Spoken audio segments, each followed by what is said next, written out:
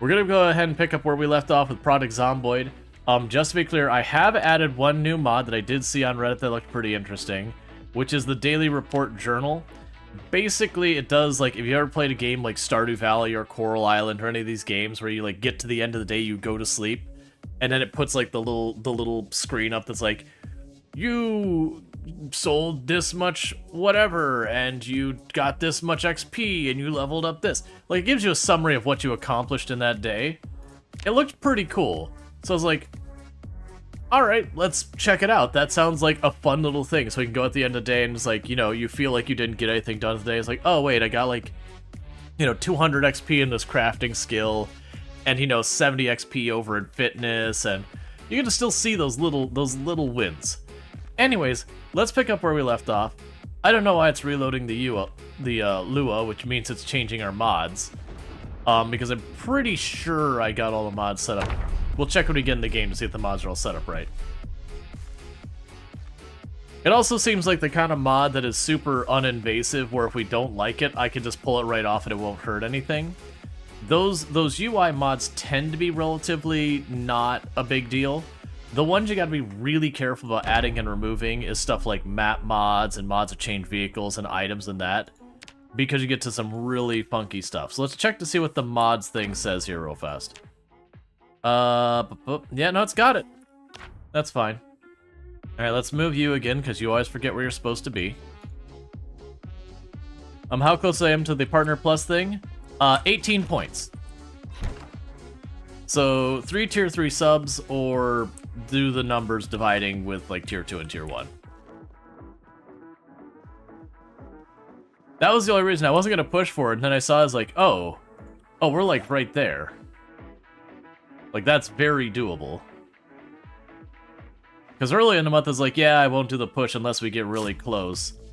I kind of wish I had earlier in the month just because, but, you know, hindsight is 20/20. Didn't know we were going to get that close, so. And if it doesn't happen, it's not the end of the world either. My Partner Plus thing, the one I'm on now, which is the 60-40 split, doesn't expire until June. So I do need to get it sorted by June. But if it happens and we get it sorted by March, that's even better, because then I don't have to think about it until March next year. And I am totally blanking on what I was doing here. Alright, evaluation of what we're dealing with right now. Weapons. We are pretty low on weapons, so we definitely need more weapons. I don't, like, I've got all the flint and all that in here, but I don't really have, it looks like I'm out of sticks. I've got tons of rags. Wait, did I really have that many clean rags? Okay, I mean, I'm not complaining. I didn't think I had that many. That's fine. I mean, I did wash the first couple stacks of clothes before the water turned off, so that maybe makes sense. Yeah, so weapons we're in a bad spot with. So that's one priority. Let's get closer to a window. And the helicopter we had on the 13th. So the helicopter can be back starting tomorrow. So today we don't have to worry about the helicopter. I actually see a tree branch in here, which is curious, because that means I should be able to make more axes. It's still too dark. So I can definitely make another axe in here. That's still a little short on the axe category. Kind of the goal of what I'm trying to do today as the main objective is that building's our goal. This building right here. We had originally been pushing down towards here, but I'm leaning towards pushing over this way, because I'm guessing either that will have the gas pumps or that will have the gas pumps. I don't know which, don't tell me. Or it'll be up. It probably won't be up there. That distinctly looks like farmhouse, tool shed, and then like some barn or whatever, and then that's like a barn back here. That seems like the same thing of house, barn, I don't really know, I guess a shed back there. Not sure what you are. This could be a house, or it could be a gas station. I could see that going either way. Probably a house, but that really strong L shape makes it going like that. This is clearly a main building. And that main building 1 is where I would like to make my base, but I want to be able to have the gas pump set up as well. This clearly isn't going to be gas. These random houses scattered around, I doubt they're gas. So I'm very much leaning that the gas pumps are either right here, or they're right there. Either way, if we go up this way, I'll walk past that, we cut down, go over. That's the plan. So let's go ahead and unpause. Let's wait till it gets bright enough in here real fast for me to be able to craft real quick. We can make a couple more weapons. A singular more weapon.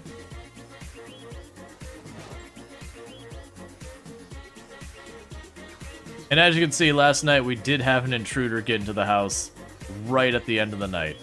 I mean, they banged on the door and I let them in so I could kill them. But you get the idea. That we did get spotted going into our place. We do have cows. They are giving us milk, so weight has been perfectly managed. Hunger's been a little trickier because I don't want my character just go extremely overweight. Yeah, so the process we've been doing is I pop out here. I do it once around the block. Just to make sure we don't have any, like, groups of zombies moving right in here near the house. Keep ourselves safe. And thank you, PZ Best Game, for the 3-stream streak. Catch the last 3 streams without missing a single one. I really do appreciate it.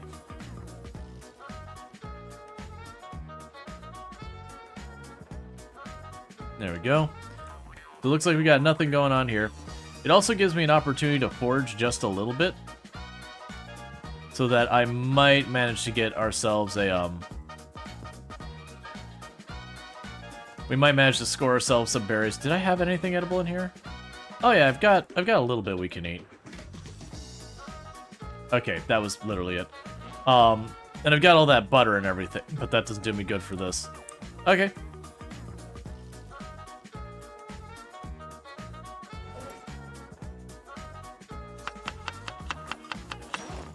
Because the more we manage to eat of that stuff, because our weight right now... Oh, we're actually at 79? Yeah, so, it's time. We'll wait till we're a little bit hungrier so we get the full value of that butter. But then we're just gonna slam just down a whole stick of butter.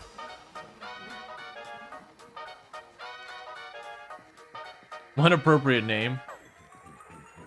Yep. You should make pemmican. There isn't pemmican in the game. And if there was, it would absolutely require a recipe that I probably don't have.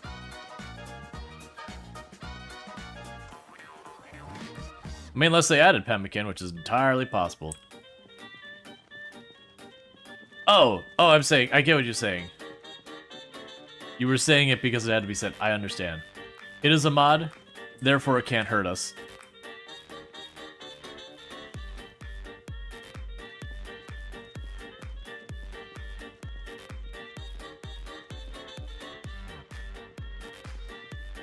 It doesn't surprise me, mods. No, it's, I had this discussion on Reddit earlier. That there was, you know, it was a class of people saying, like, oh, hey, it's unrealistic that, like, this weapon or that weapon breaks so fast. And you're kind of like, hey, that's... Yes, you are correct, it is unrealistic. But also, that's a game balance decision. Because if all the weapons lasted nearly as long as their real-life counterpoints would work, you would get that weapon at the beginning of the game, and you'd be like, well, not gonna bother looting any more weapons. We're just sorted. And then that'd make the game really no fun. So it's like, yeah, you get the crowbar, you hit a couple zombies with it, and when I say a couple, you get through like 100 something. And then, you know, it breaks, people are like, yeah, the crowbar is so unrealistic, an actual crowbar is so durable. You'd never break it hitting zombies. Like, you know what, you're probably right. Also, it'd be really unfun if you found the first weapon in the game and you went, well, loot stopped mattering. I've got my weapon for the entire game. And if you do want that, go into sandbox settings and turn down the rate that the weapons break to, like, nothing.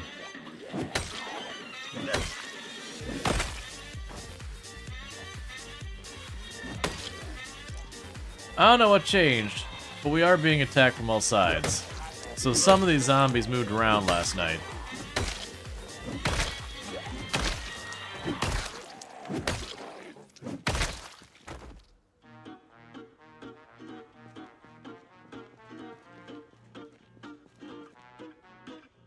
I got at least 2 on my right.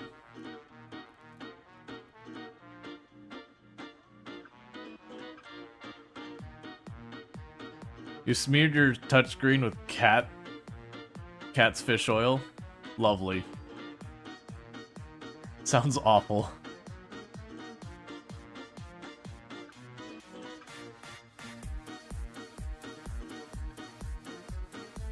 But yeah, now it's just kind of one of those things that I was trying to explain to people. They were just complaining. They're like, my axe broke too like unrealistically fast, and you're like, yeah, it's a video game, man, calm down. But it was more just like, okay, but imagine if it was realistic. So you do make it realistic. Your axe takes for absolute ever to break. No problem, understandable. So then for game balances, you'd have to make the axes extremely rare. Well, no, that's also unrealistic because pretty much every hardware store would have at least a couple of axes, you know, counting hatchets and like full-size axes. And then in an area where we're in such a rural area, you'd probably have like every third or fourth house would have an axe or some type of saw or whatever like that. Okay, well, that means making it rare is not realistic. Okay, but we'll make its damage suck. Oh, wait, it's a freaking axe. Yeah, that'd be unrealistic. Oh well, I guess we just make loot not matter at all. Because you just go to the one place and then you're just set for the game. And it is kind of one of those things. I'm like, yeah, it's unrealistic. But even the most, like, this is, you know, the quote-unquote, like, hyper-realistic of the realistic games, they do have to do stuff that is unrealistic for purposes of making the game even remotely fun. That the games we've seen over the years that have gone all in on the realism end up being, honestly, pretty boring. But it was just amusing, like, how over the top some people get. It's like, it's not realistic. It's like, calm down, it's fine, it's a video game. I'm sure you can find mods if you really want to make it so, like, get your crowbar and it will never break. And you'll probably get bored of the game real fast, that's fine.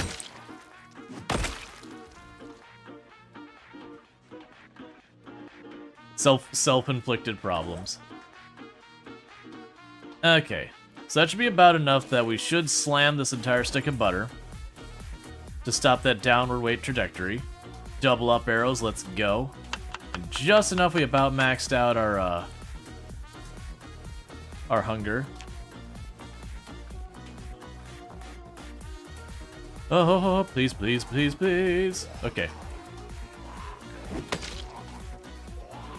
Gonna get myself in trouble with that fast forwarding. I haven't gotten caught in that in a very long time where I've actually gotten in trouble, but definitely isn't Truck Simulator fun and realistic? Are you talking American Truck Simulator? Because it's not realistic at all. Like, not even, like, it's a character of realistic. If you're talking American Truck Simulator, keep in mind all of the distances have been massively compressed.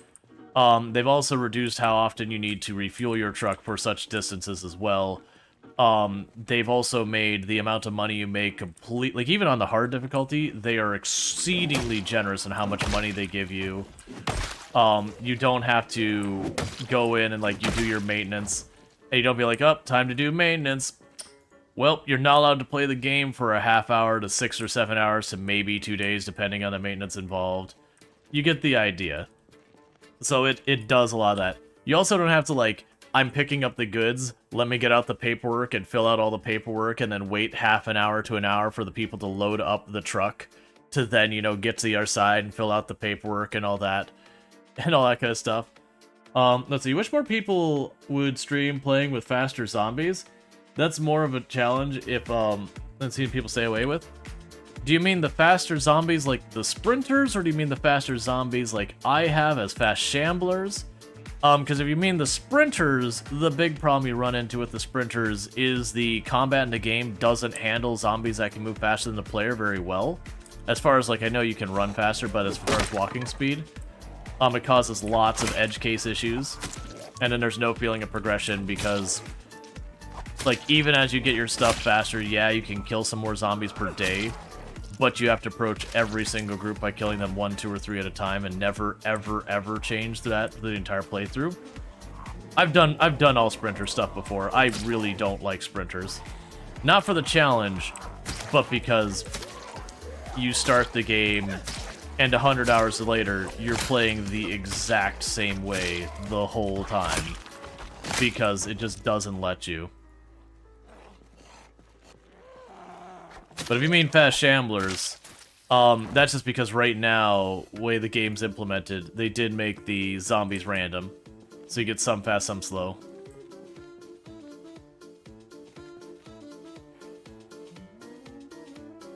Keep hearing one. Oh, it's right there. Just chilling there watching me.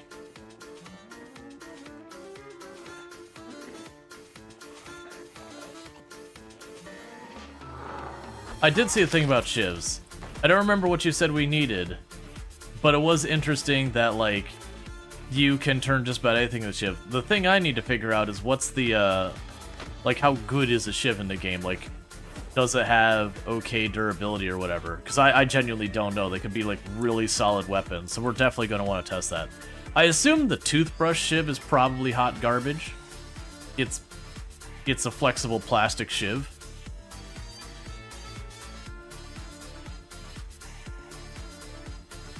Yeah, 3 sprinters and no fence or window. Time to roll the dice. Well, I mean, the answer is you just run away. You just run away. And if you don't have the energy to run away, you should have stopped fighting to get the energy to run away. So it's just unfortunate with sprinters. It really is. It is very, very limiting on the gameplay. It'd be fun as a challenge. Whetstone and any usable items like fork, metal, scrap, rag. Yeah, we'll, the rag is a little bit of a cost.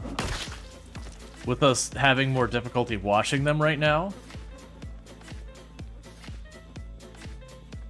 But still, certainly when you're short on weapons, it's just the big thing we gotta check is how strong a shiv is. That's the real question on the table. Because, if the shiv is kind of garbage, then it's a lot of effort. But I'll have to... But can you outrun them? Yeah, no, if you're sprinting, you will outrun a sprinter. Assuming you haven't gotten too tired. You can't out-jog a sprinter's run speed, but you can out-sprint a sprinter. The sprinter zombies are a little bit slower than you are. They also have a very high rate of tripping compared to you.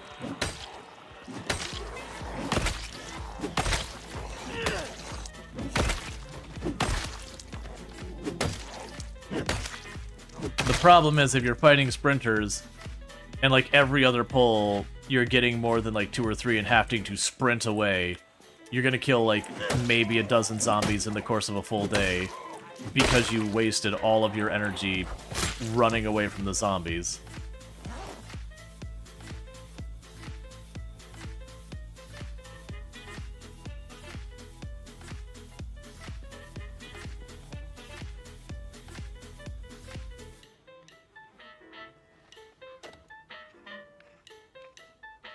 Yeah, because my assumption with the shivs is that they're going to be relatively weak weapons. They would need to be with how availability they would have.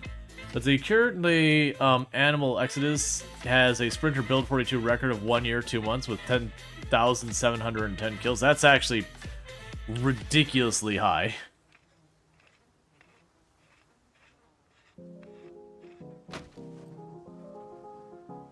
Yeah, I would assume not a super high zombie pop. Probably got rid of the random on like the awareness and all that just because of the hassle. Let's see, yeah. You're saying, yeah, either variety or sprinters definitely shorter game.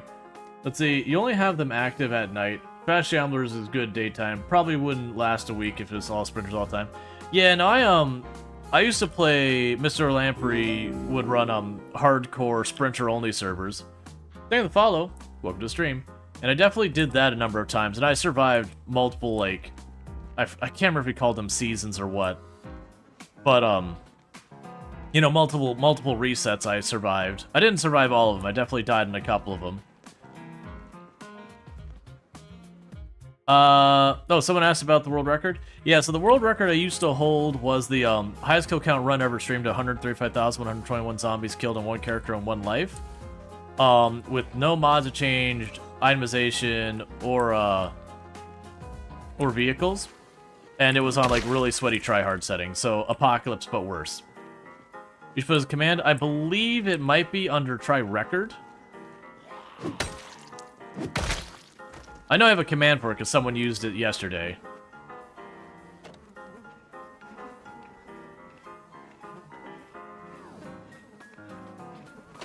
Yeah, my personal best, on the other hand, is still a character that's alive, but retired on build 41. I don't know exactly where she's at. It's like 174, 180,000, something like that. But she hasn't died yet. But with build 42 being around, she's in retirement.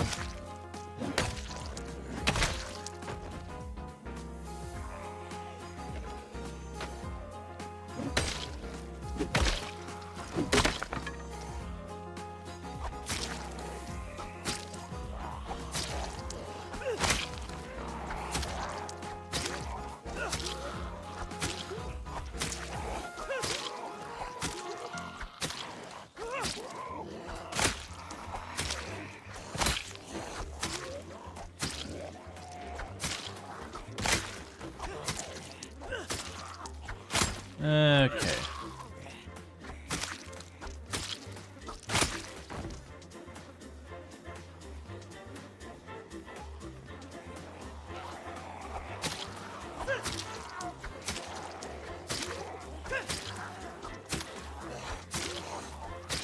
Yeah, so we are just trying to carve a path east along this road towards that main building. It's gonna take us a while to get there. We have been drawing the zombies over this way using the helicopter. So these are zombies that probably were over there, but, you know, got drawn part of the way to us, but then didn't quite make it before the helicopter ran out or whatever.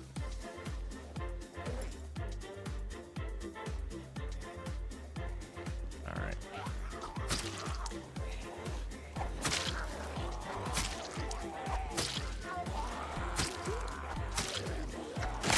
Yeah, there's the exertion. We knew that was coming. So is the high muscle strain. We should be getting there pretty soon.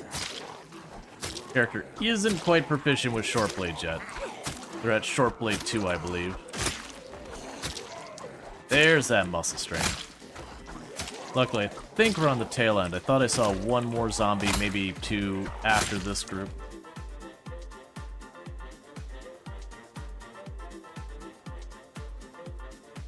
Yeah, are people saying they should move a bit unpredictably to avoid the balling? That's exactly what this zombie here was doing. We're doing the thing where it's kind of flanking as opposed to coming straight at us. I think that was their first attempt to keep us from just corralling the zombies.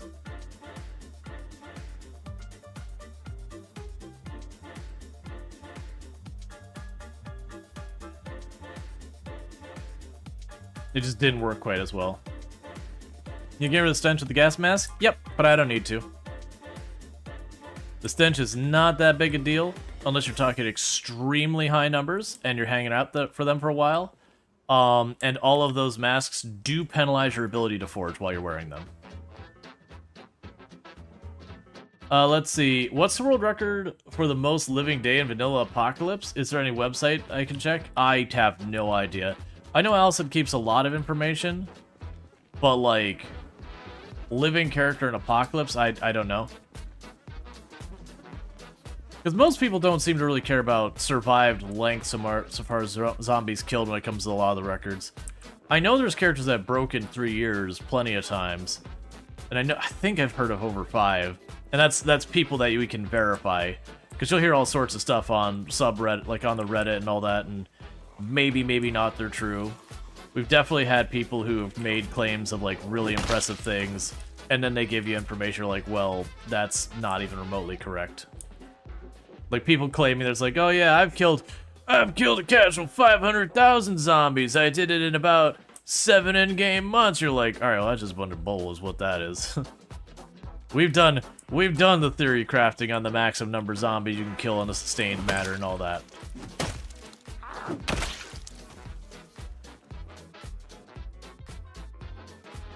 Let's see. Your current run is either going to be a personal best or catastrophically wrong. Probably someone with a cabin in the woods fast forwarding through the most day for like 50 years. Yeah. I wonder why 2013, like 23... Oh, I know why. Never mind. We don't need... I understand why Automod jumped on 2,316. 23 and 16 are, like, as independent numbers, are Nazi dog whistles. And so it thought someone was trying to, like, sneak something past by putting them together. Yeah, there's just, like, a lot of random numbers, and there'll be stuff where, like, these are the numbers for H, and all that kind of stuff. It's basically, you know, groups who are trying to not get themselves known, but be able to communicate amongst themselves. Yeah, no, it's fine, like, 2000, like, that's the reason it's like, why did 2,316 get blocked? I don't think it'd be... No, Automod wouldn't do... There's a very big difference between haha 69, funny number, you know, may or may not imply something sexual, depending on its use case, and something that is literally used by a hate group to identify each other.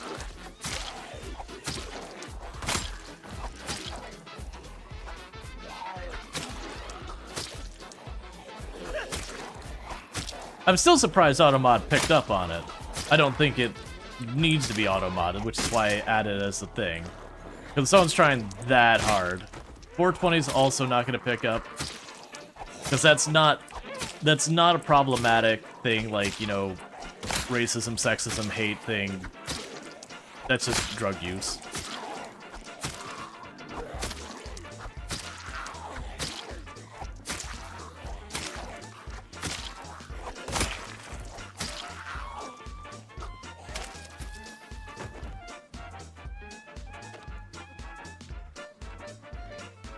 Yeah, generally speaking, just surviving long-term usually isn't an objective a lot of people use.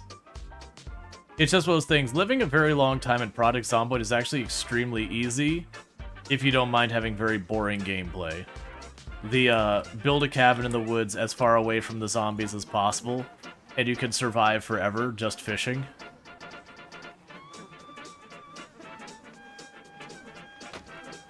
Like, you don't even need house, you could literally just go to a lake, get your fishing stuff, and then fish out of the lake forever.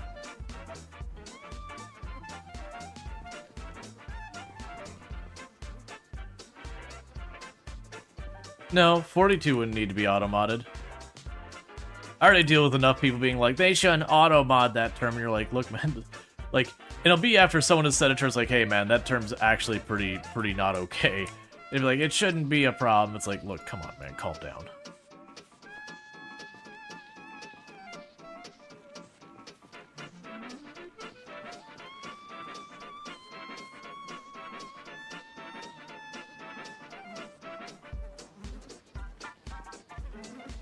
Okay, so let's back up a little bit. Sit down for a minute.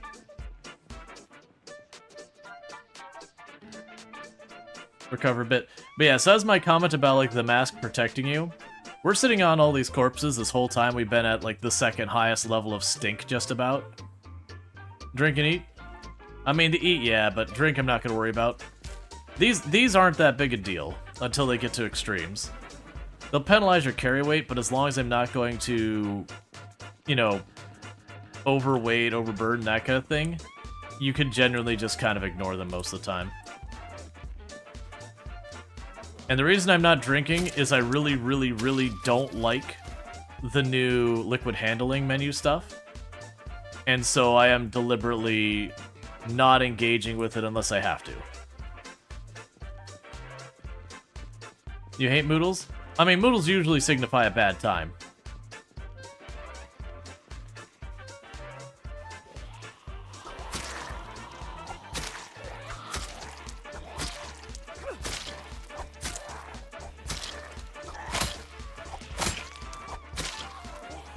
But yeah, for me, my dislike for the new liquid handling thing is more enough that I try to not engage it. Like, I think it's a cool idea, and I think for, like, crafting opportunities and yada yada, it can be good.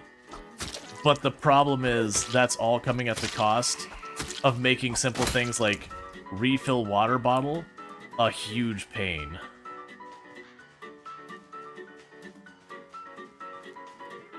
Been a mod around like 5 years, can't figure out the auto mod thing. Well, the auto mod is machine learning behind it.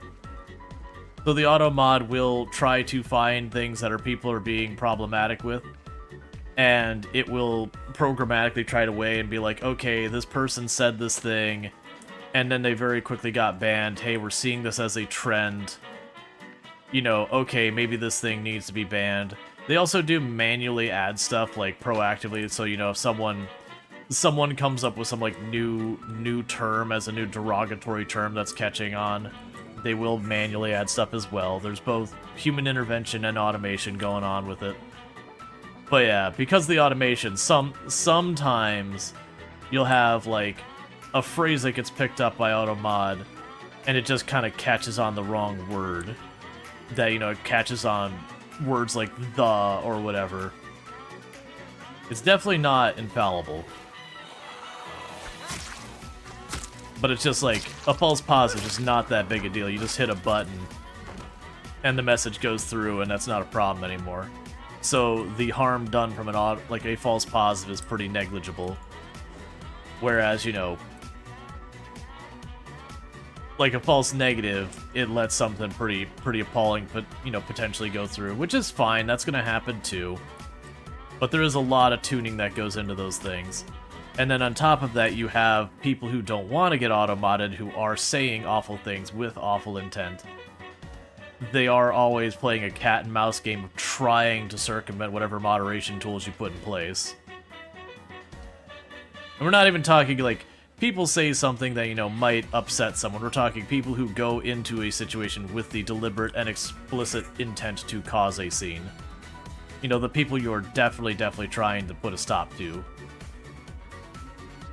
So it is an ever-evolving problem. Kind of like, you know, virus versus antivirus.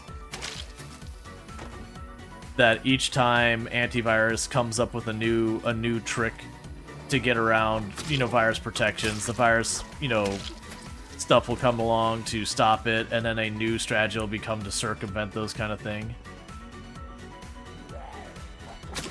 So you just kind of deal with a lot of that stuff. And also with automod, you gotta understand that people do have different lines in the sand of this is and this is not something. Okay. Let's see, it's also a little stressful in another language because sometimes you don't have a clue how something is automodded in your language. Yeah. The good news is, like, there's some people who, you know, language barriers they aren't as considerate about in general. But generally, like, automod, while it does work in a bunch of languages, it's only like a handful of languages it does work relatively well. Like English, it works mostly well. Yeah, every once in a while you get something that's kind of a head scratcher, like why did that get auto-modded? And sometimes it's just honestly not knowing different phrases, like being the blissfully ignorant. Because we've had once or twice, like, a word has come up and like, why'd that get auto-modded? And then, you know, someone will do a Google search and go, oh no, that's really good that got auto-modded. That is super bad. Like, you know, it wasn't the intention of the individual saying whatever they were saying, but they're like, oh no, this legitimately has a really bad second meaning that's not that rare. It's like, yeah, no, that's good that Automato jumped in on that. You know, so at least we got to have the second to be like, oh no, that's fine. Versus, you know, people shouting the crap they shout.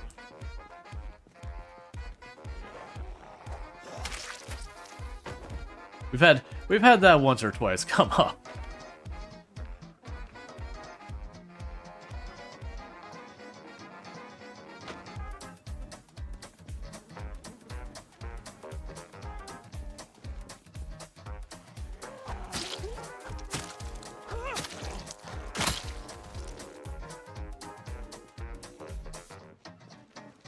But yeah.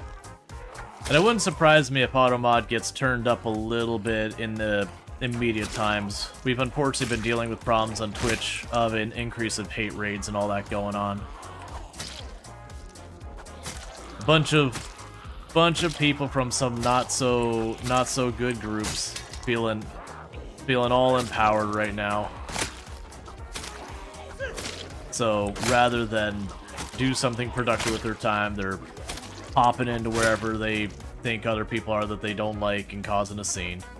For those who don't know, Allison Adventures, absolutely fantastic content creator. Someone I definitely recommend checking out.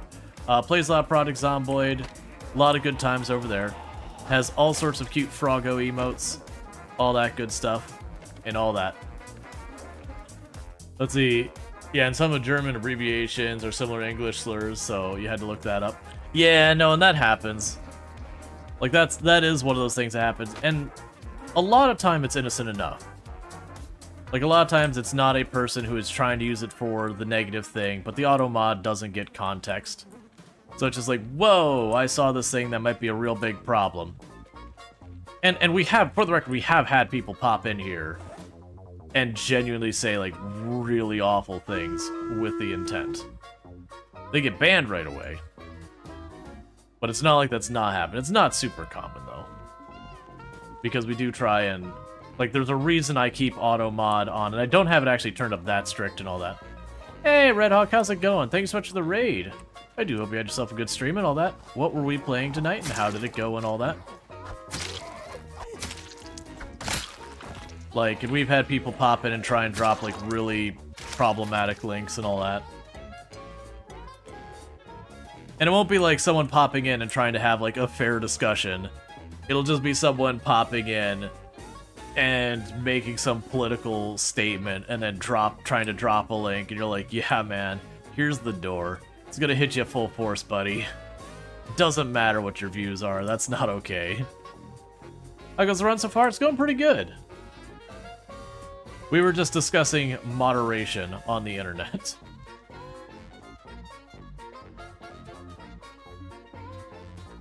Hey, She-Wolf, how's it going?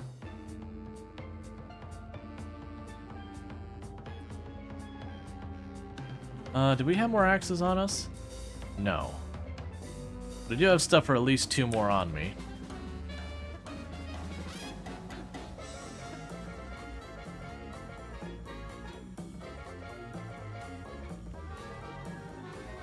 You're really tired today? Not sure what reason going on?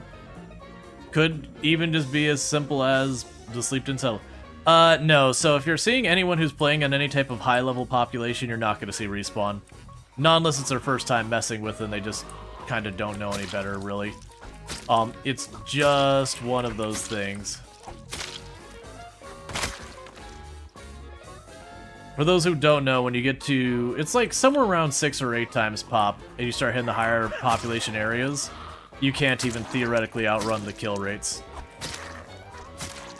And then the zombies are dense enough, you can't, like, dodge between them. Or anything like that. So it's just one of those things.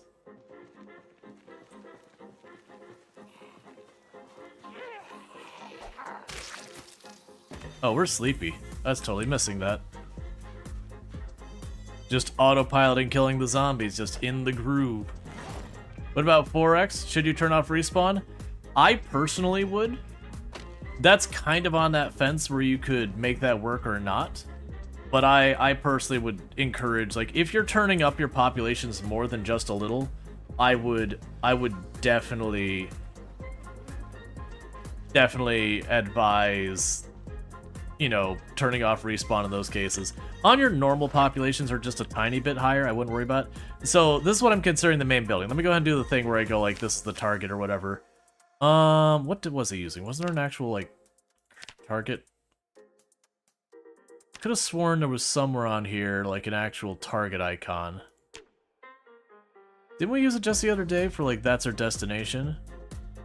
Because this is where we're aiming for. Why is my brain being the way it is? I always had something... Oh, there, it's right here. It's already highlighted, that's why. So it was, like, grayed out, so I wasn't noticing.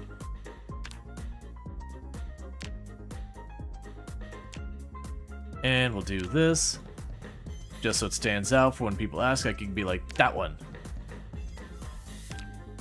And add note.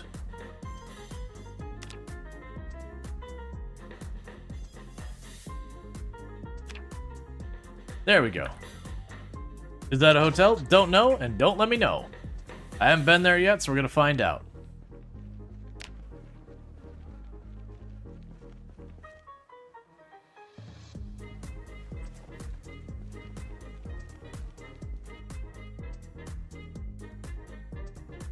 Let's see, you had a dentist appointment today, you're very proud of yourself. You hate dentists? Yeah, I know, like, I'm fine with dentists, but I know a lot of people dentists mess with them.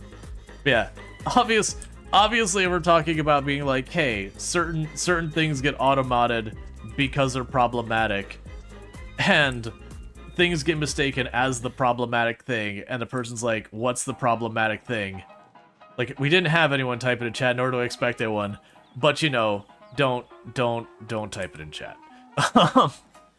Because then you're not something mistaken for the problematic thing.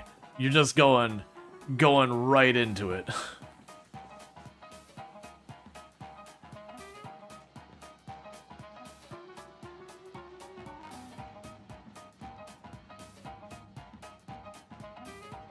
Because then I have to do the thing where I gotta put on the mod hat of deciding, is this something bad enough for, you know, timeout? Is it bad enough for a straight up ban? Like, depending on what's going on.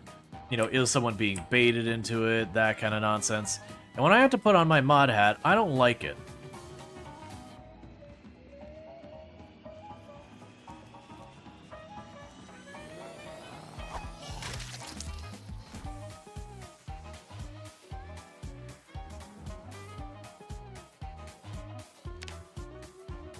Yep, no, I got you, Luxray. But basically, when the mods have to do work, no one's having a fun time. Like, I mean, unless it's like fun predictions and polls. That part's fun.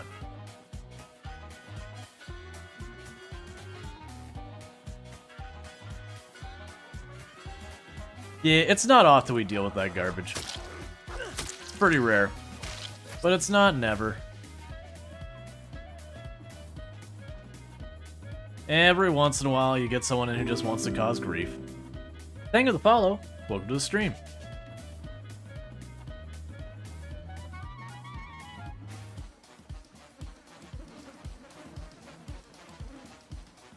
Yeah, no, that's the whole thing that, and for the record, that's kind of usually one of the goals of when people do cause that kind of trouble, is they are just really trying to throw off the vibe of the stream, because it does negatively impact the, like, the stream. Even if you're just, like, trying and play it off, that's a very difficult thing to do when someone's coming and cause a type of problem, you know, and you deal with it.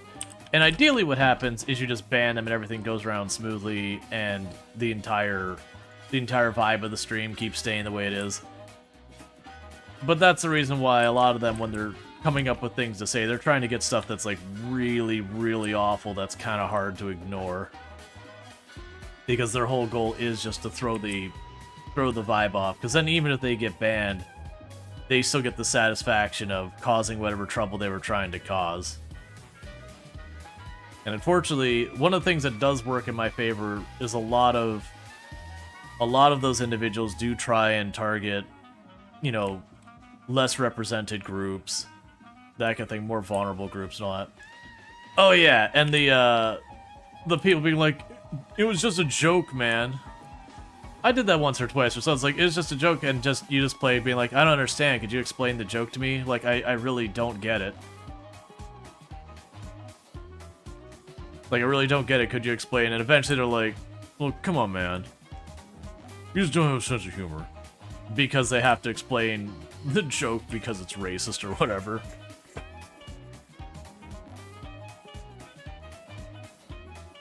Yeah. Like I said, luckily we don't run into that. I see a lot of friend channel deal with that kind of crap a lot more. I've got a lot of friends of channel who are in vulnerable groups who, yep.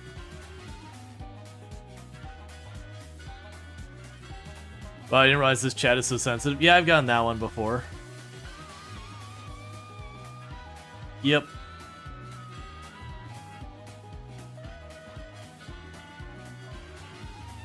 Yep, my usual answer is it's like, oh man, you guys need to get a sense of humor. It's like, man, imagining what I thought a sense of humor was just punching down at people. Like, I feel like I'd rather not have a sense of humor than whatever this is.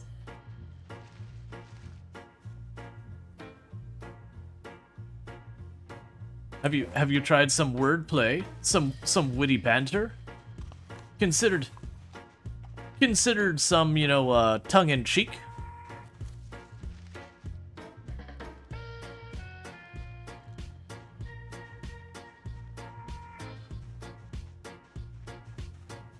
Not every joke needs a victim.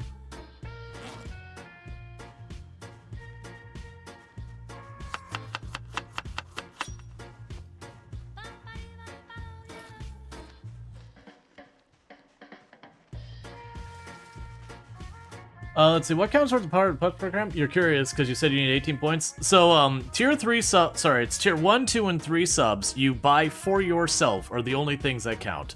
Prime subs don't count, gifted subs don't count, bits don't count, and then, like, tips don't count either. Obviously, I still like all these things. All of these things do pay the bills. But, if we do get 18 more plus points, then I will have the Partner Plus for the first month. For this month, we hadn't been planning to push for it, but we're 18 points away, which is really close. That's 3 tier 3 subs, or some amount of the other subs. Do you sell the command? That is an excellent question that I'm sure has an answer that I will figure out right now. Because, was it plus? We'll test what plus does.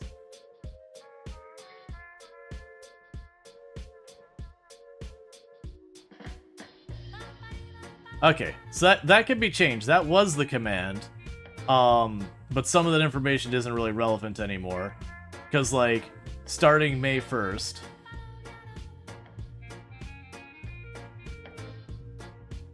There we go. Get that part out.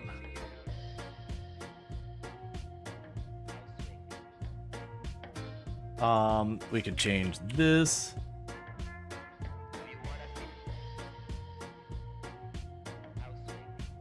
We cut out the whole middle paragraph because that's not really relevant. Alright, let me just shorten up that command real fast so it's not as spammy. But see, it also helps with when there is a sub, not like sub 1,000 viewers. Not that you don't wish streamers with lots of viewers. Yeah, no, that's the thing. Like it is, I mean, it helps all of the all content creators with a lot of that stuff. I just lost the YouTube chat. My apologies. There you are. So it does help with all channels, but yeah, like very genuinely, it is a not small amount difference. So if you're wondering why creators do push for the Partner Plus and all that. By default, we get a 50-50 split of their tier 1 subs and all that. And so if you drop $5, I see $250 of it. And it is kind of one of those things that when you go up to 100 plus points, if I do that for 3 consecutive months, it becomes a 60-40 split in my favor as the creator. And so that is a 10% increase in cut, which is a 20% increase in revenue per sub. And as you can imagine, if your boss walks up to you one day and says, hey, how would you feel about a 20% raise? You're gonna be like, absolutely hell yeah kind of thing. Because why wouldn't you? But it is kind of one of those things that it is such a big thing. And then other than like the push for qualifying, like after that, there's like no additional cost. Like I as the creator just get more money from the same amount of stuff.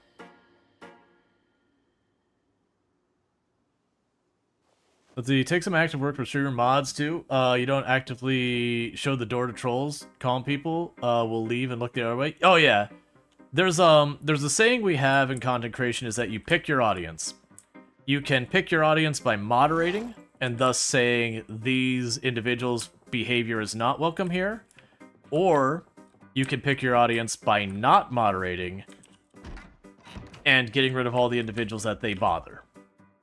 You know, their targets, their victims, whatever you want to go with the terminology, you get the idea. But regardless, action or inaction is still picking your audience. The quick question, when Rual upped the cost, you noticed the channel you had a tier 3 dropped to a tier 2? Is that because the increase in price adjusted? I have no idea. I do know that I didn't get one yet of an email, but I do know a number of channels that Twitch put out a email saying, "Hey, something went wrong and some of your subs didn't automatically subscribe, like resubscribe like they were supposed to. You know, we're going to give you an extra month as if they did, and then we will keep their stream streak going, like if they renew for like 22 months or whatever." Yeah.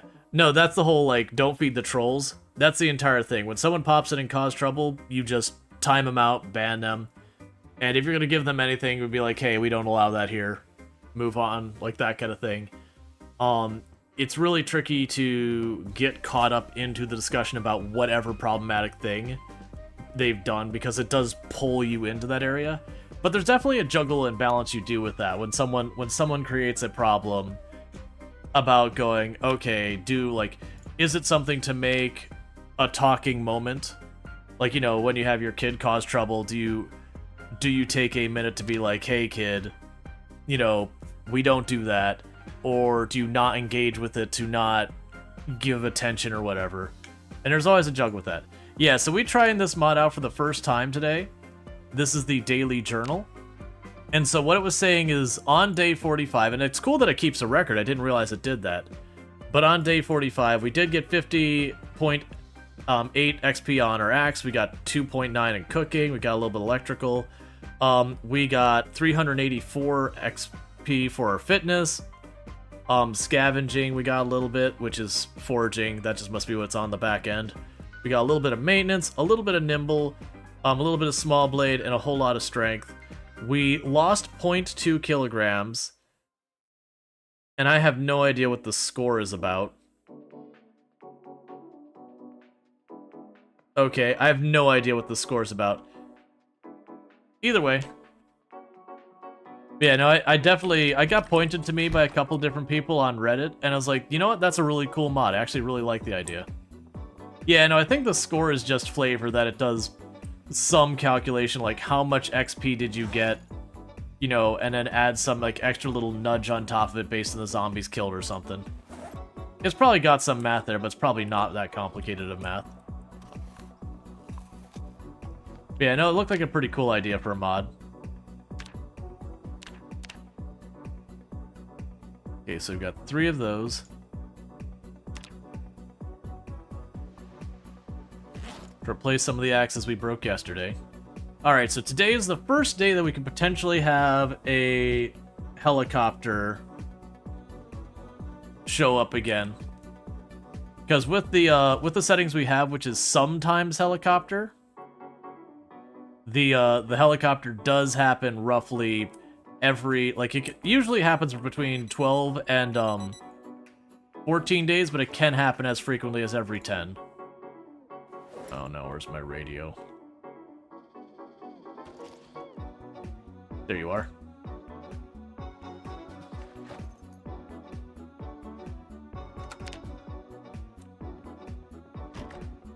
Alright. I'm probably gonna need to chop down some more trees soon.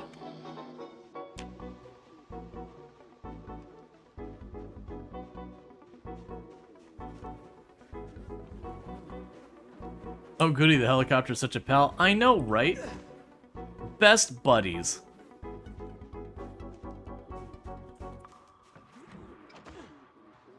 So I'm just trying to take a peek. See if we see any zombies out this way at all.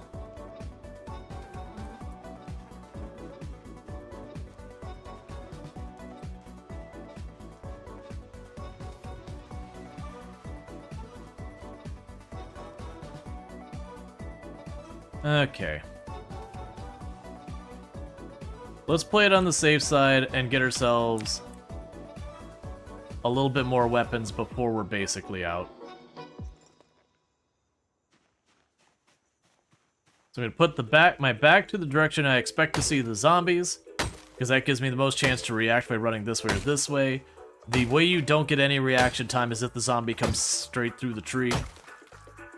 So you saw I did a quick once around to see if there's any zombies I could see. You're not going to be able to go and schlep through those trees and find out every possible zombie. Okay, unfortunately that one gave me literally just logs. That doesn't do me any good.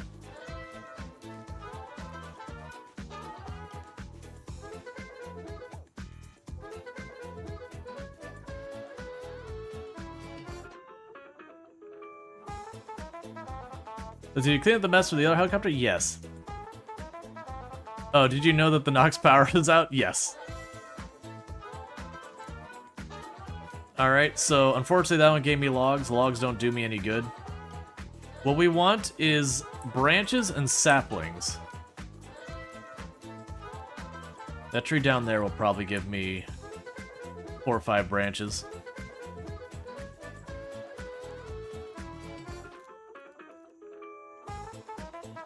Then the container. We're getting our free branch just off the ground.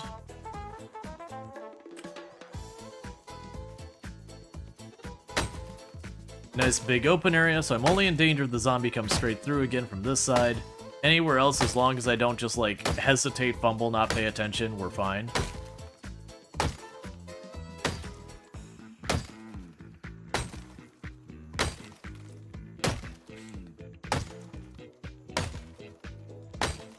The downside is these big trees take a little bit of work to get down.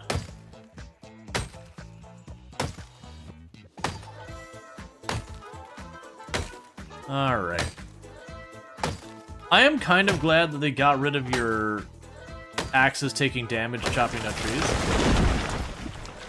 Yep, so there's 5 branches and a sapling. A little. To be fair, I am cutting down a tree with a chunk of flint on, tied to the end of a stick. The fact that it's cutting down the tree at all is pretty impressive. Versus whacking the tree 2 or 3 times and then the flint just not working its way free. How you doing on food? I'm doing alright.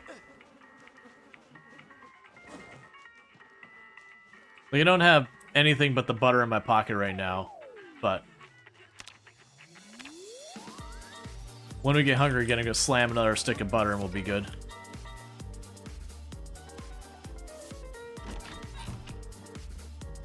Okay. So I can go here. Alright, so something's run out because I'm only getting 4 of these. Or sorry, 5 of these, and we grabbed like 6 or 7 sticks.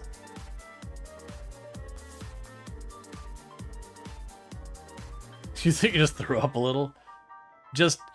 You don't just go in the fridge and grab a stick of butter and just eat it like a duck?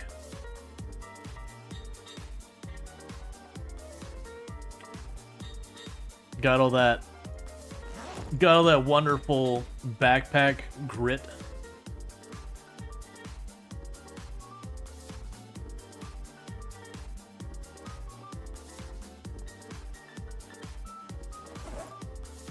Alright. So I want to carve this into a long stick.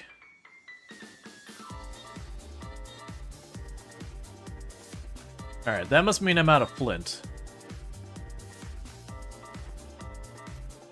Peanut butter, yes. Straight up butter, no. Fair enough. I think that's a reasonable line in the sand to draw.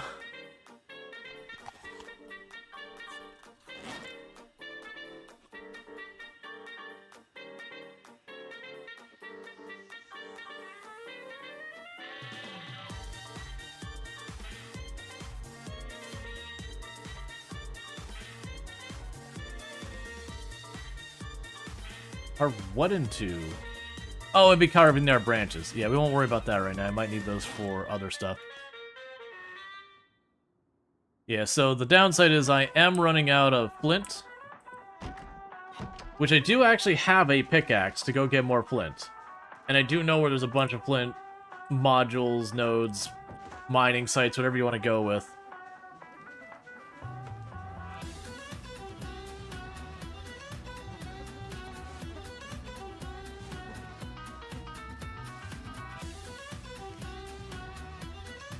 Oh, hey, big group of... Well, I mean, not that big. Hey, group of zombies chilling in my, my fields.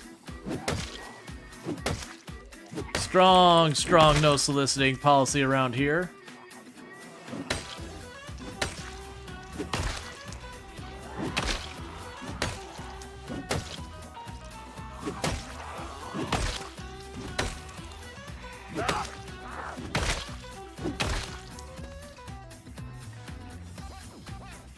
Okay.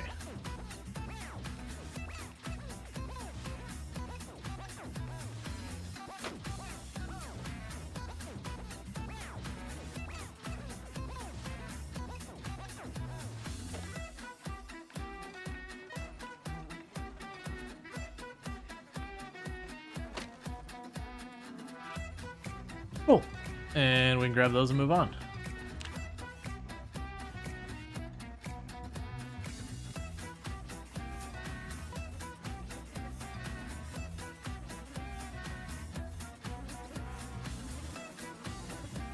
Another little group over here. Let's take a peek to the north to make sure we haven't had more zombies just move into the area.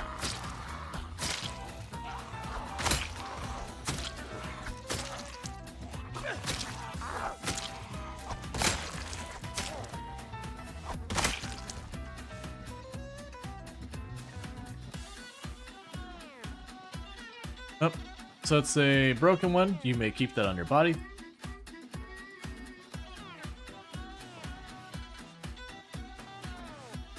Okay, so it looks like mostly we just had some zombies move around a little bit.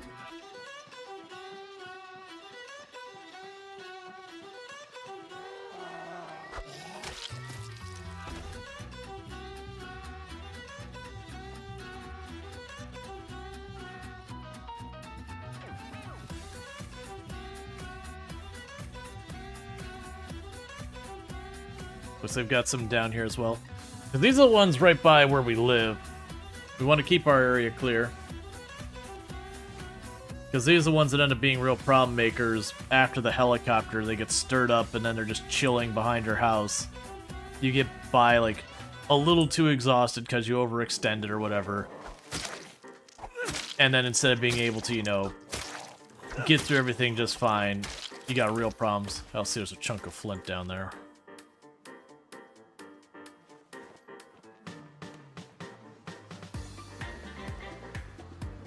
I like peanut butter in things. I don't generally get like a PB&J or just put peanut butter on something though. Like I like Reese's peanut butter cups, but I tend not to go for like peanut butter. So I usually don't end up buying peanut butter like in the container or anything like that. Like it's fine, I'm just not someone who goes for like lots of peanut butter.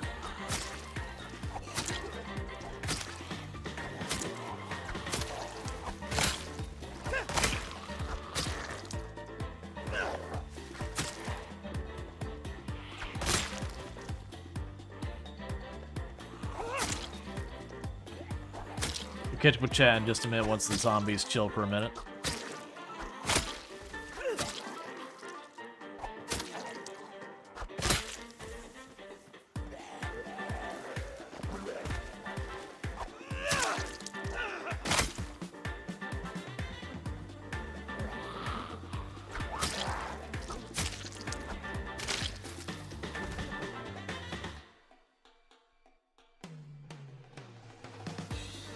Okay. We done for a minute? There we go. I wanted to see if it was a good or a bad piece of flint on the ground so I could chuck it in the bag. Okay. Let's back off. We can drop off the tree branch finally. Get our next axe primed.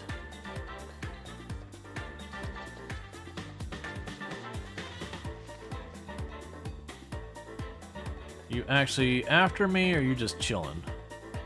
Alright, let me catch up with chat. Let's see. You eat peanut butter out of jar? I know a lot of people. Large peanut butter, or oh, like the standard size, not like the tiny ones. Let's see. So you're at a meeting of your ex, meeting your ex for dinner the other day, for the child exchange, and then the food arrived, and she asked why you didn't pray at the table. Retired. Another person cooking knows how.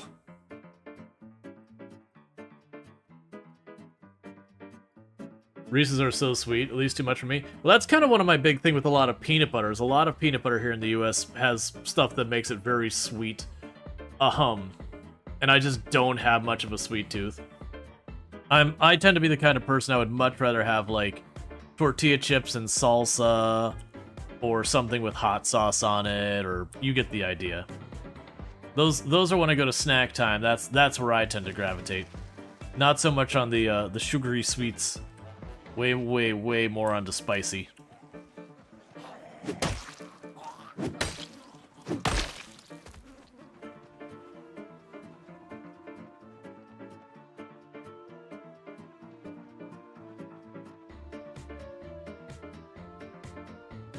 The slightly frustrating part of Product Zomboid is the whole mod versus not.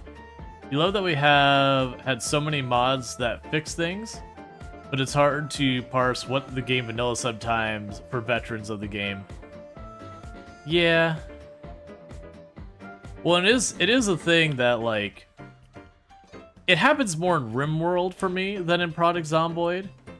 Is you'll have someone pop into chat and they will swear up and down, they're like, why aren't you doing whatever thing? And you'd be like, well, that's not vanilla, that's a mod. And then they'll swear by it, and they'll swear by it, and swear by it, and then it'll end up being a mod. And there has been once or twice where they'll be like, why aren't you doing this? And it's like, well, it's a mod, and then it's not a mod. But, the vast majority of time, it's, you know, you'll have people swearing up and down, they'll tell you you're wrong, that it's vanilla, and you're going to like, I swear it's not. And then you get in there and it ends up being a mod. But it's one of those things like the allow tool mod or whatever that like is so pervasive in the player base that you forget it's not vanilla.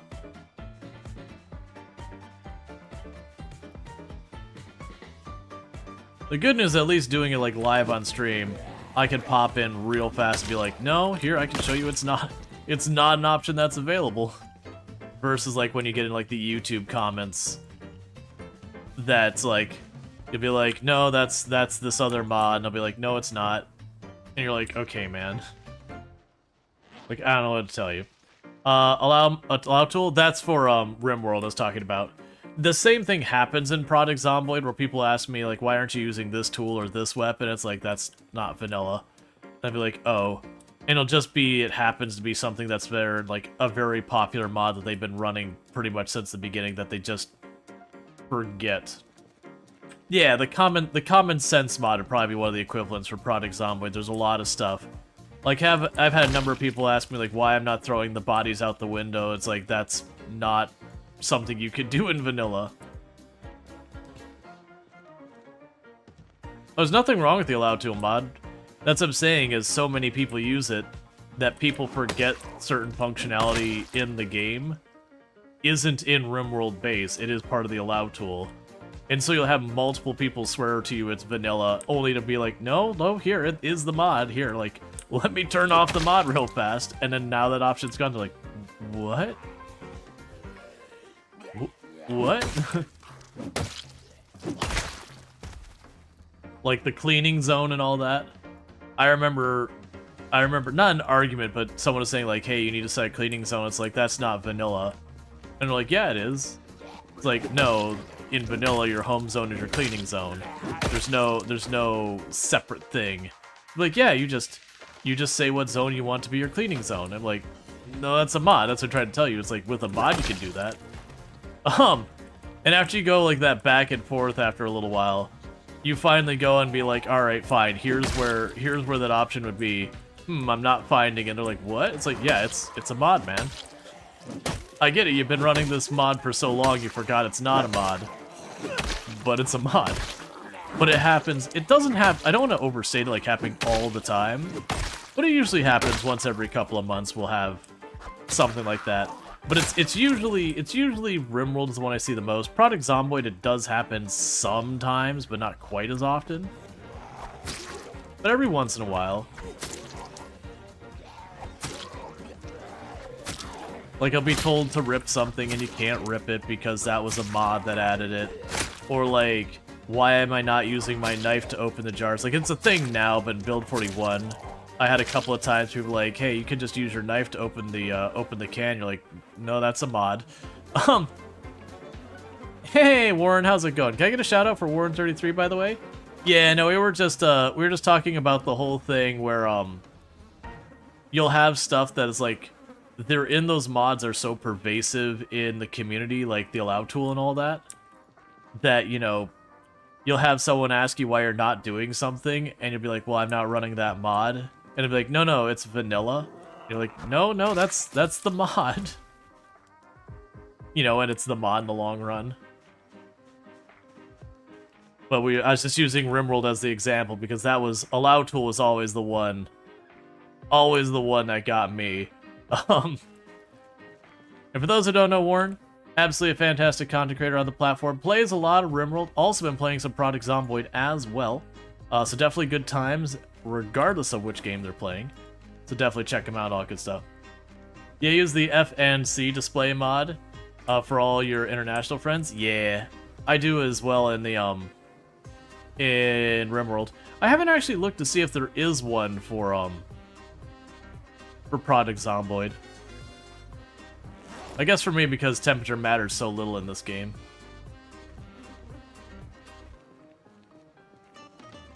Same with the Stardew Rotate toolbar. You forgot it was not vanilla. Oh yeah, another stuff. Like, especially if you've been playing a game for a long enough time where you just always have that one mod, there'll be the stuff you definitely remember. It's like, oh yeah, that's totally that mod. But there'll be those other behaviors that you just can't imagine the game not having. And then you get shocked when you're like, oh, I unloaded that mod for that reason, and it's just gone. You know, for whatever reason, you're like, you got a new computer, you're doing a fresh install in the game, you're going like, well, I'm not going to load up all the mods. Let's see what things are like, and then figure it out from there, kind of thing. Hey, Leroy, how's it going? Let's see, at least you mix it up. Our streamers are Walking Dead slow ones. Oh, yeah, no, it's, right now in Apocalypse, they have it where it's fast shamblers and slow shamblers. And I actually got rid of the slow shamblers. So, in reality, I actually have less variety. But yeah, no, I can't stand slow shamblers. Not even from, like, a difficulty standpoint. It's just, there's a lot of times where you're trying to control how many zombies you're pulling, so that way you don't overcommit. And you pull and you're just like, oh my god, please just get over here. I just need this fight to start.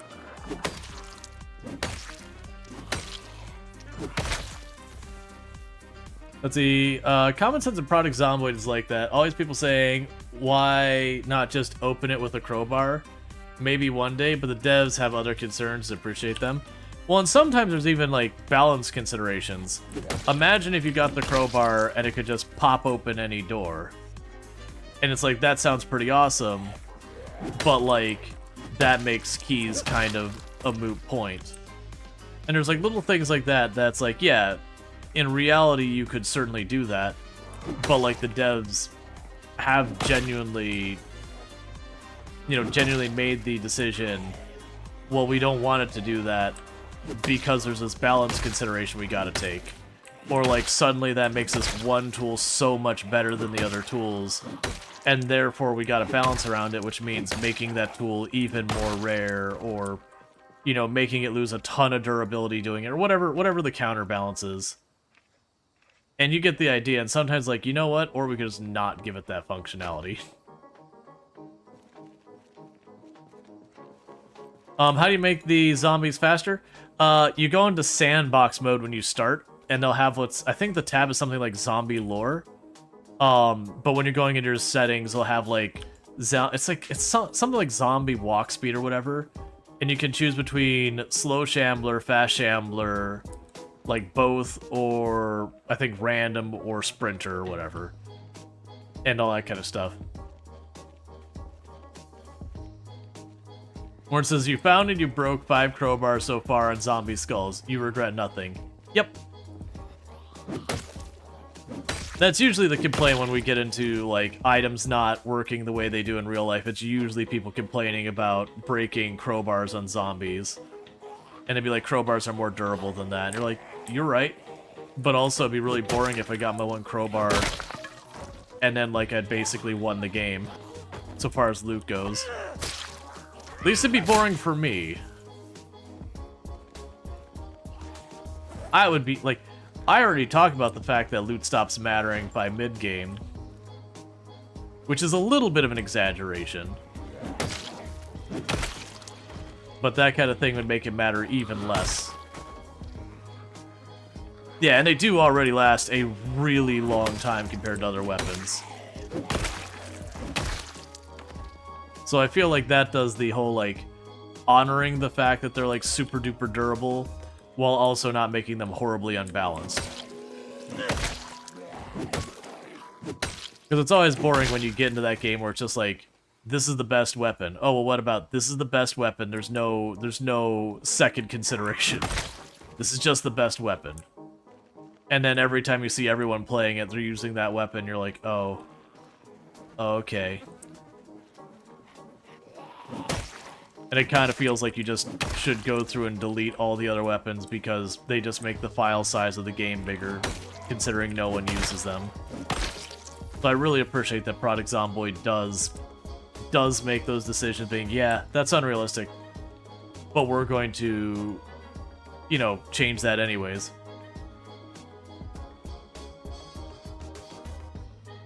Loot stops when you get a car. I wouldn't say necessarily starts when you get a car. There's definitely a handful of things you need, but yeah, you can get stuff really, really, really easy in the game. Like, really early in the game, like, basically all you need to survive forever comfortably, so not even just survive, but comfortably, generator, be able to hook up the generator. Now we don't need the magazine, you don't even need that. So you just need the generator to be comfortable.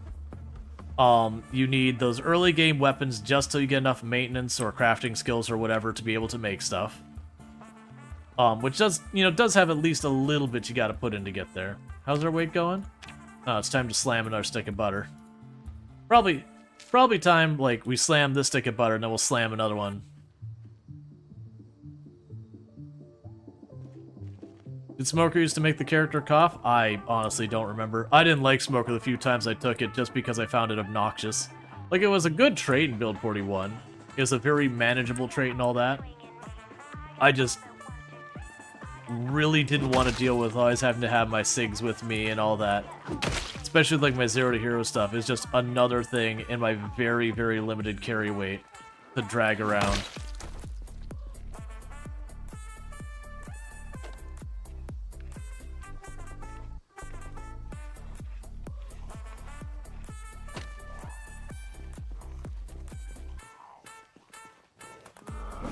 I would argue that none of the traits were ever free points. I actually really disliked when people said that, because they'd be like, "Go, Smoker, free points." I'm like, nah, man, you gotta lug around cigarettes everywhere. And you always gotta have a lighter or matches that are not hard to come by. Like, don't get me wrong, it was a very manageable trait. And it did... The one thing I will take objection to Smoker is just its implementation was, in a lot of ways, it was advantageous because you could use it to counter other negatives. And that I always took a problem with, that being like, oh, here this character's, you know, anxious or whatever. And so they take a cigarette and it counters them. Like, okay, I don't feel like it should be literally a positive for the character. I feel like that's a little silly. Conspicuous kind of is because broken stealth. Yeah, I'm really hoping they fix that. And I think the answer to stealth is get rid of the pinpoint hearing and the eagle eye off the zombies. First of all, you're just gonna have to do that. If you're gonna want to make stealth a thing, you're gonna have to buff how absurd stealth can be, and you're also gonna have to nerf the zombies a little bit. And it can be heavier leaning one way than the other. But to make stealth viable, we are going to have to be able to get to those points of level 10, where it feels like games like Skyrim and Fallout, where you can, you know, duck around the corner, crouch real fast, and suddenly you're invisible. Not necessarily to that extreme, but you get the idea. It's gonna need to be a little silly at high levels. Because right now, it's kind of... stealth is a meme. Like, I literally stand by the thought that the light-footed skill is actively bad. That as you gain points in light-footed, it is harmful to your ability to play the game. And the reason I go by that is, generally speaking, with how not reliable stealth is, anything that makes your character harder to notice makes it easier for you to accidentally get caught by a zombie from behind, just because the zombie didn't aggro until you were on top of them. Like, stealth doesn't need to be perfect, but it needs to be reliable enough that you can feasibly, if executed right, manage to sneak around. Because right now, it is definitely not that. And it wasn't that in Build 41 either. Which is one of the reasons I'm so surprised they added, like, the pinpoint hearing zombies. Because one of the big things they were trying to promote with Build 42 is that they were overhauling stealth to make it way better. And they did add lots of cool stuff that is better to stealth, with, like, the weather affecting it, and the lighting affecting it, and all that kind of stuff now. And then they gave the zombies pinpoint hearing and eagle eye. And you're kind of scratch your head and go... So you made it better here, and then immediately cut it down. Which is just a balance decision. They gotta figure that out. That'll be fine. And for the record, I think the devs will get there. The devs are really good around the game and all that. It was just kind of one of those things where, like, you were trying to accomplish something, and then it completely undermined that effort with this other decision. Let's see. Oh yeah, no, they definitely need to tone down the zombie wall hacks. For those who don't know, after a zombie has been alerted by you, when you break from it, it's something like 13, 14 seconds that the zombie effectively has wall hacks. That it's just aware of where you are. And I think there's performance reasons they do that, so it's not like the zombie constantly trying to re-update if you're dealing with a bunch of them or whatever. But the problem is still... that fundamentally means you can't do, like, you can't pull a clever trick where you've got a zombie chasing you, you cut around a corner real fast and pop into a closet and close the door behind you. And because the zombie didn't see you pop in there, and you wanted to sneak on your way into the room, like, you can't pull a fast one where now the zombie just chills out there, you take a minute to rest, and then pop out and finish the zombie.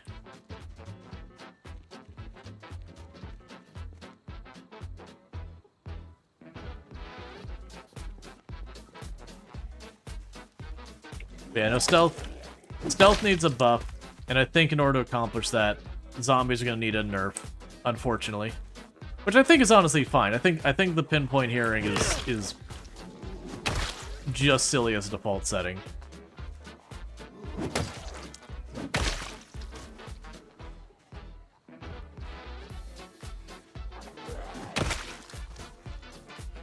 Totally fine to have pinpoint for a challenge setting. I think that's good. Like, I've done that as a challenge setting. It can be a good, sweaty, try-hard time.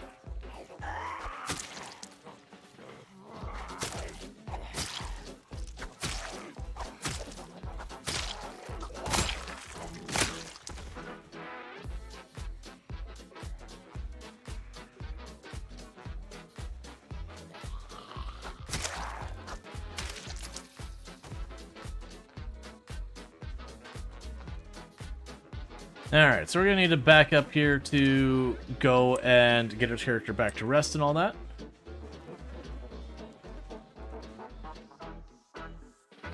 Let's see, you feel like base population should have random senses without the strongest options? Yeah, I'm still of the mindset that both the top and the bottom need to go. That... Now it's getting close to breaking? Yeah, that's fine. I'm not gonna throw it out till it's broken, though. I'm unlimited weapons. I want to get every kill out of each and every one.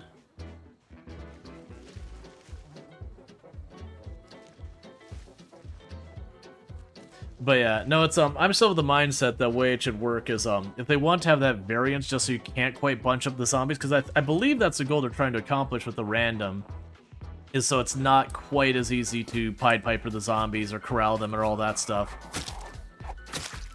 And I believe to accomplish that goal without quite as many side effects is taking the randomization,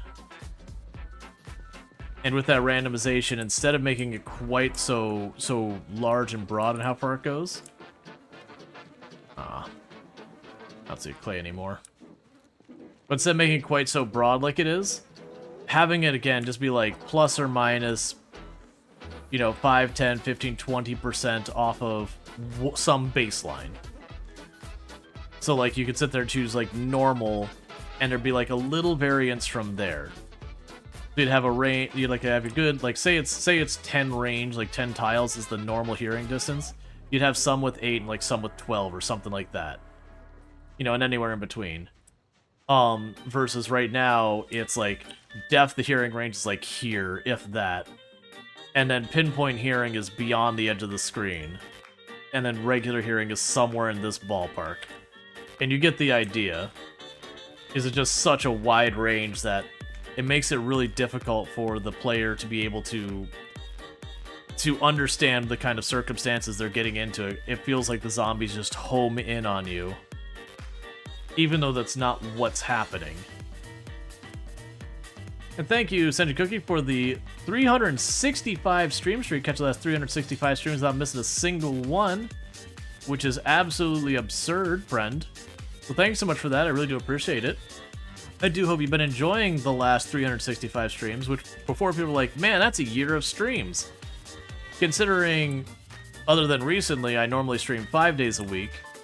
And then there's also, like, where I was away for 2 weeks because of travel here and there from, like, TwitchCon and family things and all that. You're probably talking pretty close to, like, year and a half, maybe? Not quite.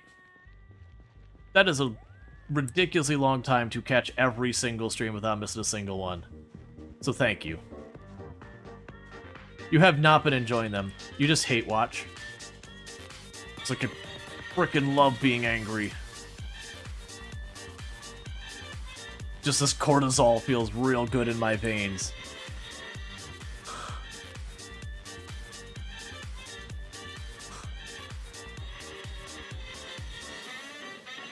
Who cares if the doctor says it's unhealthy?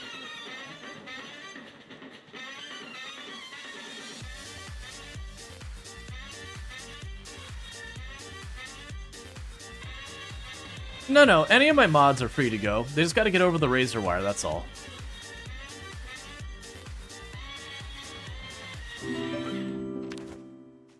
Thank you for the follow. Welcome to the stream.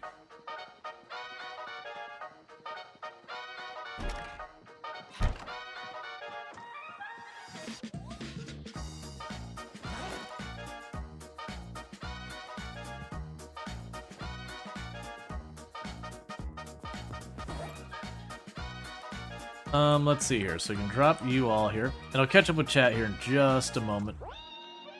Okay, so we do have another one of those ice axes, so that'll be good. Keep that on us, drop you off.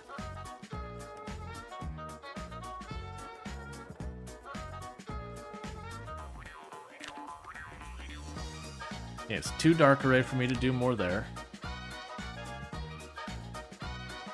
So eat another stick of butter.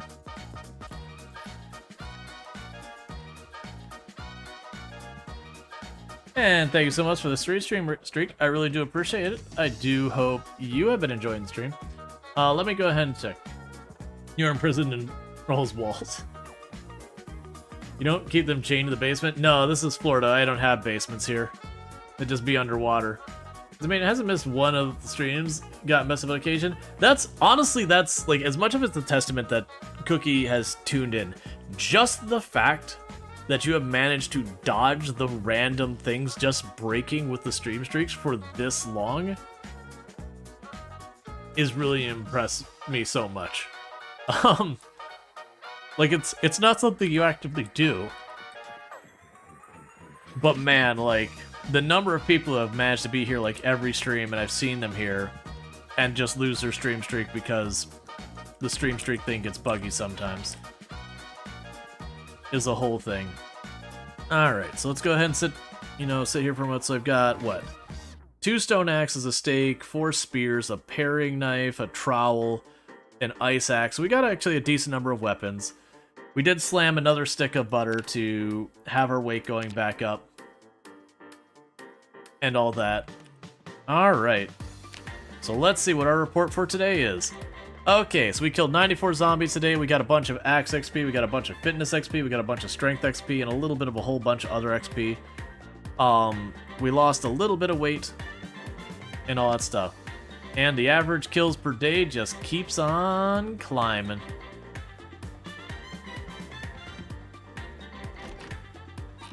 Alright, bear with me, chat. This isn't going to be like an actual proper break. I'm gonna do one thing real fast. I'll be right back. It'll take me just a minute. And I'll be back. And then in about 25 minutes, I'll have to take my 5-minute break. So I'll be right back. Thank you for tuning in.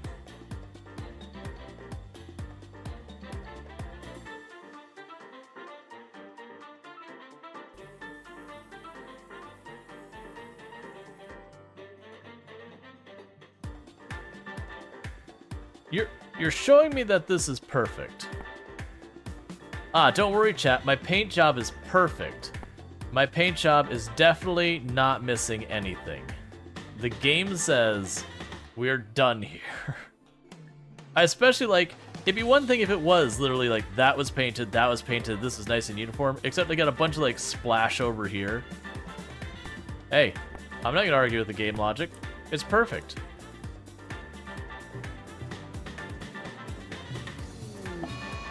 Oh no, I chose the wrong thing. I didn't mean to arrest you. I meant to give you medicine. This is not at all the same thing that what I meant to do.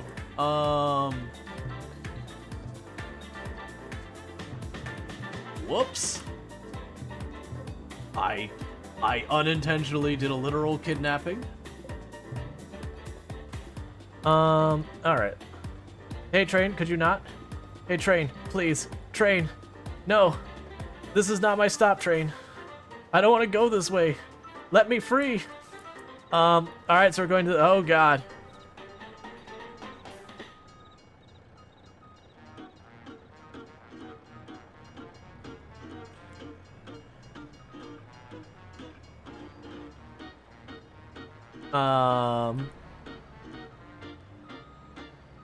And we just need to straighten it out and everything will be fine.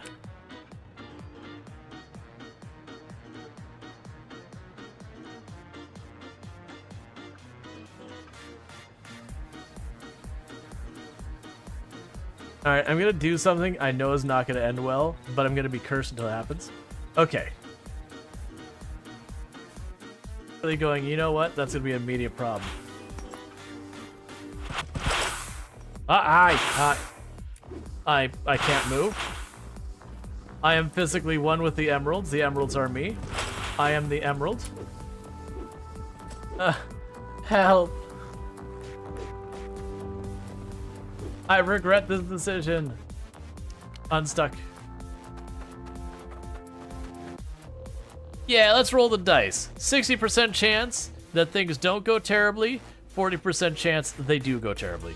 Yeah, let's push the button. Boom. They died. There you go. One more. Kidding me? Alright, new run.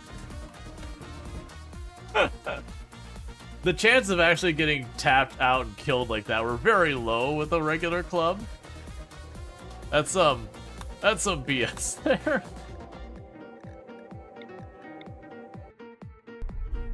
Okay, so I am back. I'm gonna go ahead and hit this button and then hit it one more time so we don't get the ad. Okay, just had to do one thing for our the dinner me and Toom are having today. Just had to chuck something in there about half an hour before it's ready to be consumed. So I had to make sure that was all where it needed to be, so I didn't have to wait extra long after Toom got home too. Because otherwise she would have taken care of it when she got home, and that would have been fine. But it would also meant waiting. And I don't want to wait for my food. Oh, right. We got stuff for making more axes. Not good axes, because one of them's a almost broken piece of flint, but... You know what? That's still one or two more times I can bang a zombie on the head that I wouldn't have otherwise. So, you know. I'll take it. Alright. This train shenanigans? Yeah, that was, when I joined the Halcyon Frequency stream team, Blind put together, like, promo trailer, I don't know what you'd call it, a video that was, like, announcing myself and Alanorama joining the team. I can't remember if it was I think it was two separate videos, but either way. But made like that, and that was, like, one of the big things there. Does it making it into another item reset its durability? I don't believe so. We can check real fast. Yeah, so no. So if you look at this one, the head condition on it's pretty much gone. So like, while the handle conditions are fine, you see like some of them have different quality head conditions. Because the idea is you're using a mostly damaged piece of flint or whatever to make it.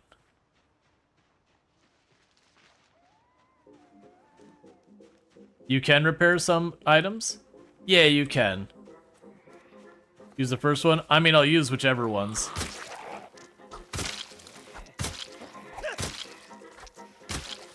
I'm figuring this is right about to break, so get you on the back.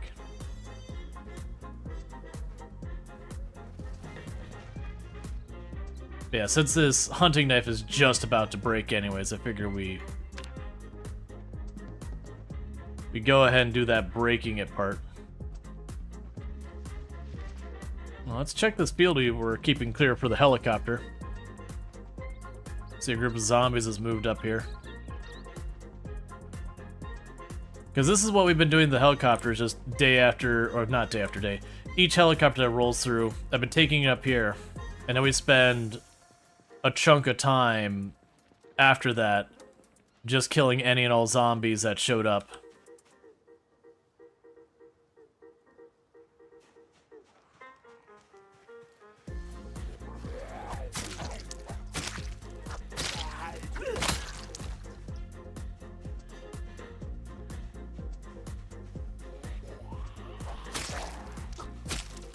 And we're using that as a way to kind of draw zombies away from the places we want and to clear the area effectively. Because the alternative is to take the helicopter in one place, keep pushing to where I'm trying to go, take the helicopter in another place, that kind of thing. Go ahead, put that on, that'll break real fast and then get that out of her life.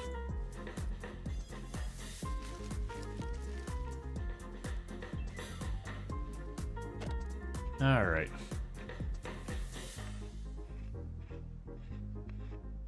Part of the reason I'm actually finding this to be relatively okay for me to stop and do these watches all the time is because of the muscle strain. It kind of gives me a natural... Okay, so just the one little group there. You got one down there. So it just gives me like a natural, like, here's a reason to pause for 10-20 seconds. As opposed to, you know... Normally it'd be like, alright, I guess I just stand here and wait for the muscle strain to go away.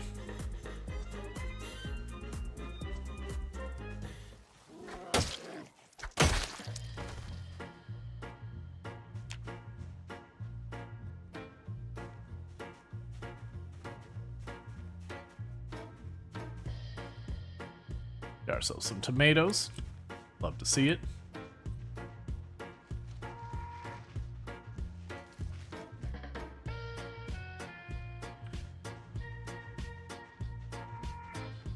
It'll be interesting when we get to the point of being able to fish and all that, as well as having the cows, because I won't really need all of that to manage weight. I mean, I guess that's probably fine, because what'll end up happening is, my understanding is the cows don't give you milk all year round. Like after they have their calf, after a little while, they'll stop giving milk. And so that does give me a fallback for when we're between cows having milk available. I'll be able to go in and deal with the rest of that.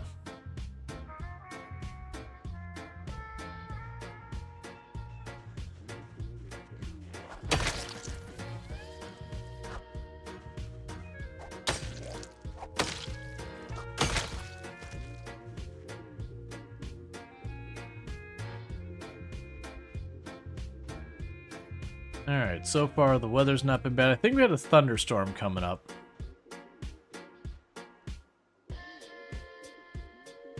Got fog tomorrow. Yeah, so we got a thunderstorm coming up real soon. I'd really like the helicopter to arrive today, though, so I get that out of the way. And of course not. So most likely we're getting a helicopter during the thunderstorm. Just timing-wise. Doesn't necessarily guarantee that. But we're talking probabilities here. I'd expect the helicopter the next 4 to 5 days. We're gonna have next, like, 2-3 days are gonna be thunderstorms, so you get the way the math works out. And this is still going along that road. These are stuff we'd probably aggro anyway. Definitely stuff that's showing up with the next helicopter, regardless.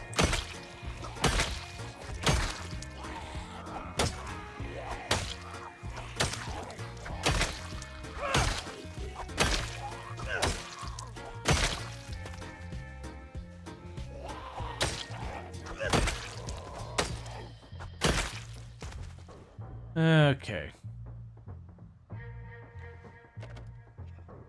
Irresponsible helicopter pilot flying during a storm. The one? Oh, it's a setting, not a mod. When you make your sandbox mode, you can choose the meta events. One of those is helicopter. And your choices are once. I mean, there's none, once, sometimes, or often. And so none is self-explanatory, it never happens. Once is it happens once at roughly 1 week, give or take a couple days. And then sometimes it can happen every 10 days at its most frequent, but it's usually on practice like 12 to 14 days. It's got a pretty wide range of what it can cover. I think it can be like up to 20 days or so, but the shortest time between is 10. And then you have often, it's like 7 days is the fastest it can be between it, but it averages somewhere around like 8, 9, 10 days between them or something like that. I don't know the often one off the top of my head. I don't run that very often. You think a shield would be a cool item in the game when you're using a one-handed weapon? I don't really know what you'd use the shield for. I mean, I get that you could like hold it up and use it as a wall or whatever, but that's not really necessary. Like it doesn't need anything. And then, would you still have it so when the person's swinging their weapon, they're vulnerable for that second? That said, most of your grabs don't end up coming from the zombie in front of you. They end up when you turn to walk away or from the side or something gets behind you. Like, it'd be cool to have a shield, but I don't think it'd be super necessary. Let's see, where do you get your carbs? You're always at minus 500, although you have 2,000 calories. Stuff like cereal, bread, that kind of thing. May give it a better shove? Maybe. That definitely feels more mod territory.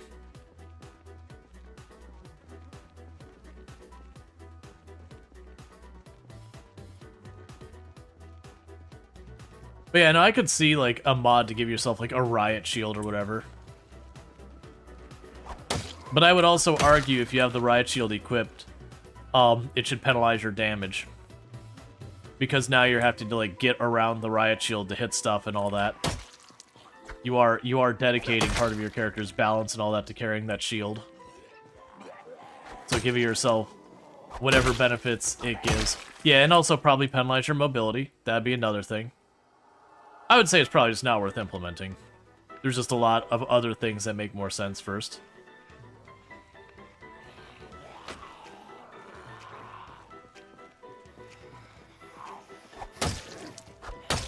Man, I would be amazed if there wasn't a shield mod.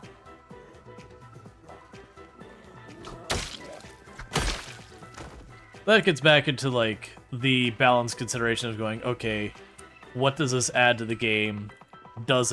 Is it balanced, whatever? Like, how would it function?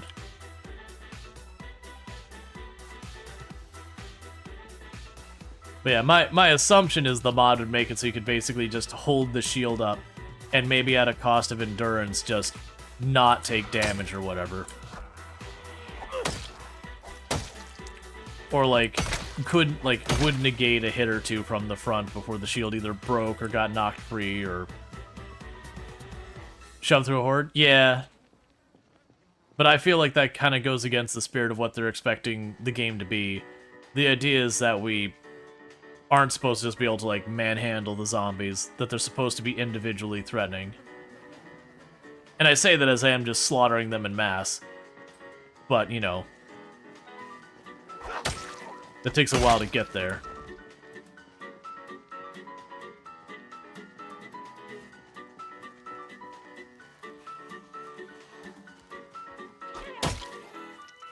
I mean, I wouldn't have a problem if they added it.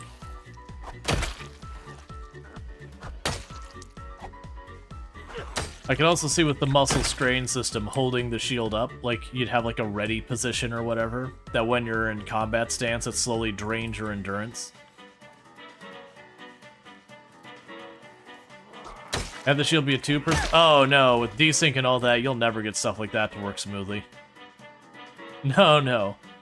The only way that would work is like if one of the people effectively gives up the control of their character to the other kind of thing.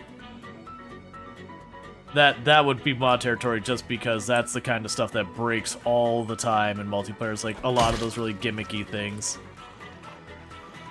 Like I remember there was a mod where one person could put the other one in a shopping cart and roll them around, and that just broke all sorts of stuff. Like it was a very funny mod, but it's definitely one of those ones you wouldn't put that in the base game because it was super buggy.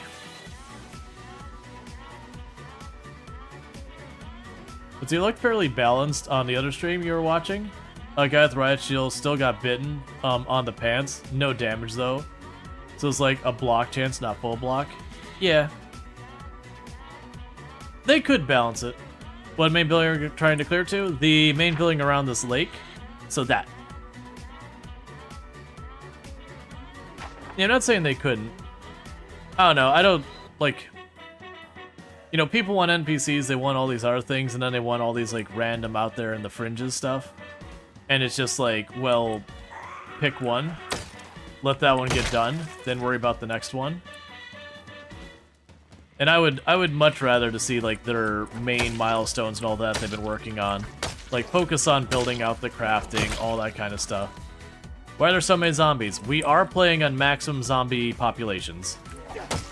The game, literally, the only way to get higher zombies is to set, the zombie distribution to uniform, which just breaks the game.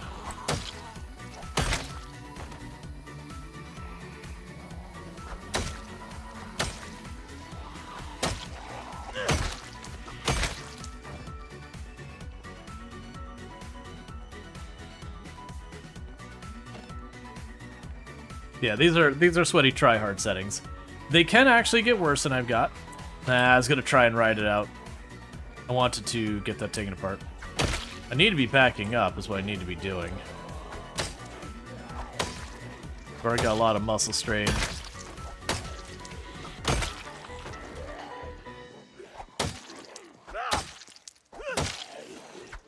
Gonna be exerted soon.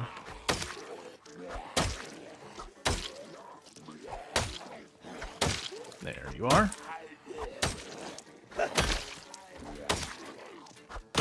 And those damage penalties stack hard.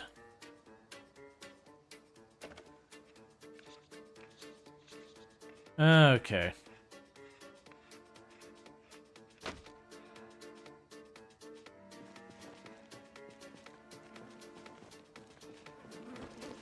I have a screwdriver in one of these bags. Yeah, okay, that's fine.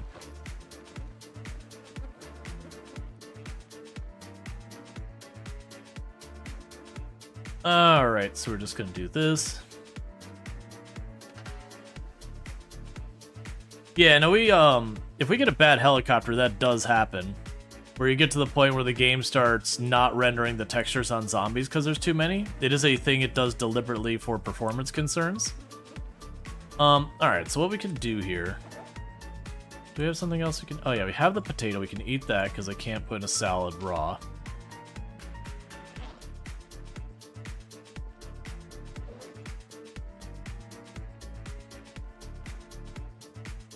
Make ourselves a tomato salad.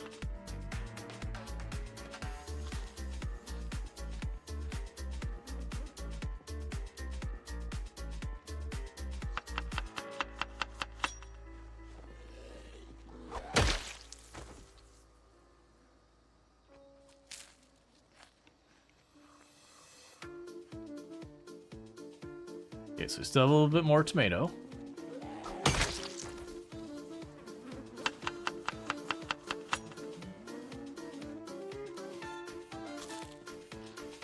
What I'm kind of doing right now is I'm working my way. I need to just drink from the bottle. I've been putting this off because I don't want to deal with that UI. That is a long hike to make just because I'm being stubborn. Still on your police adventures? Yes, we are. Hey, more flint. Let's go take a bit because we gotta let this...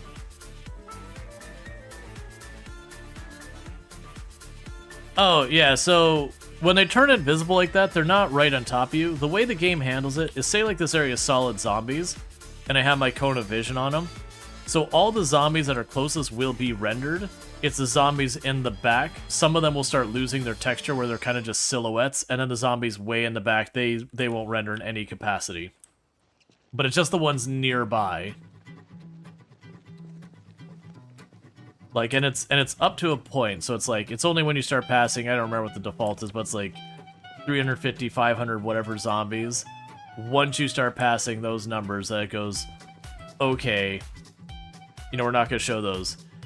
And if you're sitting there and it's like such a range that the zombies nearby you aren't rendering, it means you somehow managed to not already be dead in a ball of literally hundreds of zombies. Which... if you're not dead in that moment, you're gonna be.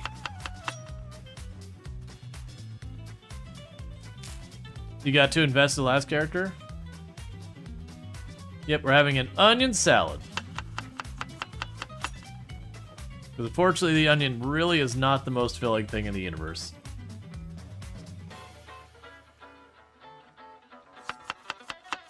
Because, yeah.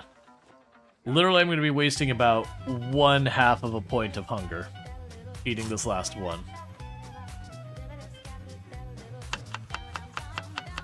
Yep, I got 4 minutes till the ad break is coming up. Onion rings? There's no deep fryer or batter or anything else in the game that I'm aware of to make onion rings. I mean, you can technically go to the Spiffos and they'll have like a thing that looks like a deep fryer, but I don't think it's operational.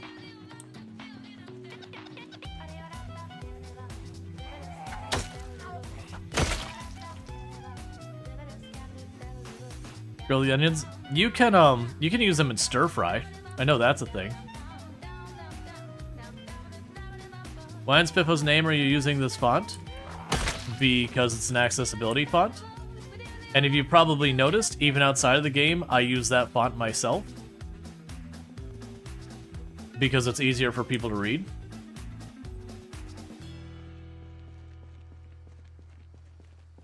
It's also literally just in the game if you're not curious. Right there. It's a game feature. It exists for a reason.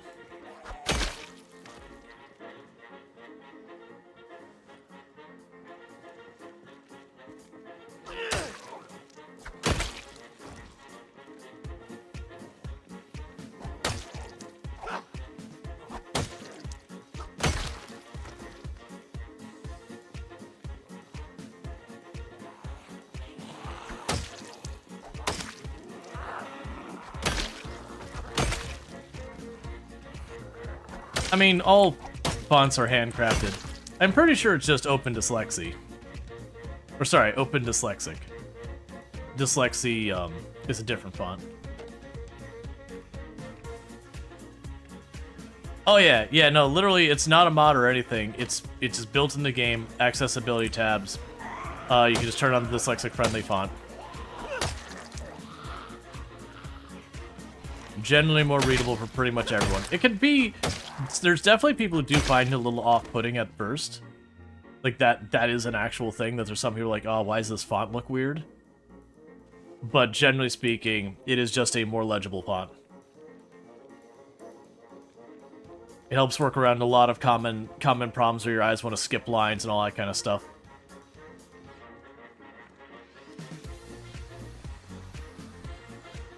Oh yeah, no, I really do wish more games... To that end, a lot more games have been really doing a lot better with accessibility. You know, avoiding using red and green as good and bad without at least having something else there to also signify. Because using red and green in itself is fine. It's only when you use them exclusively that is a problem. But, you know, the classic damage number red, heal number good. or green.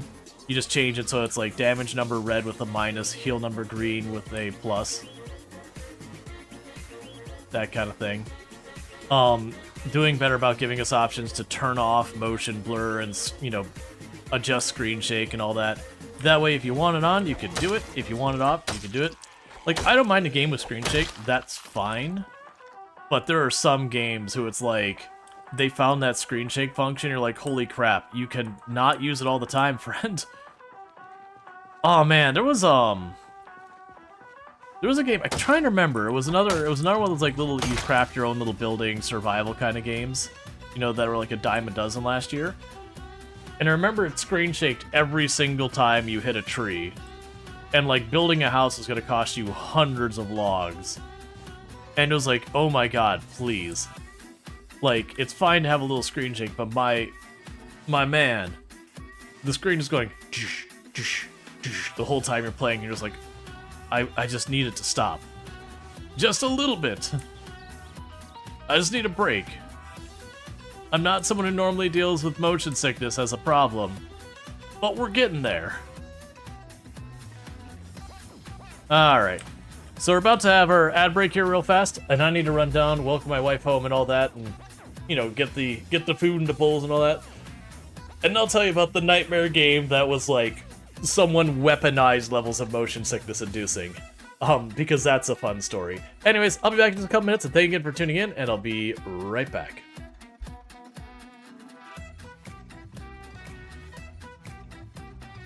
There you go. One more. Kidding me? Alright, new run. The chance of actually getting tapped out and killed like that were very low with a regular club. That's some BS there.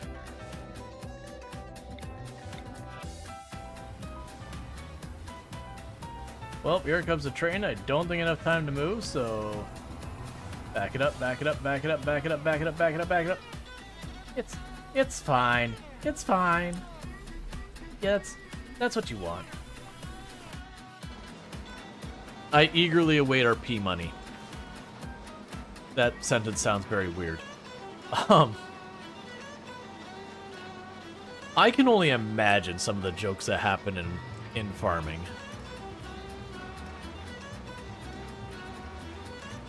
You followed after that? I truly don't understand people. Thank you for the follow. Welcome to the stream.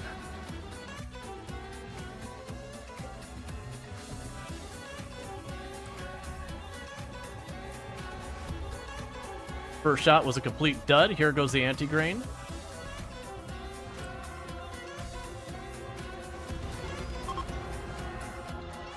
Target sighted and target dealt. Okay. I don't know how to make you take off your pants. Alright, so it is 5 below now. And then continuing to go down. It should be flipping at some point, because it's 210.8 was the flip point. Oh, there we go. Steam is down to 5 kilograms. It's cooling down much more rapidly now. It's actually fluctuating wildly.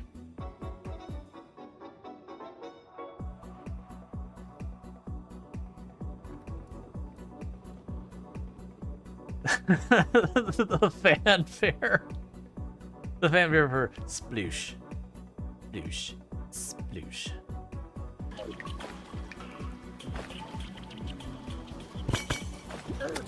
No, no, no, no. I got hit by something else. I saw the trigger too. And I got... Mayhaps not be a jerk about it. Okay, I got some... And that's why you hold shift when you hear the noise. Don't you do that. Whew.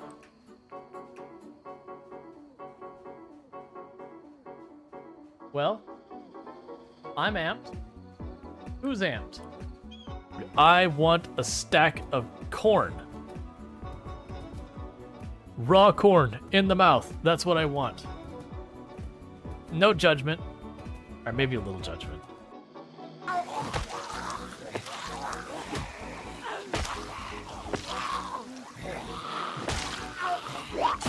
I was gonna say, it sounded like there was one right next to me and I couldn't see it.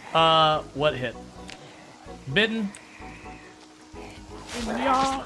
Okay, well. That's it.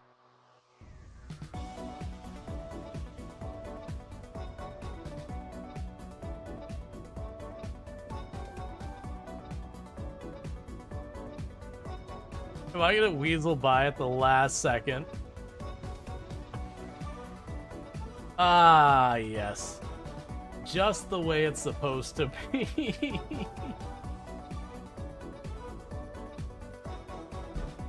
And since there's two sides of that airlock, this shouldn't be really that bad.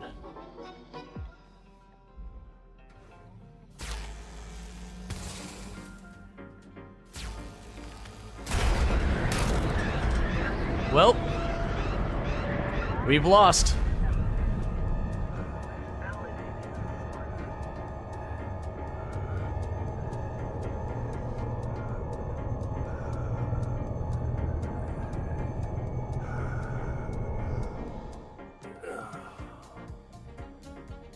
I thought we had depressurized it. So that's the thing that confused me, is we depressurized it, was exposed to the entire opening.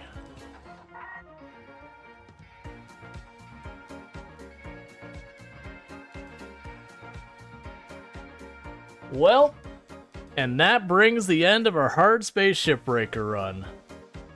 We don't accidentally overpoison ourselves.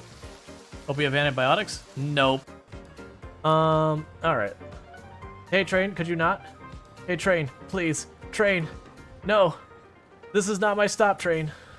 I don't want to go this way. Let me free. Alright, so we're going to... Oh, God.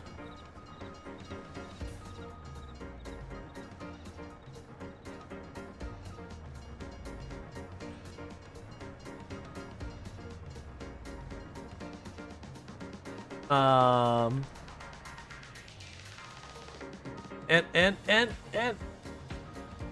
we just need to straighten it out and everything will be fine.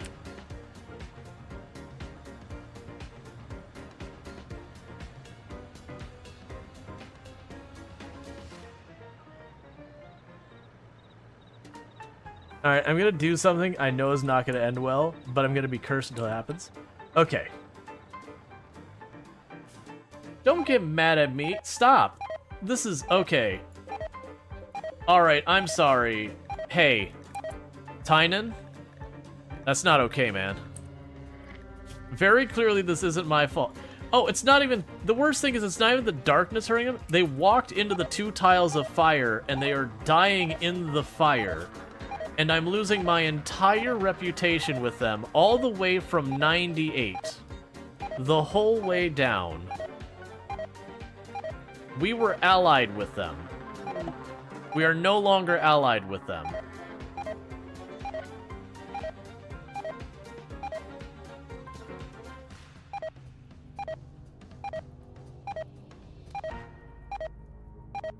Okay, and I am back. Which one was it that had the screen shake every tree hit? It was one we only played once. It wasn't Enshrouded. It wasn't Valheim, I don't think. And I haven't played Palworld yet. Yeah, it wasn't, oh man, what's the name of that one? The problem is there's been a whole lot of the, like, survival crafter you build the house kind of things. And most of them are honestly pretty eh. They're like the same thing that we've had before again and again. There have been some good ones. I don't remember. Whatever it was. Sorry. Whatever it was, it didn't end up being a good one. I don't think it was like a big name one either. But anyways, I said I was going to give you like the story of like a truly awful one. We played this game, and I hear it's better now. I haven't tried it, I haven't gone back to it. But it was like Snowplow Simulator that we did the demo for. And it was like someone looked at the list of things you shouldn't do as far as motion sickness in games, and then was like, okay, let's make a game that is that list. Because that's how bad it was. that, to give you an idea, you, like, the starting mission, you had to, like, shovel snow in front of your business so you could get your snowplow out to go then presumably do it at other people's places. And the way they handled the camera is like they mounted the camera on the handle of the shovel. So as your character had like this big like sweeping and scooping animation for the shovel, the camera followed it down and came back up. And so you're watching this camera just go like this, again and again, the whole time. But for whatever reason, they also had survival mechanics in the sense that you had temperature. So if your character got too cold, they would get sick. And when they got sick, it was like every 8, 9, 10 seconds, the character would cough, and it'd go, and the whole camera would shake violently for a good like second and a half. While you're trying to do this the whole time. And it's like, oh my god, what are these people thinking? This is terrible. And I'm not someone who gets motion sick to sick as like a normal thing that just almost never happens to me. And it was definitely one of those things that we played the game for maybe half an hour. I'm like, I don't feel okay. Like, I am not doing well. We're killing this game. But man, it was so bad. Like, I liked the premise. I liked the idea. It's like, yeah, you could have these missions where you'd have to, like, snow plow, and sometimes you could just take your truck and, like, push the snow off the road or whatever. I have no idea if that's what ended up being. Because I only got half an hour in of, like, doing the stupid hand shovel and just having a complete roller coaster of a camera ride. But yeah, it was the whole thing. You tried playing Build 42, but you need your mods? Yeah, no, there's definitely going to be that. If you're someone who's, like, really, really keen on the multiplayer or really, really keen on having a pretty modded experience, right now, Build 42 does not offer that. I think it'll be a little while before it does offer that.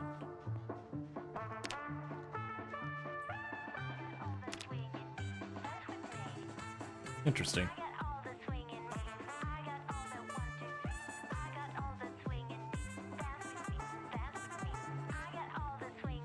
Maybe it's time we switch our playlist. I've been enjoying the electro swing a little bit tonight, just for something different. But her, like, the whole, like, actual singing is like, okay, maybe we move on to our stuff. We'll get back to our normal stuff. It was just nice to mix up the playlist a little bit. Let's see. You think you remember Snowplow Simulator, the game where the main screen had maximum sea waves and was bobbing around? Wasn't far off. Many people in chat said they were super uncomfortable and sick looking at it. You think the streamer Jester FG just switched to melee? If they did, that was the right decision. Because I got about half an hour in there and went, I can't do this. Because you want to complain about farming, you haven't managed to grow a single crop at Build 42. You use fertilizer and all that. Well, yeah, until was build, was it 42.1 or 42.2? The crops literally would just die. You physically could not grow them without disabling the stuff, the season stuff.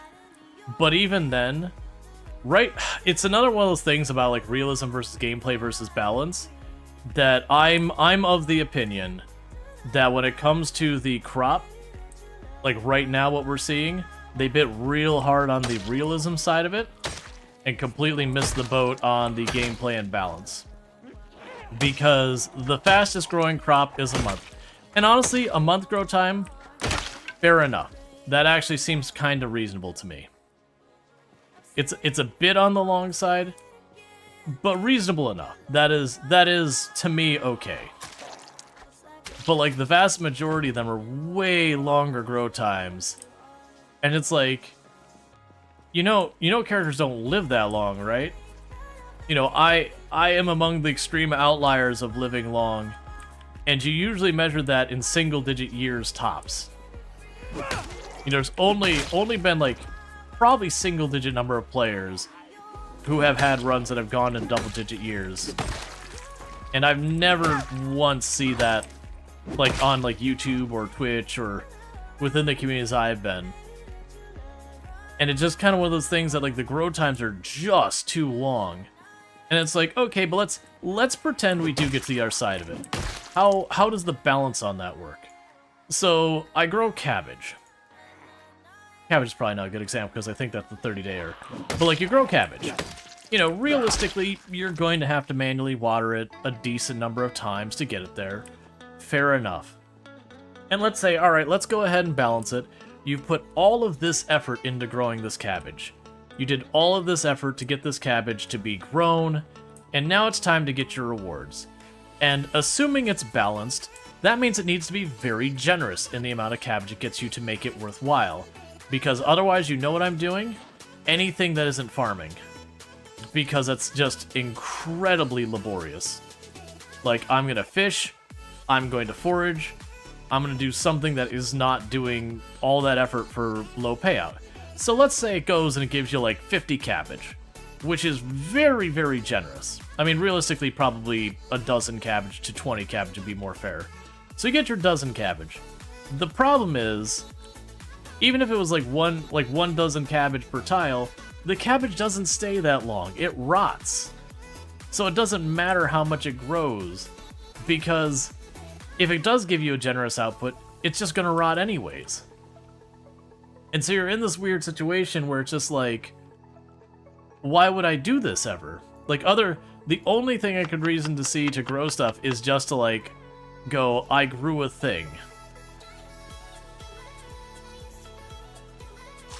Oh, if you're talking about dying on the other character, that happened a while back. This character's been around for 4 or 5 streams now. But yeah, no, we did die on the character who was over by Irvington.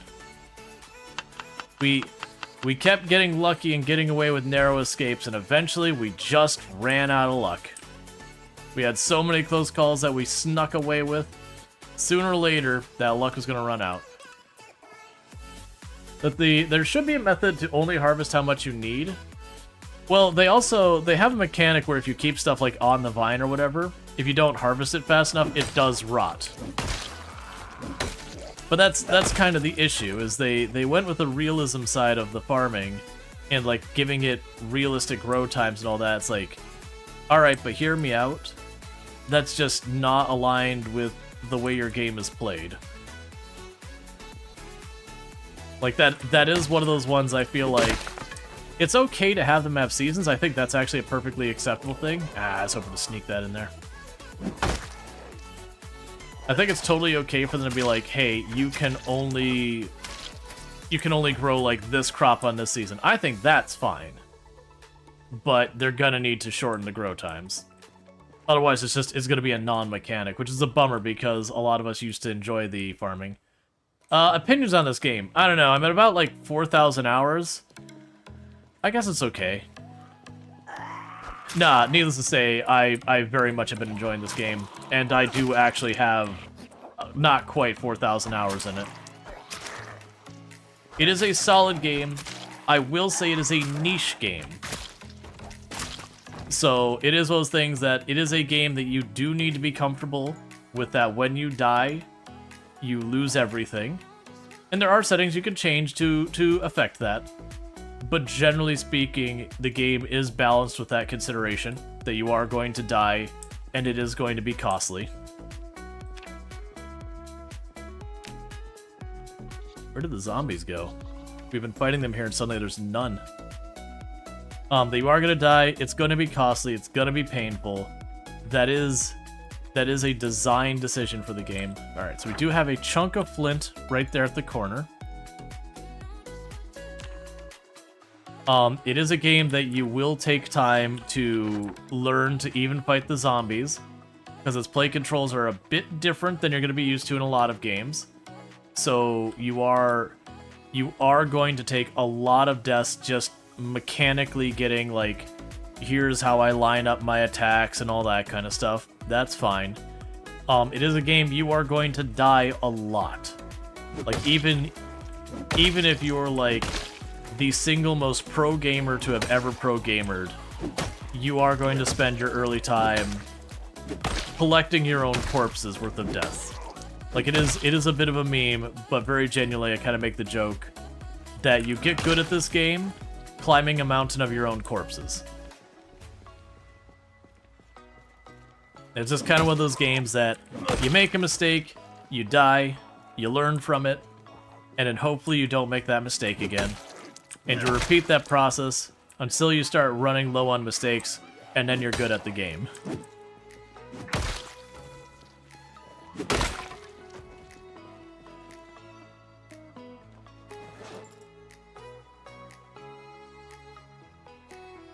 Alright, drop the broken stick.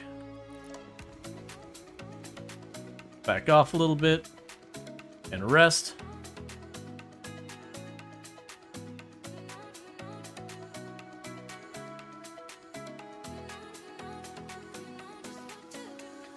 If they'd implement some sort of farmhouse, or, let's see, to farm anything you want at a price, like fuel per thing, like RimWorld.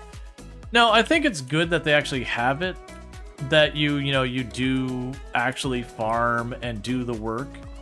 It's just one of those things that I feel like the time between you've done the work till you got your reward needs to be relatively short. This is a game that people are playing in their free time and all that.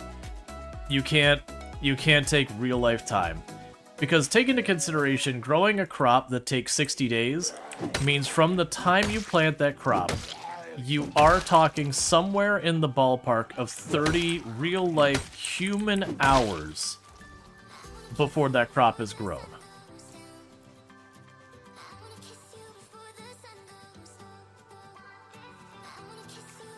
And so you look at that and you're going, why would I just not forage? Why would I not just do anything literally other than that? And that's the key, is it's in this weird area where it's just not aligned with the entire rest of the game. Alright, so now decision time I've got to make. I can loot these buildings, or I can keep on this track to go... Let's go towards the target. What I can do is over time, we can check to see if those buildings... After the next helicopter, those ones up there might be more clear. That maybe I can literally just run up there and grab the goodies. For a moment, I thought I saw a zombie with an axe. I was about to beeline over to it.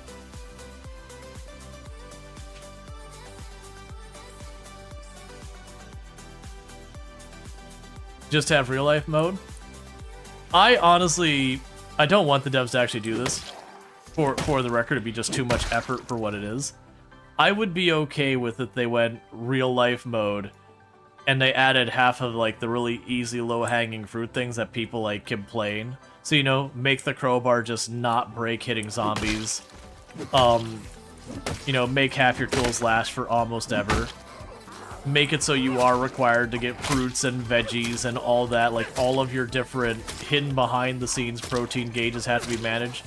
Just turn it on. Don't even worry about, like, actually balancing anything. And just let people have it. And then when everyone's like, wow, this sucks, I hate it, it's like, yep. That's why you don't play it. 24-hour days, of course.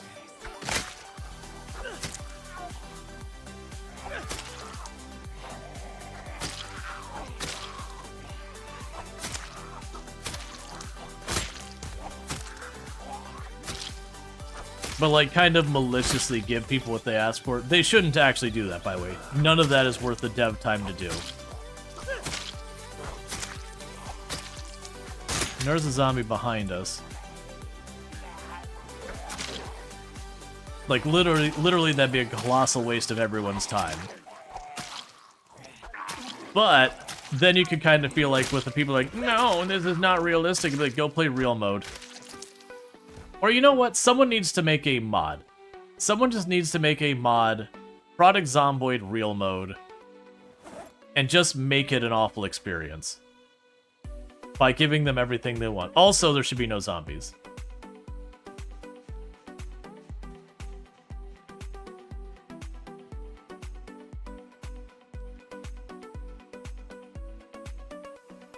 Yeah, that's perfect. Infinity Simplex already has the marketing figured out. It's real mod, but like the E in the parentheses, so it's real mod/mode. What's the point of the game? Let's see, what's the point of the game at that point? That's exactly the question. Oh, we need to be heading back. It's gonna be dark. It's a common thing we run into with Product Zomboid, is, people pop in and be like, well, this isn't realistic, and you're like, right, it was a game balance decision. Well, it should be the other way, so it's realistic. It's like, but no, that's bad for the game. It's a game balance decision. Well, it's not realistic. It's like, yes, we're talking in circles here. It was a decision for game balance reasons. And it is a very, like... When I'm playing this game, how often do you think this actually happens? That someone pops in and complains about something not realistic, and that they want it to change? Is that like twice a night? 3 times a night?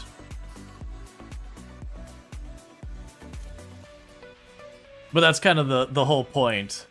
And usually it's someone wants like whatever weapon to be ridiculously overpowered. And it's just like, but it should be this way because realism. But like, right, but game balance, if you did that, that would be the only weapon anyone ever used. Well, right, but it's dumb that this breaks so easy. I'm like, no, it's a game balance. This is a video game. Like, it's video game.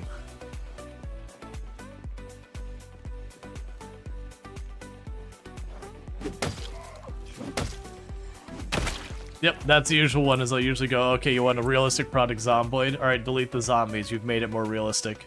They'd be like, well, no, it's a realistic zombie apocalypse game. Like, yeah, but that's not... That's like saying it's true fiction. It's the words you're saying are counter to each other. Yeah, if you want perfect real life, go outside. Exactly. All you want is fake crops, so... No, very realistic, yeah.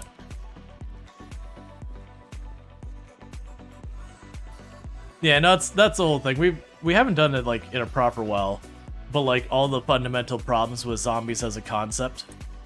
That like even if you could have like a zombie outbreak and all that, just the nature of how they behave, the reinfection factor would actually be very low. So unless it was like the whole thing of airborne disease that infected everyone, like on the get-go, kind of thing, they would be kind of non-viable right from the door. And then, you know, even if you went that route, almost all the zombies would be basically non-functional in a matter of days. Because it's not like we've ever seen any media with zombies ever showing, you know, the zombies going up to the lake and stopping to, you know, rest and take a sip and all that kind of stuff. And they're always shown as rotting, and muscles don't work as well when they rot away. Let's see, a smaller streamer was playing Surviving Mars the other day, and reminded people arguing if we ruin Earth, we could just move to Mars and other planets. Some realism mode in that kind of game would actually help quench that, you told the streamer. But that's probably, again, just too much effort. Oh yeah, Surviving Mars. Yeah, no, I got you. Well, that's, Mars is a colony we will never have be like a proper, or planet that will never have a proper Earth-like. Like we've already looked into that. It could be made survivable in the sense that we could live in domes and stuff like that, so it's not that it couldn't be colonized, but the promises of like making Mars into like an Earth 2 are completely non-viable because of stuff in the soil that if it were to get warm enough and all that, that you did get it to the point and all that, you still wouldn't have enough mass to retain the atmosphere. But if you somehow fixed that problem as well, the stuff that comes out of the soil when it warms up would be toxic to human beings. And it's just kind of one of those things where you're just like, yeah, there's so many insurmountable problems that you're like, you know what'd be easier? Fixing our already considered insurmountable problems here. Those are less having to lean into sci-fi that we cannot explain in any manner. So maybe fix the problems we already have before tackling new ones. And that said, I do think we should absolutely try and colonize. At some point. Don't have Musk in charge of it.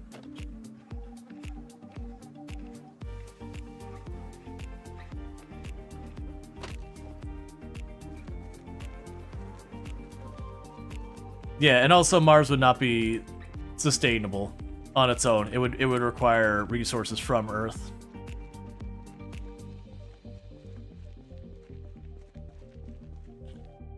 Let's see. Because you don't want to It won't be self-sustainable in the first place, let alone capable of carrying more than tiny amounts of humans. Yeah, that's basically the problem. But even realistic scenarios, too much realism is not the way to go. A good cop. You never understand why some people are so obsessed. It's just a thing. No one will ever go to mods. Come on now, it's totally imaginary. More continents that you're not told about. Oh. The worst thing is there's people who actually believe that kind of stuff. Like, there's also people who just totally meme on it, but yeah. You prefer to not be dependent on a company for your air? Pretty much.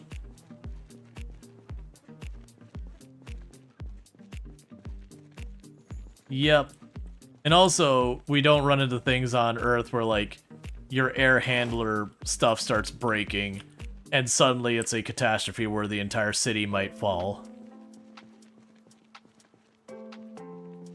Like, don't get me wrong, I still feel like it is worth pursuing for purposes of scientific expansion, scientific exploration, and all that.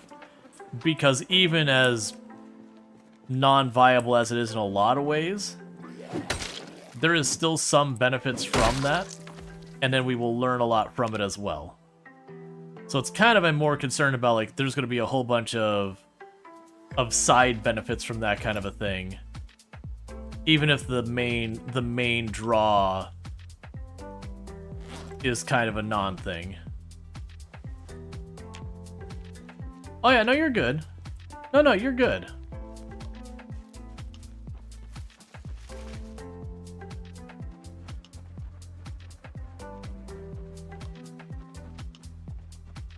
I think it is a good thing to have these discussions, because there are a lot of people who, they do just hear, you know, the person who's got money that they're like, we're gonna go to Mars, and then not going in and being like, well, actually, the science really is not encouraging for any of that.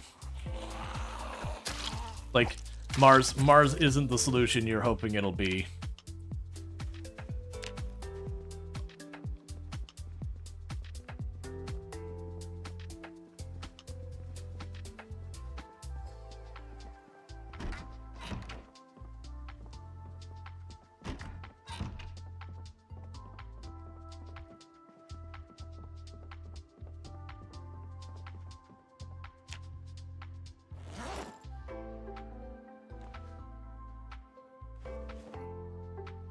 Let's see, movies don't make space travel possible. It's complete faith. Oh, I mean... So Mars is someplace we could actually get to. Like, to be clear, we can actually get there. There's just the question of, does it make sense? Like, could we do any type of, like, colonization there? Yada yada. Like, those are the things that are more question marks. But, like, actually reaching Mars and getting people on the ground, yeah, that's totally doable. It's probably a one-way mission for the people going. But that's, like, absolutely doable, because we've definitely gotten people, like, you know, we've gotten people land on the moon and all that. The only real difference there is time and distance. There is differences with actually landing on Mars and all that. But yeah.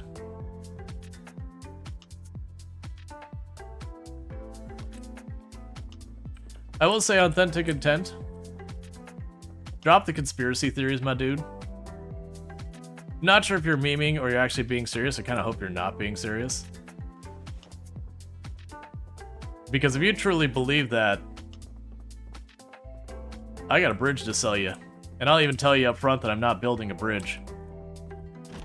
And that'd be a better way of looking at the world. Because we absolutely have been to the moon and all that stuff. We absolutely have put the rovers on Mars.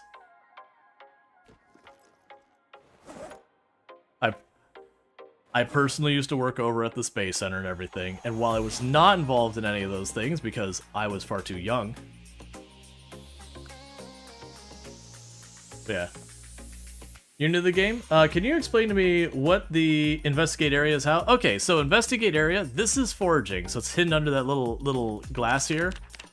And what happens is when you click that, you'll get a little radius. You can't see because it's dark, but you get a little radius around you. And as you walk around, you'll have like a little eyeglass thing. All right.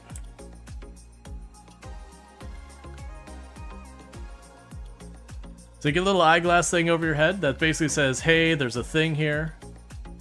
Yeah, no, that's the thing. When you hit that, it puts a little eyeglass above your head that's like, "Hey, you found a thing." You can right-click on it and all that. Oh, and I forgot to do this. 1 second. This one. Oh no, it doesn't work because all my files moved around. Just for Sendazaro said, "You have been condemned," or whatever it is. I'll fix that in a minute. But you get to the button, but you can't. You don't have that power. Yeah, what is like more like at first I thought the person was just memeing, and then like they're like doubling down. It's like, all right, they just taking this joke too far. I'm like, no, they're serious. They are a science denier that they just genuinely don't believe we've reached other planets, and that I actually don't think they believe it. To be clear, I think they were just being a troll. But if not, get help. But yeah, so the investigate everywhere box. It's just, you hit this here, it's how you search the ground around you for forage. So when you turn this on, as you walk around, items can appear on the ground that you would otherwise not see.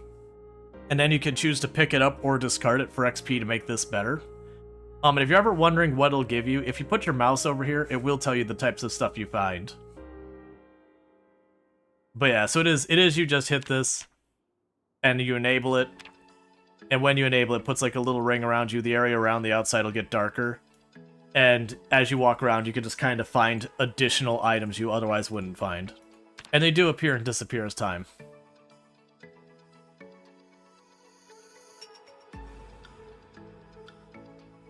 Yeah, no, I'm pretty sure it was just a person trolling. Alright, so we killed another 112 zombies. We got a bunch of XP and a bunch of stuff. A lot of foraging XP, a lot of axe XP. And this is one of the things where people are like, oh man, you know, there's all of that, like the XP. Let me go and do something real fast that isn't important, but I'm going to do it anyways.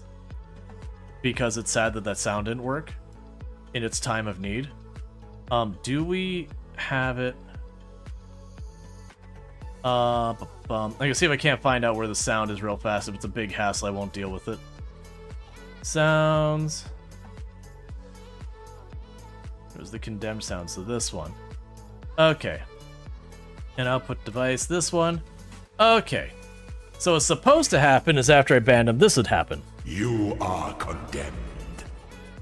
But, you know, I switched cloud providers and it broke a lot of stuff, and I'm still finding all things. So, always enable it? No, so the counter, the negative about this.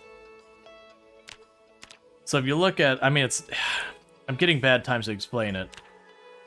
If we look at this, there's that radius that I can see this well. This gets darker out here after a while.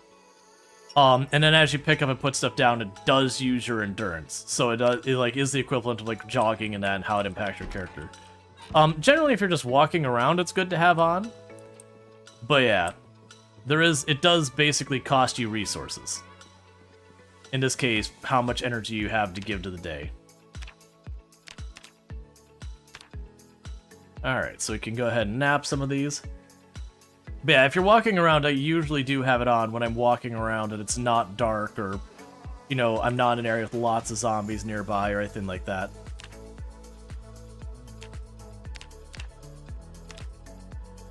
Alright, so get ourselves some more stuff there. Looking at your profile, they're not sure? Yeah, but if it's a troll account, it's probably a troll account that they made as a throwaway account so that when they cause too much, you know, too much trouble and they eventually get banned, you know, it's just a throwaway, they'll make another one. Even if it's an old account, it's whatever. The point is, they're banned now, and I don't have to worry about it.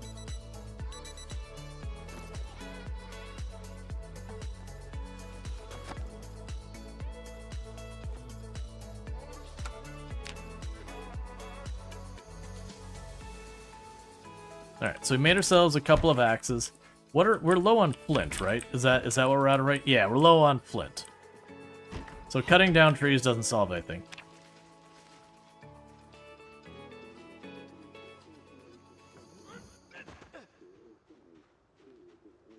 You don't see any zombies down that way. I don't see any zombies over here. Well, your luck ran out. Yeah, it happens. So light fog today.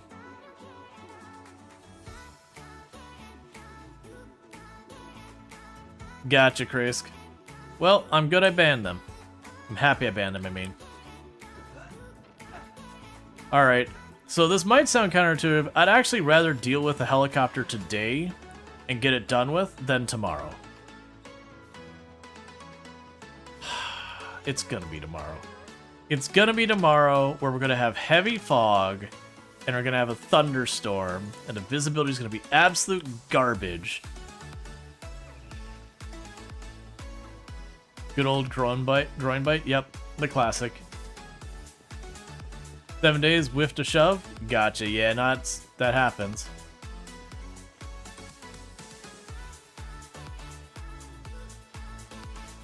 Is there a way to recharge car batteries, or do you just have to replace them?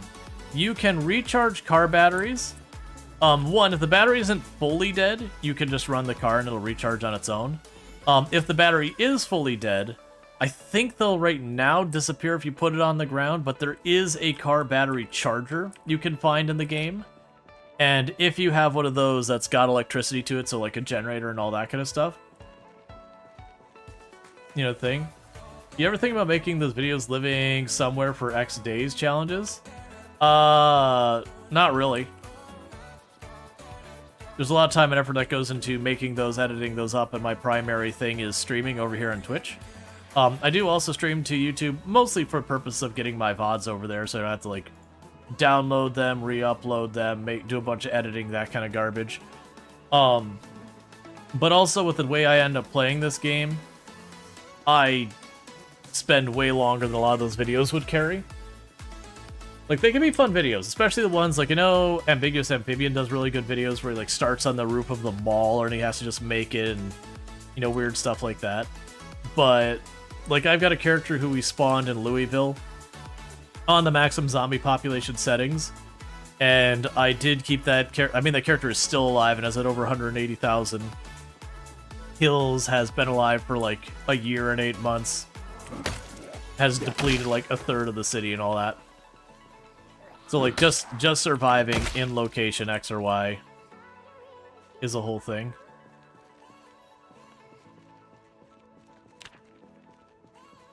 I think the big challenge right now with those with build 42 is right now in build 42, if you don't want to die from malnutrition, you kind of have to like fish or use butter or something like that. Which is going to break a lot of those runs if they're for any meaningful length of time. Because you'd have to find a way to get a calorie-rich food in there.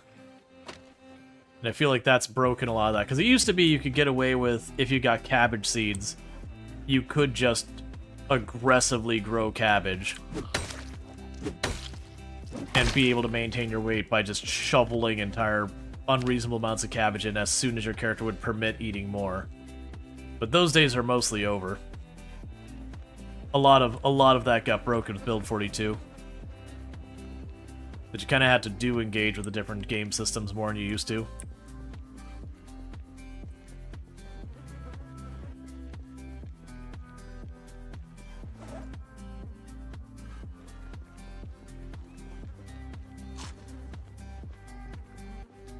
All right.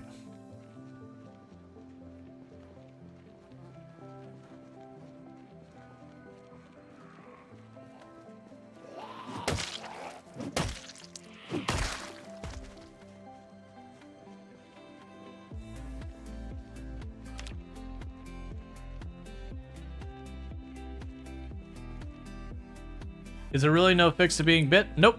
Once you've been bit, it's over. Nothing you can do. The moment a zombie hits you, your fate is predetermined in the sense that if you got zombie infected, you will die in the next 2 days. So even a scratch, there's a 7% chance your game is already over and you just don't know it yet.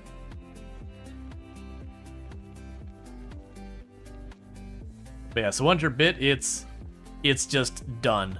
It's just over. There's no going back. But That's honestly a good time when you're new to the game. Those things you're like, man, I don't think so. I don't think I could do that. It's the perfect time to do those kind of things.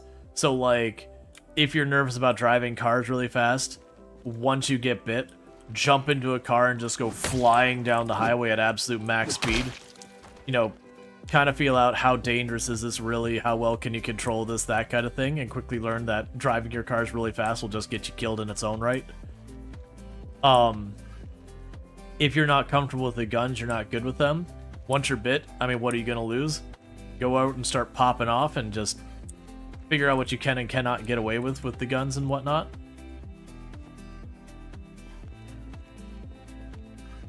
You know, you're still early on, you're like, you get bit, and you're like, oh man, that is a group of like 30, 40 zombies.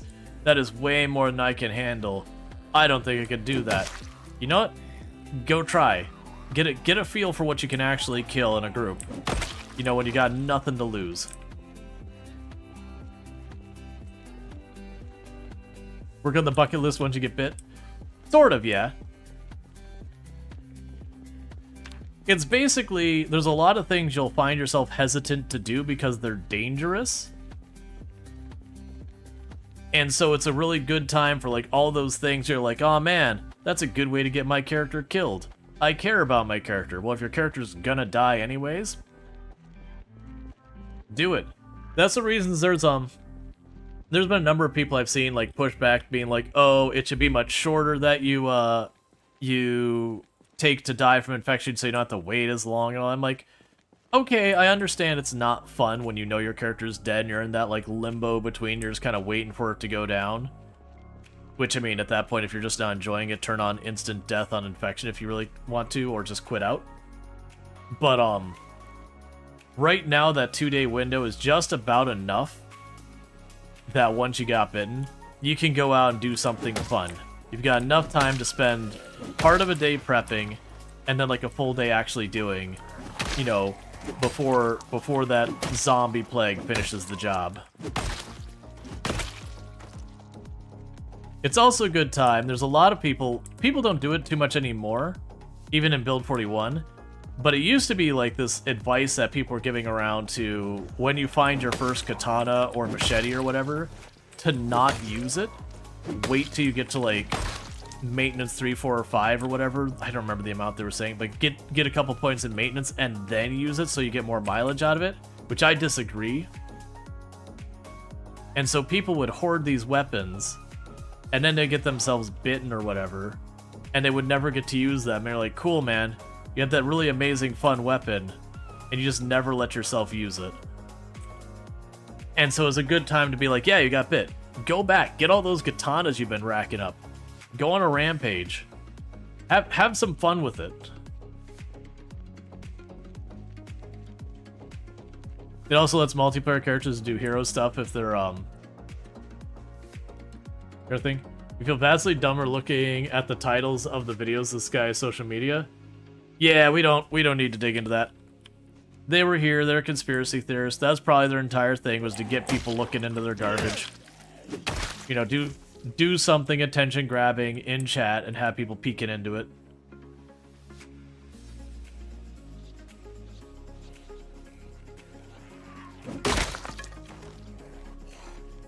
There are people like that. And then there are people who, again, they play the part because it gets them attention.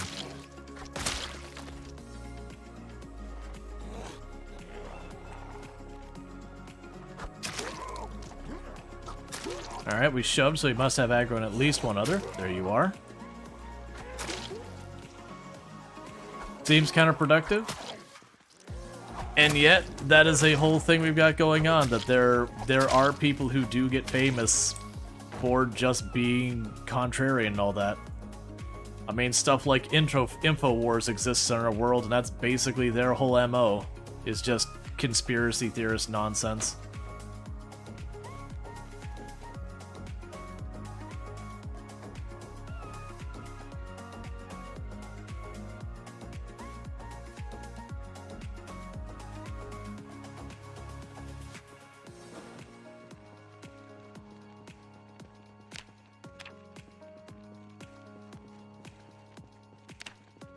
Alright, so the fog went away.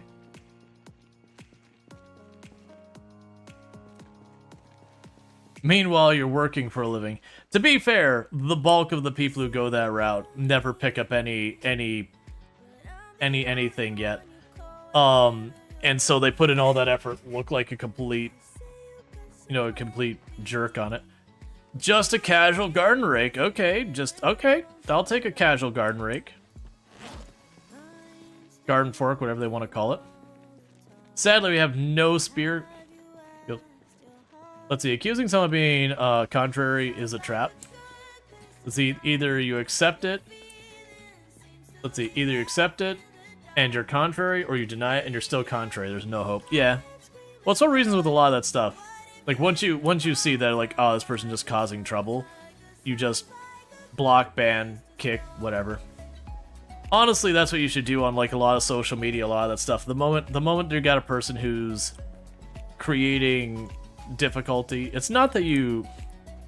Like, someone having a difference of opinion is fine.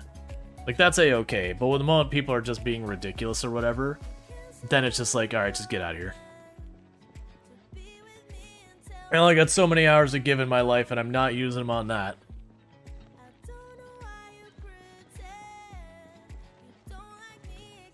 A carving fork is a tuning fork with attitude?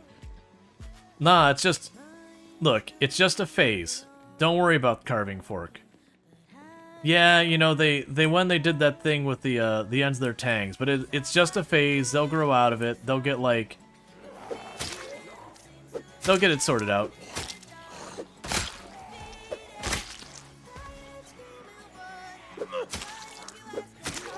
Getting some actual spear skill, which feels weird.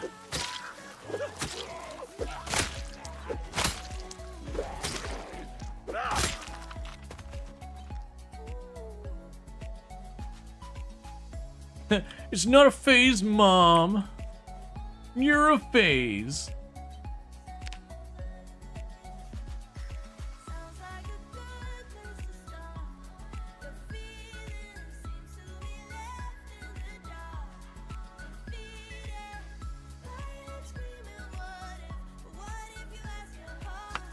Let's see, it is okay to question reality, but plan to discuss it. You need hard data to back your claim. Yeah.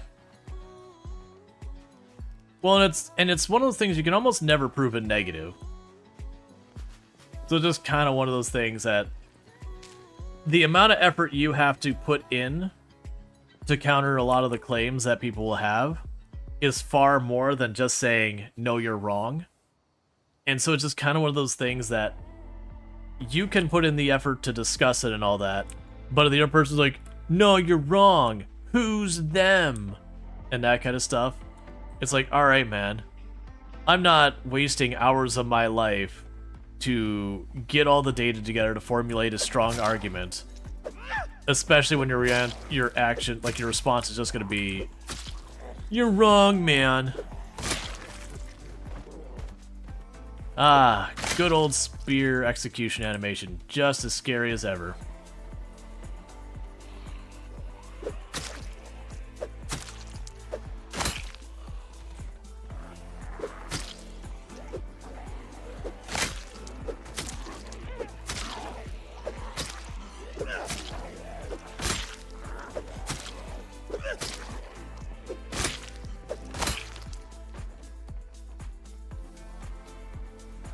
Okay.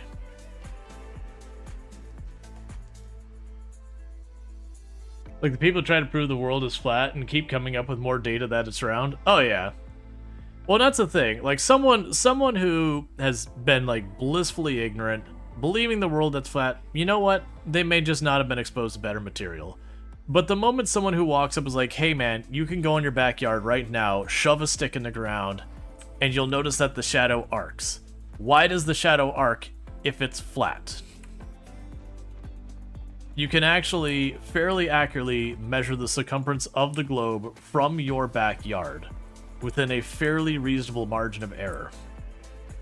You know, barring you're unlucky and you happen to be the one person on like a really, really bumpy yard or something, but that's just, okay, find an area in your yard that's very flat. Like find your driveway or something, put a stick right next to it. You get the idea. there are, and that's not the only one, there's a ton of tests you can do, like, right there at home, even if you don't trust your sources. So that's one of those ones that, like, I understand, like, I can have a certain, not respect, that's not the word I'm looking for. I can understand how people can be convinced of things that aren't true if it is the kind of stuff that is extremely difficult to prove, like, you know, such and such was an inside job. Well, neither of us have the information to prove or disprove it, other than to say it's ridiculous.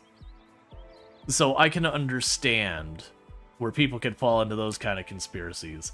But then the stuff like the world is flat, I'm like, look, man, that is a level of willful ignorance. That is a real big, level of willful ignorance. Like, you have to go out of your way to, like, double, triple, and quadruple down and ignore the information around you to get there.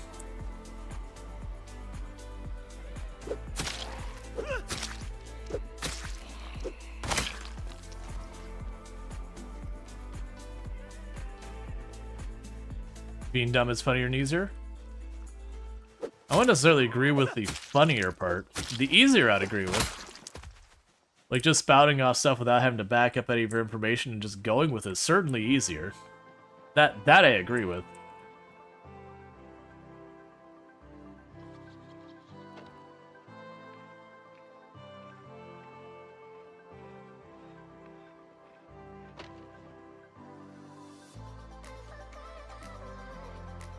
There was an expedition, or a flat earther expedition to the South Pole to prove that there is no 24-hour sun. And now half that group is not a flat earther anymore, and the other half tries to discredit them, which is fun to watch. Oh yeah, that happens. But yeah, I know it's always wild. I mean, even like the supernatural things, like again, it is one of those things you're like, okay, man, it's really weird that you believe that. But it is also those things you're like, I do accept, I can't really disprove it though. Like, I can't prove they're not real. It's pretty ridiculous to believe they're real. But I can't actually prove it, so while I still think it's a silly belief, I can at least understand how you get there. And that neither of us are going to disprove or prove the supernatural. So I can at least understand how that exists as a belief still. Because if you do believe it, no one's going to convince you otherwise, because there's no evidence they can give against it, other than I haven't seen it before. Which is not a very convincing argument. Oh, this is the gas station right here. Okay. I'm not loving that this is the gas station right here, but that's okay. Alright, well, I was going to guess that so my prediction was that this was going to have the gas station, and this might be it. That said, I'd also said that if it was, the gas station pumps would be on that side, and they're not, they're down here. Yeah, unfalsifiable claims are easily dismissed as they're asserted. Yeah. Like, that's the thing. The proving the negative is usually impossible. If not impossible, is extremely difficult. It's very rare you can do it. You got keys? You have a pager? Ho ho! Look at Mr. Ritzy here with their pager. 1993, rocking a pager. You work for the hospital or something?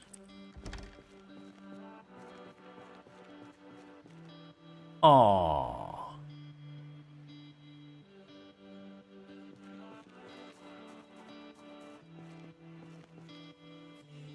1993 called.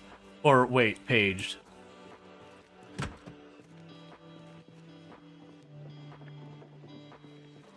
Be free, little rat. Live your best rat life.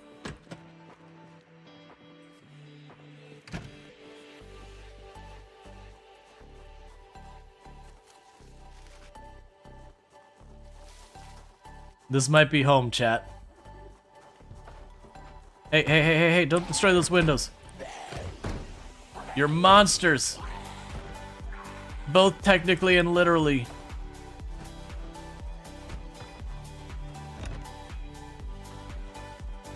Stupid gas station. It's actually taking proper care of its security and locking all its doors appropriately.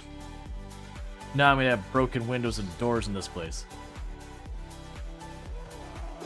Yeah, I know, Gene. I'm sad too. That zombie broke a perfectly good window. Oh, now I get the key.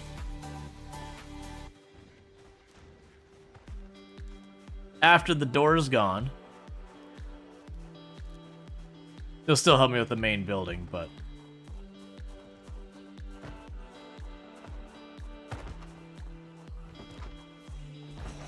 Did we get lucky and we got both hinges and the knob back? That'd be amazing. Stop breaking the interior door.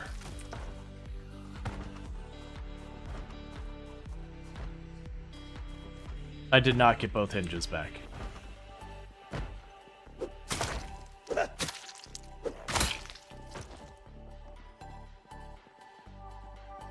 And one zombie did go outside.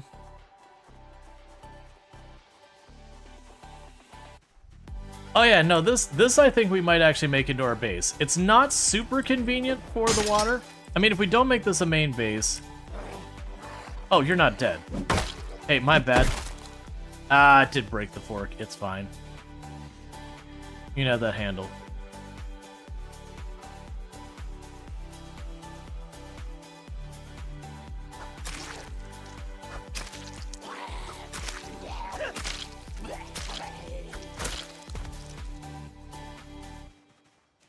Okay, so another zombies here.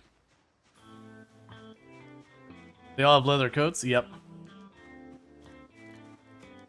So good news is we did get a key, and I do think this thing. They all died of heat stroke, had nothing to do with the zombies. They were just in here, all wearing leather jackets, in completely unreasonable circumstances.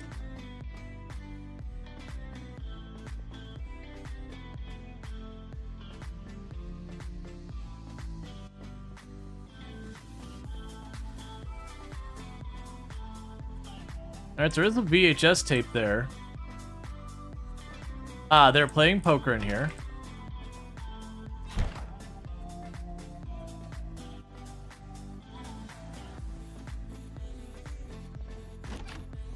So the only con with this place...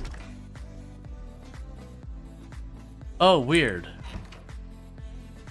I figured this connected straight through. I was gonna say, the only con with this base is there is no renewable water source super close. It's not far throw. It is just down there. I'm still hoping we get lucky and we find some car keys inside the building. Because that bull driver might actually be a good move for us. If we can get that, we can do some magic here.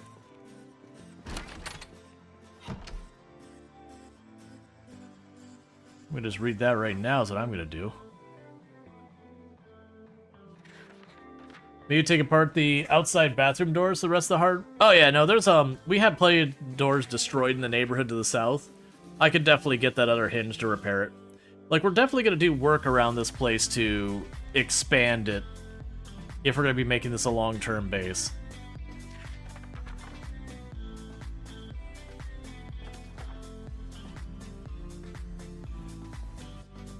Okay, nothing else good there. Bunch of stuff we can snack on, which is probably what most of this is going to be.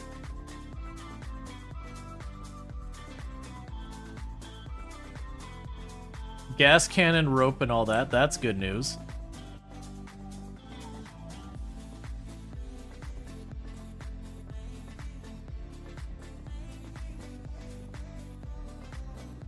Bunch of chocolate and milk and all that.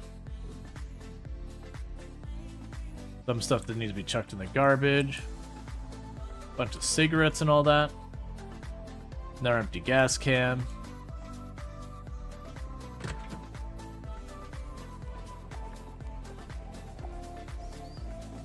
Be free, my rodents! Be unleashed upon the world!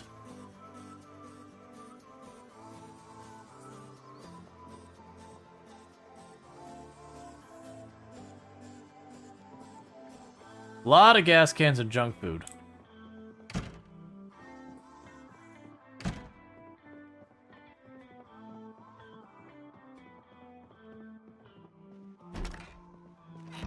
Alright. So let's look at this. We can definitely get this to work. It's gonna maybe take some work. I do actually have some gas. Alright. So I think I know my strategy of how we're dealing with this. Was there a basement? Not that I saw. Actually, what is that door?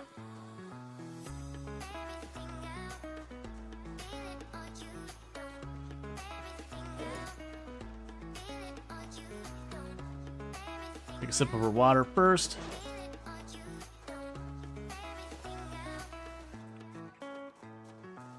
This might be a basement.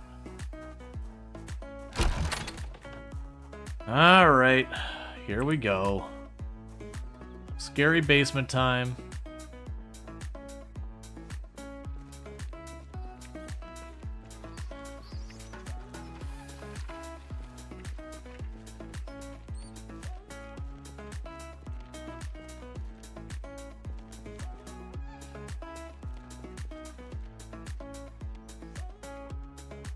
Got some books down here, batteries. I'm gonna go ahead and grab this stuff down here and move it upstairs so I don't have to go into the dodgy basement as much.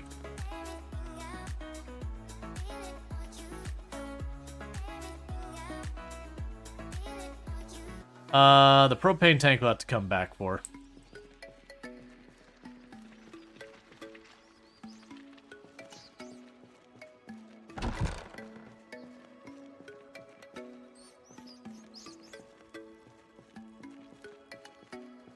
Alright, rats. I really need you to get out of here.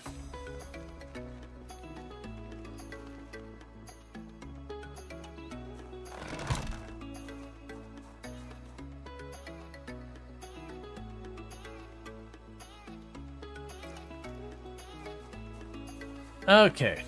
You're looting one of those, Pine Tile Closet and the zombie comes up behind you.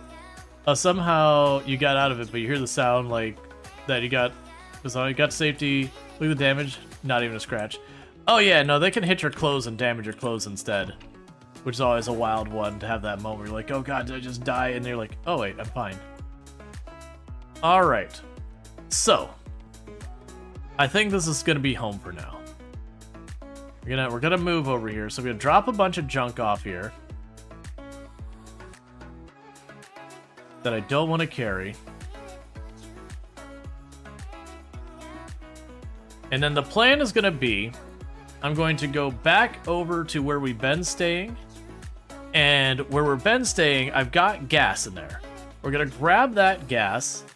And the good news is I have one tank, one gas can that's full, and I have one gas can that's got like 2 liters in it, which is really not much. But what that is enough for... Oh, I don't need all these keys. Hey, zombies, I had a bunch of keys from you that I don't really need.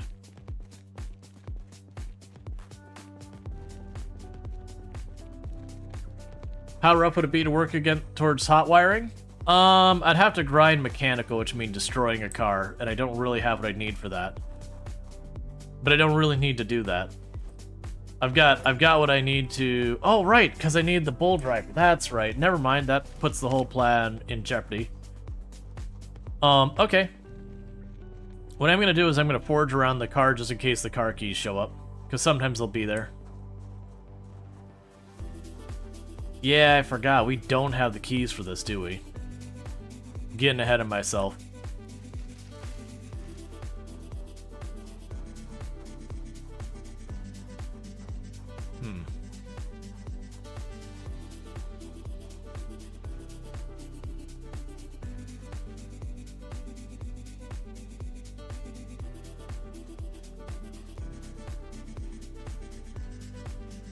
We'll get there eventually. Even though I don't get that bull driver, I actually don't care that much. It's a good vehicle. I like the bull driver. It's one of my favorite cars in the game. It probably is my favorite car. I like the fire one and all that, just because the sirens have a good utility purpose.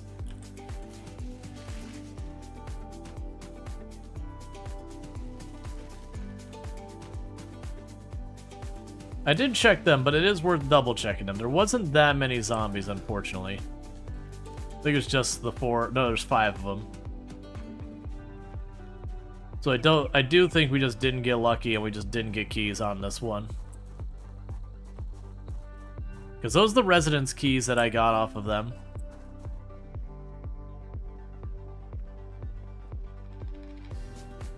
And that's a residence key as well.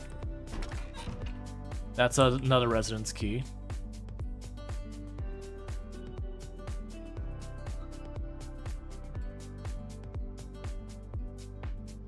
Okay, none of those have alarm sets, so we're good there.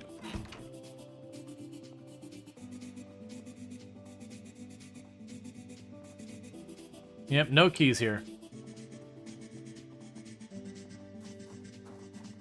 The ice cream in the basement wasn't rotten? Oh, this wasn't the way to the basement. I'd be very surprised about that. This late into the run, I'd be real surprised if anything wasn't just rotten.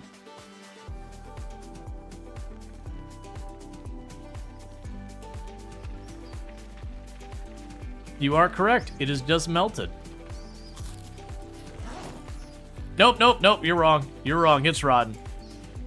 I think we aborted before we ate it, though. I think it rotted as I took it out, actually. I don't think you were wrong. My apologies. It rotted as I,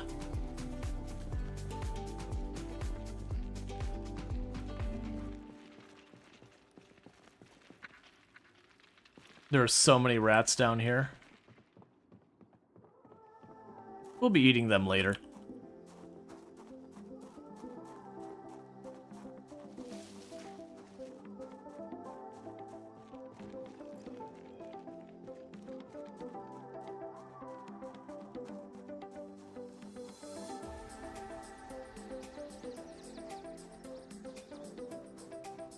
Alright, so we did not find that. Alright, so how do we make this work? I have tons of gas cans. You know what we can do? Oh, there's a bait shop down here. Let's kill the nearby zombies. I really shouldn't still be out here. I should be heading back. Let's kill the nearby zombies just in the off chance we get lucky. And get the keys to the vehicle.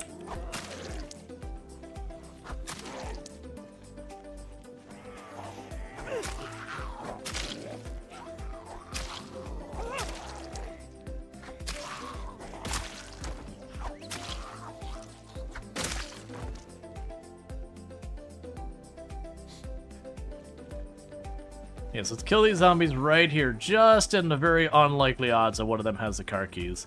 I very much doubt we'll get that lucky. But I might check this bait shop real fast. And then more than likely I'm going to end up sleeping probably in that downstairs room. I feel safer about that one. I mean, actually, no, there's a separate bedroom in the back. The bedroom will be fine.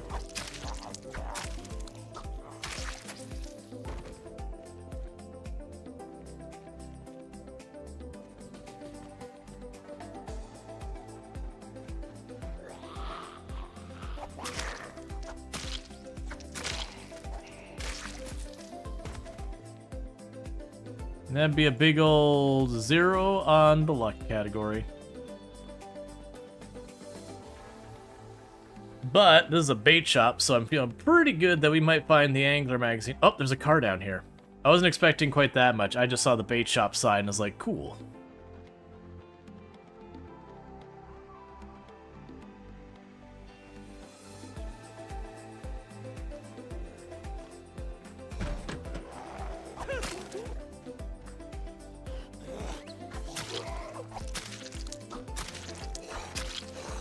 Hey, the random taxi could work. It doesn't need to have gas, I just need the keys. Because if I have the keys, I can walk all the way back, grab my 2 gas cans, walk back here, gas up the taxi, bring one of the generators back in the taxi, and then once I've done all that, you know, then I have a generator at the pump with a little bit of gas in it, that I can kick that on, fill everything up, which will be a little bit of cycling things around the first time, and once I've got that square, though, it's just square.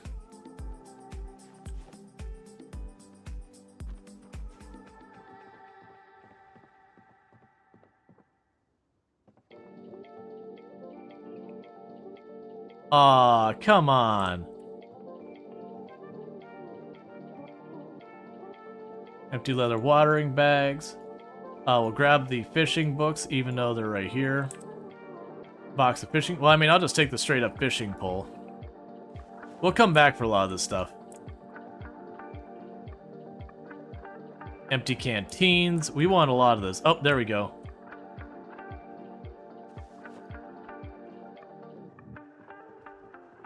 What are you? I guess it's just another type of wood fire stove.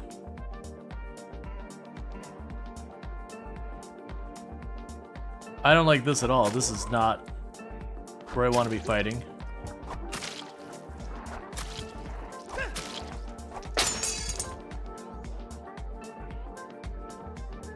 Alright, we deal with all the rest of that in the morning.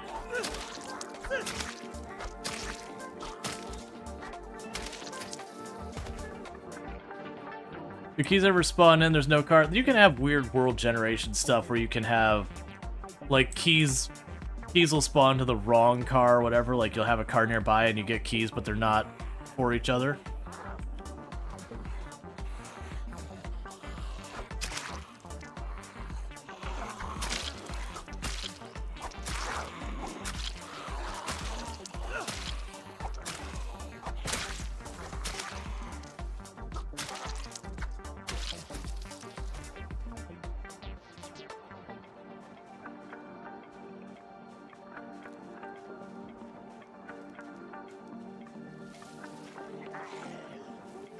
Where are you going?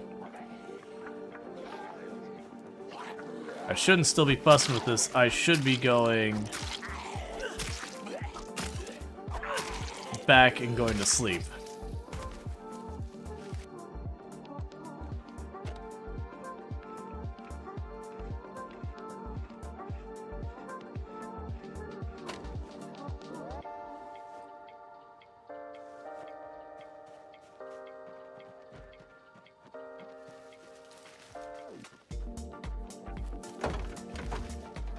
Wrench and tire wrench.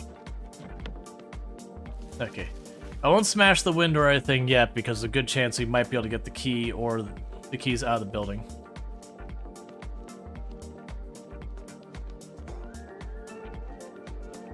I don't know if that was the panic from seeing a zombie or we just temporarily had the smell thing pop up.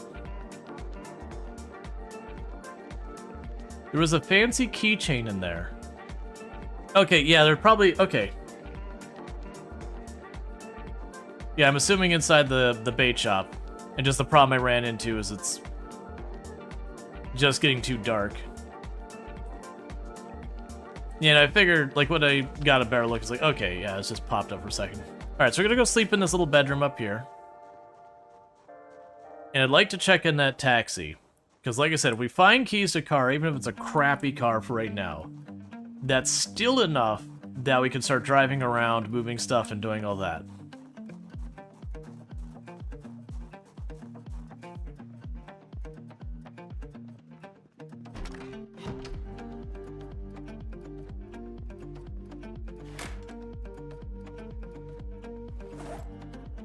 Alright. We did get the thing for... Oh, that's the one for making the fishing net, not the fishing pole. Well, that's still not terrible. Any particular reason you like the bull driver? It has a lot of capacity in the back, and it has a lot of horsepower, so it can off-road and everything well. Mostly the capacity.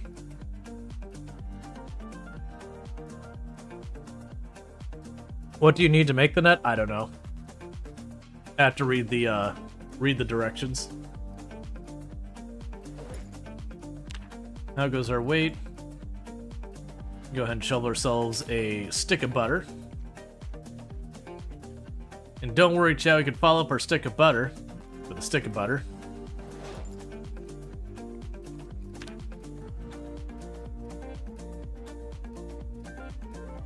As you do.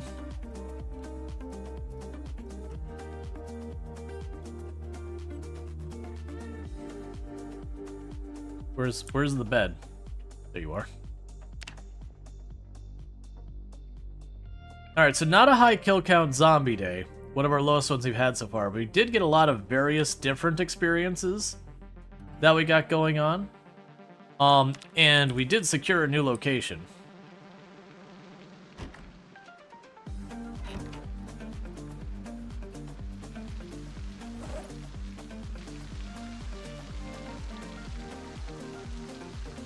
So let's drop off the better fishing book. We did get a fishing rod and all that. We want to organize all this and clean this place up and make it nice.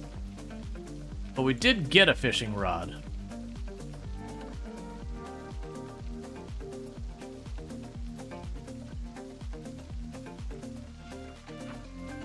How do you kill the rats? I assume we would right-click and choose kill rat, or just have a weapon and stab it as it walks by.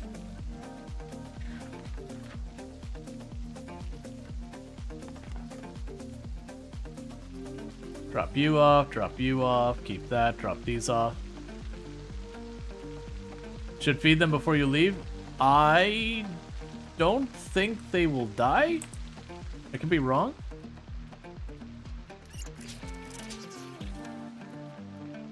Not all the animals actually do need food.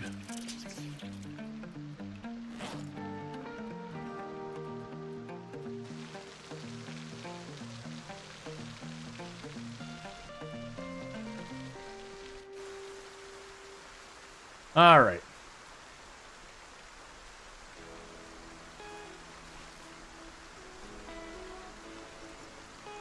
So let's get down to the bait shop.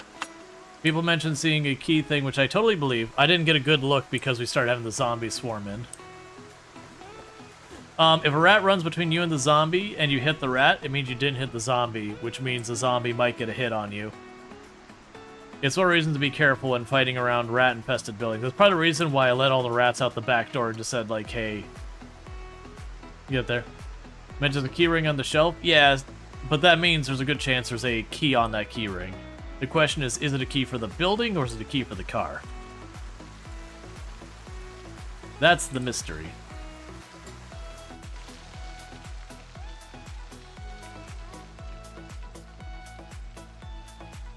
Oh, I see what you're saying. This kind of keyring. Gotcha. Still, we didn't get a chance to fully explore this place.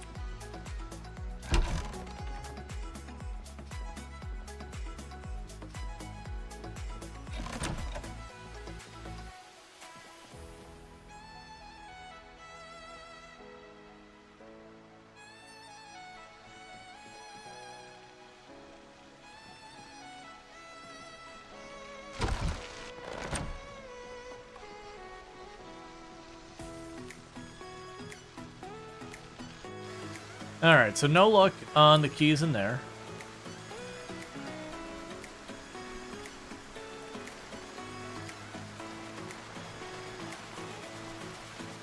I do see a zombie popped out that window.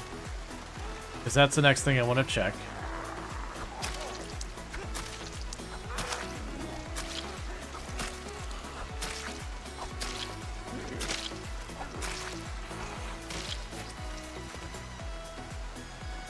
Well, thank you for bringing the key into your house. It makes my job a little bit easier.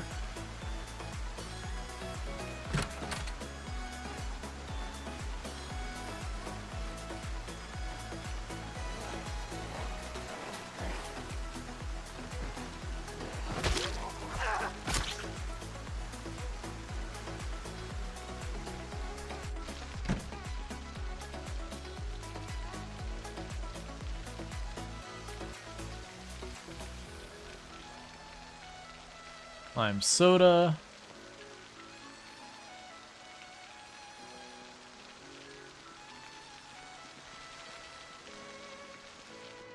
Let's worry about what's back here before we go for...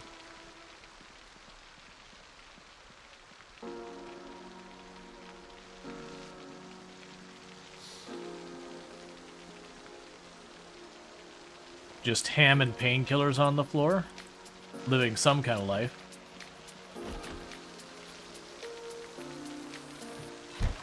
So not much to look at in here. But the downside is no keys. So we're going to forage around the car real quick, just in the off chance, because you can find the keys doing this.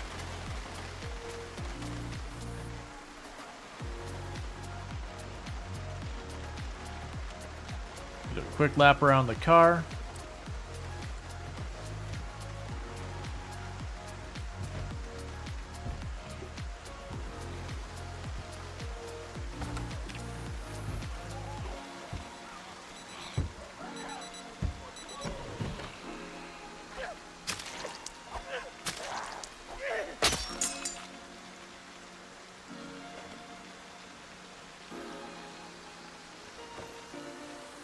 Okay.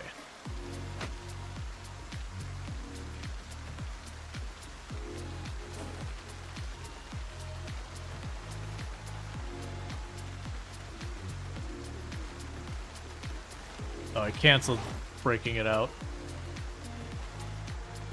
Alright, I don't really want to smash... So, let's not smash the window on the car yet. These will all be locked. Usually if any of them locked, they're all locked. Let's not smash it right now.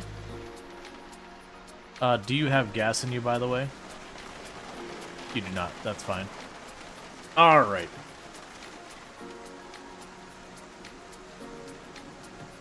So... Alright, helicopter day. They're kind of figuring that was coming. I made the comment days ago when we had, like, a foggy storm rolling in. It's like, man, it's gonna be the helicopter day. That's just the way my luck always works. So let's deal with this helicopter. Get that all sort of knocked out.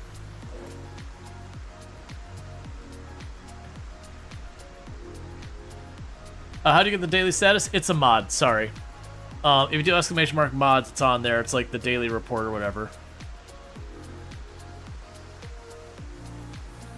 Who's flying the helicopter in the storm? A monster.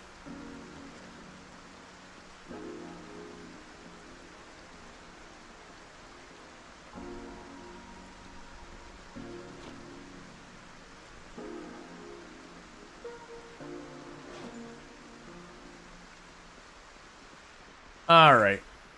So, we have ourselves 2 generators. We have ourselves tons of gas cans. We do have 2 wrecks that are drivable, but they are wrecks, so the tire will explode very quickly on them, that kind of thing. It might be worth, though, considering trying to take one of those wrecks to ship the generator. Because the alternative is I have to pick it up and walk it the whole way over.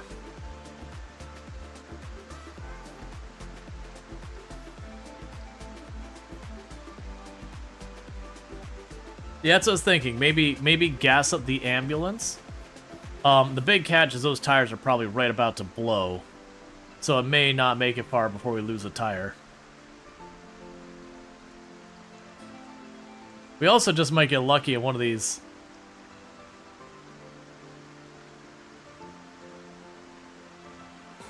Let's see.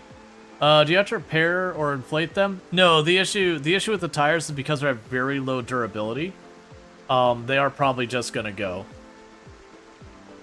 For the moment, I'm just trying to walk back to where we've been taking the helicopter each day. And then, you know, we'll potentially work on clearing and all. I should be foraging.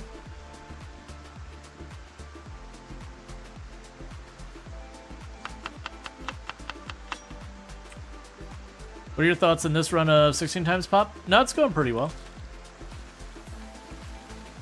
Is that shotgun shells? Okay. I'll take some free shotgun shells, I guess. How many do I get if I pick them up off the ground? 3? I mean, I'm not upset about that. Unexpected, but that's fine. It's going really well. I think we are depleting the surrounding area of zombies. Because people had warned me that the gas station was one of the highest population things in the immediate surrounding, and we got there and there was only the handful of zombies trapped inside. But we've killed a couple of thousand zombies out in that field, so my assumption is we drew those zombies there. Another thing we can do before we start messing with tearing apart cars or doing anything like that, probably check these handful of farms right here. There's always the possibility we'll get lucky and there'll just be a car up there for us.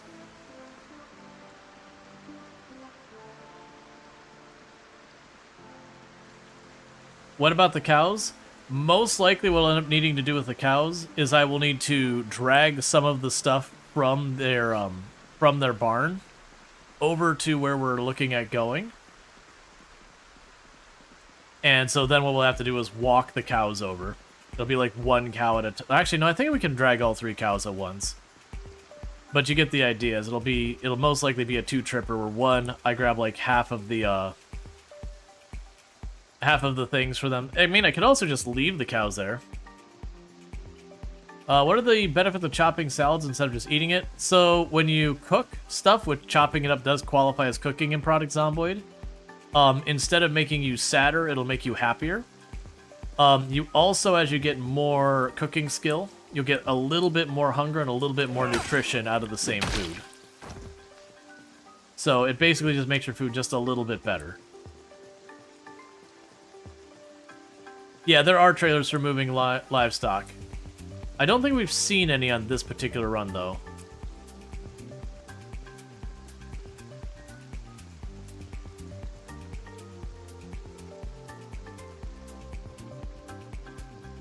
But I am excited about potentially getting ourselves some wheels.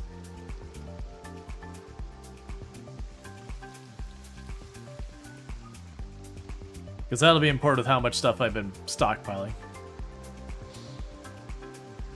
Ever test to see how much strength you build up pulling the cows around? No, not really. I've heard it's a good source of strength. But grinding up stats in that manner has never been a thing I've really cared about. You get plenty of stats just playing the game.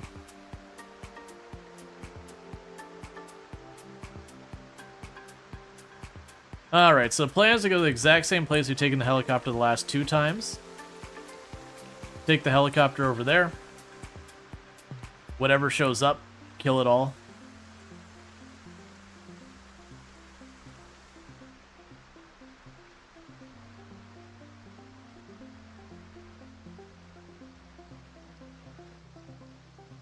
I mean, right now, that won't actually be the priority. We're going to take the helicopter over here. I'm going to check these places just north of us. See if we get real lucky with the,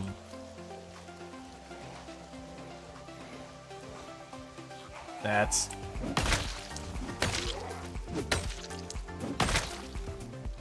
People mentioned I can use that to cancel the foraging penalty from weather.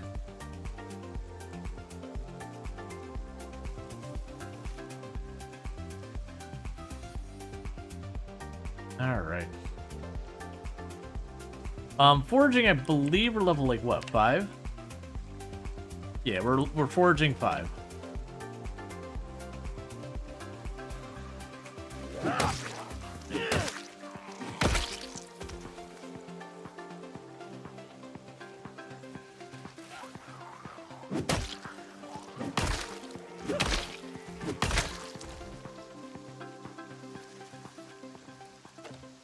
Okay.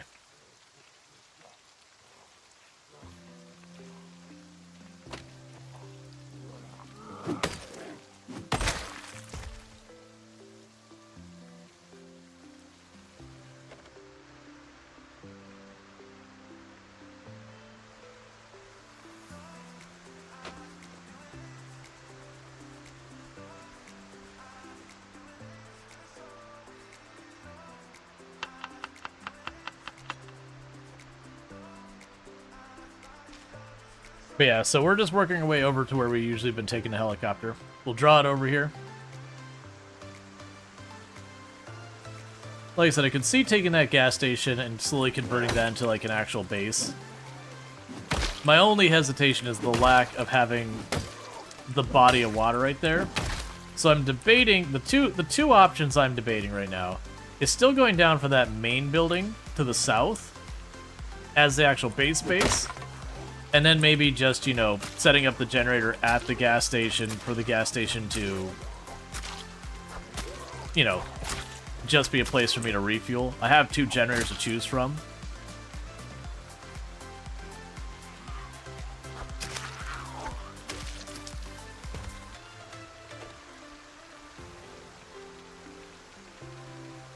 How long does the helicopter last? It could do 1 to 4 passes, and depending on how many passes and how long it can last, I think the full length is something like about 4 in-game hours. That's in-game hours, not real-life hours. Real life, it's something like 10-15 minutes as the absolute max. For 1 hour days. If you do longer days, all of that stuff will scale based on the change, like how much you change the day length and whatnot.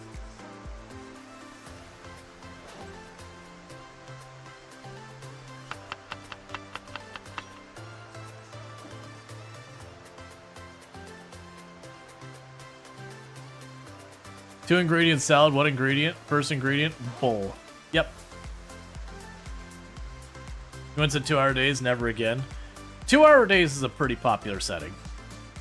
Once you start getting over 2 hour days, then it's like, yeah, no. Because even stuff like reading starts getting real painful. Yeah, there's water across there. I think it's got forest over there too. We can check real fast. Yeah, so one thing we can do is I will mark this right now that is basically clear.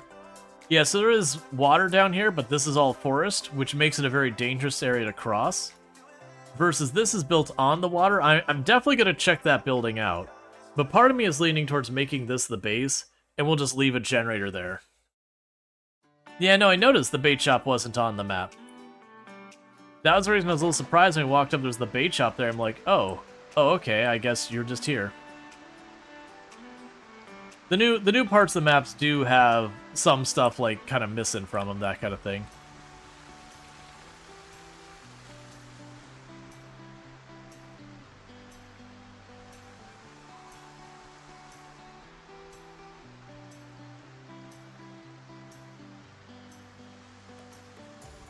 Nice. Nibble 3 is a big one. Yeah, so as you can see, this is about where we've been taking all the helicopters. Hence, all the random scattered bodies from our cleanup over the course. A lot of the bodies have disappeared by now. Because they only last for 9 days, and the last helicopter has to be at least 10 days away. You know, 10 days ago. That kind of thing.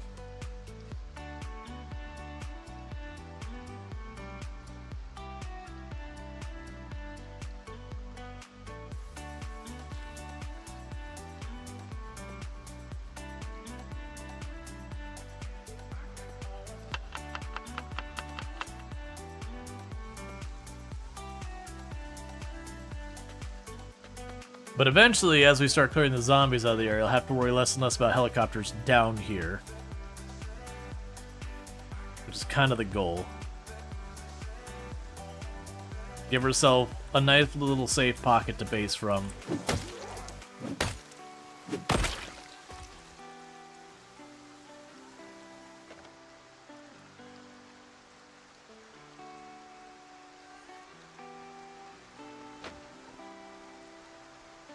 I got one down over here.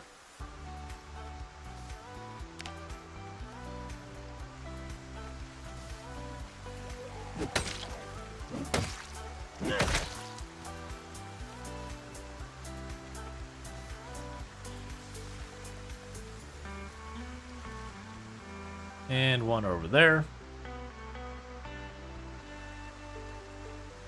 I didn't even see you for a moment there.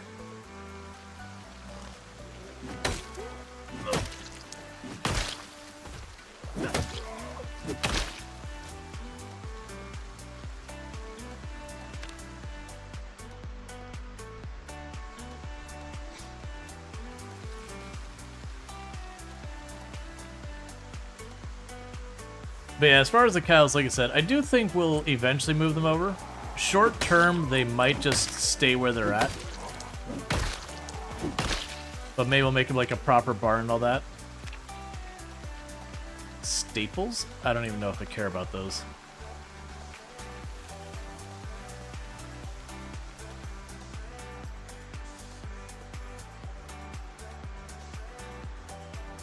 Okay, so let's sit for a minute.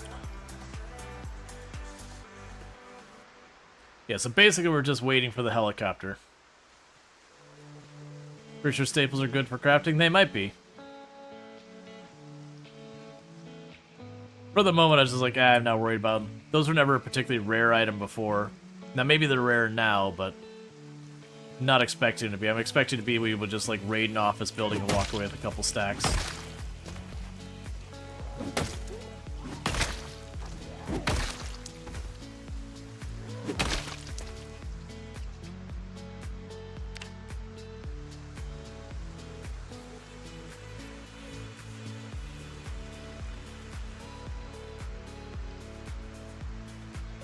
Okay. Alright, so I'm seeing some down here on the edge. Cool. More things I can eat.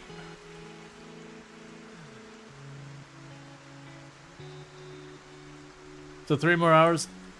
Yeah, so the helicopter can arrive anytime before 7 p.m. and anytime after 9 a.m.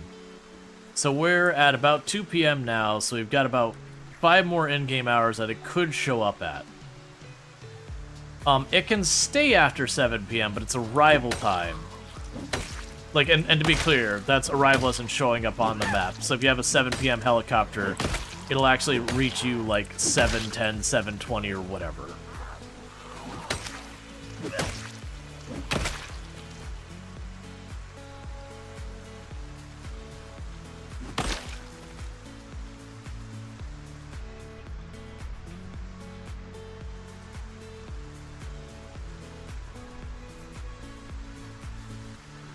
Check all these ones.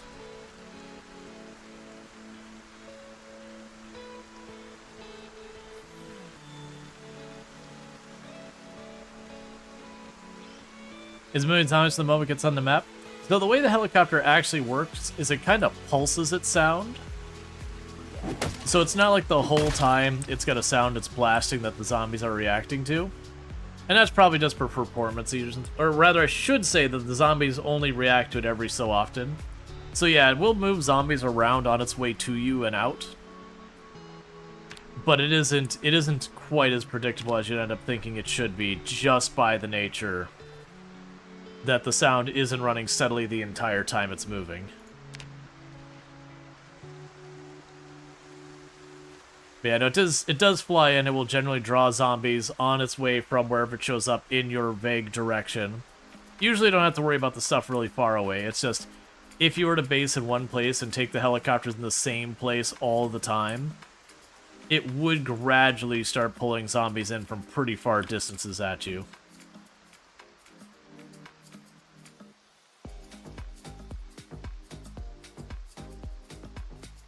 I guess we can go ahead and mark this now. So 0826.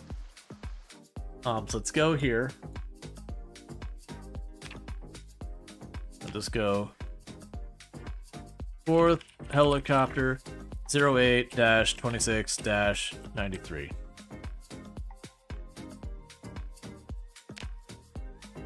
Yep, that's right. Cool.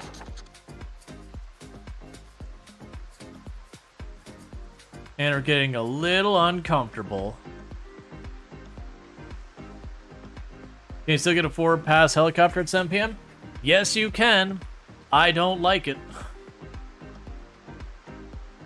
Because that's where you start having the helicopter that's like really properly dark. Because then it can like stay till like around 11 p.m. So you get to like 11 p.m., it's getting pitch black outside, and the helicopter's wrapping up its last pass. And then you gotta find your way home in the pitch black with all the zombies stirred up.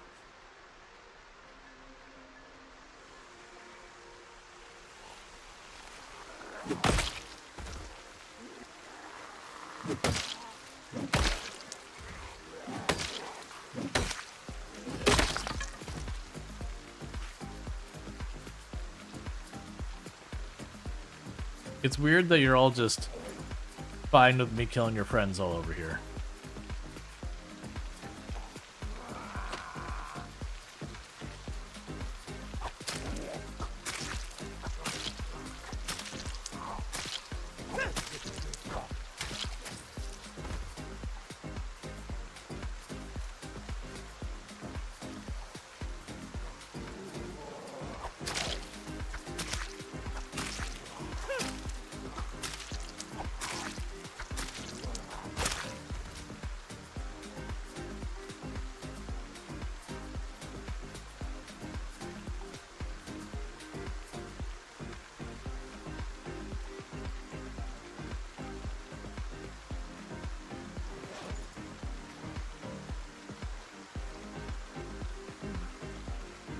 There we go.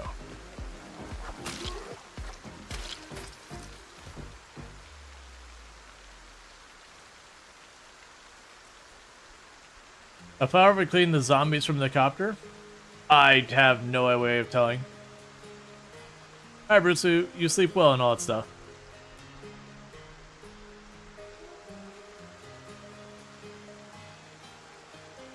I mean, unless I'm confused of what's happening right now, which I feel like I'm confused.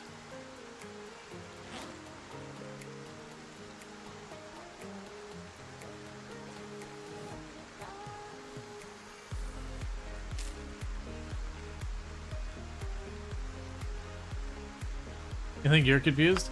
I think a lot of people are confused right now.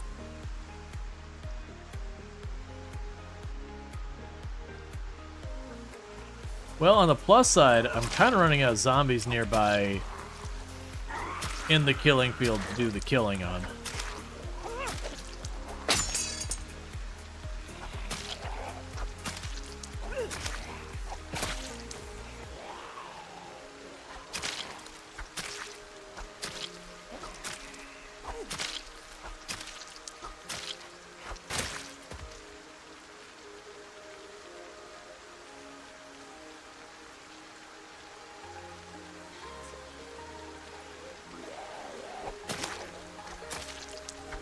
Okay.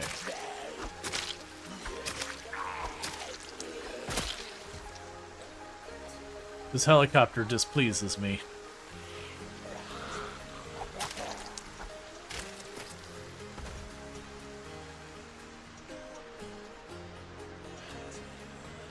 Now, we got a couple more zombies over here.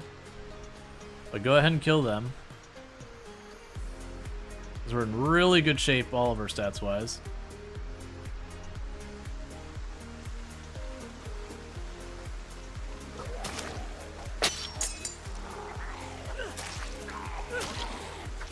And then I will circle back to the helicopter spot, because we don't want to be too far away.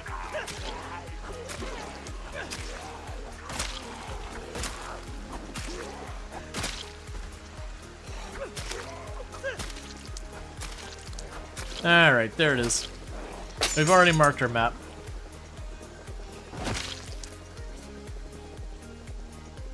It's not exactly in the right spot, but with the imprecision of the helicopter anyways, it's probably fine. I have no idea if screws are worth that much right now. Okay, so have all of those. That claw hammer is a spare. There's the hand fork. And a bunch of screwdrivers in that. Okay, cool.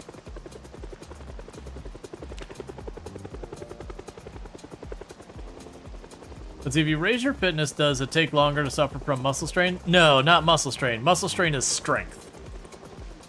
Strength reduces the speed at which you, it makes it take longer for you to build up muscle strain. Fitness makes it take longer for you to build up exertion.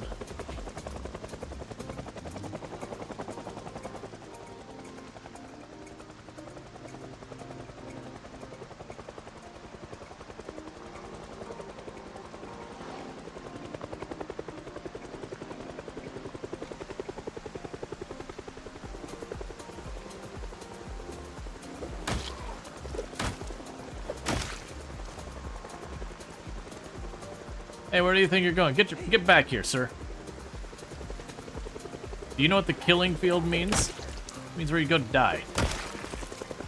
I guess, again.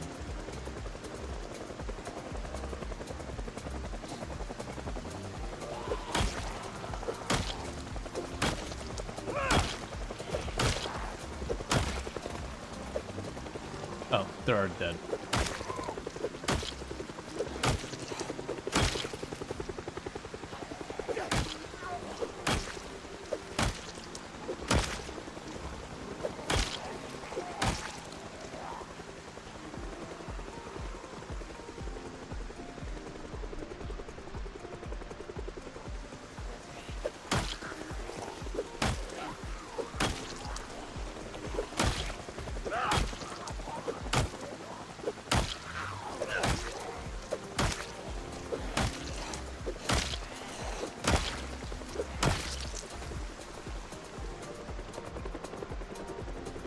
Just like 4 more.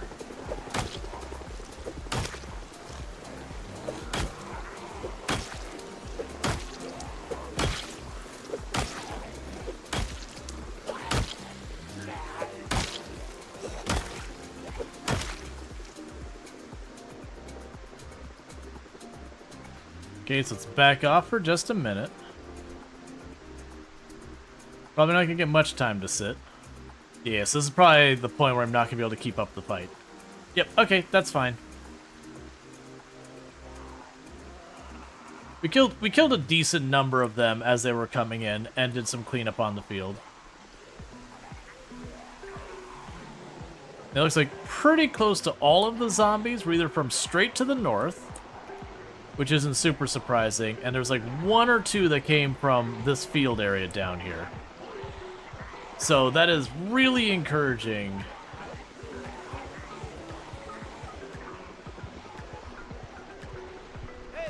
That we've been clearing out the area by the lake.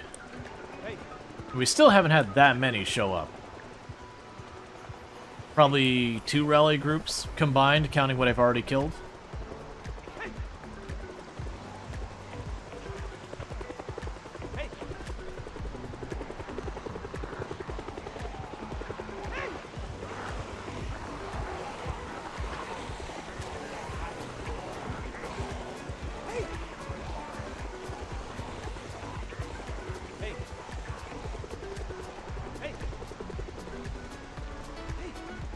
That zombie down there just doesn't care.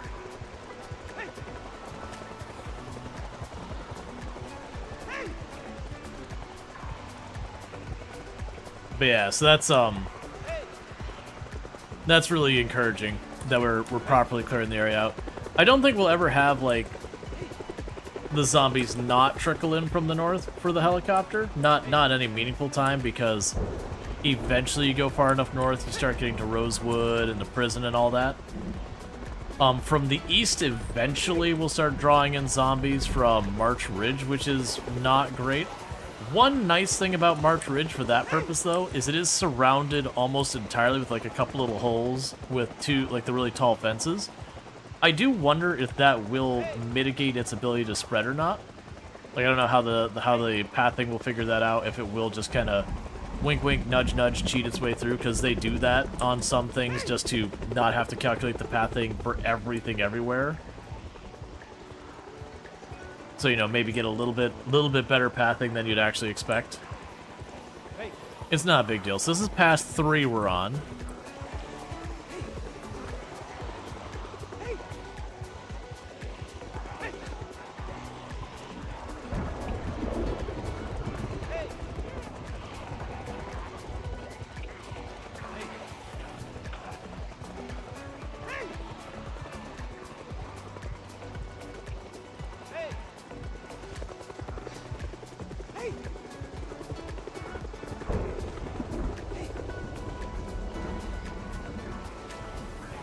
You know, the other thing is we might get lucky in that main building to the south. It might have a parking lot in front of it, you know, with room for 4 or 5 or 6 cars. We might get lucky and just get a car out of that, too. That's actually got relatively okay odds.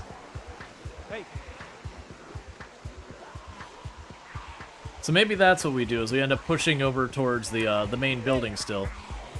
Because I like the idea of making the main building our main base so I could just fish off the back of it kind of thing. You've got the big lake going around.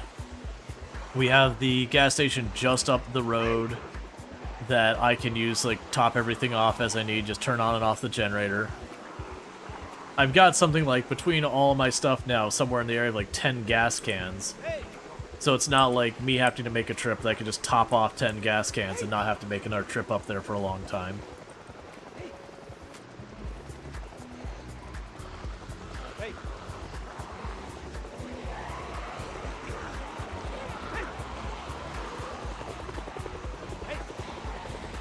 Yep, so we are getting a 4-passer. It did show up at something like 5, though, so it could have been worse.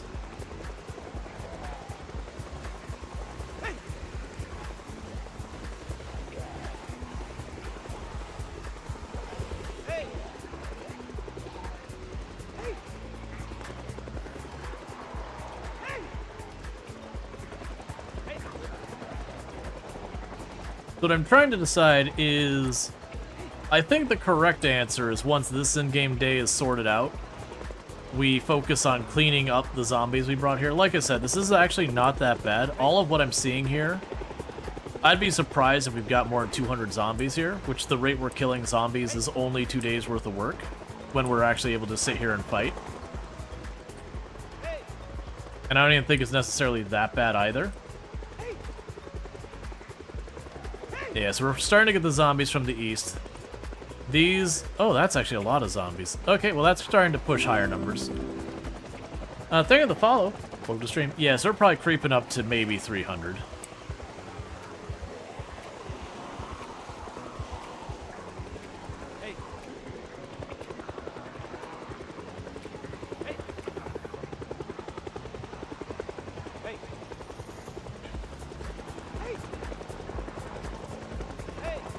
Yes, I do think we'll need to do some cleanup. Which is fine, because like I said, we do the cleanup, we get to that main building. The main building, there's a chance we can get a car. If we don't get to the main build, like if the main building doesn't have a car, we've got those farmhouses or whatever to the north. Those might have a car. If we do get around the area and we just don't find a car, then we have the choice of, okay, we grind for the mechanic skill, because I already have the electrical. Yeah, my assumption is gonna be like a lodge. So probably we'll have like a handful of guest rooms on the upper floor, like a big main, like not banquet hall, but like a big main room for whatever you want to do there, like a wedding or, you know, lodge get together. You know, some type of like, here's how you fish class, here's how you whatever class.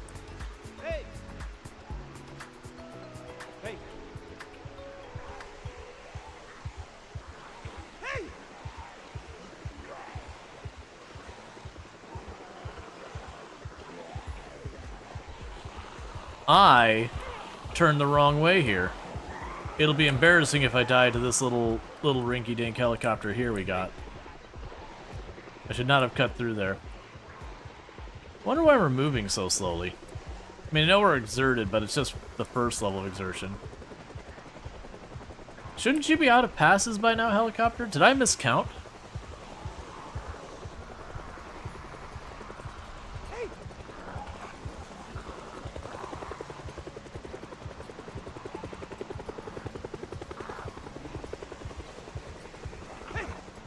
Yeah, so this will end up being a major cleanup.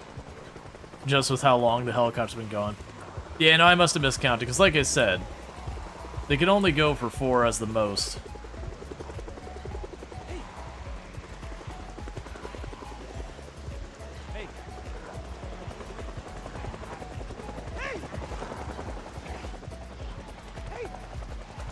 I've been trying to keep them clustered, but more and more of them are getting away from me as there's just more and more zombies in the area.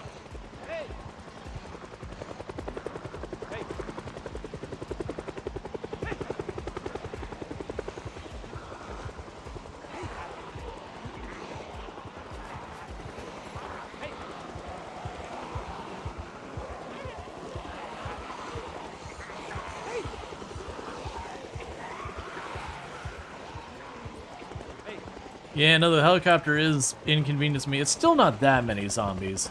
We're definitely over 200, though, in the area. We're probably pushing, like, 400, so it'll take me a couple days for the cleanup to get rid of them. The bigger thing I'm worried about, all these zombies that have managed to get away and keep running south towards the house. Those are the ones that have me worried, because then I might end up being, like, in pitch black, trying to figure out what the heck is going on. And bear with me for a moment, because the Twitch is trying to ad break us, and I'm just going to kick that ad down a little while, so that we don't miss out on stuff because of it. Because I can only snooze it so many times, this feels like a good time to snooze it.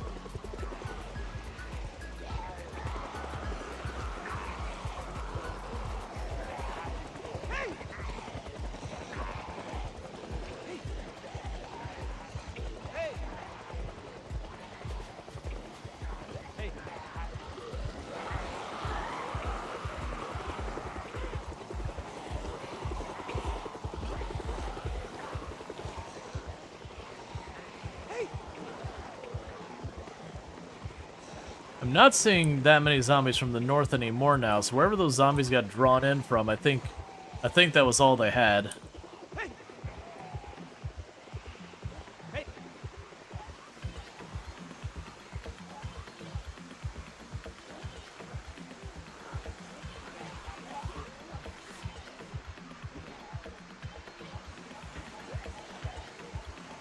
Okay, so I cannot close it without stopping.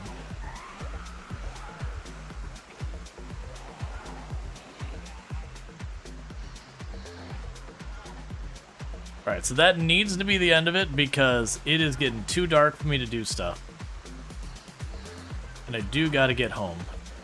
So I am trying to cut straight east before I cut down, so that I get that main force of zombies. I can hopefully ditch it here somewhere, so that we hopefully don't drag them home too much, because we live pretty close to that.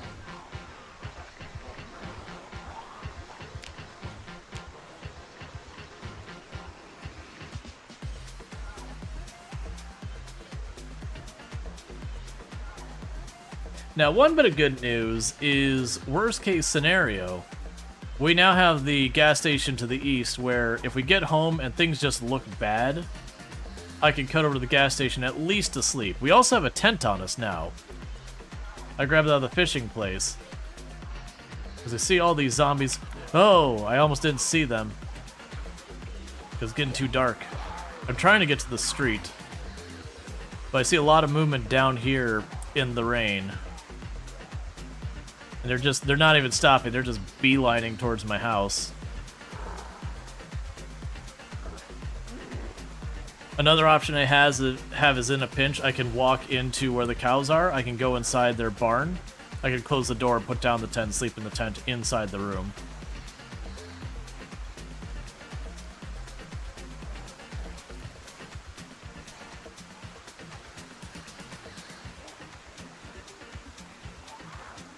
It was looking pretty bad for us sleeping at home tonight, considering I'm still seeing movement down here, and that's our yard.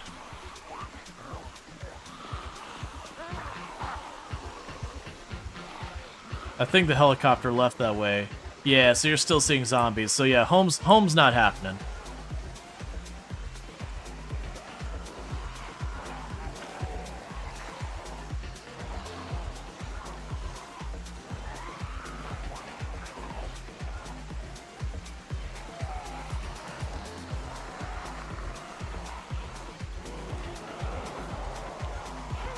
I wish you could see more than a couple inches in front of me.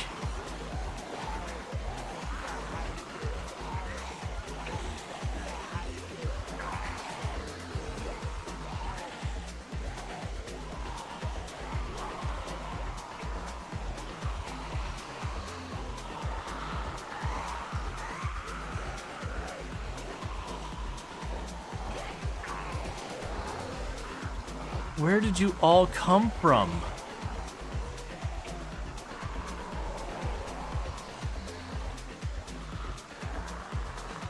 There wasn't this many zombies at the event itself.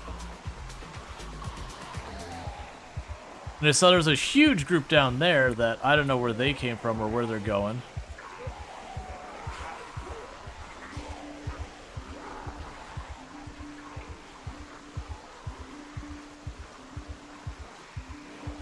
Well, I think we're moved over to the gas station for now. Because that's definitely more than the couple of hundred. I was like, oh yeah, that won't be too bad to clean up. I'm guessing those are zombies drawn in from below. That they didn't get quite to that field. We'll have to assess to see what we're even dealing with tomorrow. Right now, it's just get home alive. We'll get to someplace sleep.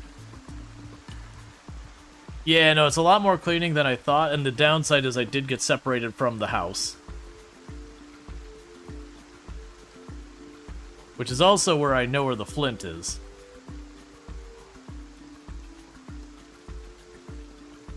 But that's okay, because that means that zombies in the area we will take care of.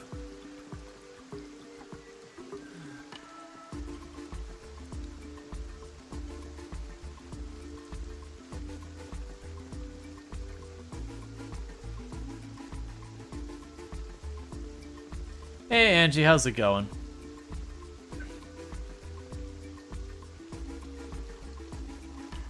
How far is their line of sight? Depends on how bright it is outside. Is it raining? Is it foggy? All that stuff. I don't know the exact distance or anything like that. So I can't really give you a good answer on it. It's not that far. So we've definitely broken away from all of them already.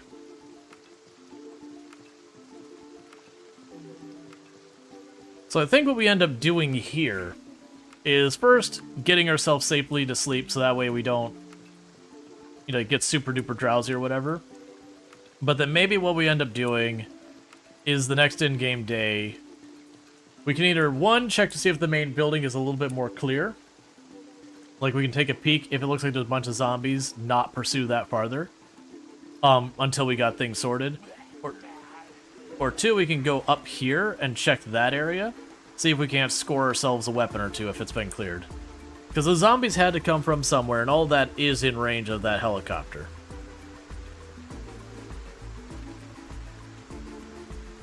So we're just going to assess if we can score some quick weapons.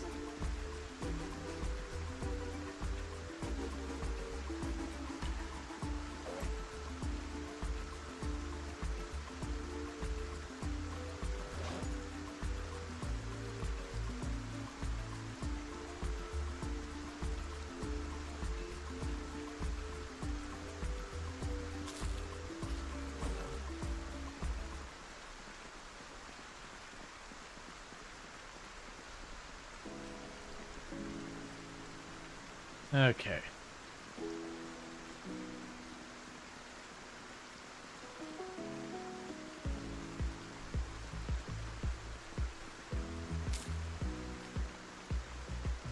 Yep, so we have a tent packed on the bottom of her backpack. We actually just grabbed that from the bait shop. So that would be, honestly, if we were to get over to the gas station, for example, and if it were overrun, then what I can also do is just walk up into the field, put down the tent, and go to sleep.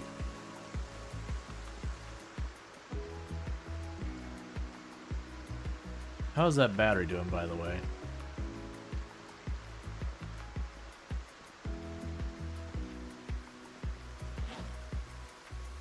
It's good.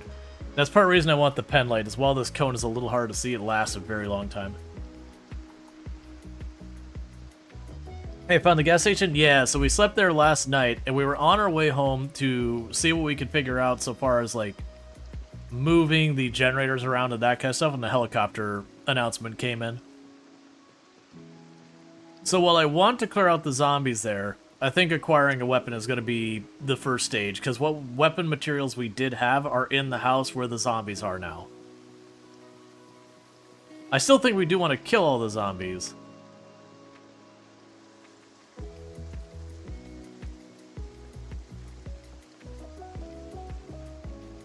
But it's going to be one of those things that are going to take a while. Now I got cat's eyes. This is with cat's eyes. Right there.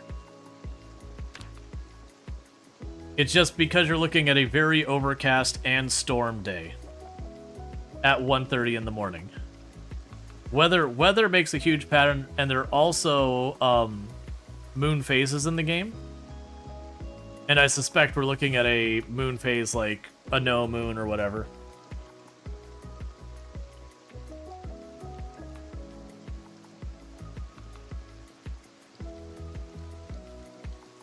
The moon phases are actually significant contributors.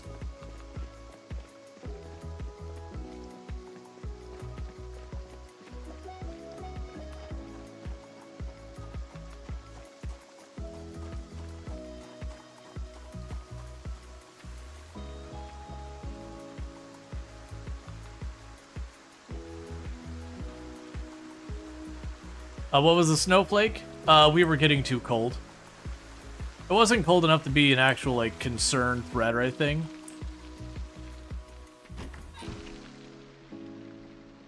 But cold enough it wasn't great for us. Okay, so let's deal with our inventory stuff. Unequip the light. Put it away. We can deal with all this crap in the morning. Let's get some sleep.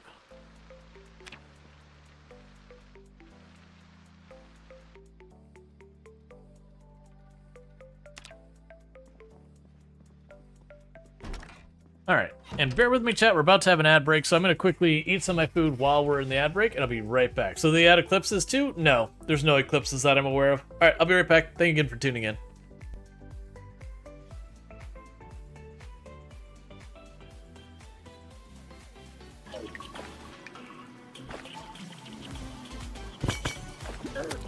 No, no, no, no!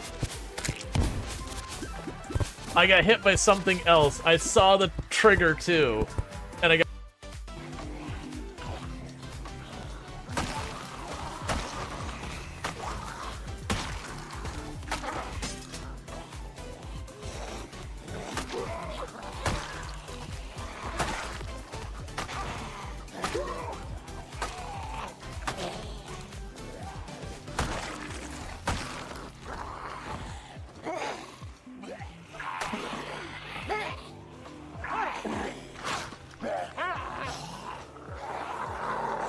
I messed it up. Don't be bitten.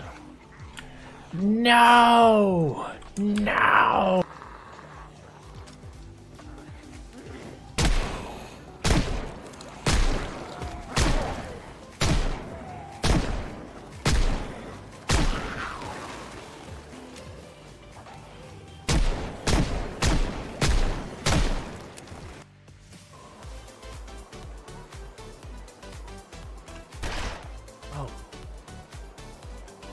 And here I was making the comment to myself earlier, it's like, you don't fire the gun when you left click it without. Unless you aim it. I would be wrong. That startled me. So prisoner, begin converting them. So let's see. They're a tough child. And they want to be in the mines. Alright. That thematically fits this in a very uncomfortable sort of way.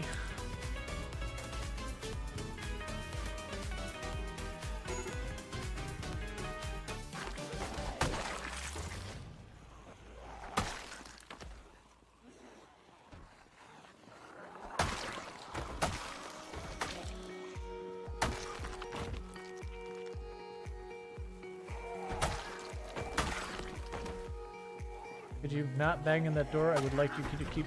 I want the door. Stop hitting the door. I want the door.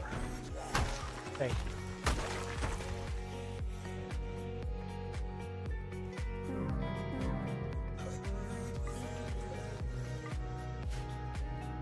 Well, that's not gonna help us. Yep. Mm-hmm. It's probably fine. That'll almost certainly not have any repercussions for us, having the entire group of guests who are going to stay die from heat stroke. My colonists are doing fine, so I don't know what their problem is. Maybe they should just have made themselves out of tougher stuff. You do your best, Semi. You got this, buddy. They're totally dead. Alright. Yeah, let's roll the dice. 60% chance that things don't go terribly, 40% chance they do go terribly. Yeah, let's push the button. Boom. They died.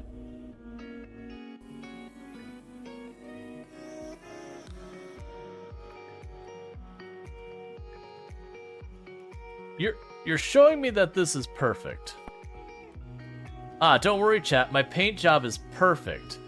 My paint job is definitely not missing anything. The game says we're done here. I especially like, it'd be one thing if it was literally like that was painted, this is nice and uniform, except I got a bunch of like splash over here. Hey, I'm not gonna argue with the game logic. It's perfect.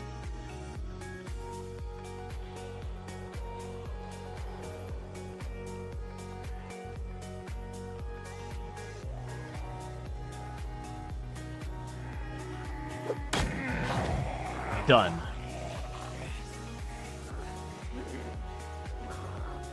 All right. You saw some professional hunting right there.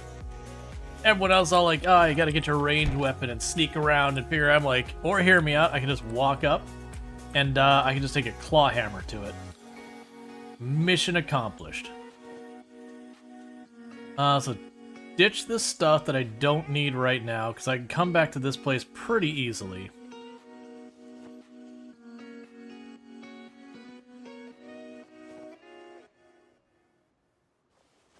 All right.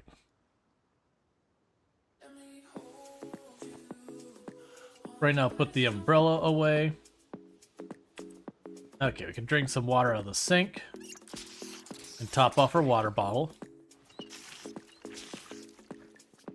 Okay, so that's just gonna have to do with our weapon situation. So the good news is this area wasn't affected. Yeah, no, that one definitely escalated more. So the big questions we have here. First, I actually have a building there that we've checked. Let's take a peek to see if that main building down the road here looks okay or if it is overrun. That's not encouraging already having a group of zombies there. Is the car busted? No keys. So I gotta learn to hotwire. That's gonna take some time.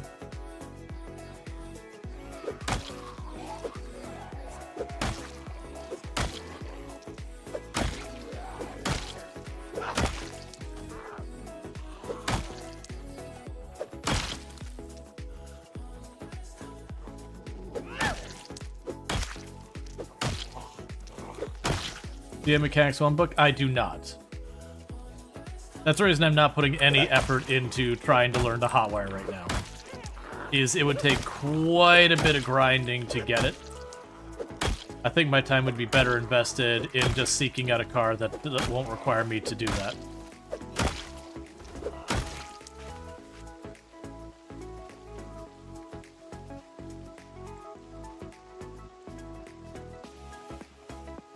Alright, so it was just one group right there.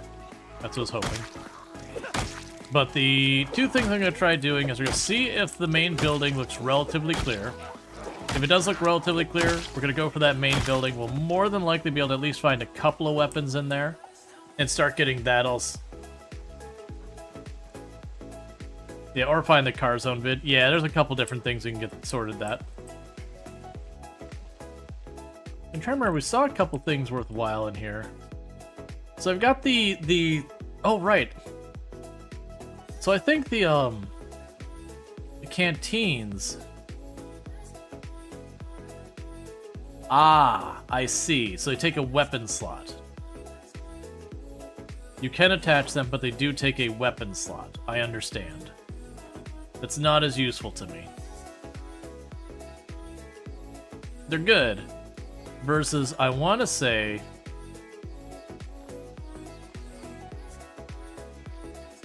we do have the leather one.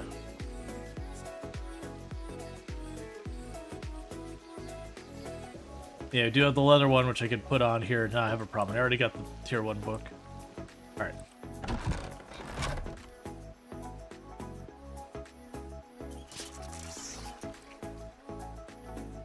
That's good news.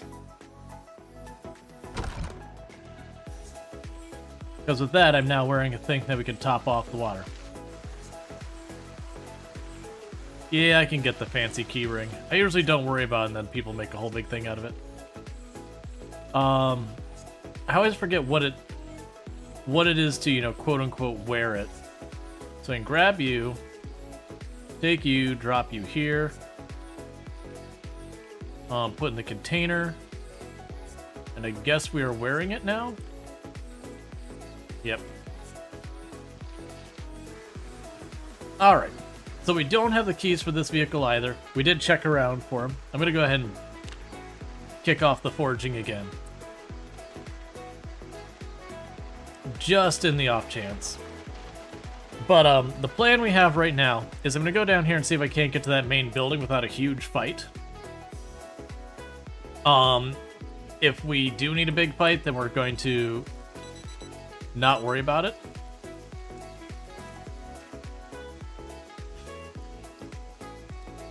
Because if we do need a big fight, what I'm going to do is I'm going to cross over to trying to hit those ones up top. Because I only have like 2 or 3 weapons right now, and that's not going to be enough for us to clear back home, nor enough to clear an actual fight. I think it's bigger than a mansion. I'm thinking it's like a lodge or something like that, where you'd have like a bunch of bedrooms on the top, probably a bar on the bottom floor. Maybe you'd have, in addition to all of that, you might have like a common room. Ooh, okay, that's a good find. I believe with this we're looking at probably having tools. That car looks like it might be damaged, but that's not that big a deal.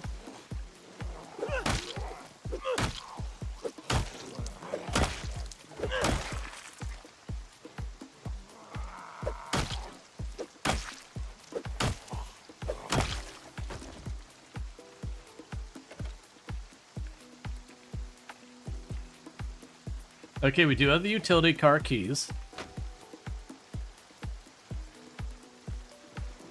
There was one more down here. This is the second spade, so I can go ahead and grab that and use that as a weapon.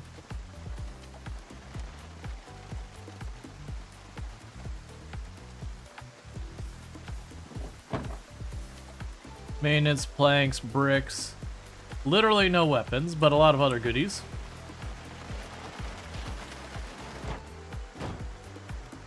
No gas. Ball peen hammer.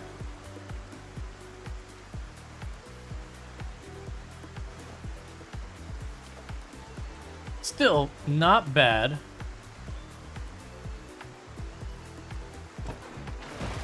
Oh, let's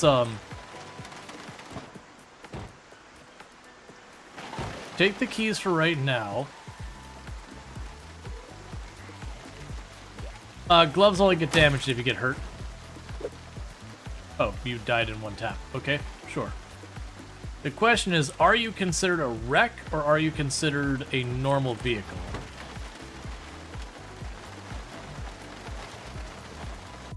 You are a wreck.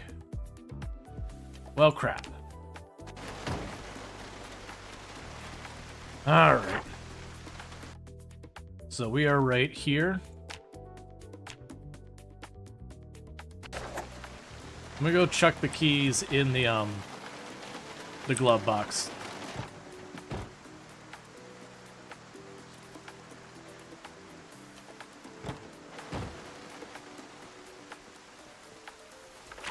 And let's also mark it stack and other goodies. Yay. Morning. Morning, Randall Thor. How's it going? Dark, sorry. You know, Dark Wallow by the lake, or Dark Wallow Lake guest house. No more cars down that way. So, in a pinch, we could possibly use that car for a little bit, but it is those things. Being a wreck, I probably only get around a couple of blocks before we lose a tire or something.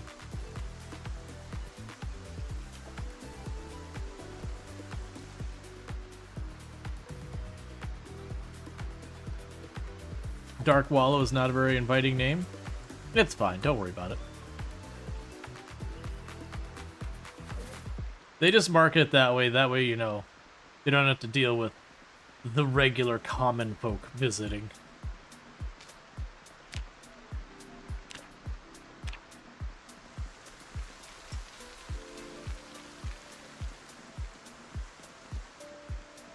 Don't want to be dealing with, you know, the everyday riffraff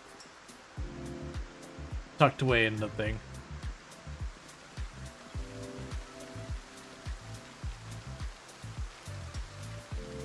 You like the idea of a really gothic lake house resort? Got a bunch of gargoyle statues on the roof. I could dig it. So far it's been very peaceful. The question is, now we're getting closer, what are we actually going to find here?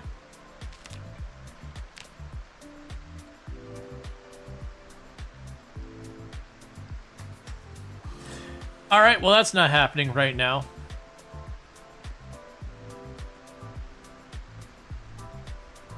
I do want to take that...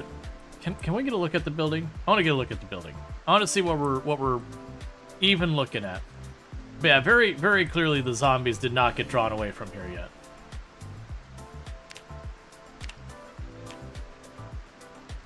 Can I even get a look at the building? Alright, so they do got a bunch of cars, but yeah, this place is packed.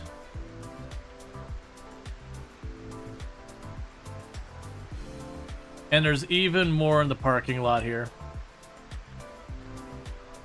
Okay, that's fine. That's all I wanted to check.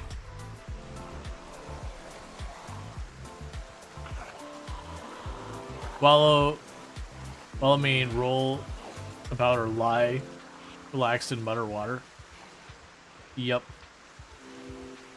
So we do want to clear this place out, but I don't think my spade, claw hammer, and little hand fork are gonna do nearly enough.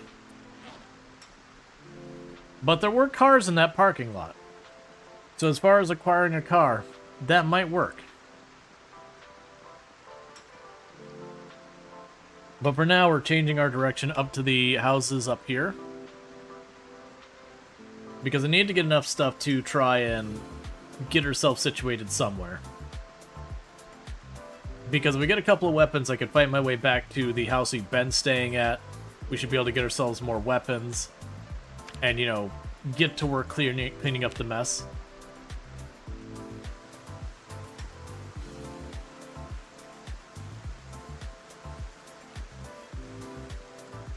There is also, if you looked down there, a bunch of cabins down there, but judging how dense that whole area is, I don't think we're going to set up right next door to it and just make it work.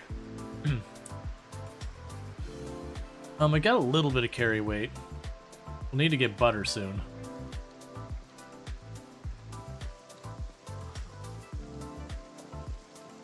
We are separated from home at the moment at the... Yep. Now, I figure by the time they could get up to the gas station, so that's a decent number of zombies, but it's nowhere near as bad as some of the other places we've seen.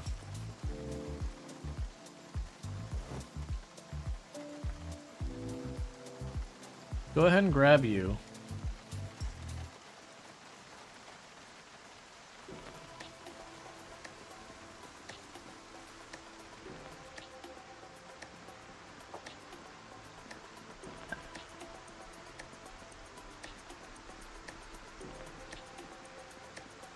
Alright, sorry about that. Yeah, no, the issue we had is we just had the helicopter, and it did end up being a late night helicopter with 4 passes. So it did bring way more zombies than anticipated. And that was the reason we went down there, is the theory I was running with is the zombies had to come from somewhere, because for those who don't know the way the helicopter event worked, it does not generate new zombies. It does cause zombies nearby to move towards it, and it does a little hand wavy stuff on the pathing and all that. But generally speaking, the zombies come from somewhere. And so, in that particular case, what we've run into is just... Oh, you have a wrench, don't... Well, we'll leave the wrench there, because I'll probably want that for later. In that particular case, we just got more zombies than we anticipated. the bulk of them came from the north. We did get some from the east, which I can only assume maybe got pulled off of this area or maybe up there. But the bulk of the zombies came from the north where the forest is. So that's, to me, I'm just equating that as there's this big giant forest in here. Maybe there's stuff in there, maybe there's not. But there is going to be trace amounts of zombie here and there. And then once we go farther north than that, it's Rosewood. So we were getting zombies from that general area came down to cause us problems. But yeah, so let's go check these farmhouses and sheds and all that. See if we can't score ourselves a couple more weapons.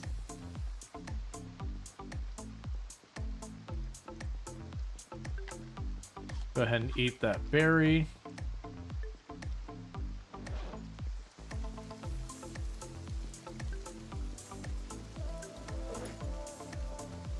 We did get a second ball peen hammer, that's right. We're actually not that bad on weapons at the moment.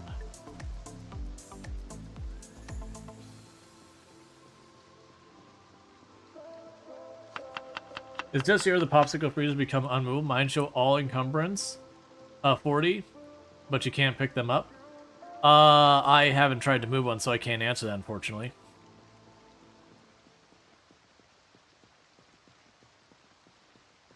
We also could just look at what it's going to take me to reach the house. I'm curious, because we did pull zombies down this road. I just didn't see how many.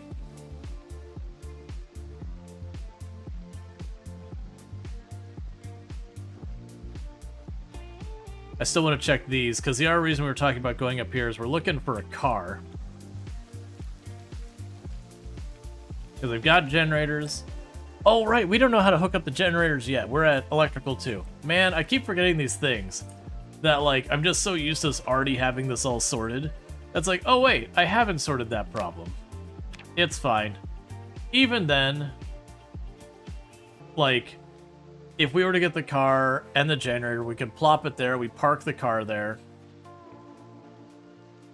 You know, it's still that's basically, you know, set up. We'd have to still fight to the main building and all that. That's all fine. But yeah, I forgot, we actually, how close are we to electrical 3?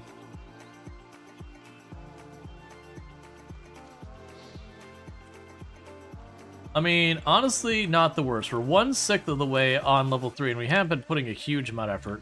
I can certainly start going into houses and tearing apart their televisions and radios and all that. I've been kind of ignoring it after we got our words are hard.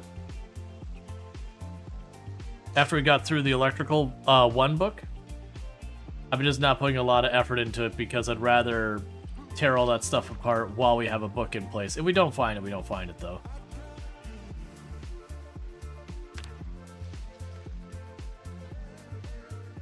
So the good news is the theory that the zombies got pulled away from here looks like it's proving to be right.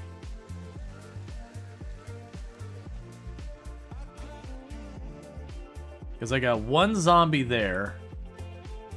And that's all we've seen for zombies so far.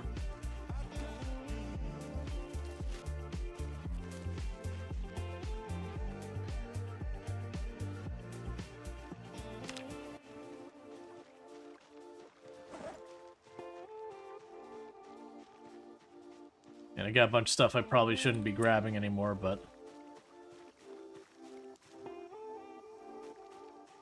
that's fine. So we'll probably have a couple of zombies in here. It still is a building.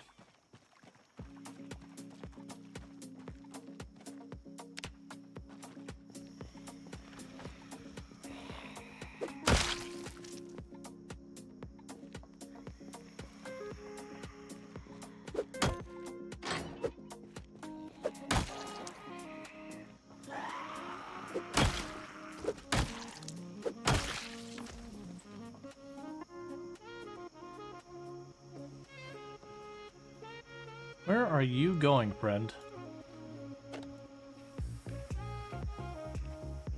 That feeling is coming around this way.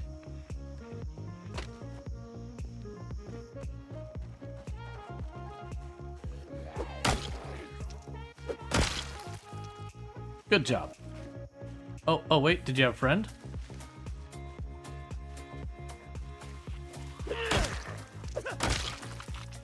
Good job. Alright. Find good stuff today? I mean, we reached the gas station. We found a gas station. That's pretty exciting. Alright, so that's pretty much what you expect in a barn. There's troughs, there's food, there's water. So go ahead and go over here.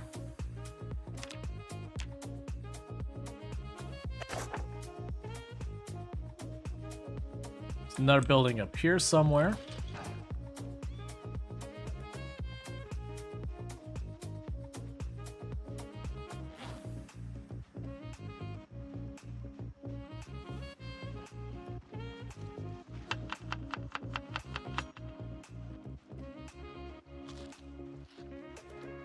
And then we can go back and check all that. Okay, so it's just like a shed or something for tools.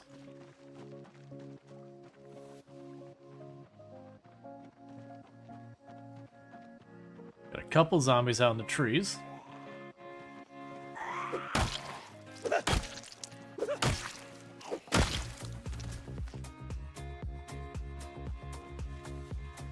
Yeah, now there is a gas station. We're able to get in there pretty fast. It had a rat infestation, but most of the rats we let out, there's ones trapped in the basement.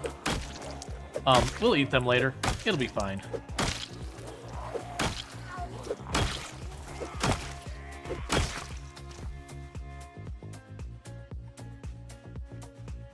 All right.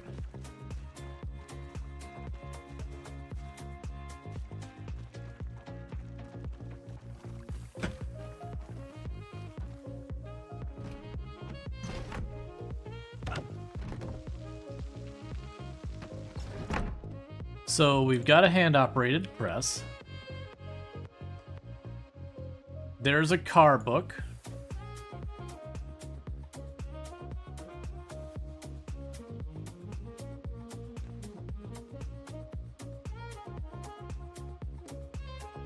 All right. Let's mark this on the map of symbols, circle it, do that. Hand-operated press. We can sit for just a minute. Did they improve butchering? They did in build 42.1, I believe. I have no idea how good, bad, whatever it is. Was the press good for? I believe you can, I want to say you can make, like, the olive oil stuff, and then there was for certain things like the, clay tiles and a bunch of stuff like that, you need a press. That you get the mold, and you press the clay into the mold, and then you cook it in the kiln. I want to say is the order of operations. Yeah, like the anvil.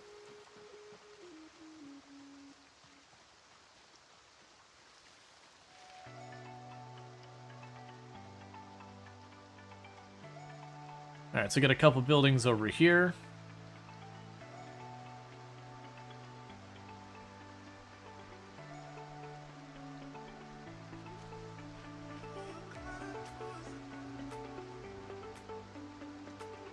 If nothing else, this will also mean for clearing the helicopter area, I'll be near enough to it that we don't have to hike back and forth.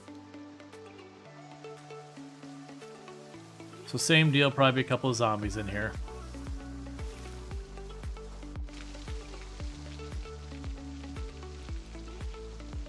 Okay, so those are all empty. You're gonna mark that as...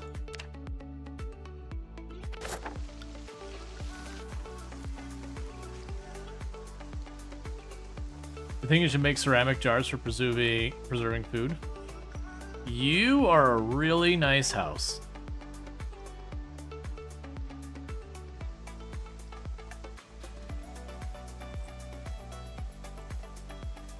Oh. Check that. Nice on the outside. Inside, not doing so good.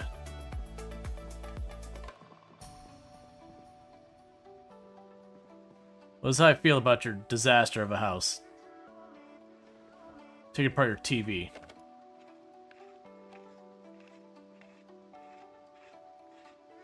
A fixer-upper? I mean, yeah. Oh, I saw you.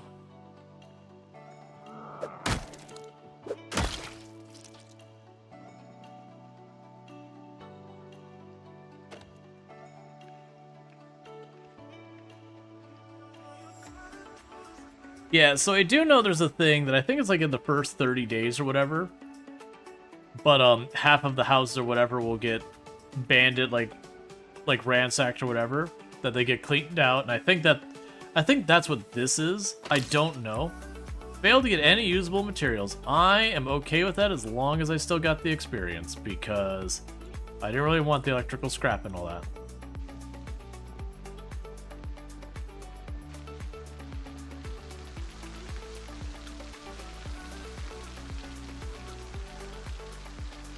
Heck yeah, a baseball bat.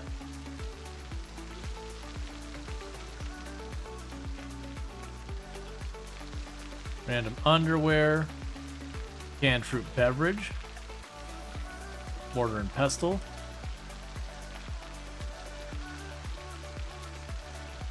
Barbecue sauce.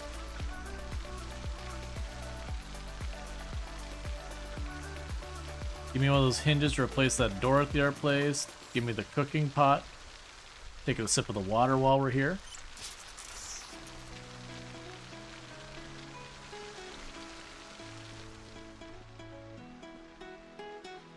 Take the lighter. Take the wrench and the file for now. I already got some of those and all that. A lot of just random junk that's actually pretty okay.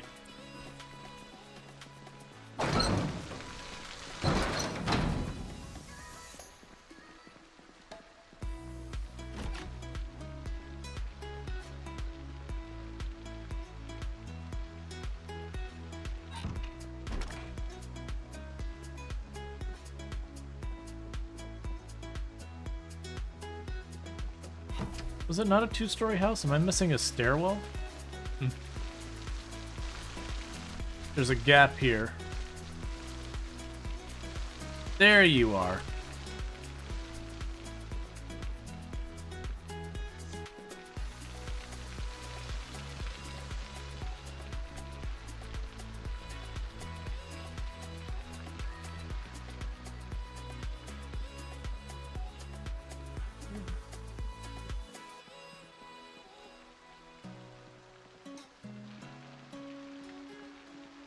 Okay, we got just around the corner here to check.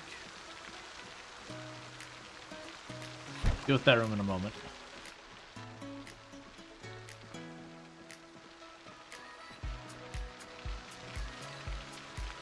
Hacksaw on the floor.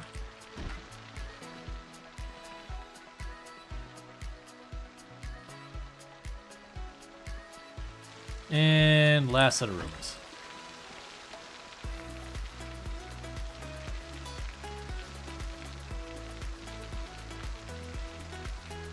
Yeah, so it's just the idea, like, you go in these places, and the whole place is shredded, just torn apart.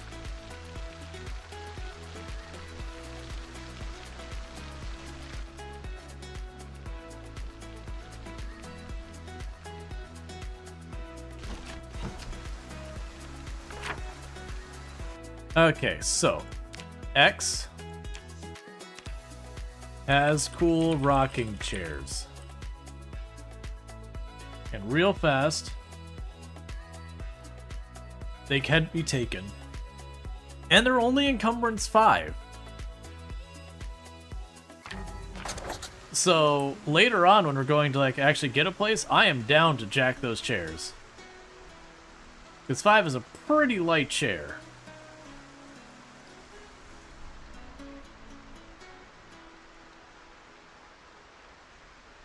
Yeah, and there's a grill at the back. We got a lot of grills out here if we need them. I'm not super worried with how common the wood stoves are and fireplaces are on the new part of the map. It's really kind of made grills not that necessary. Not like they used to be. Like getting those red grills to drag around to have your place, you know, a safe place to cook stuff. Just about everywhere you go just about now. you can find something to cook in.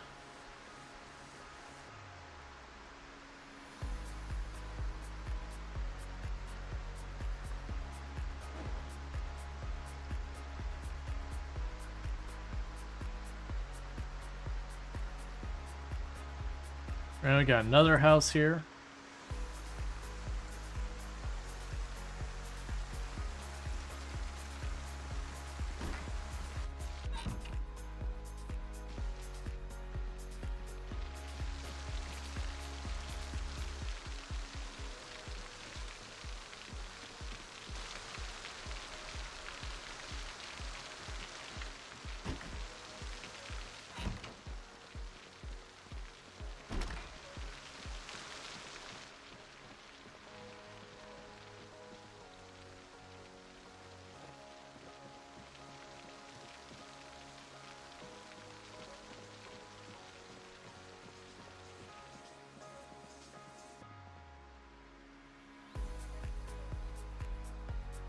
Okay.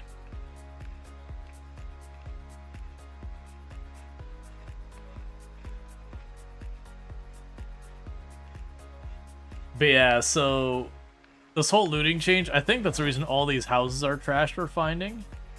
It's just, like I said, it's something like a 50% chance or something like that. Hey, I'm okay with that. Keep breaking it. It's still electrical skill, and that's why I'm taking it apart.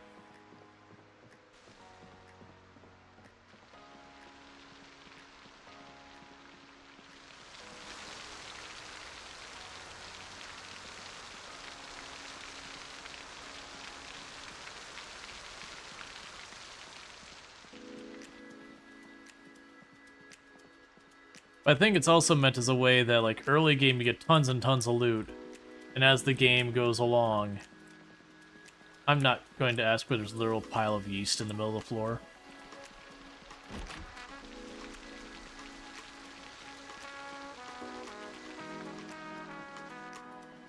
It's a bummer all those doors are missing. This would be a bad place to sleep otherwise.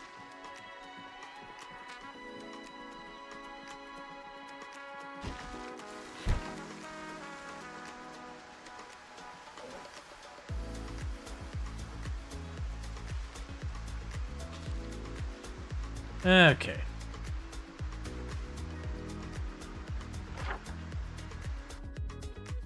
So nothing good left in there.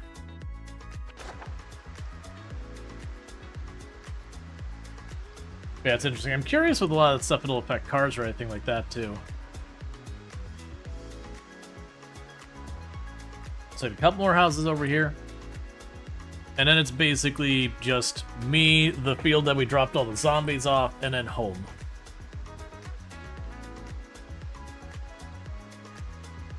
And unfortunately, it does look like the, it is looking like the main building down there is going to be a proper fight, which I'm down for, but I'm going to need to secure some weapons for that.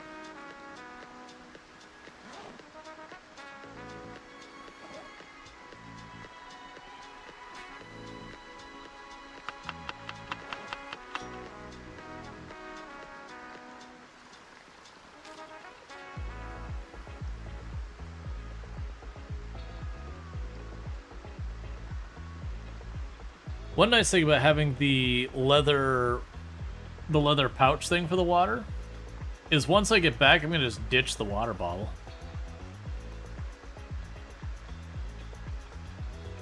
Leave it behind kind of thing. It's just a reservoir. Storage. Use is good for the late game? Probably. Usually don't have to worry about that at all though, even in the late game. Food's just a very, very solvable problem between, like, fishing and all that.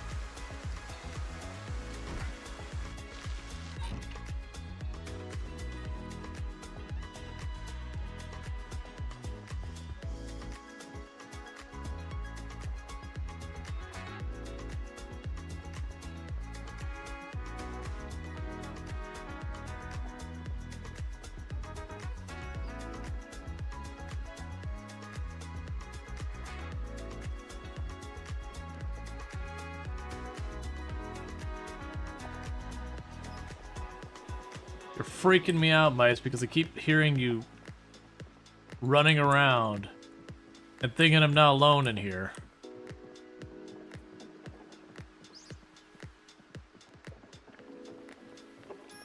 We'll deal with that in a moment.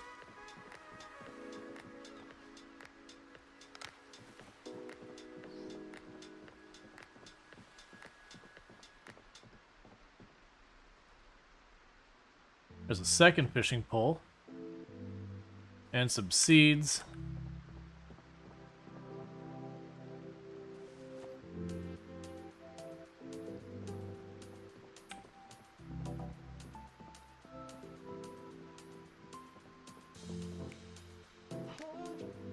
How could they leave the hot sauce?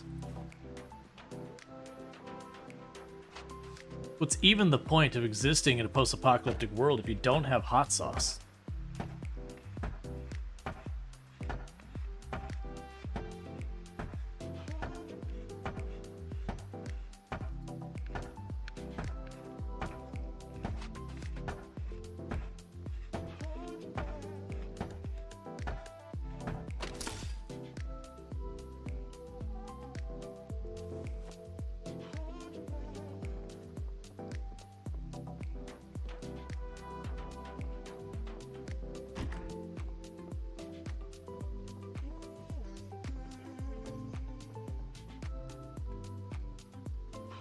Okay.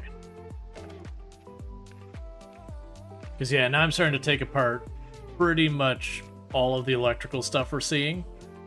Just because we're getting really close to being able to do the generators. So it is worth my time to work on that. Because we're already at electrical 2 something. Ooh, did you actually give me materials? No, you dropped on the ground, which is perfect. Okay. Let's poke our nose upstairs first. Alright, Bass, you have a good one.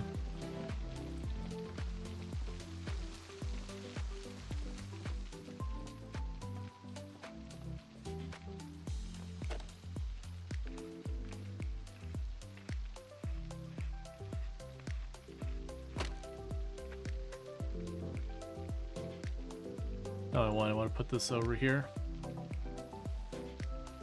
The good news is we should be able to sleep up here perfectly safely. Because the doors are all intact.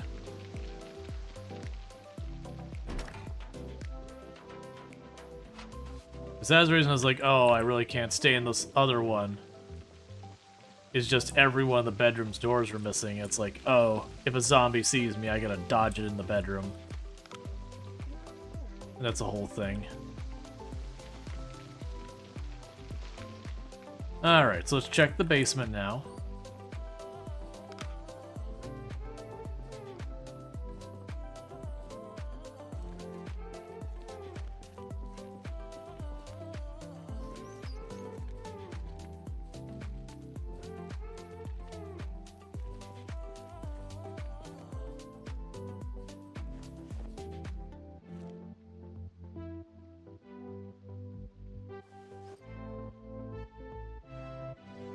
That's fine, whatever.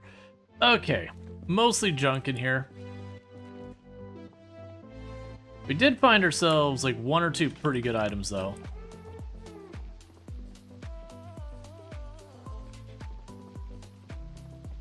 The lights outside, can you disassemble them too? I don't believe so. I can remove the light bulbs from them, though. But it's a little bit different from disassembling. You don't gain the electrical XP, so let's unequip this flashlight. This is one we looted. Shuffle stuff around a little bit. Okay. Here, you can have that roach. Deal with the door hinge later. I don't really need the file. You can have those, you can have that.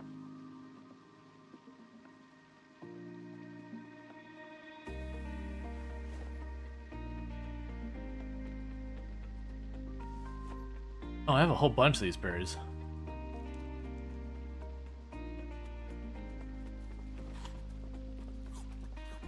You take apart the fridge? You can. I don't have what I need, which is welding stuff.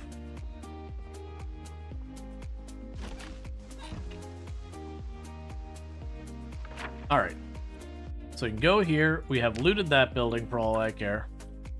I'm not coming back for a couple of bugs I tossed into a cabinet. We're going to take a peek at the barn and all that. And I might try and kill a couple of zombies since we haven't done hardly any fighting today. And then, like I said, we could try sleeping in here. We could do that until we start wearing ourselves out of weapons, killing the zombies in the field to try and carve a path through to the house he's been staying in.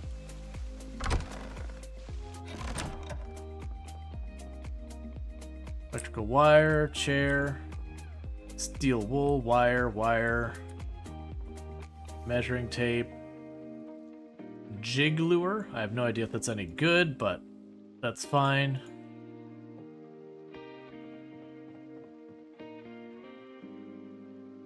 A mostly spent welding torch.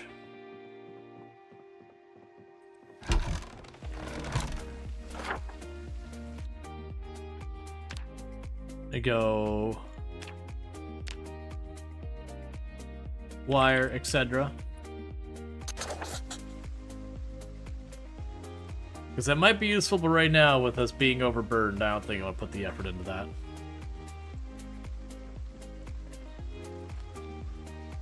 Go ahead and eat those.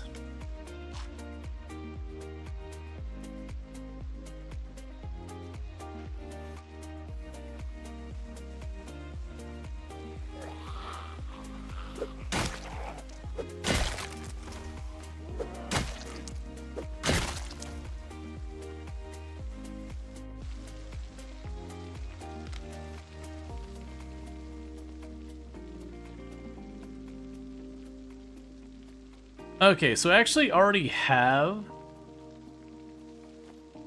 a scythe. So I'm not going to worry too much about that. What about the second floor bedroom? Did I miss the second floor bedroom? Oh, you mean here? We already went up in the second floor. Yeah, we already looted those places. I'll probably go in there to sleep. That's the plan, at least. Okay, so we checked this. I think the only thing left up there, and that's just going to be another barn. Okay, so I think what happens is we go back in here, we sleep for the night, and then I cut over... I think we go down... I haven't decided if I want to go down this road towards the house or just kind of go straight across the field, which will be the worst of the zombies. They had a lamp you can't disassemble? Oh, they probably do.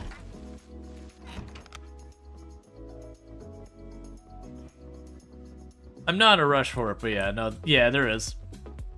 You're not wrong.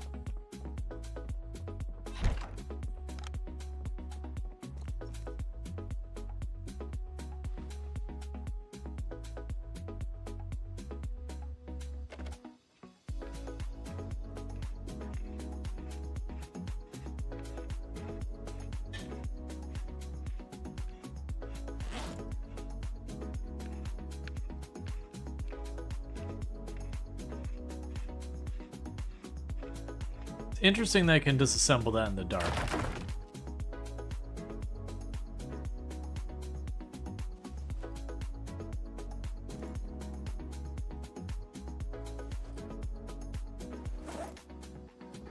Okay. We did close the door already.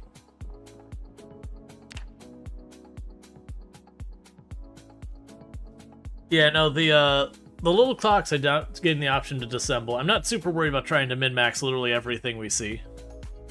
My big thing is tomorrow what we're going to do is I think we're going to start killing zombies out in the field. I do have a decent amount of weapons now, between finding the spade, the shovel, and all that. So today was a very low kill zombie day.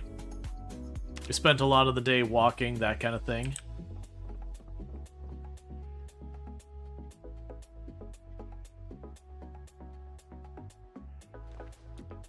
On the plus side, we found not just one, but 2 books we can read that are useful.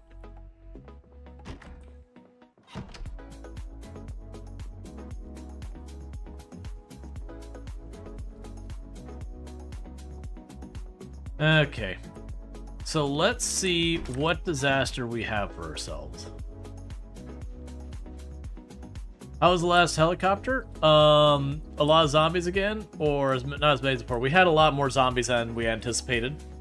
Nothing like we were dealing with on the Irvington run, but it was more than I had anticipated on like where we were dealing with it. Thank you to follow. Welcome to the stream. So we're gonna go pop over here to the other side of this field. How many weapons do you think you need for the hotel guest? That has so much RNG around it, it'd be hard to say. Because you have the RNG of, like, how well do you roll while you're fighting? You know, do you end up getting a bunch of bad rolls? So you go through your weapons really quickly, how well the damage is, what weapons. Some weapons have higher durability, some weapons we have a higher skill level with it. So it's kind of one of those things I can't give you an honest answer because there's too many variables for that.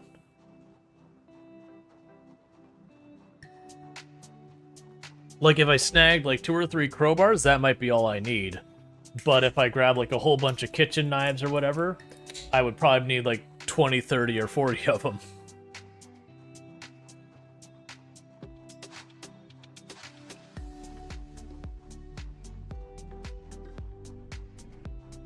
I also want to walk along this north side here, just in case there was another car event up here we had missed.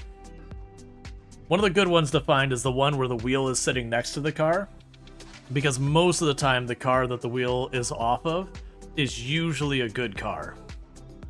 And it's just a matter of having what you need to put the wheel on, and then a lot of times they'll be out of gas. But at least it's something. Alright, so let's get the foraging out of the way. We're not doing that right now. I'm not going to worry about that barn up there. We're going to try and cut across this field and start fighting our way towards getting back to where we have all our stuff stockpiled. And then it'll be a matter of making the decision of going, okay, we did see a car that may or may not be usable in the guest lodge whatever building. Like, we did see it. But that's going to be a pretty big war to get there. We also have gradually we can work on mechanics to get to the point that I would be able to hotwire the bull driver.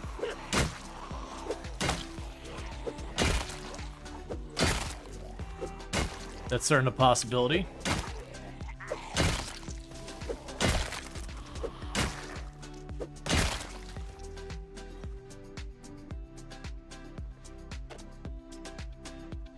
Nothing in the duffel bag.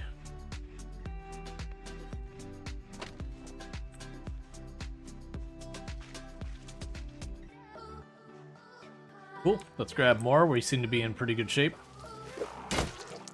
Because the good news, I actually have decent long blunt weapon skill. Because we had some early game crowbars in this character.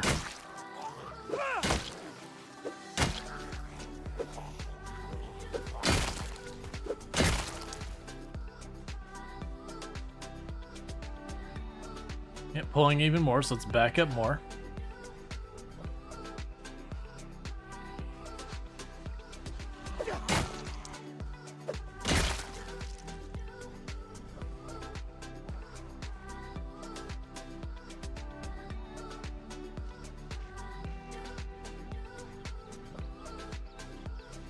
Yeah, I'm curious what we're going to find when we get back towards the house. Because I couldn't make it out very well when we were escaping the helicopter in the dark. But it seemed like all of the zombies were there. Like, that was part of the reason I just didn't even try for the house. I'm like, I'm seeing what feels like hundreds of zombies going this way. But it was also, like, pitch black, and it's having to, like, make out, you know, the gaps between their shirt and all that. And, you know, their forearms and the little things that you can kind of peek through the darkness.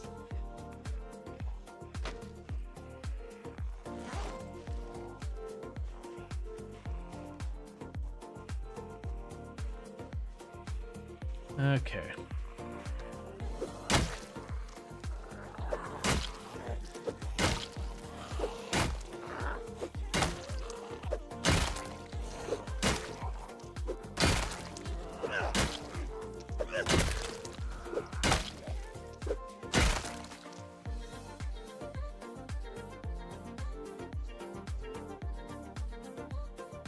All right.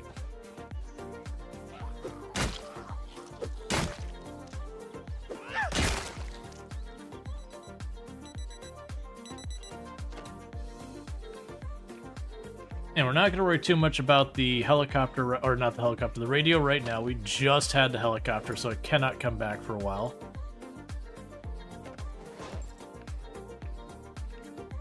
Oh, I should have topped off her water. It's fine.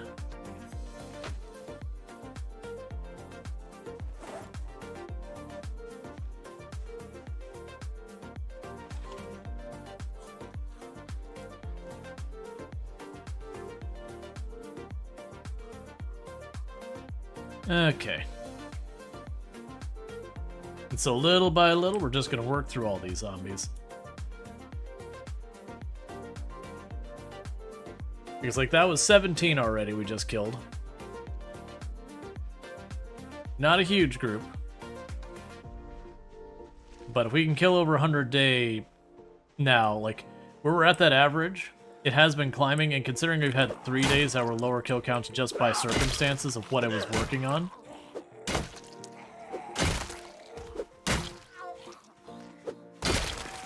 And the spade is actually a decent weapon.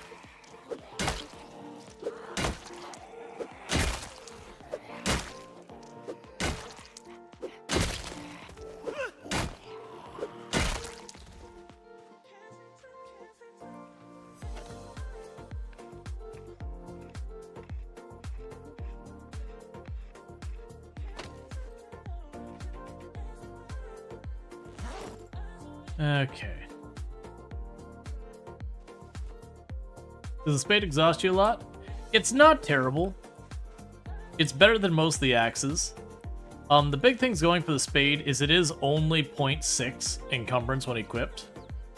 And it is a two-handed weapon. So it is fairly efficient. It's not amazing, though. A lot of the shovels are relatively good weapons. I think the snow shovel, if I recall, is pretty bad. But most of the other shovels are pretty alright. They get 2-3 hit most of the zombies.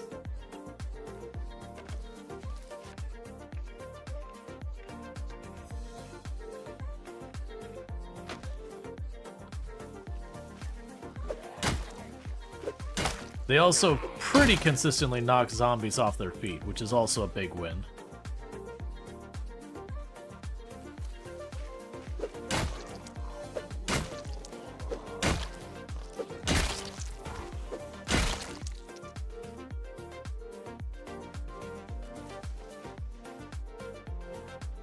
Alright.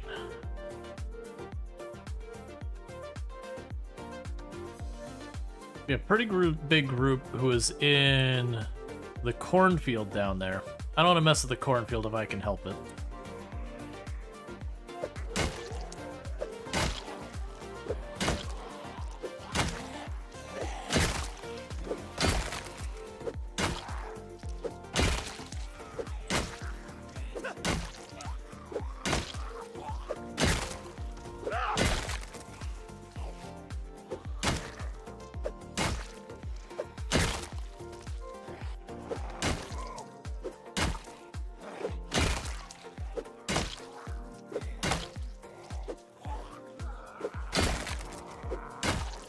Sadly, the spade wasn't in amazing shape when I got it, so it's not gonna last us super long. But getting some work done. Alright, we got zombies moving around. So at 100 zombies a day, it'll only take you like 71 years. Oh yeah, no, we're not talking long term. My comment about the killing something like 100 zombies a day was just for the crap we drug out here. Later on, once we start getting our skills higher, we're going to be killing 500, 600, 700 zombies a day as, like, our sustained average. You know, I have, like, those one-off days where I put down, like, 2,000 or whatever. But, you know, the averaging out of, like, having the really high kill count day and then a bunch of normal kill count days and then a day we kill almost nothing because we're dealing with, like, you know, food, or we're relocating to another location because I'm starting to run out of zombies to hunt in the area that I'm fighting at, yada yada. Or making weapons, or whatever we gotta do.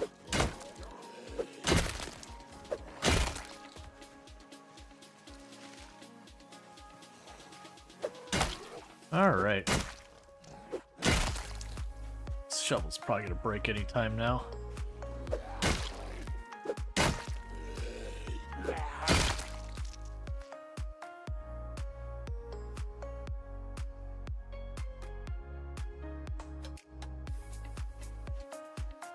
Back up and sit for a minute. Because then we'll break out the baseball bat after the spade goes. This will also help get some of these heavier weapons out of my inventory.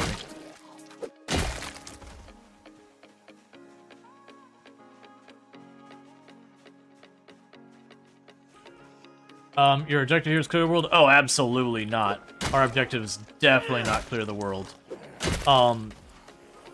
You're talking multiple real-life years to clear the map in Product Zomboid. It's like a very, very unreasonable goal. We don't have a hard objective of, you know, do this, do that kind of thing. Right now, we're still in the early phases of just establishing the run.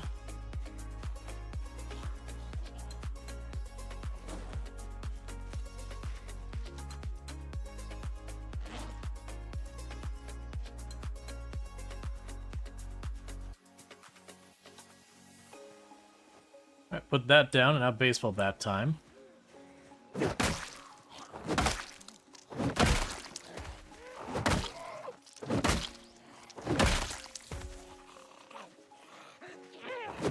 Oh no, I was way higher than 75.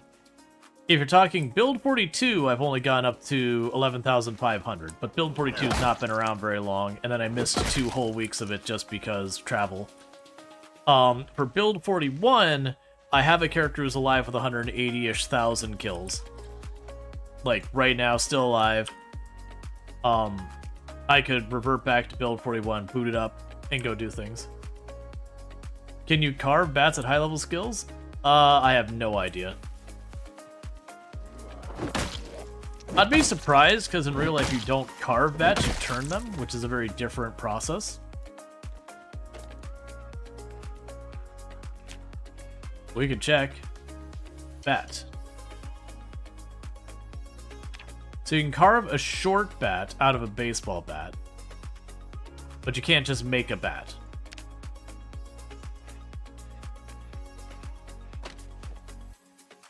The broken tool handle for spades is surprisingly strong. Gotcha. Yeah, no, a lot of times I'm avoiding those because a lot of those don't give you the stats. Like maintenance and all that. The broken weapons, I mean. So I'm putting an emphasis. And I understand that's working against me being like, hey, I'm low on weapons. And so me being like, oh, I'm just not going to use that viable weapon because it doesn't give me stats is kind of two conflicting things. But, you know. That makes sense.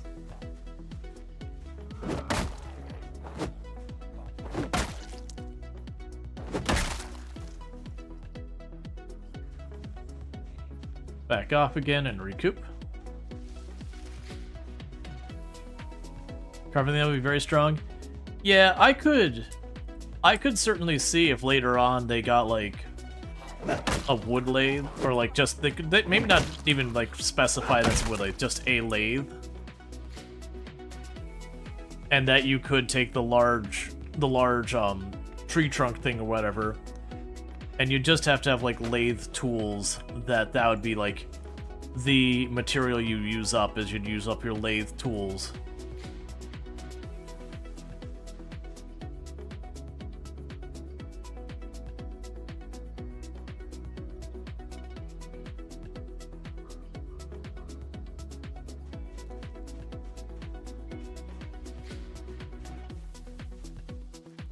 Yeah, no, like, as long as you have the requirement to get there, I don't mind there being stuff. Like, I am definitely on the team of, hey, if you do something that has got a particularly significant process to get there, grind to get there, whatever you want to call it, like, it's something you gotta work towards, I am entirely down for those things to be a bit more overpowered. Because, like, you've put the time investment, you've dealt with the situation when things weren't as strong. I think it's fine. It's the same thing you get a little annoyed with games like Path of Exile when they're like, they keep nerfing down builds. It's like, you know what? Let us, if we put like a couple 100 hours into a character and like really ground that character up to get like super strong, you know, gear and like we well built, let's be a little cartoonishly powerful.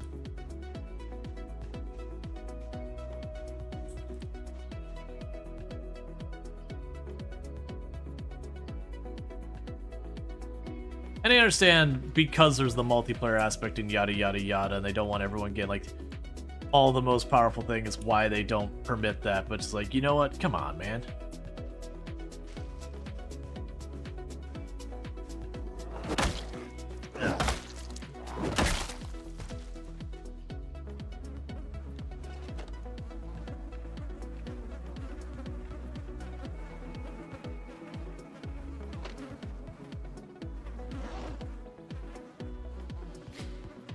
Okay. Go get the next group. What do you think about the wooden spade is viable or a noble two-hand? I haven't used the wooden spade like much, so I can't answer that. Because I've been playing these challenge runs and all that, there's a lot of the stuff that's like, is this weapon better now? It's like, I don't know. Can't answer it. I don't get to pick and choose my stuff. I get to use what I manage to get my hands on.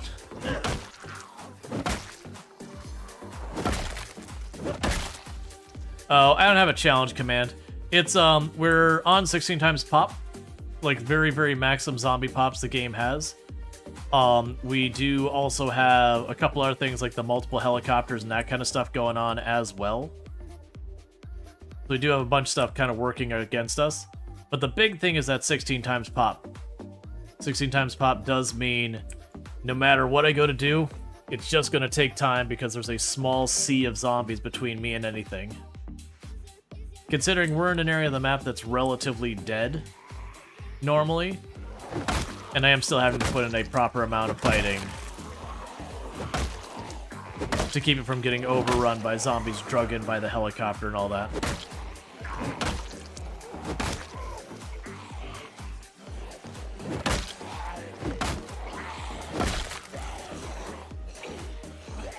Six times pop, that's a lot of cola. A little bit.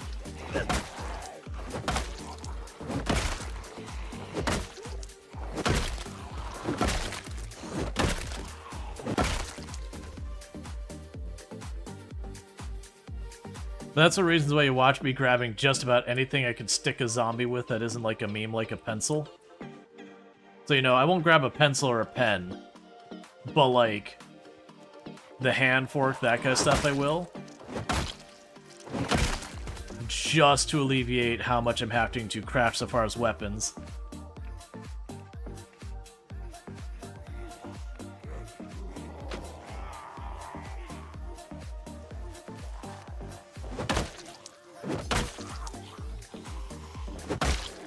Yeah, now the problem is, as much as it's fun to meme with it, the pencils and pens, you only get 1 or 2 hits on them before they break usually, and they do like no damage. There's mods that give them the execution animation, which, you know, that's where you get like the really silly stuff.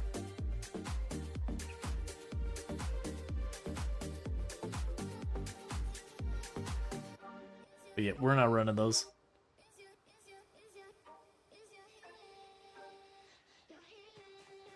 All right.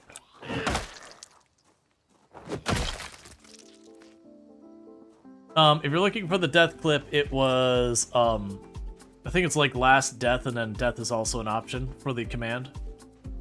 That's been a little while, though, since our last death. Basically, we got killed by the new migration mechanic. If the backstab is vanilla, you saw a video. You approach unnoticed, offhand raises, that's when you insta-kill with pencil. So it's not being unnoticed, first of all. That's not how the execution animation works. You are correct that the offhand will raise, but being noticed or not is irrelevant to it. It is a chance on hit of executing. But I believe once upon a time they had it as an instant kill, and I think they got rid of it. I could be wrong on that one.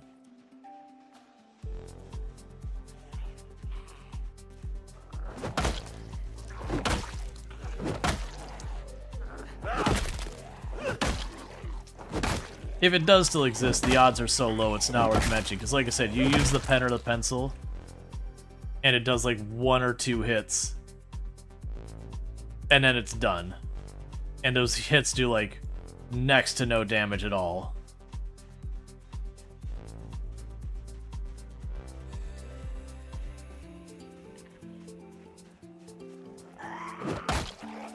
So, it's fine for memeing. I've killed zombies with pens and that before, just to meme. But utterly useless as a day-to-day weapon. We'll grab that jacket, it's gonna be cold soon.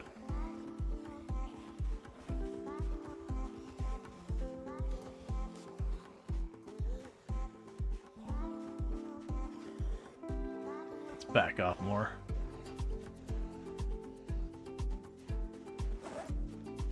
Nope, I have spoken too soon. We're overheating, so the jacket's gotta go. We'll deal with that later. You do not want to be overheating.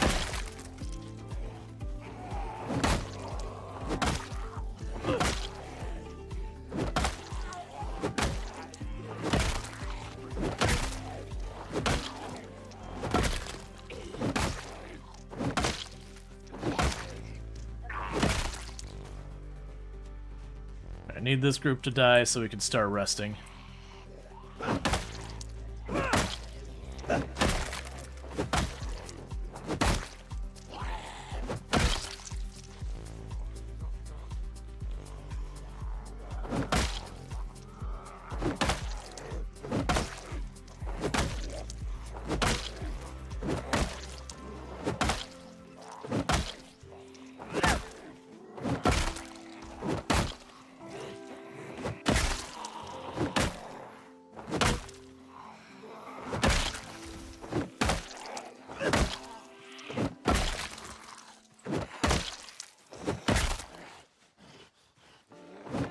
Because we are getting very exerted very quickly. That is one downside of the baseball bat. It is not exactly a great weapon from the endurance standpoint. It does work, though.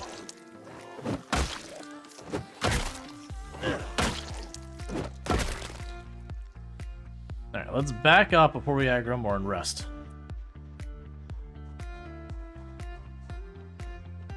They call it a stealth kill, that's why you assume a zombie being unaware is the thing, else stealth means nothing. Well, that's because stealth means nothing. But yeah, no, it's unrelated to stealth. The execution animation just with the, with knives historically it would only trigger if one, zombie was aggroed to you. Like, if you had more than that, it couldn't trigger. They definitely changed something with it in Build 42 where that does not appear to still be the case. That I have seen it trigger on what definitely feels like it got more than one zombie aggroed on me. So, while I haven't seen anything super definitive, it definitely is leaning towards that that's no longer a requirement.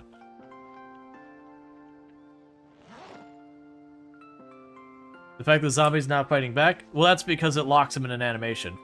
Once you start the execution on a zombie, it animation locks them. So if like they're attacking you, it'll look like they're grabbing you. But even if that animation completes, you won't get hurt. It's a scripted thing. Wifey. That's a responsible-ish wifey. Ish. I love you. I love you the most out of all the people. Yaw. Dinner was super nummy. Dinner has been super nummy. You sleep well? Well. Never. Love.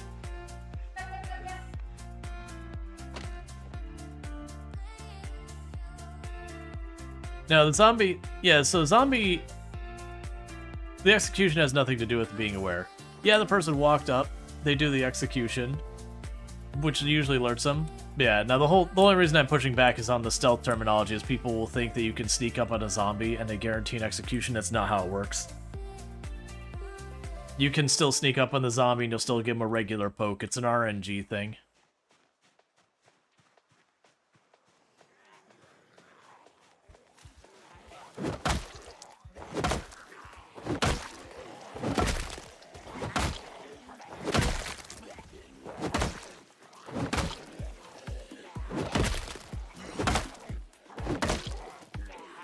Alright, Srish, you have a good one. Thank you for tuning in. Might not help that... Oh, yeah. The tutorial has a lot of stuff that is straight up not true. It's only in Build 42 that we finally got it, where you can sneak behind a fence and it matters. And yet that tutorial has told you forever and ever and ever. It's like, oh, you gotta sneak behind a fence so the zombie can't see you. And you're like, that's not a mechanic. It's like sneaking is a mechanic, but the zombie doesn't have the concept of like obscured vision until build 42. That has been like one of the big features build 42 added was, you know, the promise that stealth was actually going to effectively function for all intents and purposes.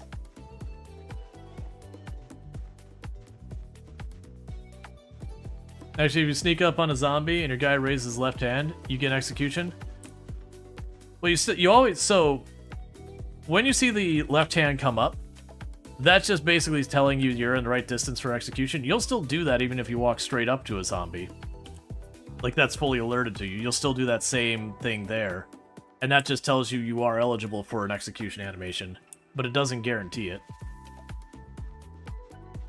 That said, trying to sneak upon the zombies is always a bit of a meme anyway.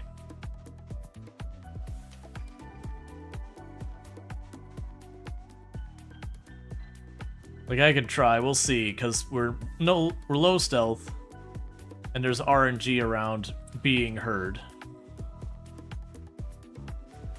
So the hand's up, and of course it does it right then, but also, you notice my hand's up on the left there? Just not getting it, because that's the RNG coming into it.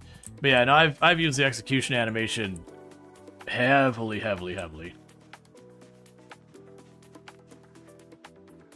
You're using the improved stealth build 42 mod, so you can't tell what is vanilla stealth. Yeah, no, if you're using a mod, just something. If he sees you, it doesn't work. Yeah, no, but I've absolutely not had zombies alerted to me that I've tried to execute like that, and you still poke them.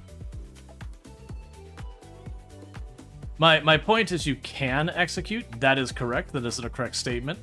Like, you are accurate that you are capable of executing under those circumstances. But you're not guaranteed the execution. That's what I'm trying to say here. Just because you see the hand come up doesn't mean you will execute even if you're not alerted. I've tested that one pretty heavily in the past. Unless something changed with build 42. Which is possible. It's just that's not a guaranteed execution. It does have some basis on your short blade skill as well. And that's both any time that hand comes up.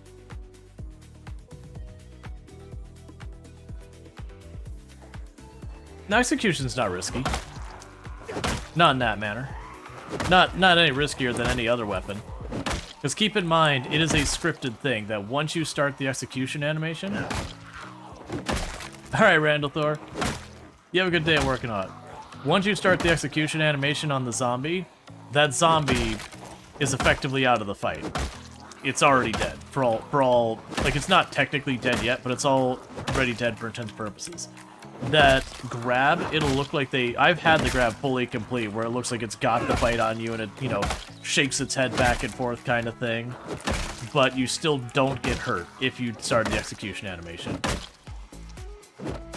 Because otherwise it'd be locking you into the animation and your character would just die and no one would ever use the short blades ever again.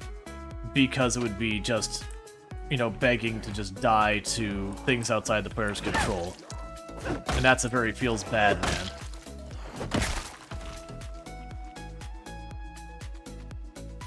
And if you're curious on how much I use short blades, on that world record run and everything, that world record run, hunting knife was the favorite weapon, and by a very large margin. Like, I use short blades nearly exclusively in the late game in my runs a lot of times. And I am absolutely down to execution animation.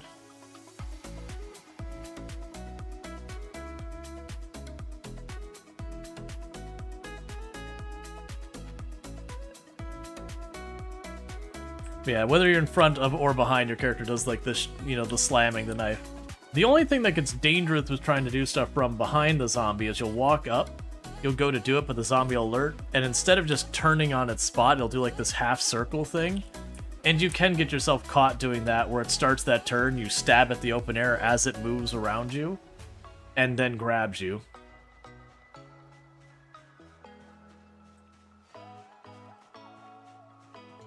Your execution often shatter the window behind you. I don't. You know, I actually don't know if the execution animation even does like a normal attack around it.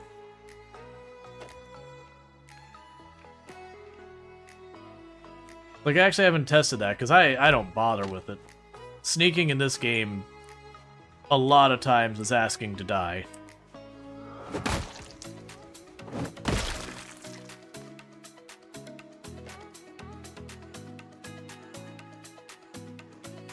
Like, honestly, being as loud as you can be is usually the safest way to play this game. Get yourself that early setup, don't get loud at that part. But the more you start getting yourself weapons and you start carving out a little bit of an area, making a bunch of noise, making a bunch of ruckus, that's your friend.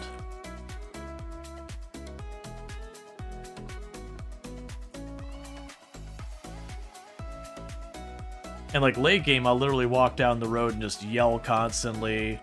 We remove the muffler from the car late game just to make it louder.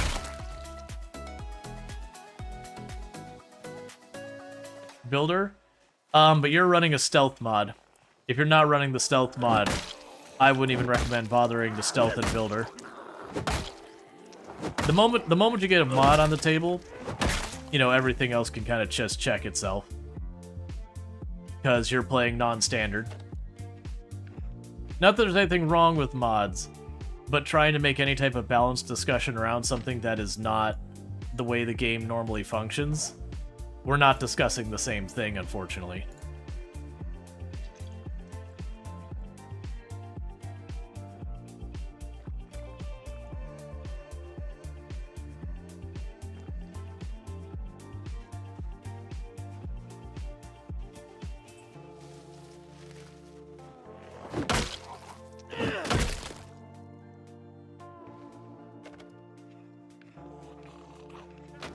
You don't think they fixed manual drinking yet? What about it?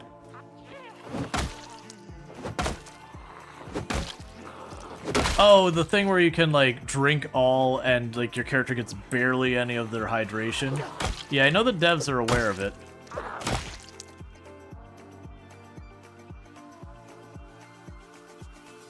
Yeah. You still thirsty? No, I'm thirsty because I'm out of water. It's not that I manually drank something. I'm thirsty because I'm not out of water, and I haven't restocked. Yeah, that's not I didn't get my full hydration. I just straight up didn't drink anything.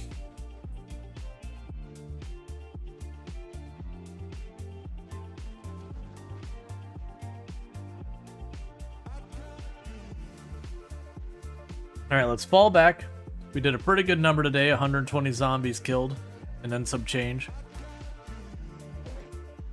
We got a ball peen as a backup weapon. Let's go ahead and put the ball peen on the right side right now. And put the hand fork in the bag.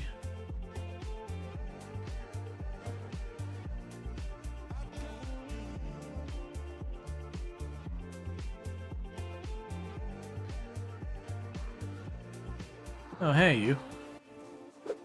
Wasn't expecting a friend here.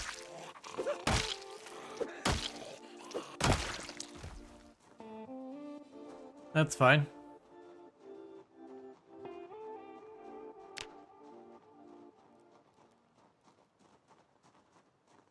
Oh yeah, no, I drank the barbecue sauce. Yeah, that wasn't liquid like drink, that was food. But yeah, my understanding is if I were to take, for example, we have a water bottle in here. If I were to take that and say drink all, you don't get like the full thing out of it. I've seen people mentioning that bug around. And I think that's just a side effect of the new liquid thing. If you set to manually drink. But I keep mine on auto drink and I just keep it in the pocket, and when I go to drink I just move it from there to the main pocket and back. That's kind of how I've done it most of the time. Like right now I'm happy because I've got the leather water bag thing. So a leather water bag is giving me that kind of stuff. It's a side effect of the soda nerf, actually. It could be, My understanding of the soda nerf was the problem that they applied all the stats to the soda at like the wrong volume. So it was like you drink a soda and you were supposed to get the effects, but you got the effects like 100 times over, whatever it was. That's secondhand though, so I don't know how accurate that is. But that was my understanding, was it just the calculation on the volume was just way off.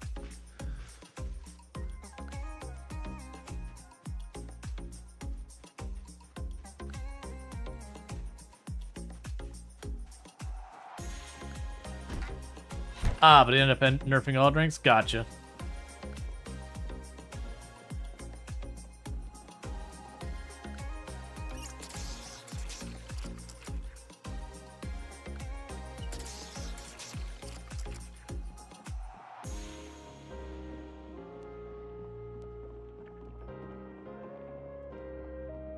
I'm hearing the mice and rats move around and they're freaking me out. Because I'm still not used to having things that aren't me running around in the places I'm staying, and it being an okay thing.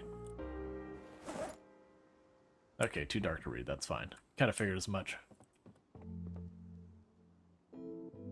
I don't want to waste our batteries on that, so...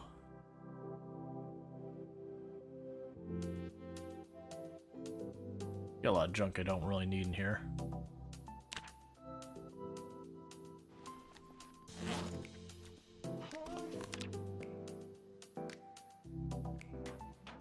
Yeah, no, I totally believe that it was a thing. Trooper can make fish sandwich? Oh yeah, no, it's... Yeah, sorry. With the yeast, yeah, I know you can make the bread with the yeast later on. It just be one of those things that's gonna be so much effort. You're probably not gonna do it. Alright, so 129 zombies killed. So we're picking up the pace a little bit. We had 3 days of slow kill days just because helicopter things and all that.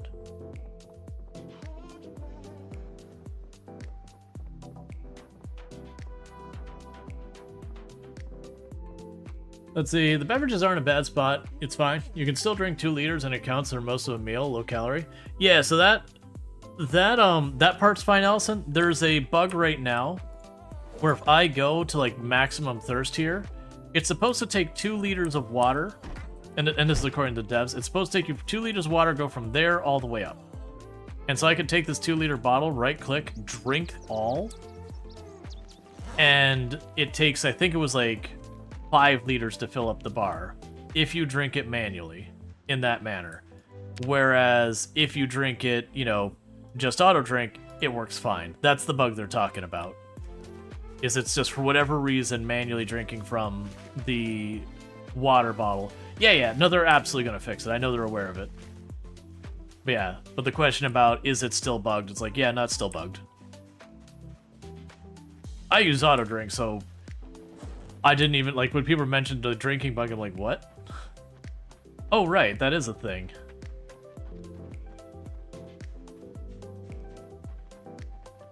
And I'm not worried about that sticking around.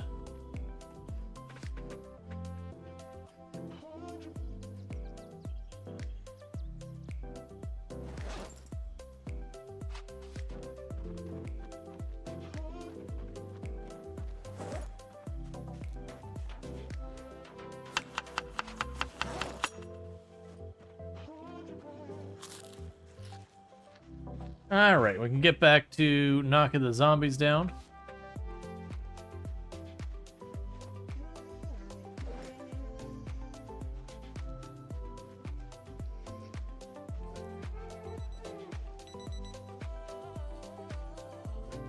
You know, wait on those. We just ate a berry, so let's wait to see if it was poison or not. Normally I want that, but we're super overburdened.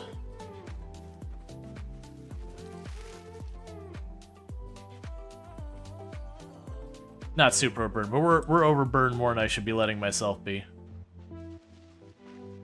But I'm being a loot gremlin here.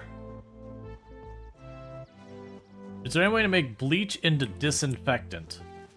Not that I'm aware of, but at the same time, I also don't bother with disinfectant. Because even, I don't have it on this time, but even we had on a previous one where I had it where infected wounds were supposed to be dangerous. And our characters are getting sliced and diced by the cornfields and all that near our place in that one. Like, I must have gotten 8, 9, 10 scratches between the corn and the trees and all that because it's living off of the river. And even with all that, not treating any of them, like, it never became a problem. Alright, let's go ahead and kill this group. Yep, we got the gas station. We actually slept there twice now.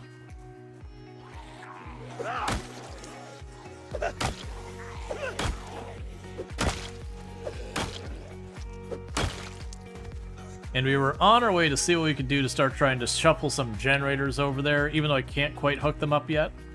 But, you know, start getting that moving when we had a helicopter that brought in a pretty good party. And that's what we're doing now, is we're cleaning that up and trying to get back to our actual house versus all these farmhouses we've just been staying in up here.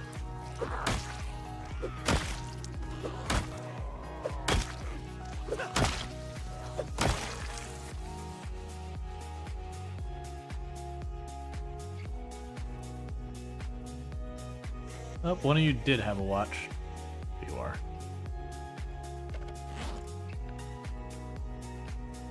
How long since the last helicopter event? 3 days, I think.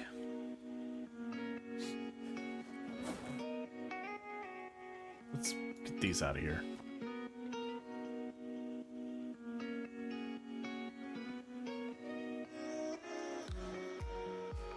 And my character not be overburned.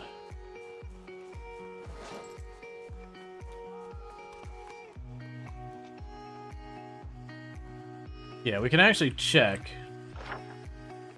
26? Yep, so this is day 3.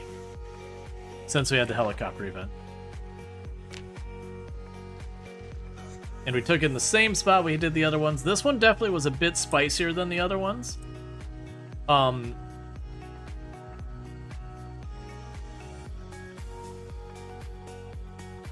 Did that just appear with this as well? It's like they all popped in at the same time. Okay. I think that's literally just the erosion kicking in. Not gonna bother picking those up right now. Okay, so that berry was poison. I think I have lemongrass on us.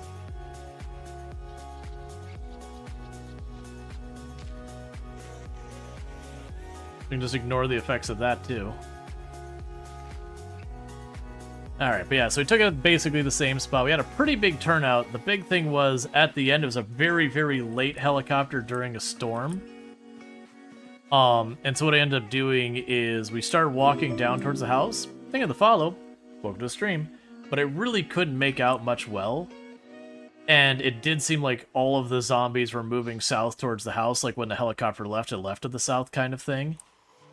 And so, as a result, since I couldn't see everything, it looked really bad that's where all the zombies I had drug over were going. We went to the gas station to sleep instead. And this is our gradual return trip, but I am cutting through the field where they all were gathered, so we'll see how bad it is. Yeah, we did see the resort had a gas station, or sorry, the resort had a car in the front yard that maybe could be used. The gas station had a bull driver, but I'm gonna need to hotwire it to get it to start.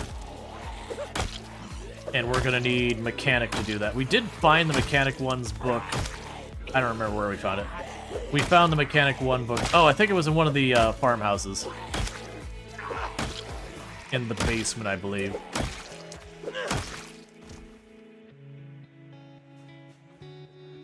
But it's still like, if I have to shred a bunch of cars to make it work, I'll shred a bunch of cars. Bunch of wrecks or whatever, you know, tear off pieces, put them back on. But I'm gonna probably make it a point to try and clear the surrounding area first. That way, you know, if we just find a house that's got like a station wagon or something, we just deal with it.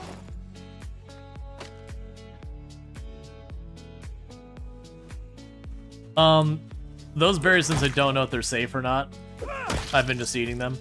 And I know people have been telling me, it's like, oh yeah, you can put them in the bowl and it makes them less poisonous or whatever. That may have changed. I'm at a level of paranoia with that kind of thing, that I know I can munch on them one by one and it's safe. But if I knew the berries were safe, I would absolutely be tossing them in the bowl. Just get the cooking XP? Oh yeah, we're getting plenty. I have a bowl on me and we're using most of the time.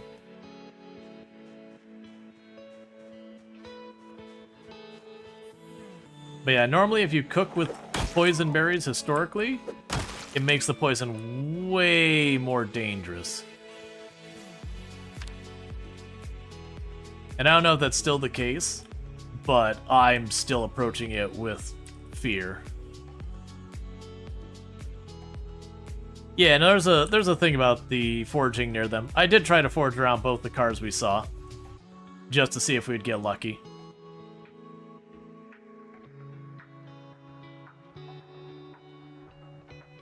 But yeah, that's the thing. It does seem like now it's getting weaker, but that's not how historically it's worked. Historically, it worked the other way, that if you cooked with a poison food, it was way more dangerous. I think mushrooms were an exception. But yeah, it's just not worth messing with. I know what I'm doing is safe. I'm on a character that I put some time in. I'm not going to just, you know, take people's word for it and do that. I'll experiment on a character I don't care about.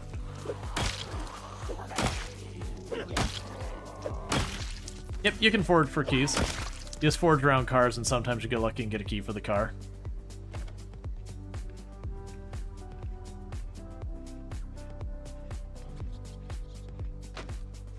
Yeah, plus, I'm gonna max out cooking with not a whole lot of effort whether I like it or not.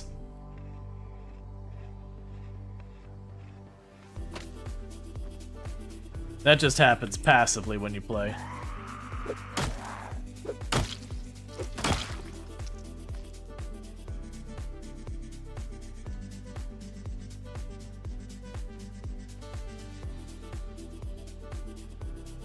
You started playing Lil Guardsman, just got to day 4. Interested to see how things transpire if done differently, especially with the doohickey and its shiny red button. Little Guardsman, that's a game I want to go back to in 100%. I did a full playthrough on stream. I had an amazing time with it. I don't think I mean, you know what? I wouldn't even be against restreaming it. Like, we would make different decisions, like who we sided with, and the other decisions I won't go into. But the decisions are like, this is probably a decision of significant substance.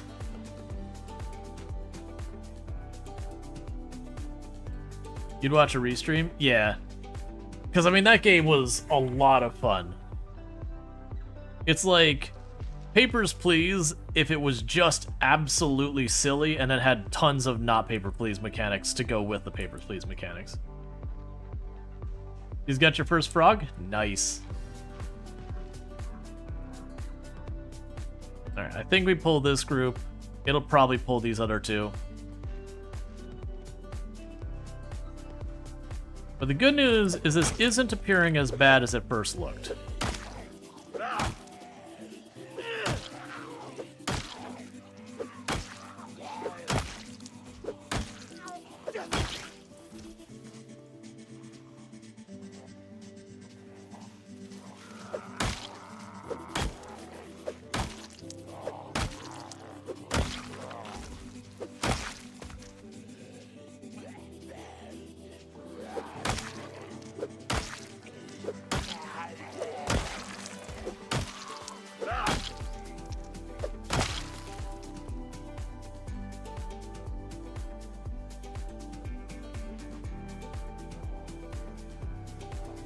Okay. What you got stuck in you, friend? It looks like a meat cleaver. Thank you for the sort of axe. The kind of axe.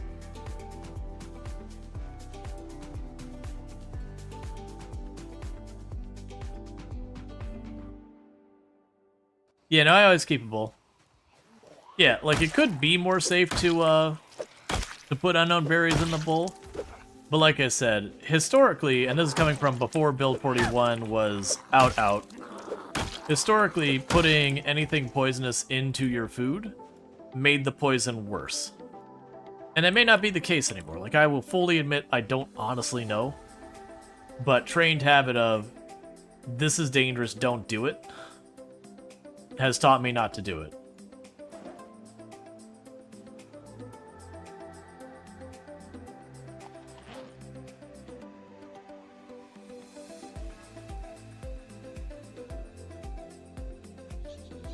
They're not trying to convince you, but you always made poisonous berries and mushroom salad in Build 41?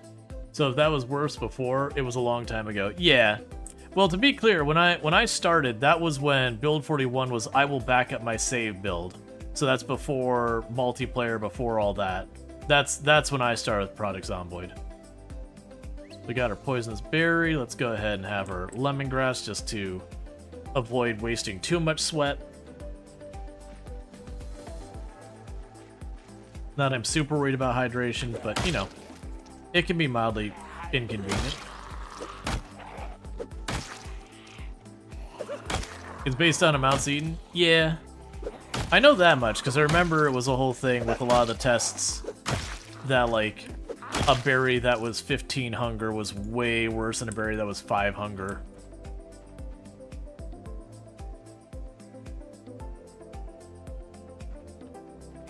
That whole bit.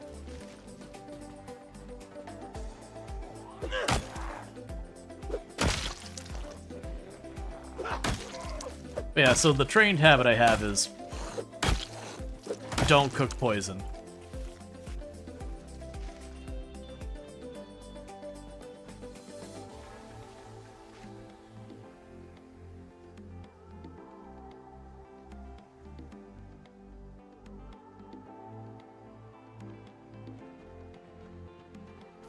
Yeah, like I said, if it's changed, which is entirely like right now, I know you can get away with eating poison mushrooms that you couldn't, and don't just be like, oh, I can, and just shove it in your character's mouth. I will not be held responsible for your character's death because I don't trust it to stay that way. But we have had people testing, be like, oh yeah, you know, they were able to get away with like eating a quarter of a poison mushroom and being totally fine, but other mushrooms not so much that were poison as well. And so I'm taking it as something is not working quite right with the poison, because historically it was, if you ate a poison mushroom, you died. That was just it. Lemongrass ain't gonna save you.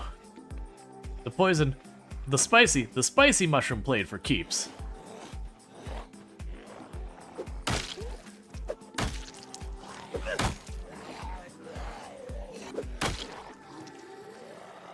But apparently right now, you can actually get away with a lot of it. I'm just gonna treat it as they're deathly poisonous, because that's what they've historically been. And I'm assuming that's the way they're supposed to be.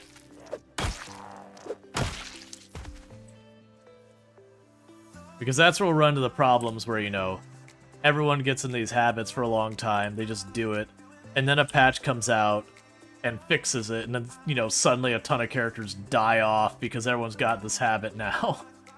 That was something that wasn't supposed to be that way.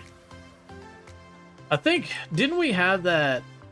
I think it was before Build 41, like what was still I would back in my save. Didn't they make water really dangerous for a little while? Like people just got in the habit of drinking from the rivers and lakes, and they were like, oh, and they wanted to fix that, so they made the water like genuinely dangerous. And then they kind of backtracked on it. I could be wrong. I know there was talks about it.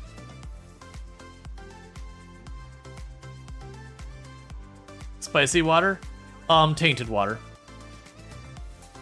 So when you drink directly from the lake or river.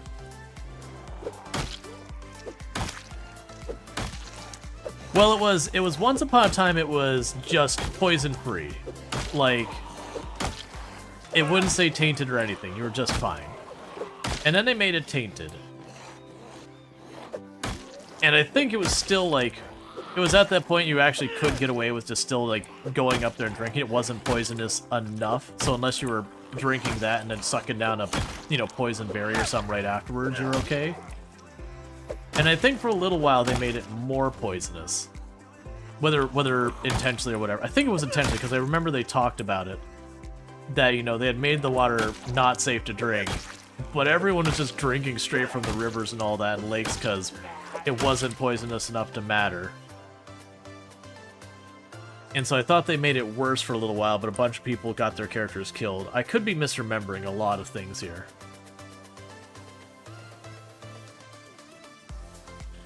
Let's see, you don't know, call you crazy, but in my playthroughs all went to the direction of not really needing to be in a position to need with mess around poisonous stuff. You either grew crops or fish, and you're able to loot enough that it wasn't running. Oh yeah, no, that's the thing. Even on 16 times pop, I never really needed, like, sometimes early game, you'd get into situations where you're like, berries. You know, I could probably make something work easier, but the berries were convenient. Yeah, definitely not one of those things I felt like, no, I have to take a chance with this mushroom. Like, genuinely, I would wait till my character was basically dead from starvation before I'd chance a mushroom. And then even then, at that point, the mushroom's not going to save you. It's not going to give you enough hunger to undo it. What happens if you get super sick? Does it kill you? Yes. So, I don't have the sickness thing there, but it goes from queasy to nauseous to sick to feverish. Once you go feverish, you start losing health, and you can die from it. In fact, if you see feverish, it's not a guaranteed death. It's nowhere near that bad, but it is really bad. Because a lot of times, even if you start taking corrective action, it just takes too long for it to get better, and you'll end up dying from it. You do not want to see feverish, ever. Feverish is a real dangerous one. You can survive it. I have survived it. But, like, feverish is when you rip off all your clothes and you overeat to the max to get the healing bonus from overeating. How do you solve feverish? About all you can do is stop doing whatever is giving you feverish. If it is a food poisoning thing, you can take one hit of lemongrass to try and take the edge off.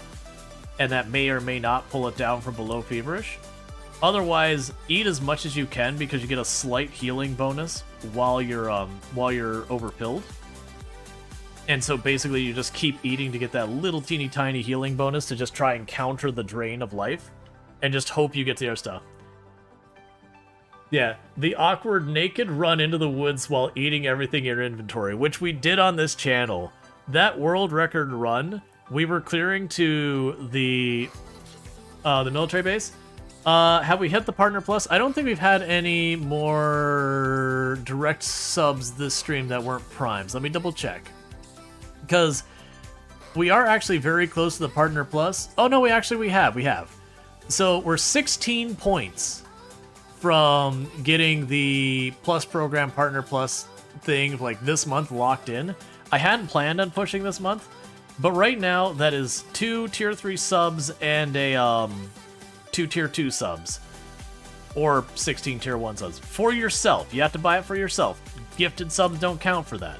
I still super duper appreciate gifted subs and prime subs, but it's tier 1, 2, 3 subs you get for yourself are the only things that count for the Plus program. That's not my choosing, that's what Twitch has decided, and we're all at that mercy. But what that does is I currently have a 60-40 split, but that will expire in June of this year. If we were to get that locked in for the 3 months that we lock it in, that would have it end. If I get this month, February and March, that we hit those points, it would be locked until I believe April the next year after. So like April 2026. So I hadn't been like going out of my way to do a super duper big push for it, but then like I'm looking at going, oh, we're almost there. That I just need a couple more either very generous big subs or a handful of smaller subs would do it. Let's see. Italic's barely survived feverish. We were sure he was dead. Just in the middle of the forest, running exhausted, like 1/5 of his health, and it stopped. Yeah, that's we don't have a clip of it. I still have the recording somewhere on like one of these hard drives floating around here. But the world record run I had been doing, I was on the push to the military checkpoint. Let me go ahead and bring up the map. So for those who don't know, or not the military checkpoint, the military base, and it was either, I think it was this corner. I had built like a little shack right there as like a sleeping spot. So like literally it was just a little box. I could put down a tent. It had a roof on it or whatever.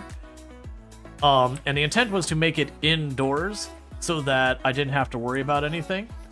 But what ended up happening was I had thought I had pulled, because the first time I started getting a little sick inside the building. I'm like, okay, this isn't safe. And I went around and I got all the bodies and I drug them away from the building one by one to make it safe.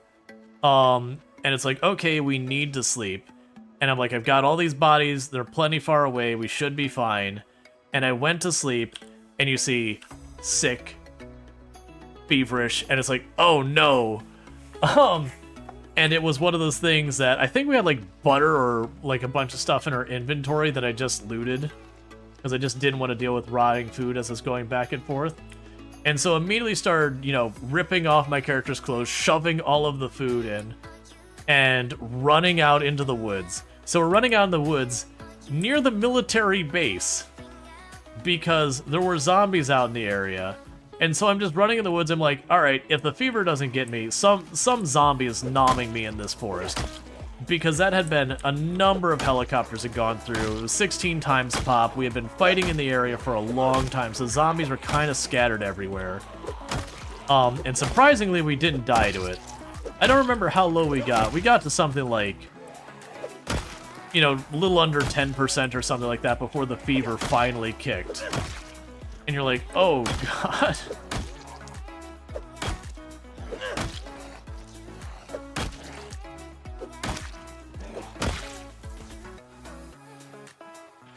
This is that a thing? A corpse poisoning doesn't go from outside to inside? Yep.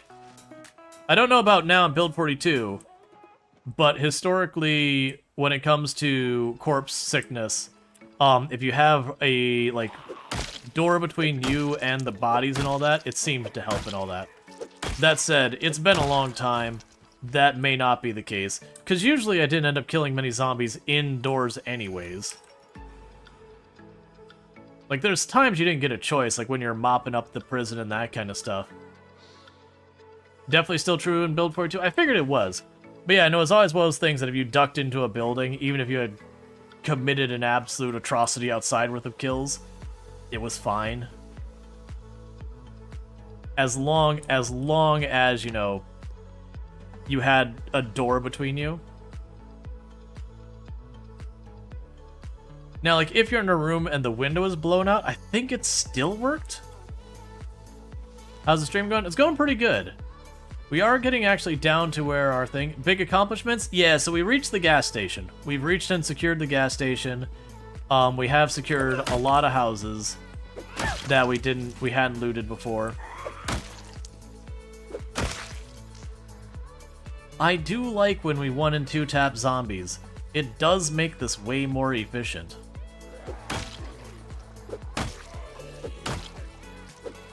It's like, everyone complains in golf about putting. What if they just got it in on the first try? Imagine that strategy. All you gotta do is have the strategy of getting it in on the first try, and then you never have to putt. I'll take my $1,000.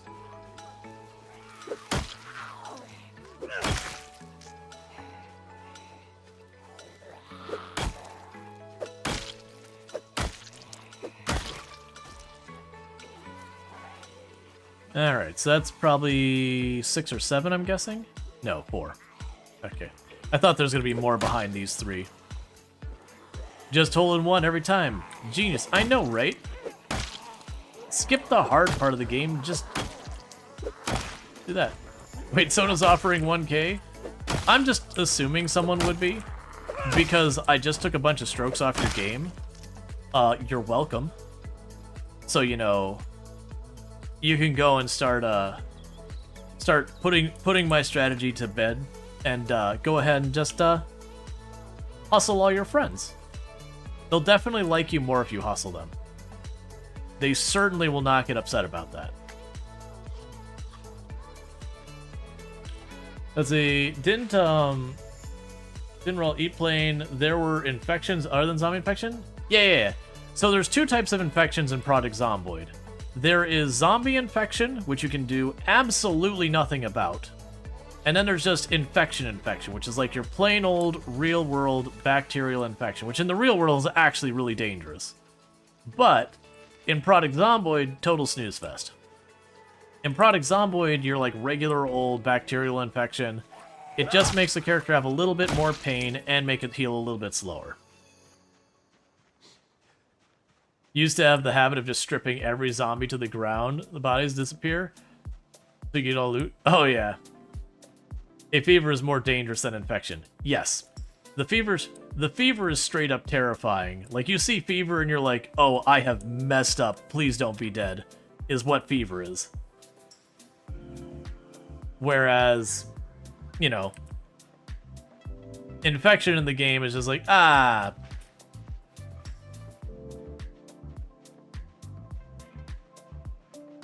Alright, so I don't think we're actually getting into our home today.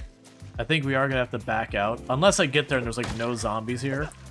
Because I'm fully expecting to aggro that other group to the right fighting this one. I'm just kind of hoping that's not what happens.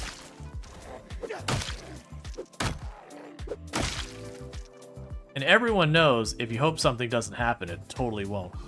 Oh, well, I aggroed a group down there and up there. Even better. Yep, so let's just back up. Go ahead and eat another potentially spicy berry.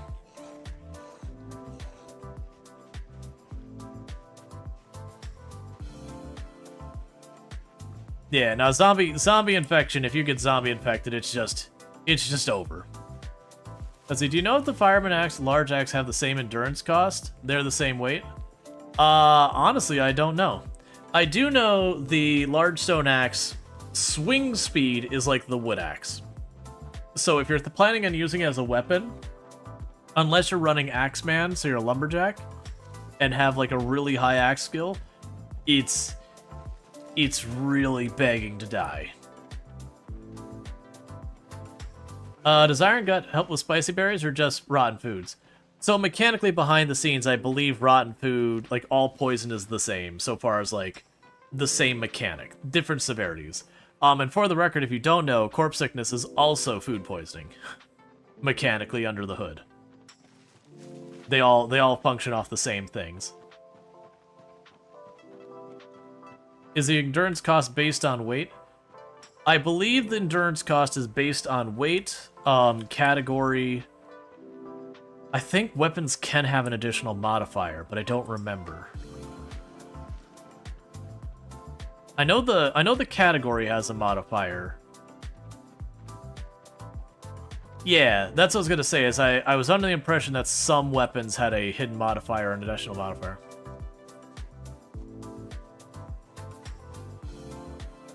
Oh yeah, mods are fine. I think mods are fine in the game. I personally won't run them.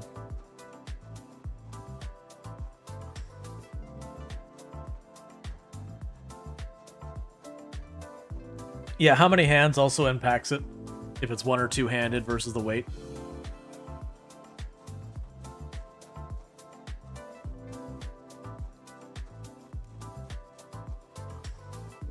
Hey, Uzi, how's it going? To be fair, when it comes to a lot of them, there was only a couple categories that had one- and two-handed weapons. I think almost axes exclusively. No, as axes, I think Longblade were the only ones that had a one- and two-handed variation. Versus Short Blunt was always one-handed, Long Blunt was always two-handed, Short Blade was always one-handed, Long Blade had a one-handed and a two-handed, and Axes had a one-handed and a two-handed. I don't know about nowadays, but that's what it was in Build 41. So if you know mods, why does yours look so much different than mine? Oh yeah, no, it's not that we're running no mods. If you do exclamation mark mods, it will list the mods. I run very, very light on mods. Basically, I don't tend to run any mods that change gameplay. But as far as like user information and that kind of stuff, I do run a few mods. Yep, fonts are a setting. Yeah, so these don't change anything. This is just letting me see what's happening behind here. A lot of times I use this for like the calories when people ask me questions about gaining and losing weight. This lets you peek behind, you know, peek under the hood and see like what's actually happening with the calories, like where we're at negative 2,200 calories because I'm eating berries and all that. And how you have to get like somewhere in that sweet spot before you start gaining calories. I probably should be showing like the carbohydrates and the protein and everything. Yeah, this one's minimal display bars up here. You can configure it so like if you go up here, there's all sorts of settings to it to change it to be like, do I want to make it horizontal or vertical or how big, that kind of stuff, and I have customized mine. Because I eliminated all stuff like what's your protein, what's your carbohydrates, because then people ask me that and it's like, don't worry about it, it doesn't matter that much. like, technically it changes things, but you're not really going to game around it, so don't worry about it. Because usually when I'm explaining game mechanics to people, like, well, I'll give them the details if I've got the details and how things work, you know, under the hood. For the most part, for me learning the game, a lot of times it's like, if it's a thing that's not going to change your gameplay, I usually don't care. Like, to me, the joke is I call that trivia. Trivia to me is a game mechanic that's like, oh, you can know the ins and outs of, but do you change how you play at all based on that? No? Okay, then it functionally isn't needed. And thank you for the follow. Welcome to the stream. Need more protein to intake for muscle strain. So weirdly, Brutsu, while not technically true, muscle strain would be impacted by protein in the sense that protein does increase the rate you gain XP for strength, and strength does reduce muscle strain. So, technically, while you're not correct in the exact verbiage, to a certain alluded way, you're not wrong. It's a very roundabout way that you're right. Yeah, so you're not directly correct. Yeah, no, you said it's a joke, and I got that. That's where it's like, you know, the implied joke thing, it's like, yeah, that's wrong. But it is eventually correct. It's kind of the thing where people are like, oh, hey, does doing this make this take less endurance? And you'd be like, well, or was, like the question I had getting presented was, does carrying a bigger bag increase your strength gain? And it's like, well, no, but kind of yes. Because your base strength gain, like your passive strength gain for just walking around, is based on having enough stuff in your inventory being carried. And so if you go into that, did I really only kill 74 zombies yesterday? It felt like more, but that's fine. Oh, we did not. That is too early to be up. Use a sleeping bag and a pillow inside of the tent? I don't have a sleeping bag. Alright, there we go. I got a tent. But, it was one of those things that's like, technically, you do not benefit as far as strength training from having a bigger backpack. In a certain argument, it's actually worse. You know what? Let's see if the mice get out if I leave that door open. Because they keep freaking me out making all that noise running around in there. But, so technically, what ends up happening is when you have the bigger bag, it's something like 60% of your max carry weight. I don't remember the amount, but something like 60% of your carry weight. If you have more than that, you will passively gain strength just from walking around. And so to a certain implication, if you carried a backpack that was more capable of carrying things at a reduced weight, you should actually get less XP if you fell below that category. But in practice, what usually happens with most people is once you get that bigger backpack, you end up putting way more junk in there that you're carrying away with you constantly. Like, you'll start carrying an extra water bottle or maybe some extra tools in there, which means you're more likely to be pushing kind of the limit of what you can carry, which means, yes, you are going to be carrying more and getting that.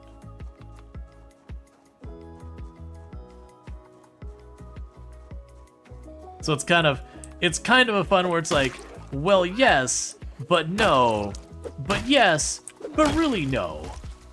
And people are like, that's not helpful. It's like, the direct answer you're looking for is no, but player behavior-wise, it ends up being yes. Why is my character sad?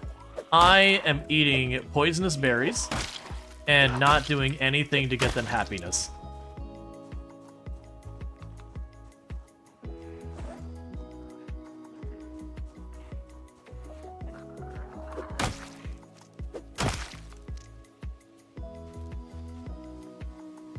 We also found 2 losing lottery tickets, and we haven't gotten over it yet.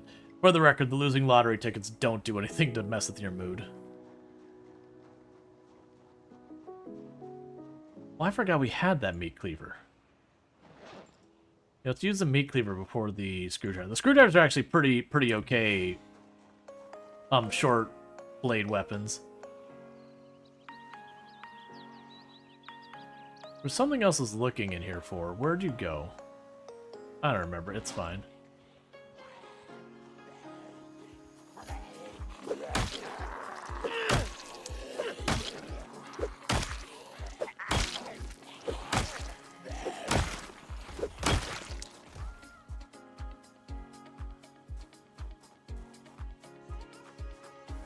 Oh, you got a fishing rod? I got 2.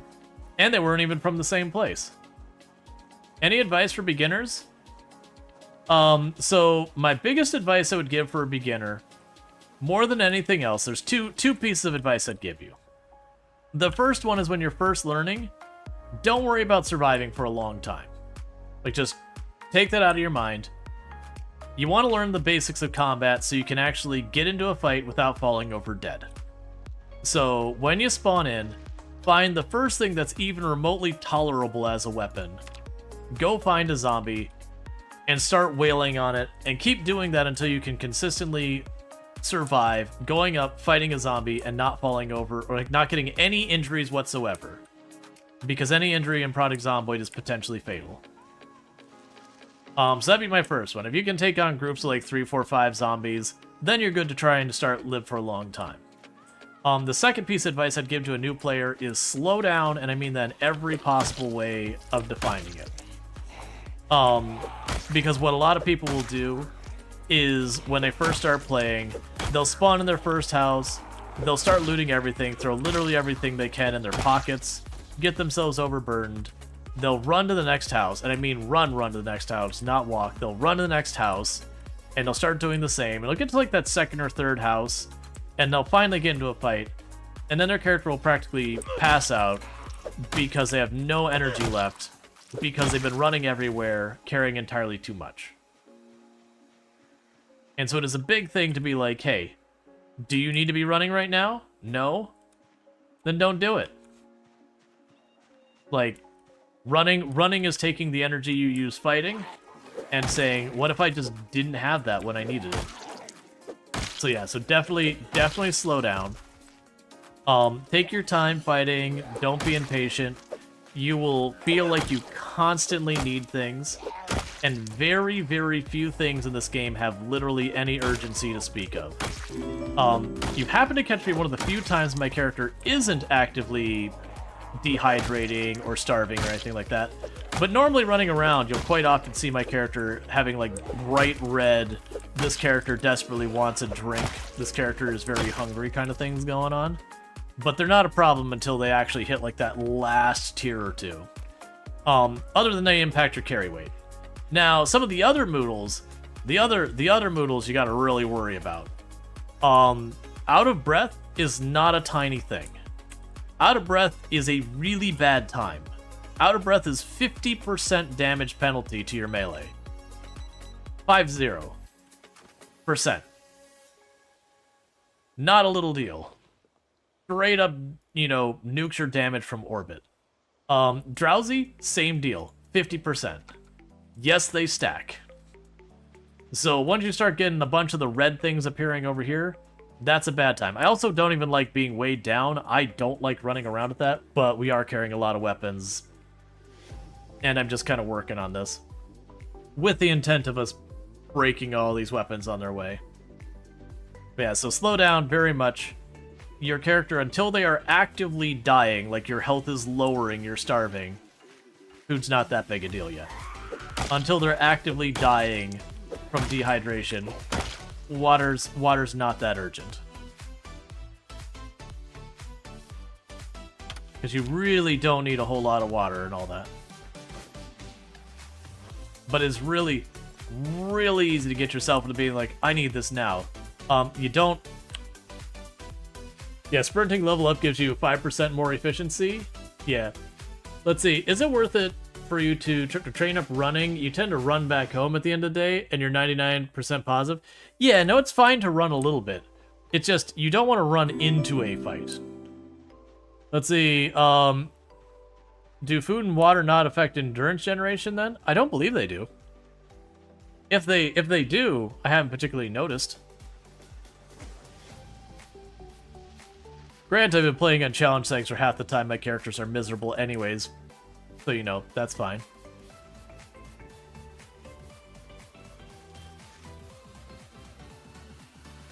But yeah, dehydration is your first actual, like... So the only urgent threat is a zombie trying to grab you in the face. That is an actual urgent threat. The next consideration is hydration. And as you play the game, you'll learn there are so many ways to solve that you can usually solve that thing. But yeah, I mean, all the negative moodles affect your character in some way. But some of the effects are way more severe than others. That's more than I want to pull with this. Yeah, I mean, someone can look it up. If it does affect your endurance generation, doesn't seem that significant. It's going good. Cleaning up another helicopter's mess.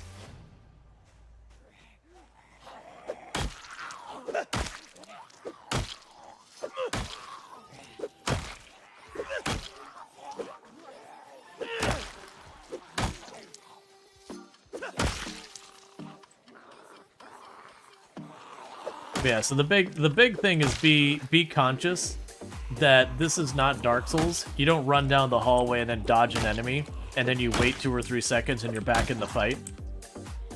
The reason they use stamina as a term instead of the reason they use endurance instead of stamina is because it is a very, very slow recovery that you have to actually sit down and rest, and so it is being mindful what you're using it for. And carrying too much burns it, foraging burns it, running burns it, fighting burns it.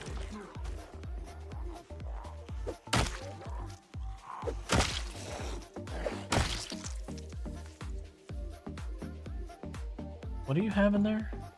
I have a problem seeing the graphic. Ah, toy bricks, take it back.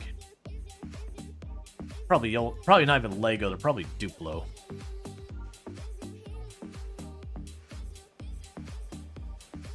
Yeah.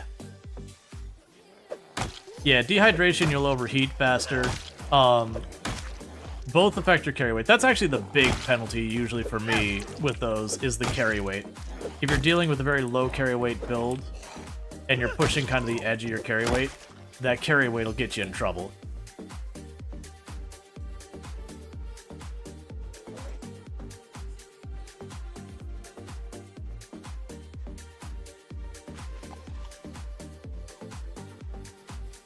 Duplo is Lego? I know they're from the same company.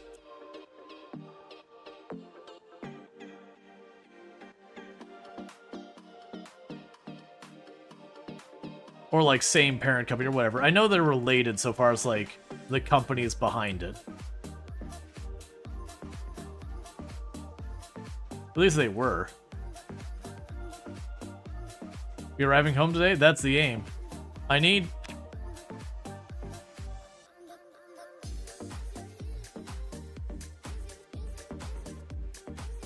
Yeah, I'm just waiting for the muscle strain. The ball peen hammer seems to be muscle straining a bit more than I remember. It's fine. It's still doing solid work.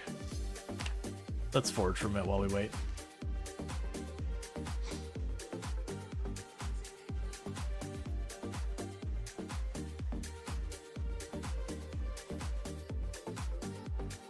Oh, there we go. How's our weight doing? Alright, so eat some butter soon. And then I'll probably need to go deal with the cows. It's been a while.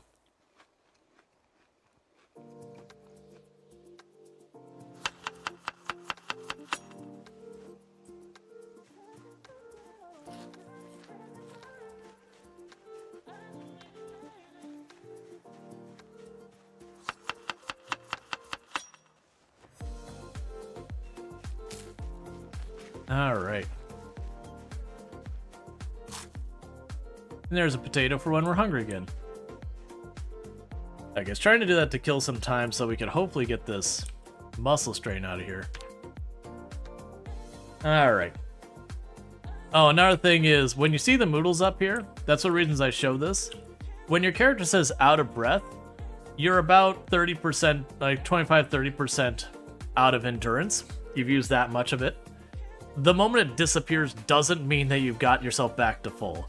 It means you're slightly higher than missing 25% of it.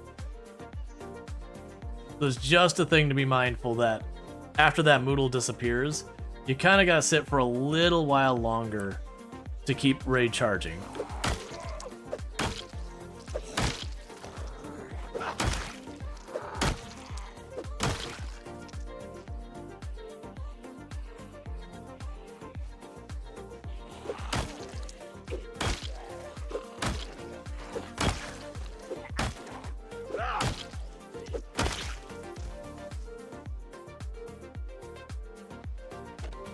Same for muscle strain when it disappears. Gotta still sit down for a while longer. Yeah, no, I usually just wait a couple seconds. I don't think I wait nearly long enough.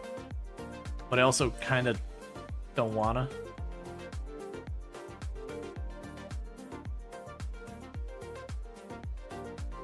Alright.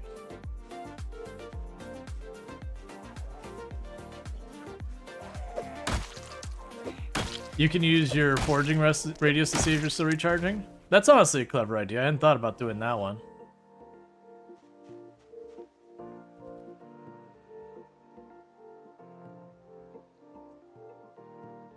Alright.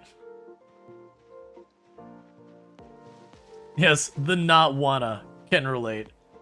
Eagerly awaiting getting to higher level stuff.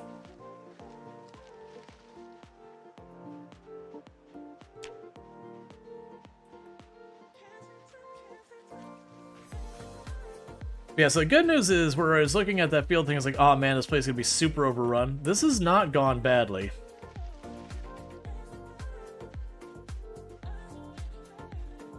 You had to cook the mac and cheese? I have not figured that out yet. I've gotten the cooking pot, I've gotten the mac, and I've gotten the cheese. And couldn't get it to give me the options to make these three things into one thing. And maybe I just had, like, the wrong kind of pan or something.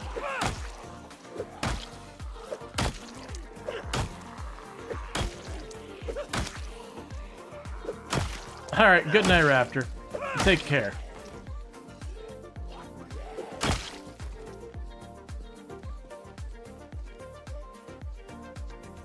Yeah, I don't know. We'll figure it out. Not wanna is a very important very important stat to keep track of. Absolutely. It's like aesthetics. Everyone knows the single most important stat you have on any piece of equipment you ever go to put on your character is how does it look. And as much as I'm memeing, also kind of true, because most of the other stats don't matter. The actual most important thing is your character getting hot or cold? If they're getting hot or cold, take corrective action whichever direction you need to take corrective. You're getting hot, take something off. You're getting cold, put something on.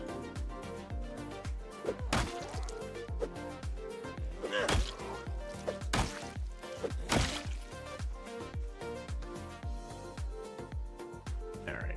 You don't want your character to be getting hot. Fashion level 10? Exactly.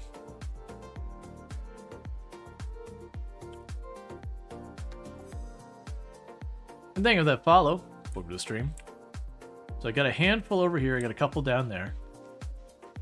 Let's see, so new player here, but you found a trailer with turkeys in it, and you saw the hen outside of it at some point a few days ago.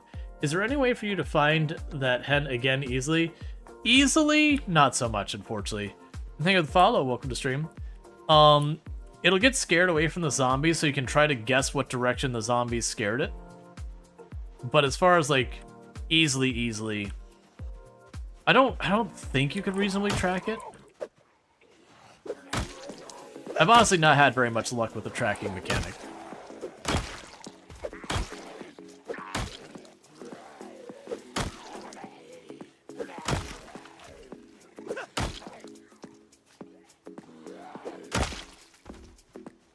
Yeah, it might be that I need to have a saucepan because I had a cooking pot. And that's just right out. That's a wrong volume. Cooking mac and cheese in a In an actual pot? That's madness. That's what spaghetti goes in.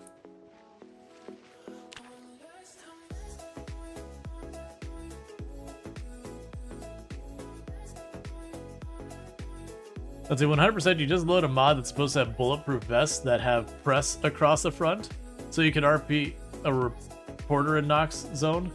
And the vest looked awesome, the only reason you want it. Yep. Well, that's, it used to be, like, when I was actually caring about armor and all that, but, you know, realized how important not overheating was. It used to be my character, I'd run around in, like, long pants and a bulletproof vest, no shirt. Because if I wore the shirt underneath the bulletproof vest, I'd start overheating. I long since stopped caring about that. Now we dress however we want to dress and we don't care. Like, this time we're dressed as a police officer, just because we did spawn in the police department, so it's like, we'll pretend we were either... The decision hasn't been made. Either A, we are a police officer who happened to be at the police department at the time this all went down. Which you've been kind of joking that maybe we weren't the best police officer, considering, you know, all the other police went out there and did their job, and our character was at 0 strength, 0 fitness, 0 skills of any kind, and survived back at the police department. So, you know, maybe we weren't the shining beacon of you know, an officer of the law. Maybe we're the one who's like, oh, trouble?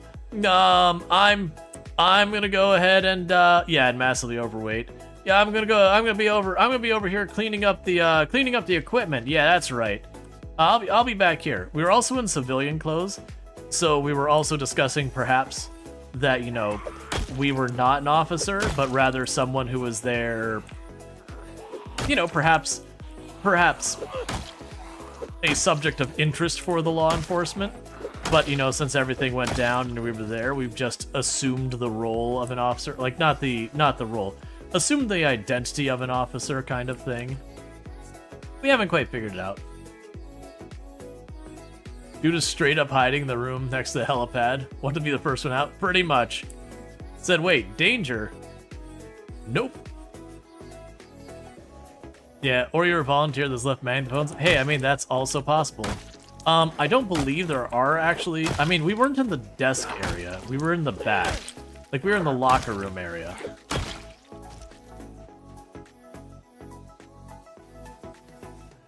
An apocalyptic switcheroo? Yeah. That's a handle to something.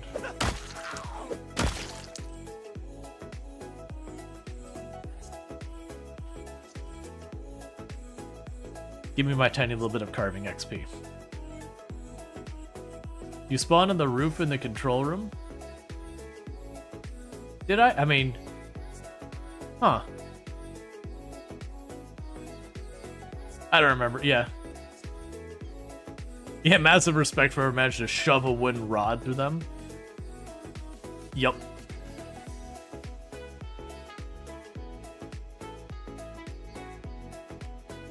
Someone was able to get some proper leverage on that. But regardless of whatever a character's story is, they were at the police department at the time things went down. None of the other officers made it, but apparently we did. Be it due to doing our job and just being the one behind the scenes, pulling a little bit of cowardice, or, you know, perhaps being a nefarious party. Whatever our story is, we haven't quite decided what the truth will ever be. And maybe we won't. Maybe we'll leave it open to interpretation. But despite that, we are now Officer Gene. We are considering ourselves self-appointed Chief of Police. That definitely was not a title we had before. That I can agree to. We were definitely not the elected official to be the sheriff. We 100% walked in and said, hey, no one else is here? Last one in the building? Yep.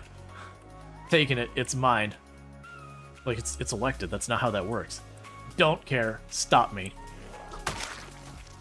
We were administrative staff? Probably. Some form. We were in IT. That said, we had no electrical skill, so I feel like it's safe to say we weren't IT. I feel like we can assume that we were not IT. We had no electrical skill. I'm not saying we need to be like beacons and pinnacle on the electrical side of thing. Hey, I mean, janitor's got a janitor. Let's hear your police now. Who's gonna stop me? Heck. You're even at... Yeah, we even democratically elected ourselves because we were the only one who voted.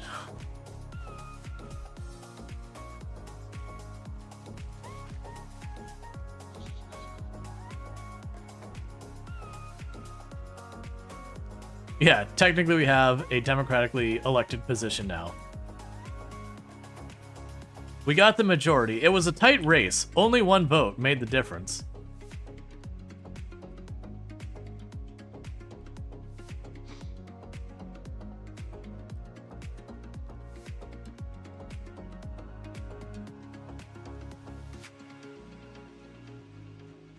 All right.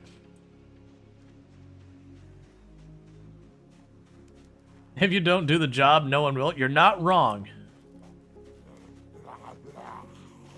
That was weird. Character went for like a weird sort of push, sort of wanting to hit with a weapon. Hey, stop ignoring me. It's rude. You're on my property that I have taken from other zombies fair and square, and then you just ignore me.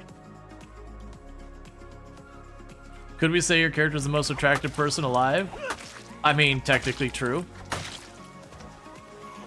The inverse is also true of our character is also the least attractive person alive. But you know, we like to look at things positively here.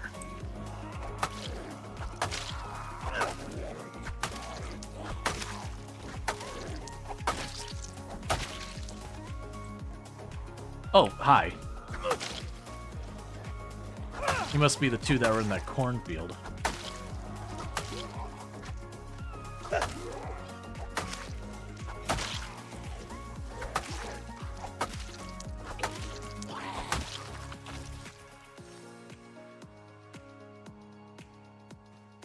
Okay, so I've got one over here still. A couple more just looming in the backyard.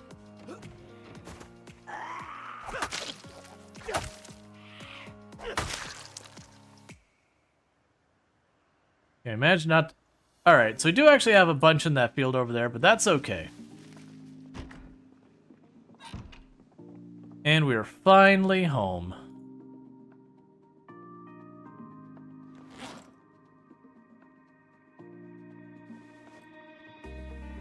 So let's start dropping all our junk off.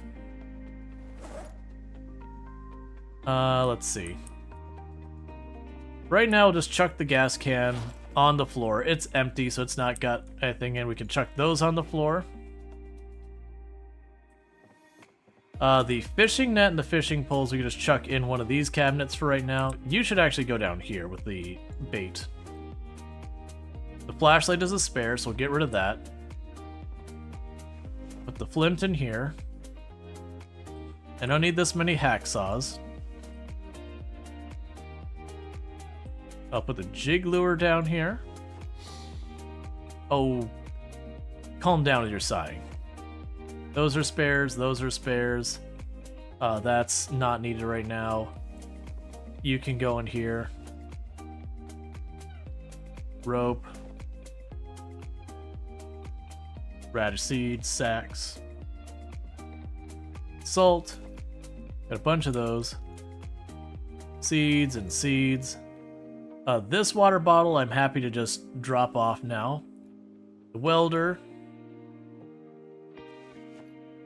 And the wrench. Yeah, let's save the wrench because I don't have much in the way of mechanics tools. Alright. So that's pretty good. We can go over here real quick. Make those two into flint pieces.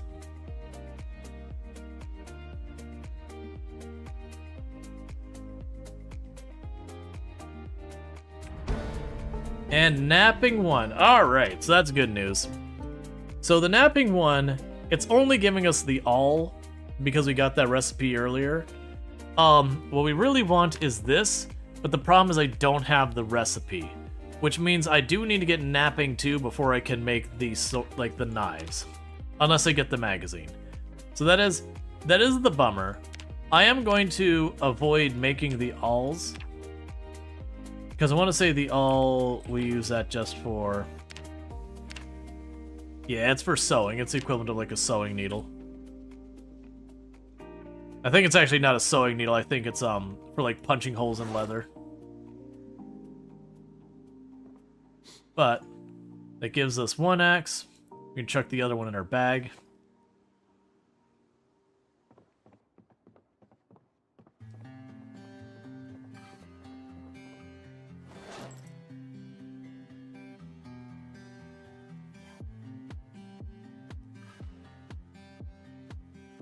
So switch you.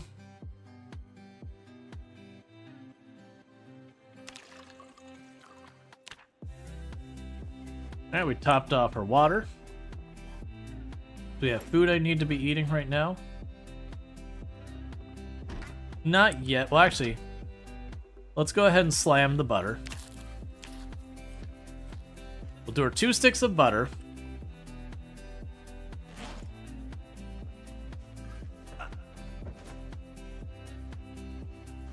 And then tomorrow, we are going to start working our way over to the cows.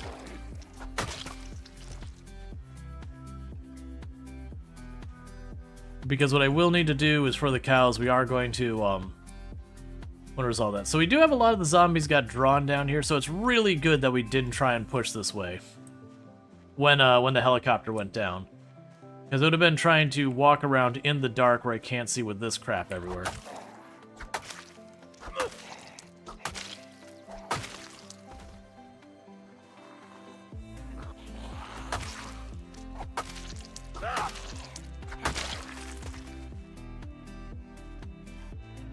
Okay, so we did aggro a couple. That's kind of what I was hoping.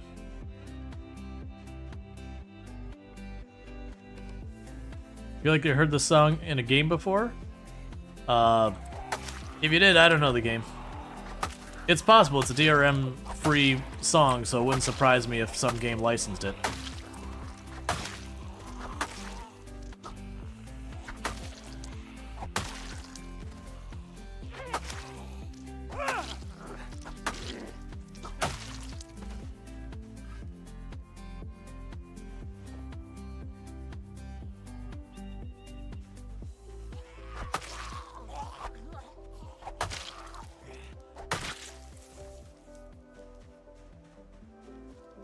Alright, one moment.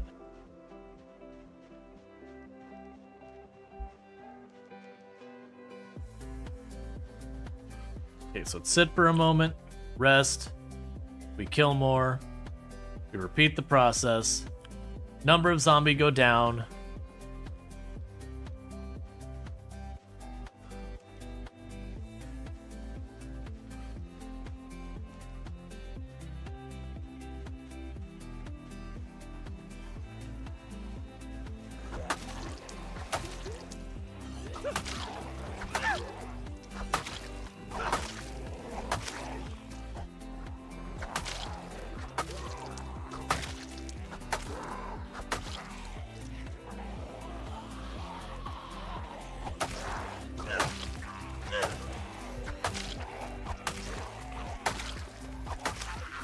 Okay, so this meat cleaver's about done. It's dull and worn.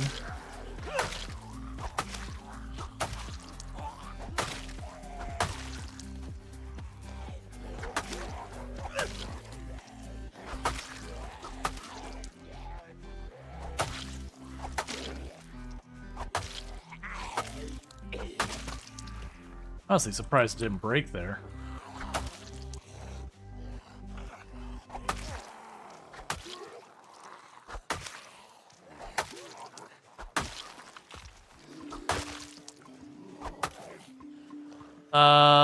That is probably more than I bargained for right this second.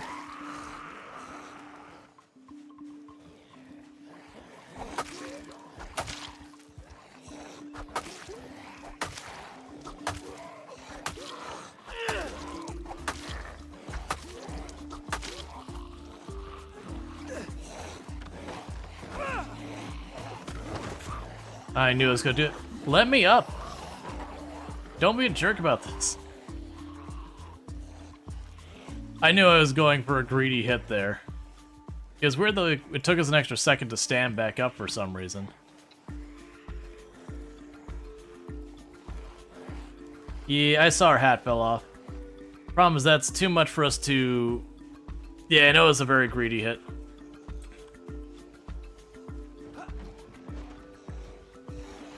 Yeah, you keep doing your thing. Why are you jumping over that fence now? That ship sailed like a while ago, friend. Is that our hat over there? I think that is.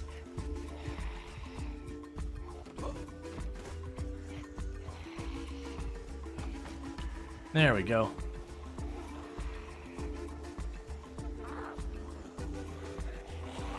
Alright, so we gotta back off. Because we are exerted, we're right about to be drowsy. We are pretty close to hitting red on our muscle strain, so it's gonna go from, we're gonna do okay damage to their damage just going straight into the garbage. Yep, so like, our out of breath disappeared and instantly drowsy appeared. So we're just gonna back off, we're gonna go to sleep again. We did get in there, we made ourselves 2 new axes, we got our water topped off. That all stuff is good. Yeah, and I saw the ice axe, and I was really tempted to just push through and try and grab that, but I do think, especially with how we've been clearing here, and there's always a chance a rally group has moved in behind us, that it's probably best to just keep what we got in the tank, as it were, just in case I gotta fight a couple of zombies to get back to sleep. And in a real big pinch, if we were to go home and there's like 3 rally groups on the way, blocked us off, we can just walk out. We've got a tent on us. We can just plunk the tent down and be done with it.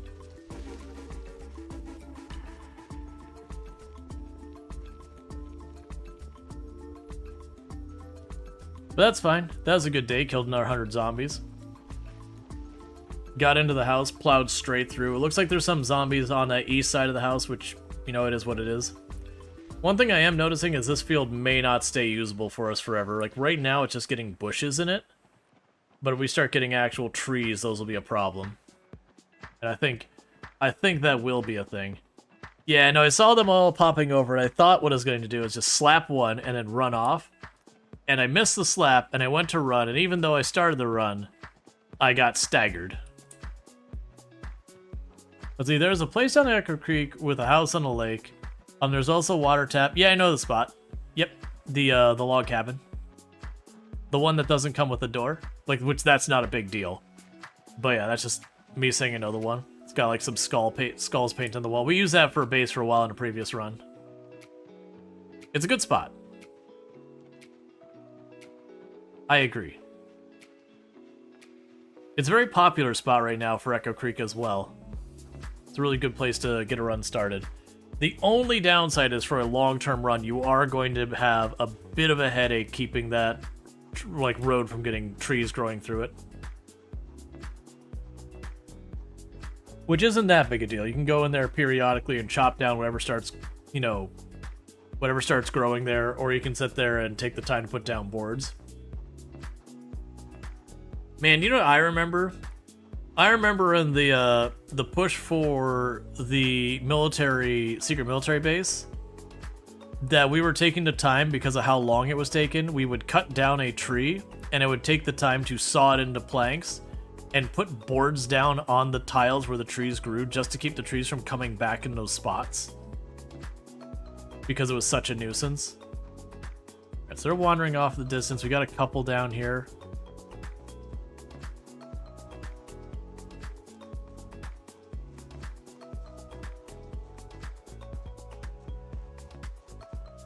There aren't fruit trees in the sense that you don't go and like find a lemon tree and then right click on it to chop down lemon tree. You can find them foraging. You'll forage and a little tree will appear and you can get, you know, your lemon or whatever, and there's just like the tree isn't real. But sapling is just a tree that is not fully grown. It is a stage of growing a tree. So you've got like the little sprout that, you know, isn't a thing in the game. You've got the sapling, and then you've got like a full-blown tree. So sapling's just a small tree.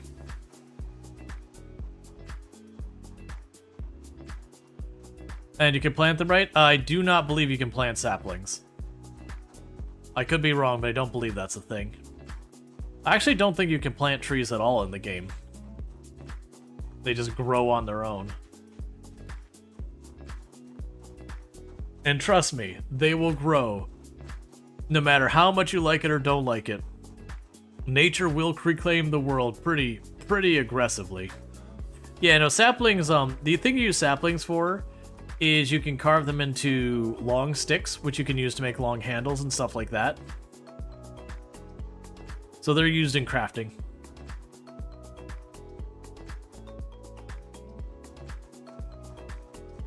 They're a good place to get a little bit of carving skill here and there, too.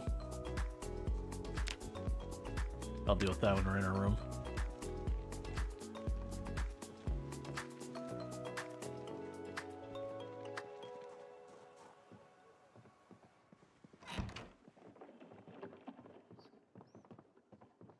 Okay, so the mice are finally leaving.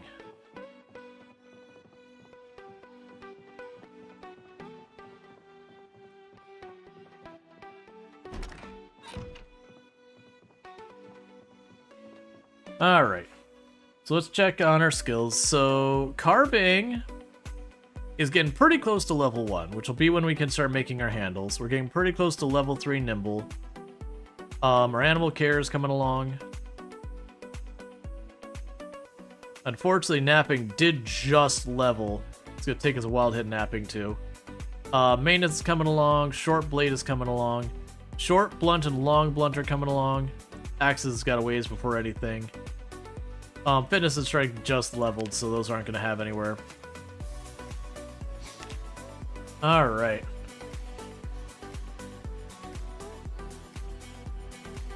They're doing pretty good. Crowbar is our favorite weapon, surprisingly still. I'm not surprised it stayed our favorite weapon for a while, just because of those two we got pretty early on. I'm surprised it's still our favorite weapon at this stage. I would have thought it would have fallen off by now.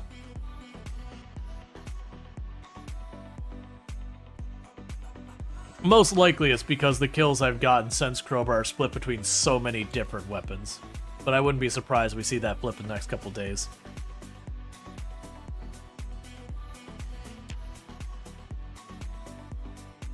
Alright.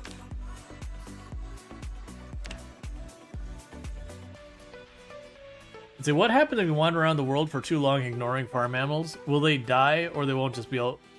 Then you won't be able to start farming? So, animals you load into your world will die eventually if they're not getting food and water and that kind of stuff. Ones that you've never visited at any point, I believe those ones will be fine, because like it just doesn't make them exist until you've gotten near them. I believe that's how it works. Oh, let's top off our water. But I'm not certain. Regardless, there are still wild animals.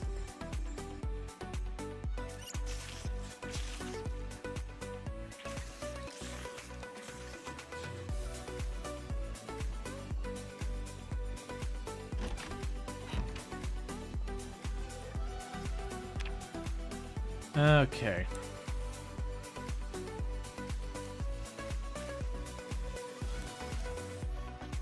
And occasionally rabbits will run under tires. Yep.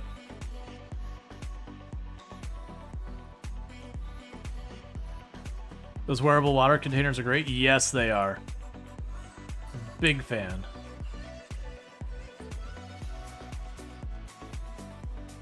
And seeing lots of random animals on the roads. More likely that means zombies have just cut through their field and spread them everywhere. That does happen a lot.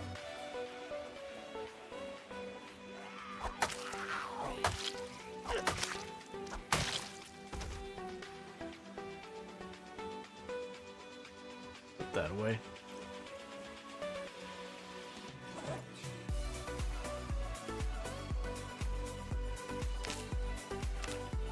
Okay, so today we're going over to where we've got the cows. That way we can start trying to get more butter set aside, because we're finally getting low. Most zombies you ever seen was that chicken farm? Yeah, no, it happens. It's any place that's considered, like, having a meaningful interest. Ah, fine, I'll kill you.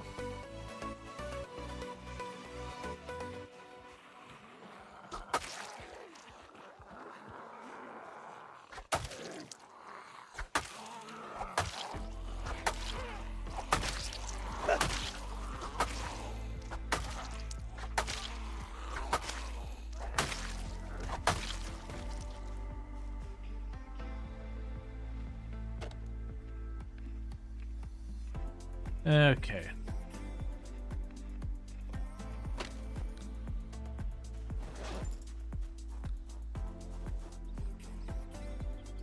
Yeah, so we got a couple groups of zombies all up in the cornfield. That's fine.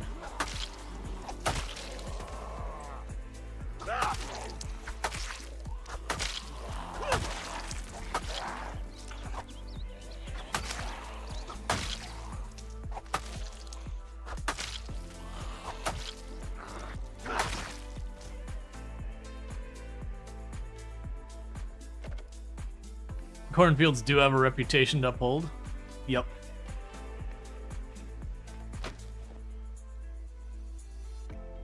Challenge fill the entire map. No, any of the things you get to those scales, they're just not reasonable, realistic, or anything. People just underestimate how ridiculously large Product Zomboid's map is, and just how many zombies there are and all that kind of stuff.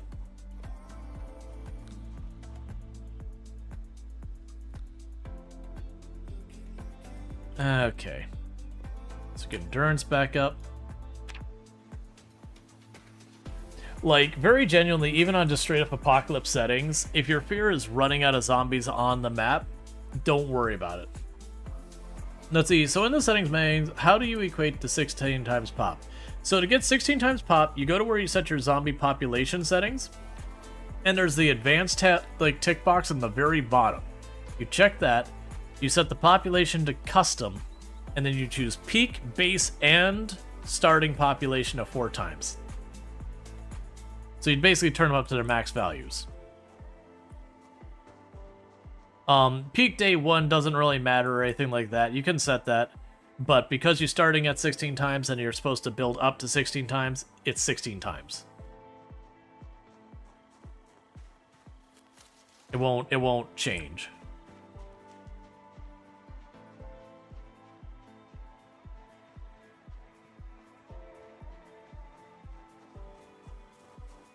Even exploring the entire map would be a whole thing.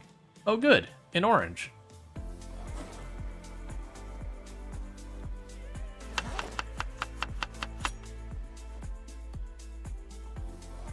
What do you mean I can't put hot sauce on my orange? Does this game not understand when you have hot sauce, it goes on literally everything?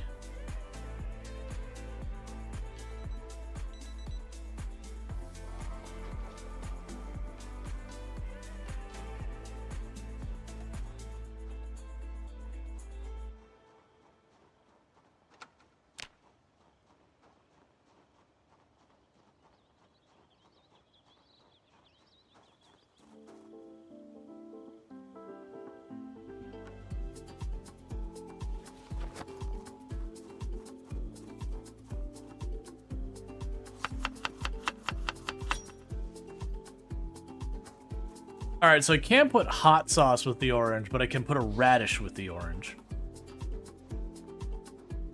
I am unconvinced.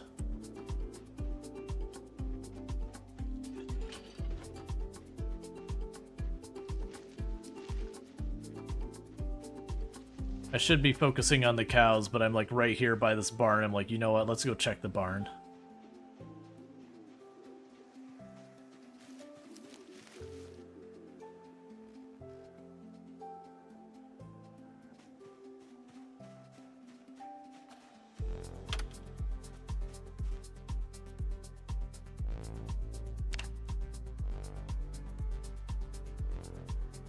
Okay. Let's work our way up to this barn, check that real fast. Now we can circle down to the cows, get herself more butter. That's going to take a chunk of this in-game day, unfortunately. But we want to make sure we're maintaining our weight and all that. We're doing good so far, but, you know, just getting to that point.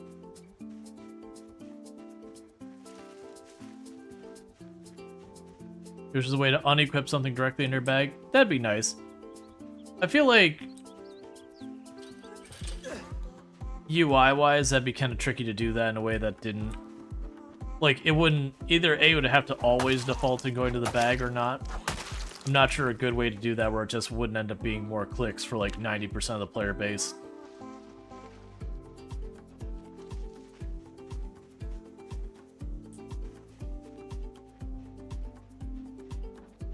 Alright.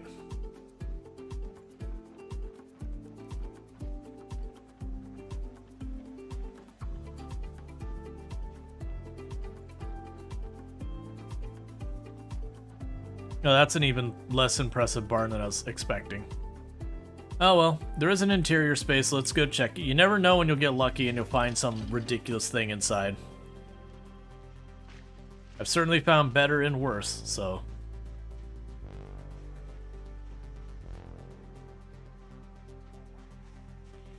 There's definitely zombies in there, I hear them.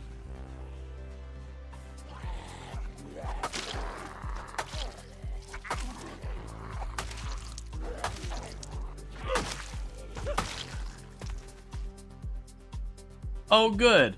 Don't worry, chat. I got the keys to the barn.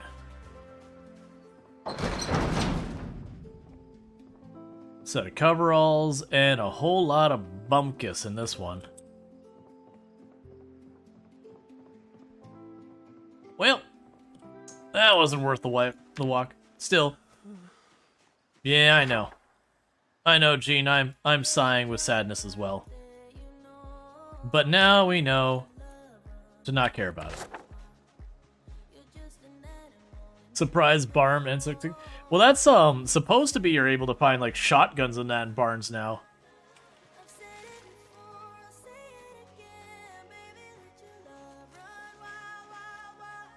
Is he staring at the military base? Yeah. I was talking about where we almost died to corpse sickness.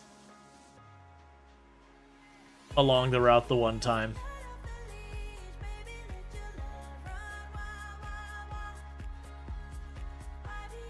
Yeah, that was in their patch notes that they added shotguns and that to the occasional barn and whatnot. That'll be the centipede. This will be sticks, twigs, whatever. Alright, so we're gonna go right down here, we have our cows. So I'm gonna need to milk the cows because we need the butter. So even as much as we're walking today, our character's only been up for like a couple of in-game hours. It's not been that long of the day. That said, this is a lot of prime zombie killing time we're losing. But that's the way it is sometimes.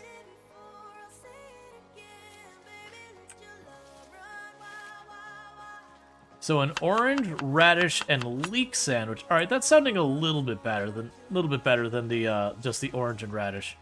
Still feeling like I should be allowed to put some hot sauce in there.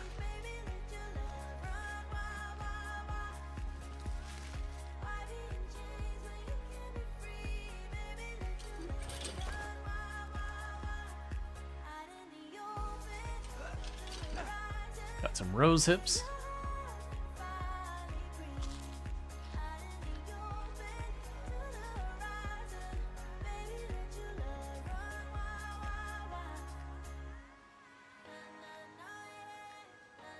So orange,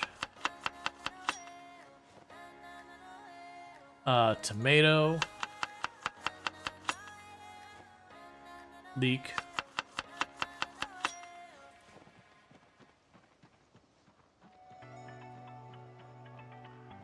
all right, let's see.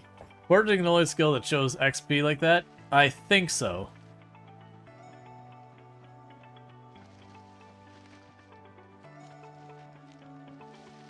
Alright, so we're working our way down to the barn.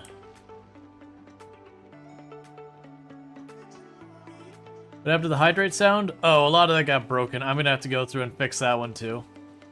It wasn't disabled intentionally, it's when my when I had to switch cloud sync, or cloud sources.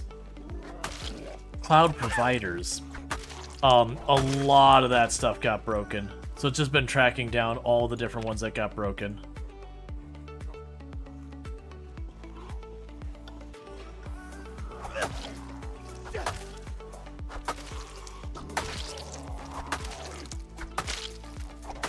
How are you not? There you go. I was about to say, it's like that thing has been on the edge of broken forever. And I appreciate that it put in the hustle and all that. But no, really, it was well past its prime.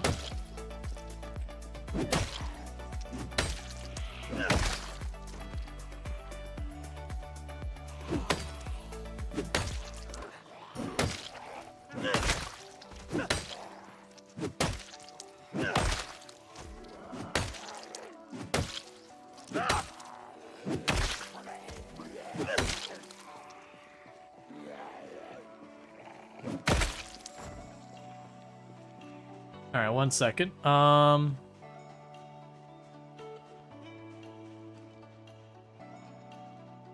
really a good place for me to do this. It's fine, we'll just fight it out.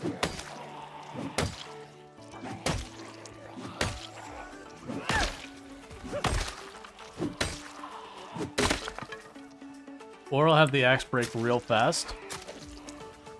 Okay.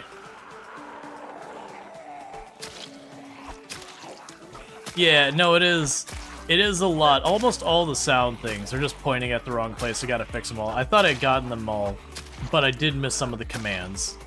And some of the event triggered on redeems I've missed as well. So I'll have to get that all sorted.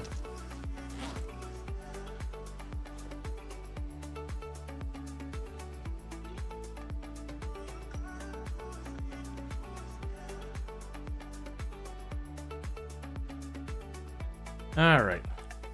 You know, get all those things like fixing all those ones. I did see all your redeems look great. I'm gonna get all that because we're gonna have an ad break in just a couple minutes. I'll just wait till the break because that'll be a good time for me to deal with that. One thing I need to do is get back in the habit of reading the books when I sit down. It'll be really, really nice when we have power because then at the end of the day we can just sit down and read the book while we're waiting for it to be late enough for us to go to sleep kind of thing. Just not there yet.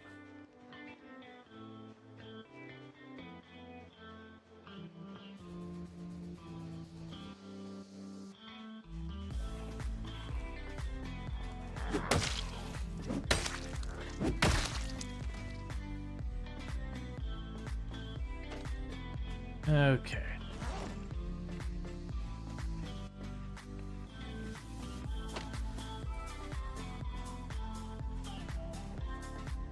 Would you love having active mods to test things randomly for you? Hey, you know what? I'd rather it happen than, you know, months and months and months go by and so I was like, did you know that this is broken? You're like, what?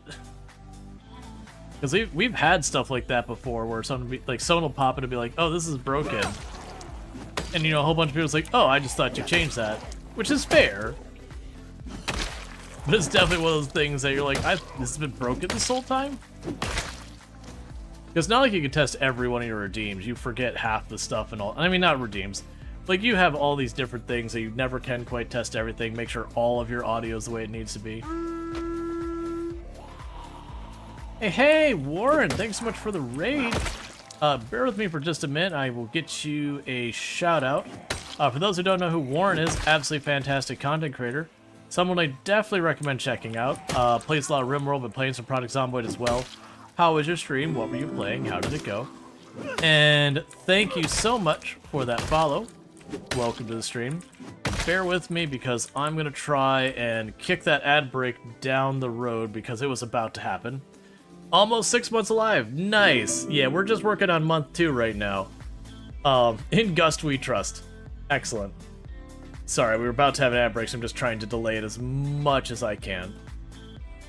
But, all stuff. Thank you, Moopin3, for gifting a sub to Warren 333. So thank you, Moopin, for gifting that tier 1 sub to Warren. So where do you got yourself that? Did we get a shout out for Warren? Because I think we did. Let me just make sure. Yes, we did. I'm struggling to keep track of things. Yeah, second shout out, if memory serves. Yeah, it's all good. But yeah, absolutely. But thank you so much for that raid. I really do appreciate it. I'm guessing you're playing some Product Zomboid since you mentioned surviving that long and all that good stuff. So thank you so much for all that. Welcome in, everybody. For those who don't know who I am Rual Storge. I play a variety of games here on Twitch. My most known game the game I'm most known for. Words are hard. The game I'm most known for here is Project Zomboid, where I used to hold a world record for the highest kill count run ever streamed. That said, that record has been beaten. And we aren't doing anything quite as impressive yet here. Though, yeah, and there's a clip to the record run ending, I believe. The character dying at that very end. Got bit by a zombie I couldn't see hiding on the road. But with all that said, we are working on playing 16 times population, so maximum population the game supports out of the box. And just working at that, we did get kicked out of our home a minute ago by a helicopter spilling over. We're not actually working on getting back in there right this second. I've got some cows. They got some milk, and I need some butter. I'm going to put these things all together to solve this problem. But we are killing about 100 zombies today, like a day on average now. The average kills is catching up because early game we were killing well under that. So it is slowly trickling up every... Well, that's not how you want to go. The kills are slowly trickling up one by one. Oh yeah, that was our last axe we had on us, isn't it? Alright. Sad little pork time.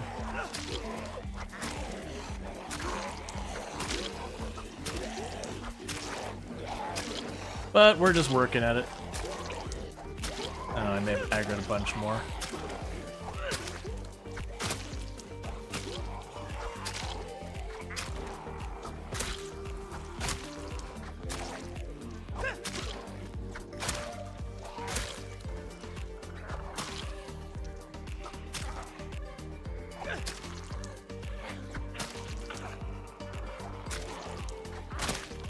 Yeah, so if it seems like I'm using really odd choices for weapons, in these settings, it's very beggars cannot be choosers.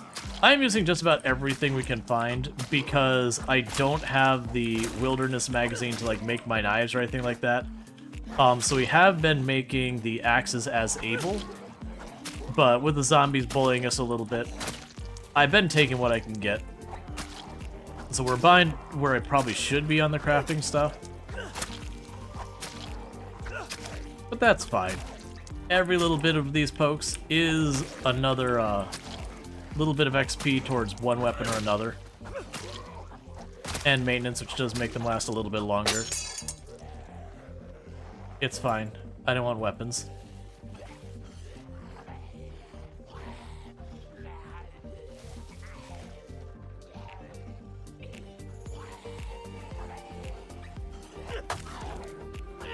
I vaguely remember these having pretty terrible durability, but pretty good damage.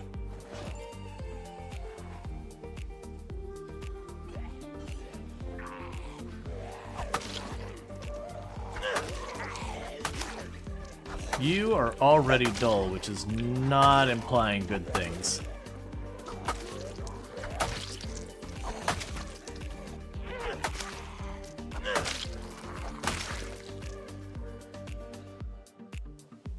Okay, do I get a moment of... Got a moment of peace before that one catches up, I think. Alright.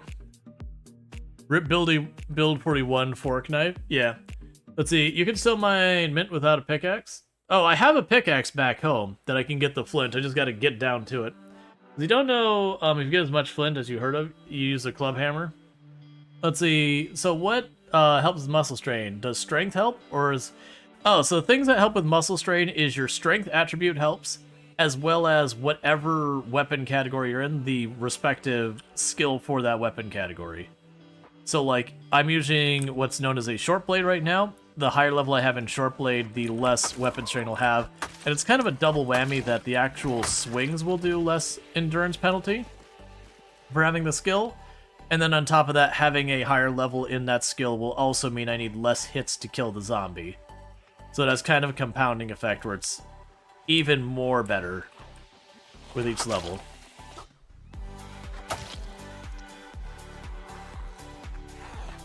Oh, you're not really dead. Getting some sleep? Gotta get up early for work? No problem. You take it easy, Warren. Thank you again for that raid, and you sleep well and all that stuff. Let's see. 9 strength, 3 long, blunt muscle, and you still get, oh, well, the cudgel. The cudgel is like, if you wanted a weapon to just delete your endurance and cause you strain, you use the cudgel. Like, that's how it defines itself. Is just by being, like, the most unreasonable thing with that regard. Kind of triple at me because more weapon skill means killing faster, less swings, less muscle. Yeah. It just goes so far. Thank you for those follows. Welcome to the stream. We just went over 8,100. Man, I was trying to plan something for 8,000. Like, I'm not complaining, but I am not keeping up with this. Alright, so we resharpened that, so hopefully that makes a difference.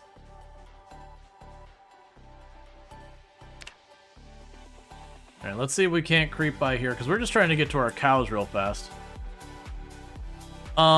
Fitness does not affect muscle strain. Fitness affects exertion. Which, arguably, you could say, if you're getting to the point of exerted for the reduced damage, indirectly affects muscle strain, but they do not directly. It's strength that affects muscle strain. Strength is muscle strain, exertion is endurance.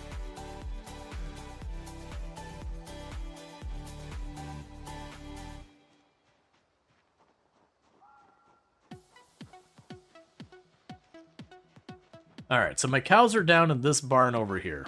And the house we were staying on is that one over there. But we're still just tidying up after the helicopter and doing our best.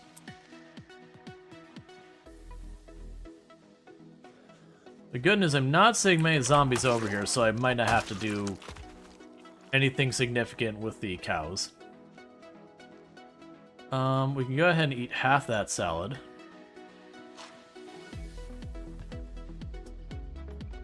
But that said, we do actually have 2 generators. We have a gas station that we've secured. I don't have quite enough electrical to be able to use the generators yet. I'm actually at electrical 2 and some change. We do know where we have multiple cars that could be usable. If I can hotwire them, they're in good shape. One of them's pretty nice. Unfortunately, I don't know how to hotwire them yet, so we can't. So we're not doing great in that regard, but we've got the cows for the milk and the butter. So keeping her weight up is no problem. And foraging will keep you from starving from hunger. Other, like, not counting the weight up and down and that kind of thing. So that handles that. We've kept things relatively safe. Alright, so we do got a couple of zombies floating around here. Let's make sure the area is clear. Surprisingly, a bunch of these water containers are empty, which is a shocker for how much rain we've had. I think it is because I just not been nearby in a while.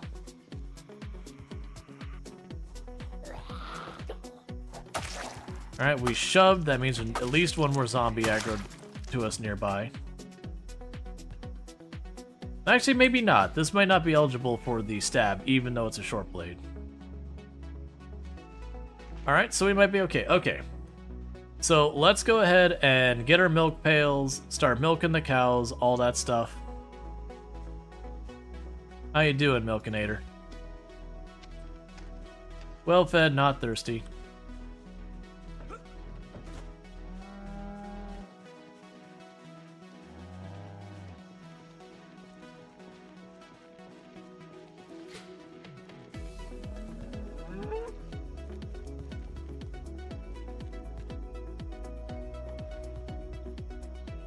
Alright, time to destroy our knees by carrying too much. As we do. So let's pet the cow first.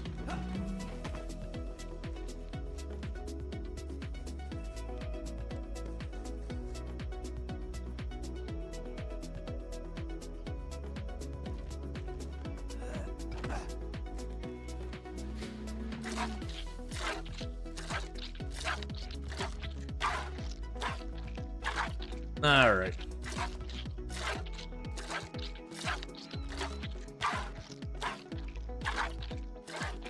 And just all the rabbits running around and everything.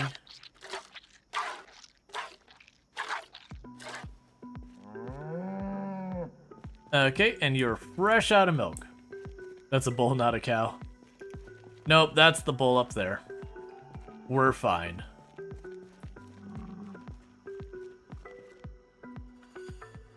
Okay, so butter churn, max start.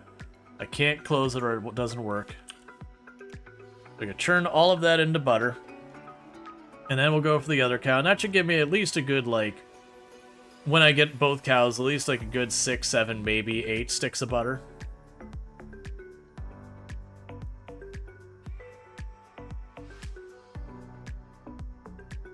And this is going to cost me a big chunk of today to... Oh, really? We didn't get even that far? That's fine. I don't need that much butter to keep our weight up. Yeah, and the generator... I have 2 generators in this place. They were just here when we started. Like, we found this area, but it was just one of those things.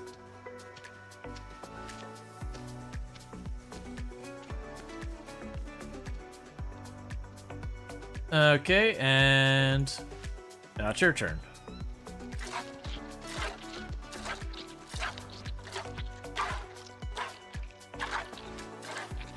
I mean, that must be animal husbandry or animal care 4? Yep. I don't really know what all that affects. Okay, so that's 1 bucket full. So 3 more sticks of butter and counting.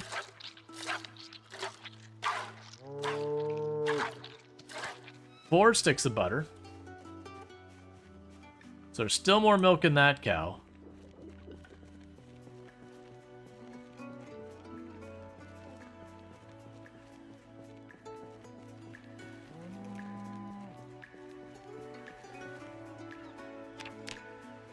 Okay.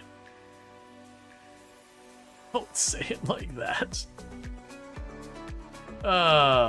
That's cursed.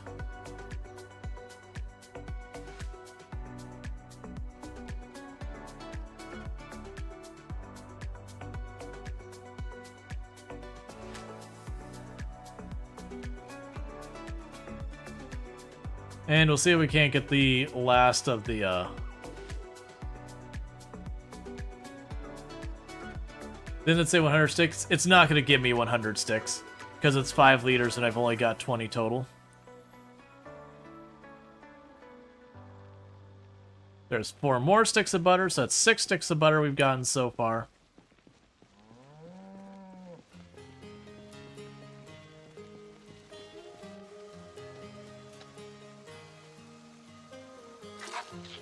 I'm not expecting that much more milk out of this cow.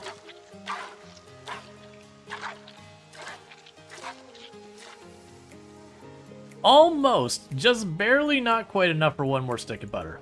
Regardless, that's the big thing, is we were able to get 6 sticks of butter out of that.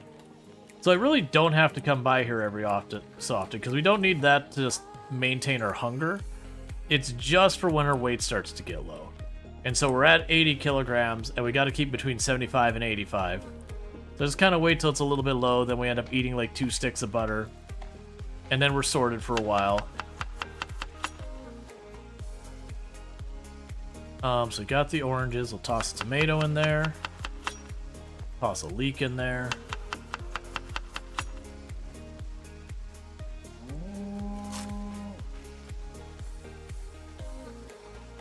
This field is going to get overgrown by trees, which will be a pain. The good news there is I am not intending on keeping the cows in this field. That's just where they are for now. Eventually, when we get to where we're going to set up for our main base, I will get rope and drag the cows to the new location. That's going to be a bit of an operation, because what I'm going to end up doing is moving like a bunch of the troughs over ahead of time to that way collect water. We'll move all the feed over. I've got a scythe that I can go and get grass to feed them.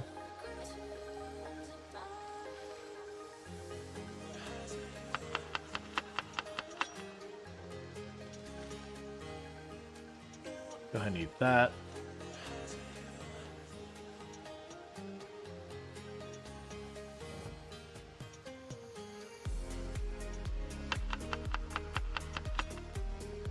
Toss that back in the bag so we're not quite as overburdened. Okay, so let's see if we can't get any progress towards our house. I mean, it's getting pretty late. We'll still see if we can. Can you grass feed them? Yeah, so you can put grass in the troughs normally, yeah. And they'll eat the grass. I've done that before. They won't eat the grass off the ground, they won't graze. But if you take the grass and you pick it up and then you toss it in there, it seems to work. Alright, and bear with me, chat. I did delay the ad break as long as I could, but I can't delay it anymore, so it's going to happen. So I need to quickly use the restroom, and I'll be back here in just a minute. So thank you again for tuning in, and I'll be back in just a few.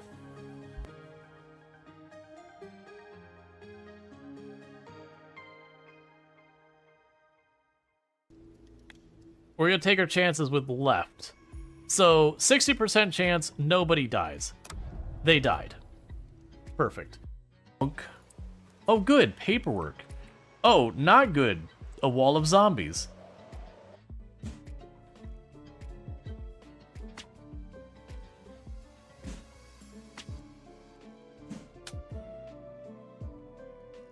All right. Of course. Of course. Getting one of the things that really makes it easier to pick up trees. That's not what I want. I knew that was coming the moment that happened. She was in a fit of rage. She was really bored. She wanted something to do, and she had a knife. You know, we've all been there, right? Just you get a little bored, and you would just attempt to murder.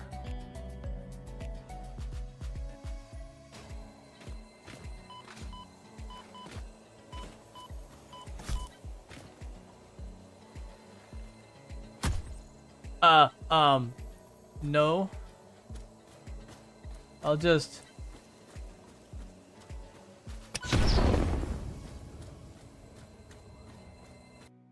individual groups or whatever like that. Oh, you legitimately scared the crap out of that. That's the first time I've been gotten with that in a long time. Whoever did that, you were well-timed, probably Cookie. Because this is legit a place that always makes me nervous. And I was looking at chat for a second, and the noise played, and I thought I had just gotten got. It's very rare that I actually get caught by that, and that was like, I'm not afraid to admit when I do get legitimately caught. Well played. Left again. Keep going. Keep going into the garage. It moving. Oh, you are too find late. Some Tupperware or hide behind the truck. Oh, you're Either safe. one. It's not hunting anymore. Oh, Okay. oh, Pank got away by like It's hunting. We're by nothing. ourselves. All right. Would you go away? I'm trying to commit crime.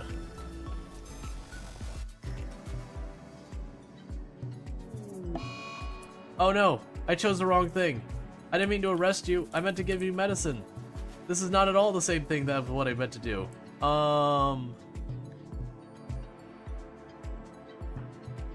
Whoops. I unintentionally did a literal kidnapping.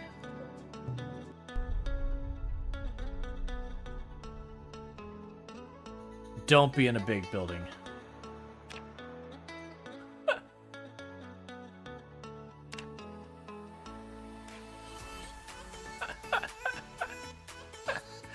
Ah, we're in the middle of Louisville.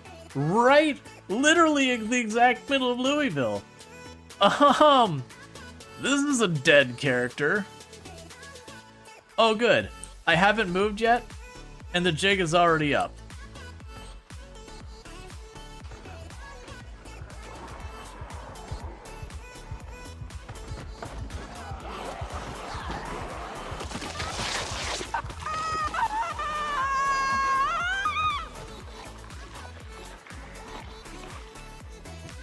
That I perhaps have underestimated you. That's on me. That was disrespectful. I should have given you more credit. Credit where it's due. You are definitely still a menace and you're still threatening. But not you. She's a jerk.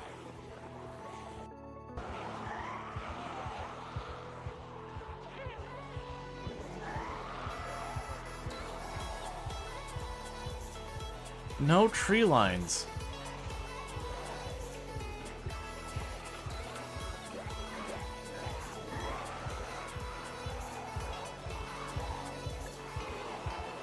I'm getting boxed in real hard here.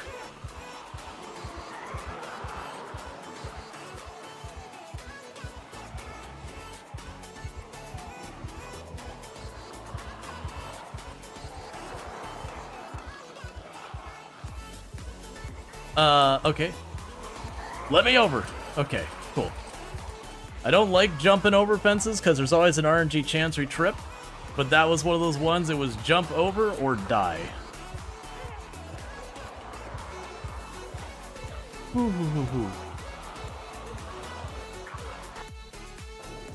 Okay, and I am back. Yeah, no, the cudgel is terrible for like fighting. It is good outdoors. That's the same thing if you get the large stone axe or the maul. Both of those are really bad for fighting. They will absolutely destroy a zombie when you hit it. But unfortunately, they will also swing so incredibly slow that they will just not give you an opportunity to hit the third zombie. Like, you'll usually get the first or the second in a pack, and then that third zombie rolls in, you're still trying to bring the weapon back up, and it's already grabbing you. Did you break a bone? No, that's just basically telling me I'm at low, like, not low life, but I'm not at full life. And that's because we did go and, go milk the cow, and those buckets of milk are really heavy. Okay, go ahead and put that on the left.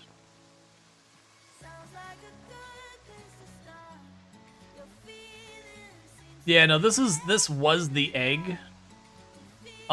Just an update or two ago.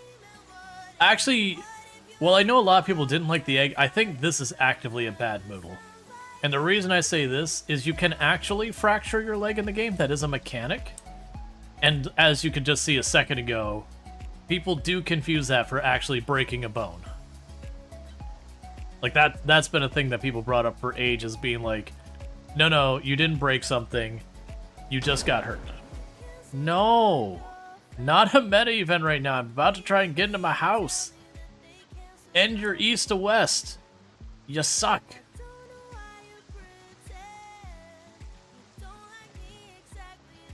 Well, I was about to go home. That ship just sailed. All right, so we're gonna go back up here. Sleep in the messy thing. How do you know you can't actually lay an egg, though? That's pretty easy, because it's not a mechanic in the game.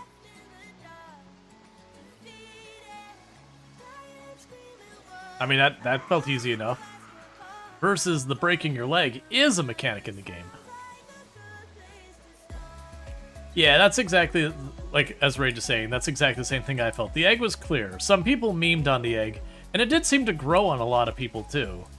But then they kind of switched it back to being the bone. It's like, okay, well, the bone's been around for a long time.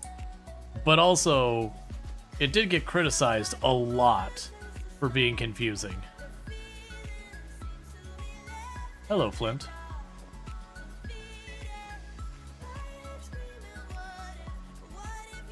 So I definitely felt like the egg was the better for actually communicating what was going on. Like, don't get me wrong, people saw the egg and they said, what is this? And that's fine. But you still, with like the broken leg, you also go, what is this? Not to say they couldn't have come up with yet another emote that was even better to communicate, but... Every stream you watch, the people think the bone is a broken limb. Oh yeah, no, it's been a thing since, because that's the old emote, was the broken bone. Like, this is a newer version of the broken bone, but the same kind of thing. Is he a heart with the cross is illegally distinct from red? I mean, you could simply do like a heart and like has a sad face on it or something like that. Or like has like a little band-aid on the corner kind of thing. There's plenty of options they could do. Like, we were talking about, one of the other things I'd kind of like to see, and I'm not the, like, this is something we've had a couple of different people pop in here and say as well. I would like a Moodle for when you're sore. Like, when you have muscle strain.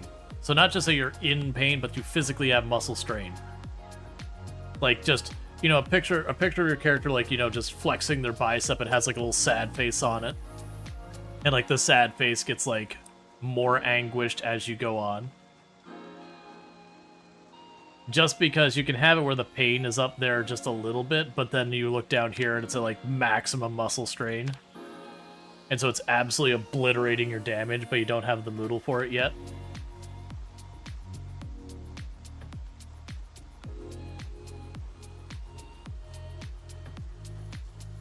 Yeah, it wouldn't be a problem if Fractured Bone wasn't a mechanic in Product Zomboid. If Fractured Bone wasn't a mechanic in Product Zomboid, the bone would be fine. But it is. For those who don't know, if you fall off a roof or you collide your vehicle real hard, you can break your bones. It's a real bad time. You really, really don't want to do it. A lot of people who have played the game, if you do get yourself in a situation where you fracture a limb, they usually kill their character. Because they take a long time to heal. And unless you happen to have extremely high first aid, your splint you put on is really bad. So your character kind of like hobbles really slowly around. Which, as you can imagine, makes it like really hard to fight a couple zombies at once.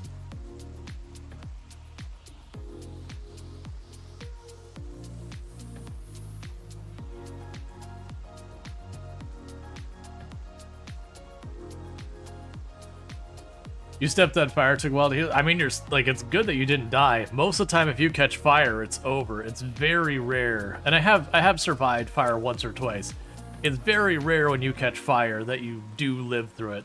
Because there's almost nothing you as a player could take action to once you've caught fire to really save yourself. It's just a matter of if it goes out before it finishes the job. Like, and I think if you're out in the rain, it goes out faster. I can't remember. But it is one of those things that you're just like, did I survive or not? And if you survive, it just takes a long time to heal.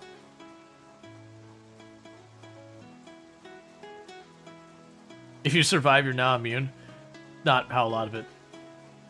Is any clothing fire resistant? Nope. I mean, maybe they've changed on build 42, but in build 41, you can wear the firefighter's full outfit, step on fire, and you still die in seconds.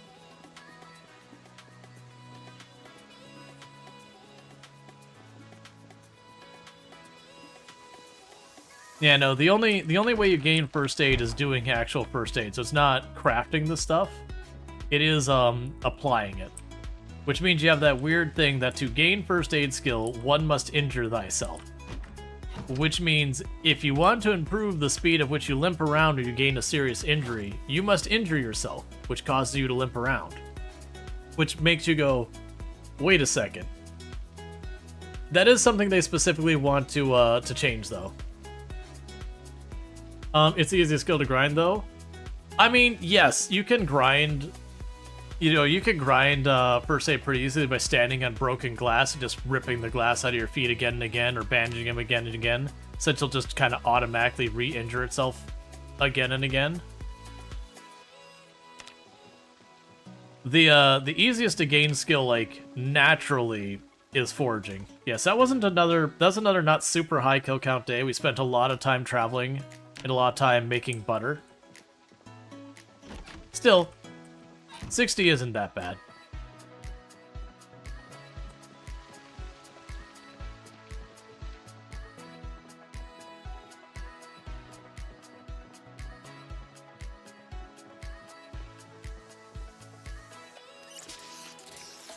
Alright, fill in our bag.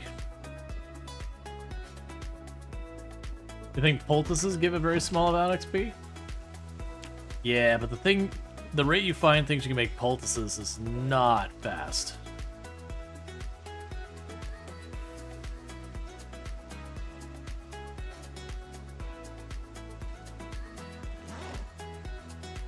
They definitely could do, and for the record, they've said themselves, they definitely want to do more with first aid, because right now, out of the skills you can pick up, it is kind of the one that really offers the least.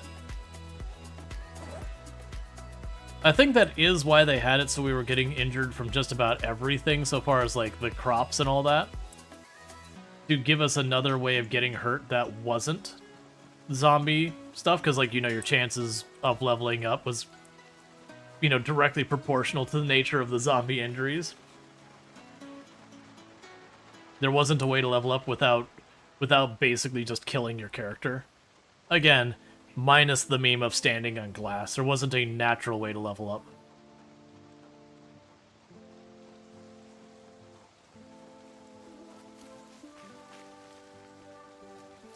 Yeah, first aid's got to be the least pick trait. It's definitely not going to be that high. There are a few other traits that are pretty unloved though. It's definitely got to be near the bottom though. I would agree with that. Probably like bottom 3 to 5.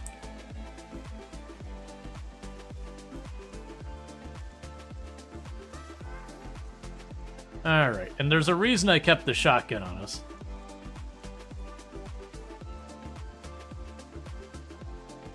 Yeah, I think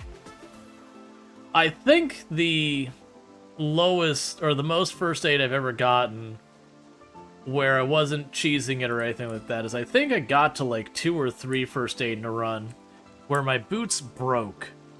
So like, I was fighting a zombie, the zombie shattered through a window, I stomped on the zombie and killed it. And I didn't realize it, but my boot's durability ran out stomping on the zombie. And so I removed the glass from the window and jumped in, and got really confused for a good, like, 30 seconds of why suddenly I had 2 deep wounds with, glass in them. You know, because it's like, I removed the glass. Why did I get hurt? I removed the glass. It took me, like, a good too many seconds to be like, wait a second, that's not my hands hurt, that's my feet. And realized I had blown out my boots. And then just the bandaging them and trying to keep them all treated up, because that's back before, you know, I realized you just slap the bandages on them and you just stop caring. But there was definitely a good solid, like, 10, 15, 20 seconds where I'm just like, but I removed the glass. Why did I get hurt?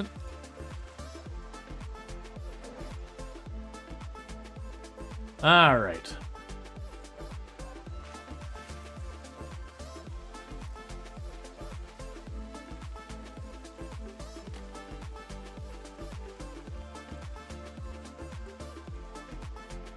So, let's go find some of these zombies that have been chilling around, because I don't want to lug the shotgun around.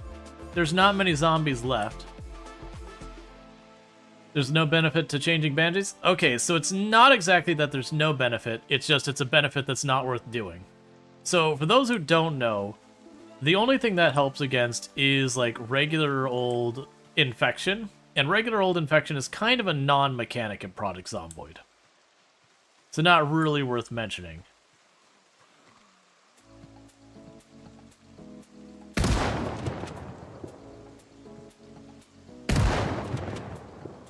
He knows what's up.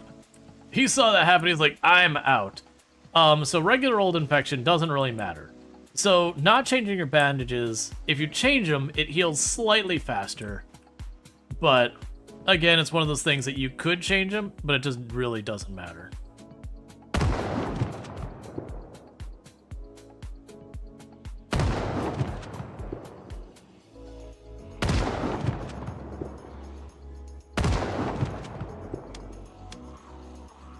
Okay. I'm still getting used to the shotgun. The other guns I've been able to fire pretty well, but the shotgun specifically I've had pretty crap aim with it. Oh, no, don't take all those off. Just the shotgun, please. There you go, ma'am. Have yourself a shotgun. Because that rallied the zombie, so I don't go looking for him. And you got the tiniest little bit of shooting XP, aim XP. Did they rework the shotgun? They reworked shooting entirely. It's just, with the way they reworked shooting, the shotgun kind of got hurt by it pretty bad. Like, for most of the guns, it's hands down better. It's one of those things, statistically, it's about the same as before on how many kills you're going to get on average. But it at least feels way better.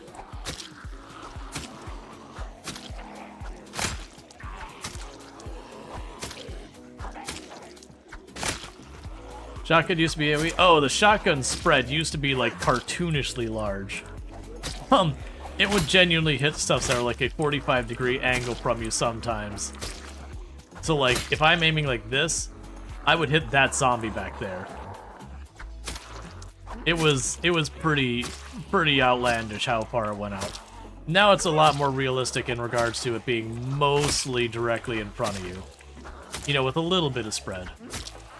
But it's a little tricky to aim just because that specific gun, where I expect it to shoot and where it actually shoots, isn't quite the same.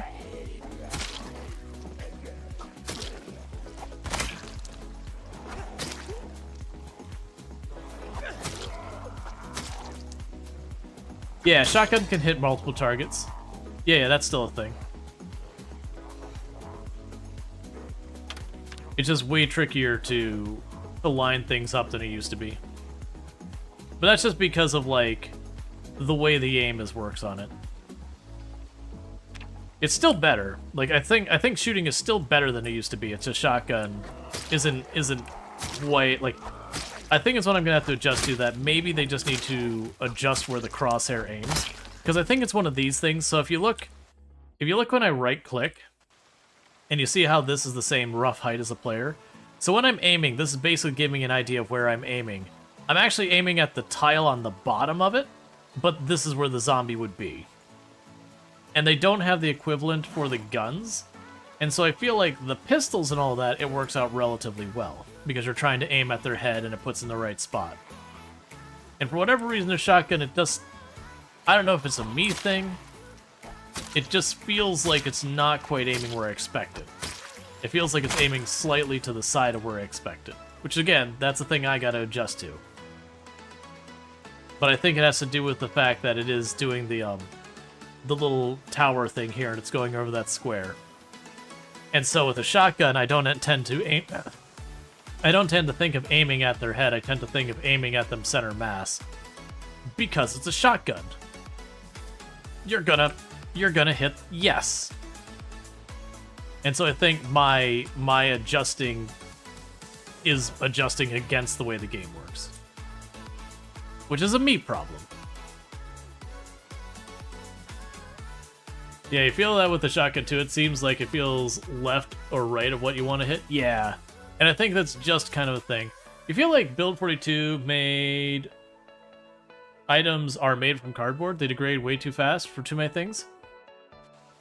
I mean, a lot of the stuff broke easily before. Are you referring to like the newly crafted things? I know all the stone things break really, really fast, but I mean, it's stone strapped to a stick with some cloth. So, you know, they're not very strong. And then they're fairly plentiful. Oh, well, that's more than I wanted. Could you not be in a big... Oh, we're still strained.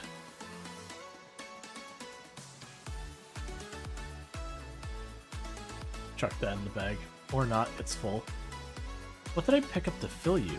We just took a shotgun out of there.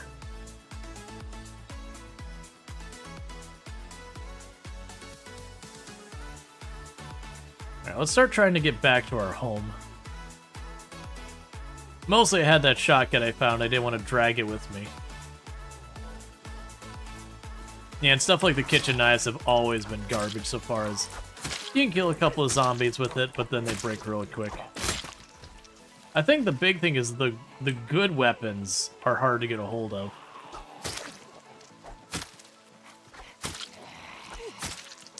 Oh, in 41, I never bothered repair it. Like, the only thing I ever bothered repairing in Build 41 is I would repair machetes. And I'd repair a machete only twice.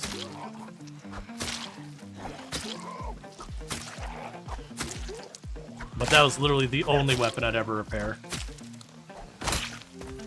Everything else is just kind of a waste of time. I'd find new weapons before I needed, like, finding new weapons was a better way than repairing. That said, we used to get a lot more good weapons from zombies. Like, the rate you'd find a crowbar or an axe on a zombie was way higher in Build 41. That, to me, is, I think, the big pain that we're running into. Alright, so that should be short blade 3, I think. They're getting a lot more just kind of scuff weapons on these zombies. You don't think the handle repair is working? That's entirely possible. I haven't done hardly any repairing of weapons in Build 42.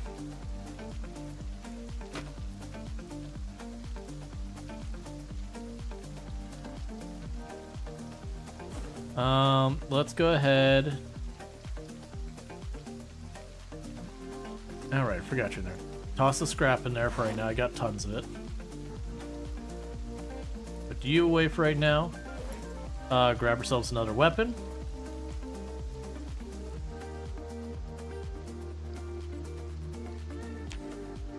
Okay, we're gonna work our way back down to the house we've got our stuff in.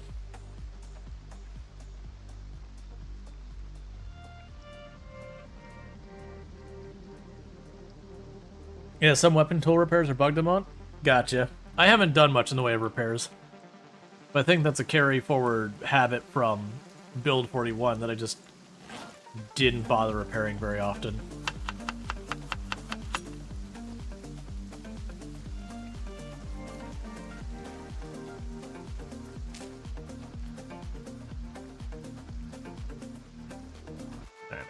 And that's the house we're trying to get to, so it's just on the other side of these fields down the road.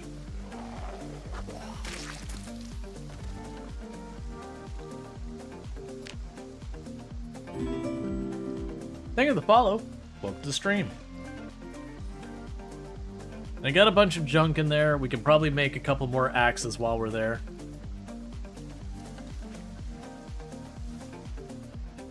We did secure the gas station, and then we had a big mess here. We're getting to the tail end of this mess. We don't have that many zombies lurking around the area. It did have a decent number of zombies that were lurking near our house. Ooh, that's Flint. I want that. Ooh, it's the one with the ice axe. We saw the ice axe one earlier today. Or not today in game, like... You get the idea. You know where this is going. Because the ice axe I found to be pretty solid.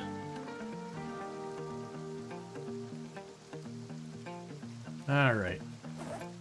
Hey, zombie, I'm gonna have to drop stuff on you. Just be cool with it, okay? Feed you in a minute. Get the carving skill out of this real fast before I chuck it.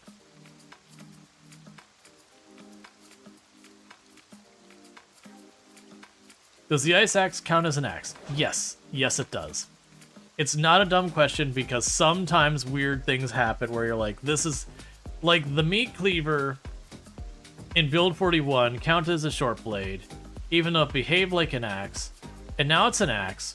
It was always this weapon as, like, in this weird identity crisis where it wasn't sure if it wanted to be an axe or if it wanted to be a, Oh, I got a ton of tree branches. That's what I got. It was always in this weird place where it was kind of an axe and kind of a short blade. Wasn't really sure which one it wanted to be. And it was only in Build 42 that they finally made it an actual axe. The meat cleaver is so relatable. It clearly identified as an axe. Well, it behaved like an axe, and it had a lot of the perks that an axe did. That was the thing. It was a short blade that had a lot of stats that were axe-like. And not true anymore, but it used to be that meat cleavers were the meta for breaking down doors from an endurance perspective.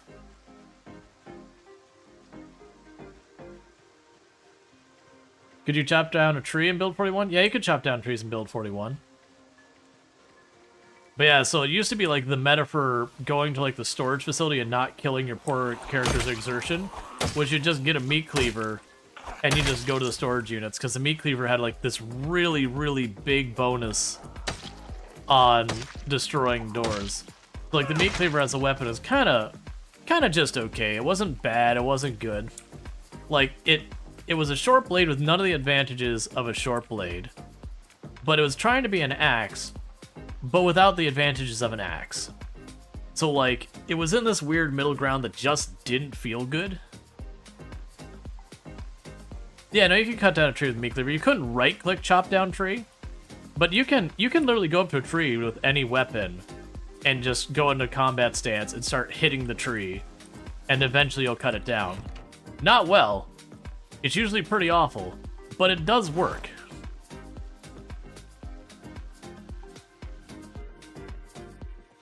Okay, so let's go in here. Let's drop the tree branches.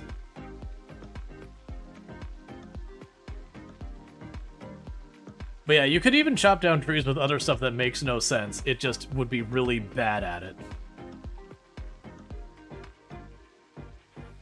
I've only done that like once or twice just to kind of show it, not... Like, you're usually not in a situation where you're like, oh no, I'm very desperate to cut down a tree. Let me take this claw hammer and get to work. That kind of situation doesn't tend to happen normally. Is that a skeleton on the floor? Yeah, it's a zombie that's rotting away. We're very strict about our no soliciting policy here.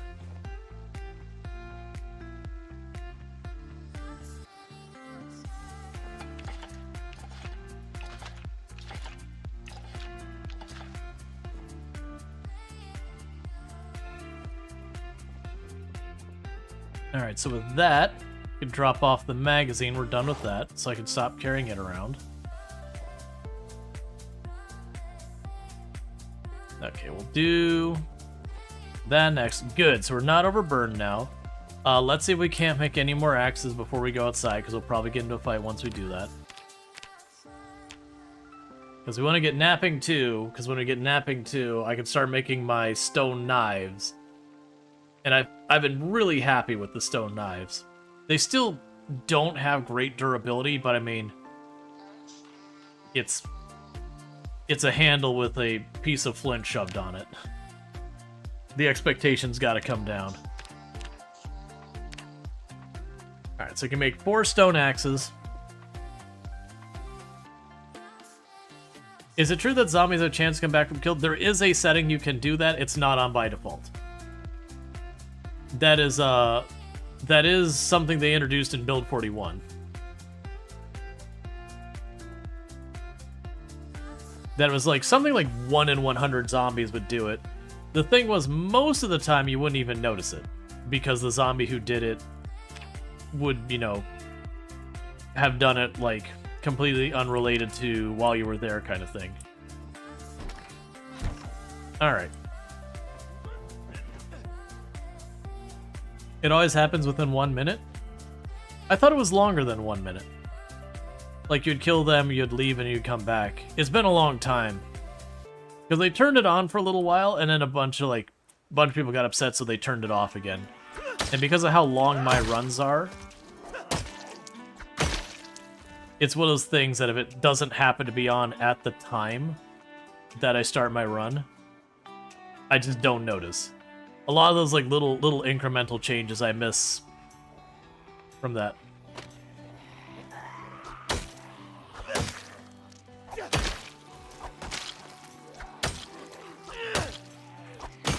Alright, I like the ice axe. It is a little rough on the muscle strain being a one-handed weapon.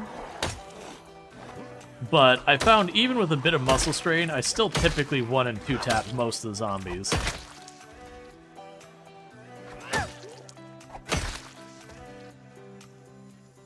Now I do want to try and avoid pulling everything.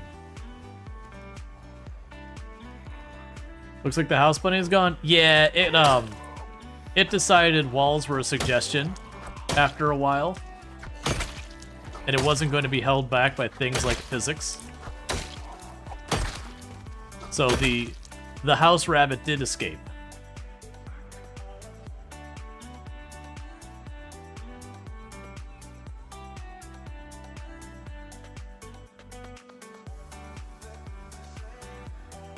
Alright. I was hoping to get more time to rest. And I would have gotten more if I knew the zombie was going to go over there. That's fine.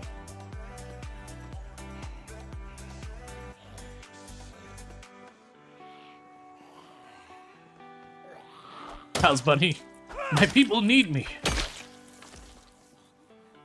My people need me. Immediately runs on the highway. Gets taken out by the next player driving by. This car its continued functioning cannot be permitted.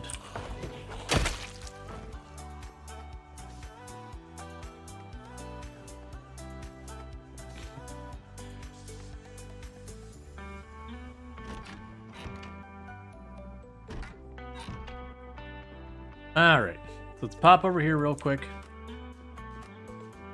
We can sit in our chair, and we can learn a little bit about fishing.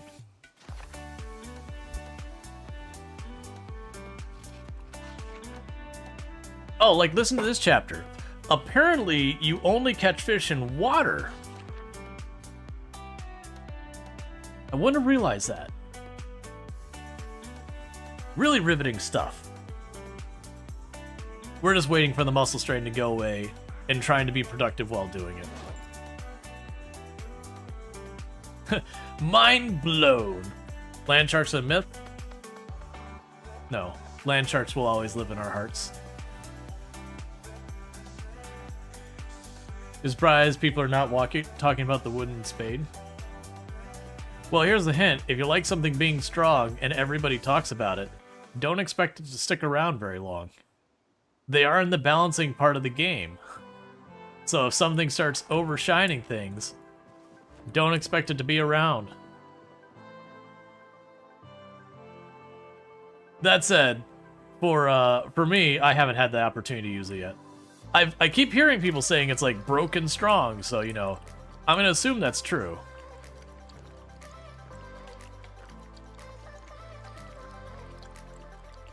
Well, the screwdriver's nice. The screwdriver at least is not... Like, it's always been fairly balanced. It's a good weapon. Like, all things considered, it's not bad. But it's at least not one of those ones that, like, stands out. People are like, oh man, have you tried the screwdriver? It's amazing. Poor Rock. You had your moment in the sun.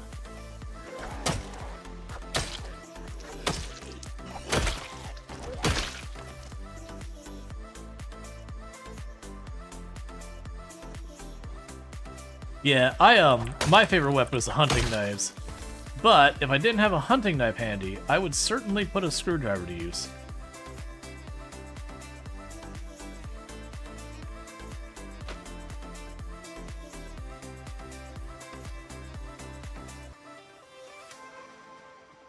Alright, so this should be the remnants of that last helicopter. Shouldn't be too many of you left either. They got like half a rally group down here.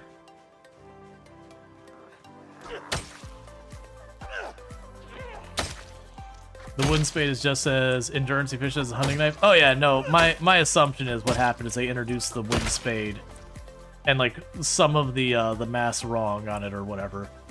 So it's just more powerful than it should be. My expectation from what I've heard the rumblings, I haven't messed with it. My expectation is what they'll end up doing is nerfing the durability. That way it can still be very efficient and everything else. But, you know, you use it as a weapon, it just kind of crumbles.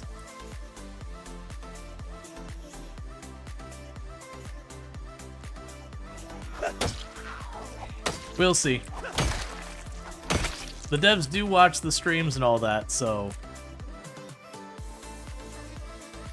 Yeah, no, clearly it's just got the numbers wrong in it. That happens. Expect that to kind of happen a lot as we're going through here. We're going to have different weapons and items introduced. And that every once in a while you'll have one that's got some funky math on it.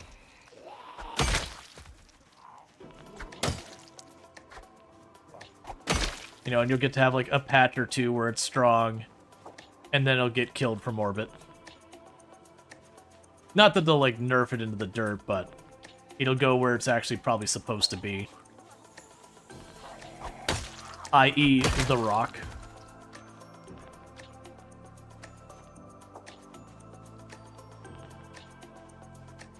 Yeah, and I would say for the most part, the only thing weapon-wise I would say is really not in a good place is I would actually say spears are not in a good place right now. Poor spears. They had one thing going for them. Well, actually, two things going for them in Build 41. They did a lot of damage, and they were very readily available. And the damage is still technically there. But yeah, the readily available, even after the buff to the saplings, Instead of getting like 12 spears out of a tree, you get one. Just one. So, poor spears. To be fair, they probably needed the nerf, but now that the availability is, you know, really down there, you could probably use some love on some of the other stats. Can you make a metal spear? I was under the impression there are better spears you can get later. It's just the question of, do you ever get the spear to that later part? You missed the rock? Or you missed the stone, it rocked? Fact. I deliberately, like, I use it in a pinch, but I deliberately avoided, like, leaning into the meme like a lot of people were, because I'm like, this is getting taken away. I don't want to form the habit of picking up these stones as, like, my readily available weapon. Like, I want to adjust to... Oh, we can jar stuff. Oh, and garlic. Good. The crop that takes, like, 200 and something days to grow. Neat. But, it was just kind of one of those things I'm like, there's no way we get to keep this. And we form this habit of grabbing every other stone and whacking a zombie with it. I need to not form this habit so that I learn to get weapons in build 42, like, as we're going to have to. Because otherwise what's going to happen is they're going to take away rock, and then suddenly I'm going to be struggling to find weapons because I hadn't adjusted. Yep, no, you plant garlic in real life. It's just, it's been a comment that I've made a couple of times that I think they went too hard in the realism on the farming for build 42. Very, very few characters survive many months, let alone remotely long enough for half the crops to grow now. And even if they make the output to be extremely plentiful, because they would mostly spoil and all that, I just, as someone who does live multiple years, like, has lived over a year many, many, many times in the game, I can't see myself farming other than to say I did it.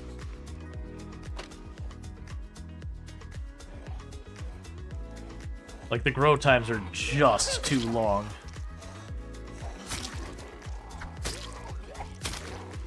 Because, I mean, heck, even clearing on 16 times pop, usually I'm done and out of a city and halfway through the next city before some of those crops would grow. Let alone watering those plants with any routine to keep them healthy and all that. Like, and don't get me wrong, the old farming was pretty easy. And maybe they wanted to make it harder than that. But, I don't know. The issue is we just have way, way, way better ways to tackle that problem.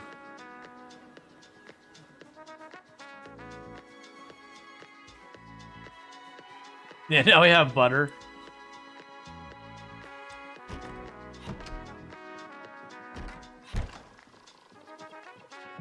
All right.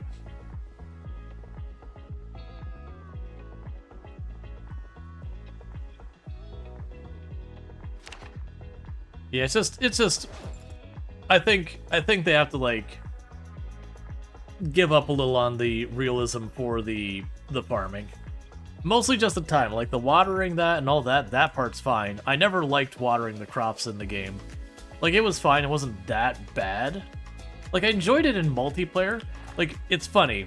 So when I'm playing single player, usually I'm doing, like, try hard, sweaty, throw down, massacre the large number of zombies, like that kind of gameplay.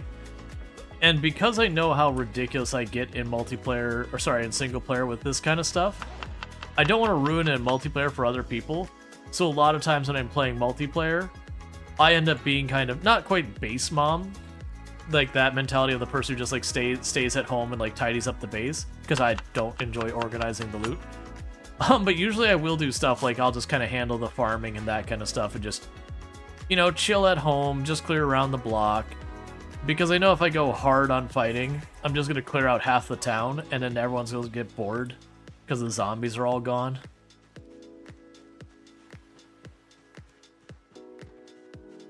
So yeah, a lot of times when I play, like, either that or I'll take a supporting role So I'll let someone else kind of, you know, lead where they're wanting to go. And I'll just kind of, you know, watch the back, make sure everything stays safe, that kind of thing. You know, keep myself alive and help those I can, while kind of letting them get themselves in whatever trouble they want to get themselves. Because the challenge then becomes like, can I keep the others alive when, especially when you're dealing with a lot of new players, and they're just like, yeah, let's go to the mall, and you're like, all right, let's go to the mall. Let's see how this one turns out. You've been playing what, 12 hours? Yeah, this will be fine. Don't worry about it. That can be a lot of fun too.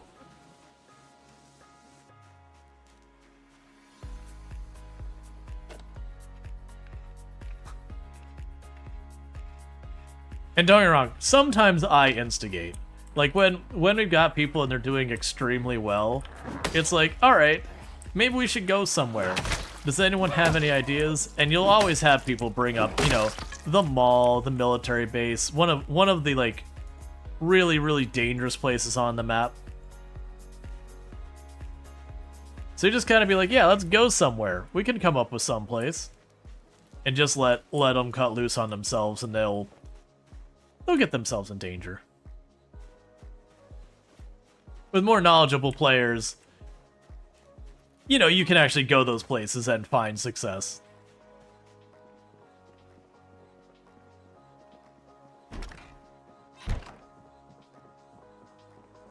Okay, so what junk do I have in here?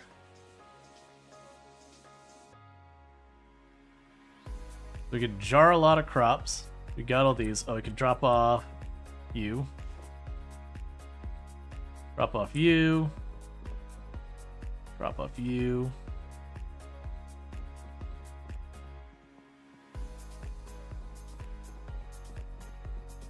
Let's see, what's underrated place in the map? Like a cool place to go that you don't feel gets enough recognition? Ooh, that's a good question. Underrated places on the map. Because I get what you're saying. Places that are like actually pretty cool, but like no one goes. I would say March Ridge is underrated. It's a terrible, awful place to go, but it's kind of a cool place. Like especially the apartments on the north end. Very dangerous place. Forewarning. Very, very dangerous place. Alright, so we got about 100, just under 100 zombies killed there.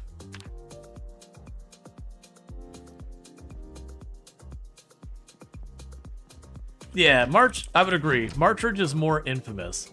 Because I think a lot of people go look at it and they're like, ah, it's a little town. And they just go over there. And what people don't realize is if you look at the population number for March Ridge, it doesn't look that bad. Then you realize it's that many zombies compressed into just 3 cells, where by comparison places like West Point have similar populations, but it's spread across like 6 or 7 cells. So it's just very dense.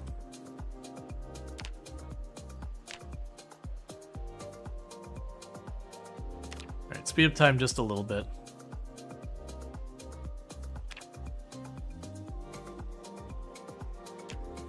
Let's go grab some water from upstairs while we wait for it to be bright enough to craft.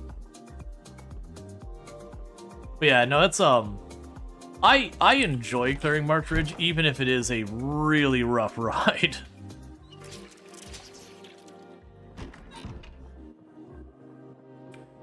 You liked March Ridge before they nerfed the survivor houses, but now townhouses can no longer be a survivor house? Oh, I hadn't heard that.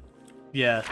Yeah, for those who don't know, so like, for interesting places that people underestimate, this is March Ridge. So if you look here, that's Muldrow, that's Rosewood. So you've got this. And it's a very small town. This whole town, this is 4 cells right here, and this cell is basically empty. So it's a really small town.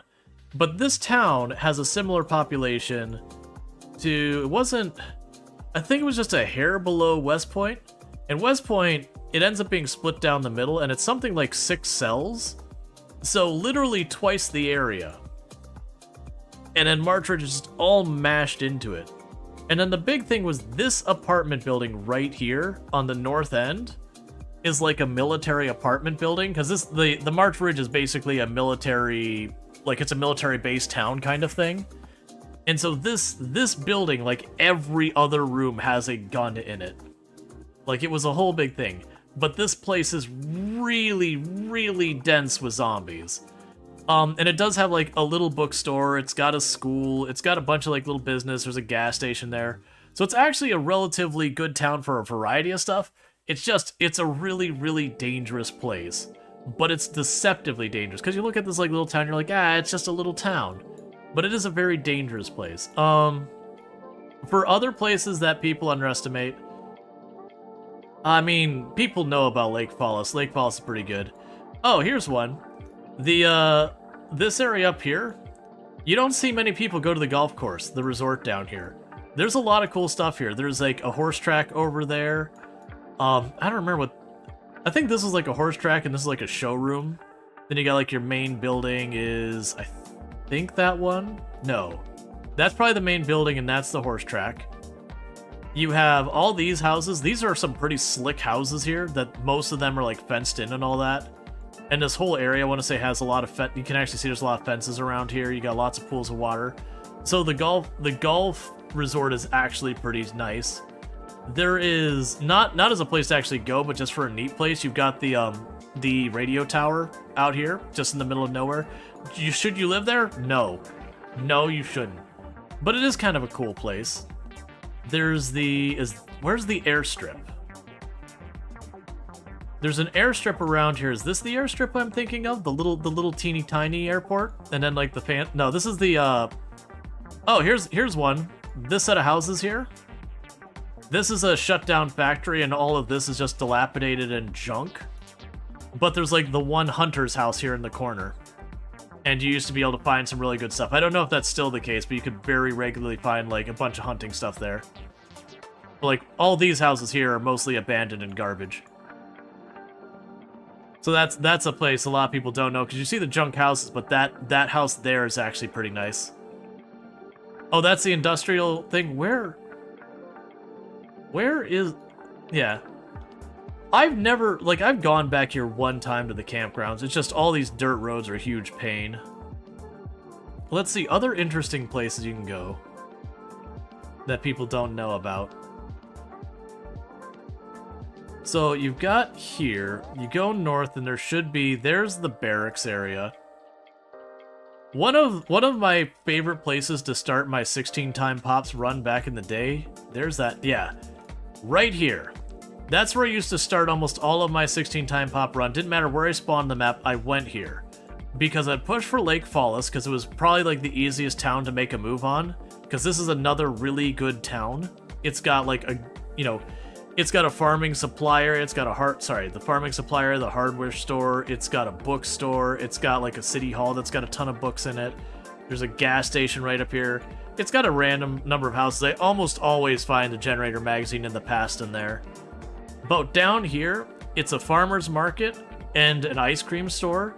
So for starting my runs at 16 times pop, I could almost always come in here, kill the zombies, go grab all the goods from the farmer's market, take them into the ice cream store and throw them in the freezer, and that'd give me like a month or two worth of food to fight my way into Lake Fallis. You've also got some farmhouses here if you're in a pinch for more food, and there's more down there as well. So that was kind of a good place. I don't know how that is in Build 42. There's probably a bunch of zombies there, but as far as most of the middle of the map is pretty dead.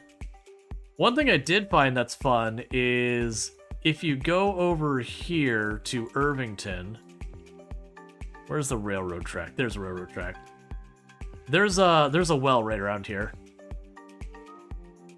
There's just a freshwater well in the middle of a field right here. But yeah, those are the ones I'm thinking of. Because you got Muldrow, and there's like, that area, the train station that's super busy over there. You got like the campground over there that no one cares about. You got the trailer park. That's just the fort. This is a pretty popular place at one point in time. It was the four-way stop. Basically, the entire map is dead. I see what you did there. Like, you got these places. Almost no one went to any of those places. That's the mall. That's infamous. People know about the mall. You've got, for people doing Louisville, you've got the mansions along here. People know about the mansions. Those are pretty popular, especially this one here.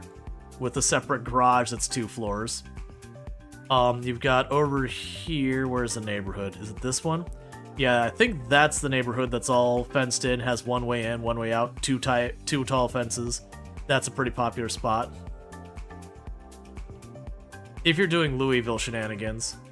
There used to be, I think it may have been this building, there used to be one of these that was 2 tall fences all around. There was like no not too tall place, and it was a place you could stay forever and be safe forever. But yeah. One of the places I used to always base at was the bait and tackle there. Oh, here's another place that used to be really popular. I don't know if it still is anymore. Let's find it. It's gonna be a little bit harder with the way the map's changed. Yeah, here it is. To the west of Riverside, that's a bait and tackle over there. This used to be a really popular starting place for 16 times pop. It's probably horrible now. Yeah, the intersection between south, yeah, this one, the 4 corners. Yeah, you could usually find a car down there. Like in that area where all traffic was. Yeah, there's a lot of fun places on the map. I would need to go through and see like what's changed though, because a lot of those areas are probably nowhere near, not safe at all to do anymore. Cordman Medical, is that the one on the way into Louisville? Like it's like you go through the checkpoint that's kind of right there on the left. Is that the one I'm thinking of? Or is it the one farther back, or am I thinking just the wrong area? Oh, Muldrow. Yeah, definitely say, if you're ever looking for a place to base and you're like looking for a city that you don't want to be too busy and you're still learning, Lake Fallis is a really, really good place. So you leave where you're at and go for Lake Fallis. It's got just about everything you could want. All conveniently located. Oh, let's read that real fast and get on my inventory. Oh, it's got just about everything you could want.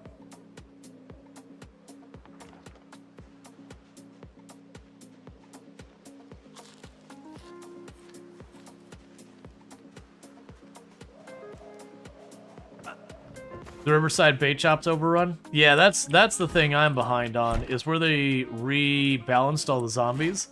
A lot of those go-to places, like there was the 3 mansions west of West Point, used to be like a really, really big go-to for people because there'd be like 10 zombies in the whole area, inside the houses kind of thing. They did make it so that area is very hot.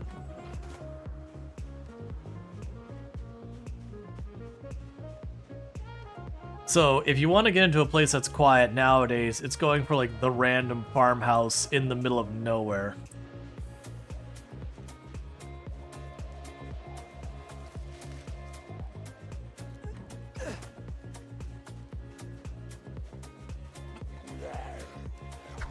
To be fair, Rosewood Fire Department is pretty overrun in Build 41 unless you're at very low pops as well.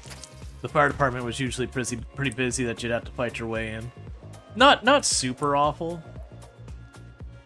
But inside the cities, because of the rebalance of the zombie populations, generally speaking, the places inside the cities are way more dangerous than they used to be. As far as just numbers. Whereas the places out in the boonies, if it's a point of interest, they're pretty bad. If it's just like some random house, they're pretty okay now.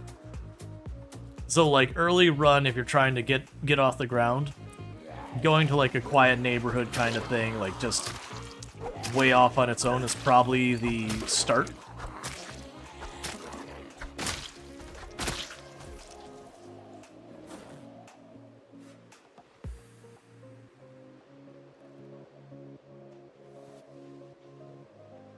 Alright, so got a group coming down.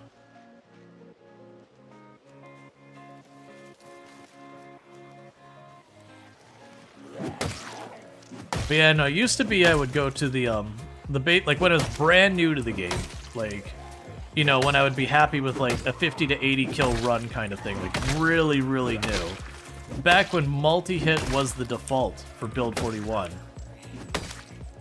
Like back when it was I will back at my save and they had multi-hit on by default. I would go to Riverside and I'd almost always set up in that bait shop.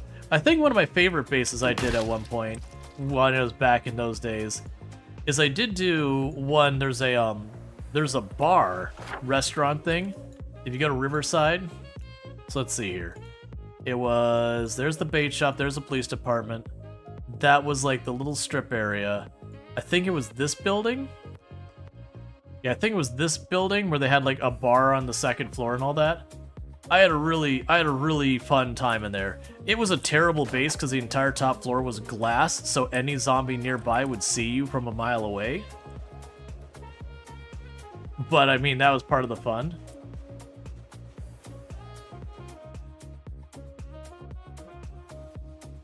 Yeah, your favorite base was Lake Fallis. So my favorite base I ever did was Lake Fallis, but it was a base I built from scratch, like the whole building and everything.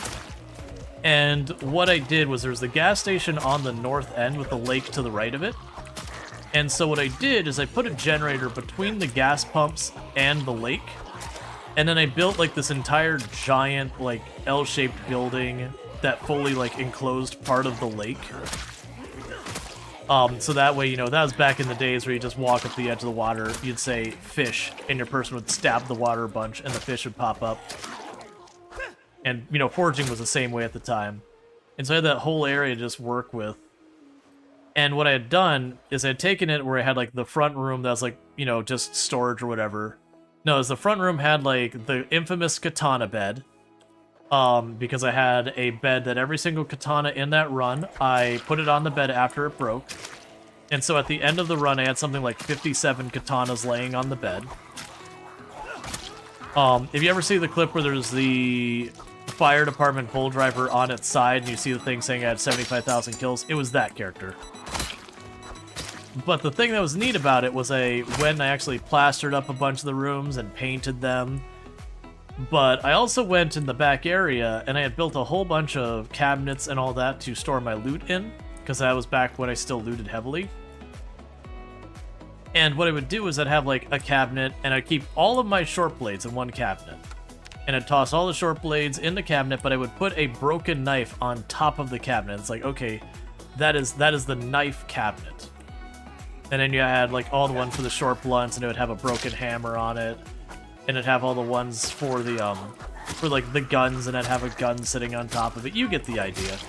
But I had like this entire showroom, stockroom, whatever you wanted to call it. I had a TV back in there. That was for all of my loot, and it was all well organized and all that. But yeah, that was a pretty fun run. Ha! I just remembered Quincy Vu, the Friendship Killer. That run. Which was a cryogenic winter run right after Louisville got added to the game. And so I was playing the cryogenic winter. We got to the mansions. And it wasn't the mansion with like the big carport. It was like one up or down from it. Because I found it didn't like the carport one as much. But what happened is we were by the university. And, you know, it's always, like, kind of a thing that almost everyone, when they get their first zombie they killed as a friendship bracelet, you put on your friendship bracelet. You know, not doing so is just rude. Don't do that. You put on your friendship bracelet and you like it. But with that one, I kept seeing the friendship bracelet, like, alright, let's collect these. You know, everyone will be our friend. And so I was keeping all of the friendship bracelets in the nightstand next to where we slept. And it wasn't bad when it was a couple. When it was just, you know, like 4 or 5 bracelets, it's like, okay, you know, we're just kind of, you know, trying to be the friend of all the students. And then it started to get up to like 130 and 140 friendship bracelets in the side thing. You're like, oh, this feels a lot less wholesome now. This definitely feels like we're some kind of serial killer. And that one was funny because we did Pillow's random spawn for that start, and we had spawned in the prison. And we're like, oh no. We were in that prison for a really good reason. We, of course, afterwards, got the friendship bracelets and started spelling the word friend on the driveway in friendship bracelets. We didn't quite finish. We got to, I think it was like we started making the N, and that's... I got a katana and just went ham, and hubris got me. Just went full, like, just superhero complex, just blasting through the zombies and just waded into death. This is becoming more concerning. Oh yeah, no, Quincy Vu, the friendship killer. Let's see. You're forever upset that with whoever made the clip, not the actual death. Oh, there is a clip of the death from Ellen Ennis. I don't know if it's still around. We lost a lot of clips from back then. There was a lot of clips that I don't know if someone's account got deleted or whatever, and it used to be when that happened, the clips would go with it. So we did lose a lot of clips, but we did have a clip of the character getting grabbed at the prison, which is how she died. But yeah, I know that run was definitely one of those runs where you're like, oh, this whole thing. Spelling friend using hundreds of friendship bracelet is honestly horrifying. Oh yeah, no, that was when we fully embraced that our character was like some kind of like ridiculous serial killer or something like that.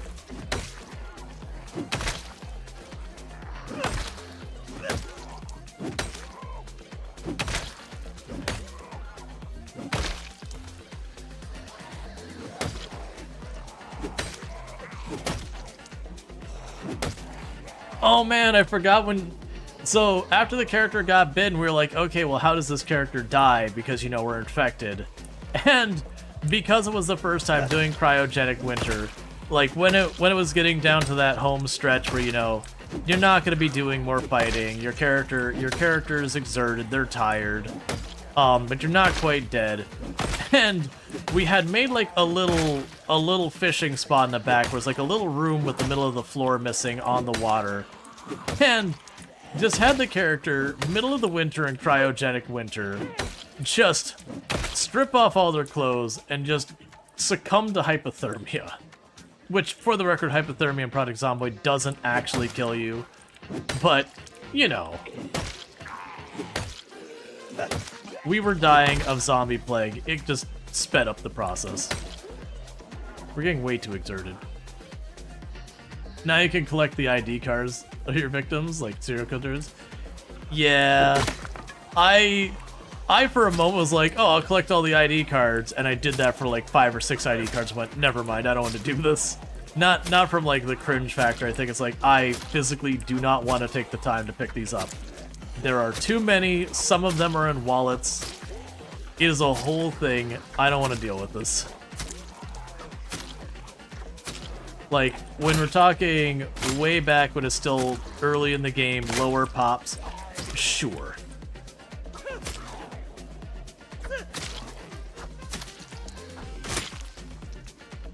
Okay, just you. Because we are way past spent.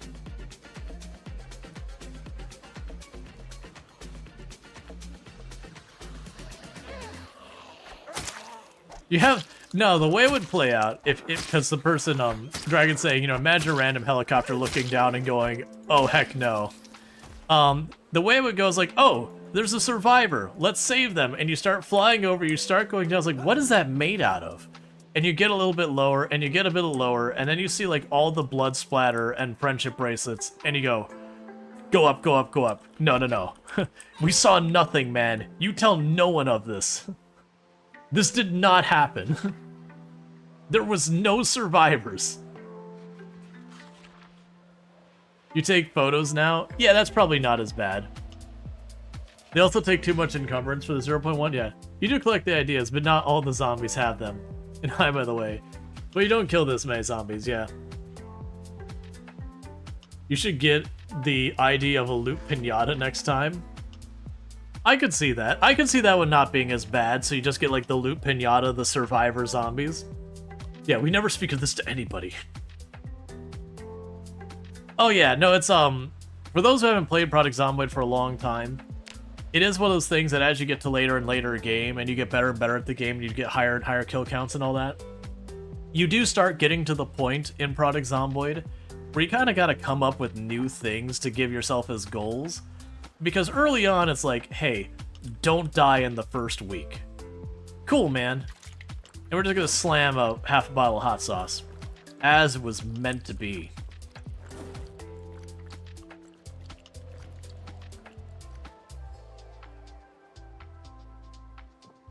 But yeah, so it's one of those things that early game, like, you're just trying to survive.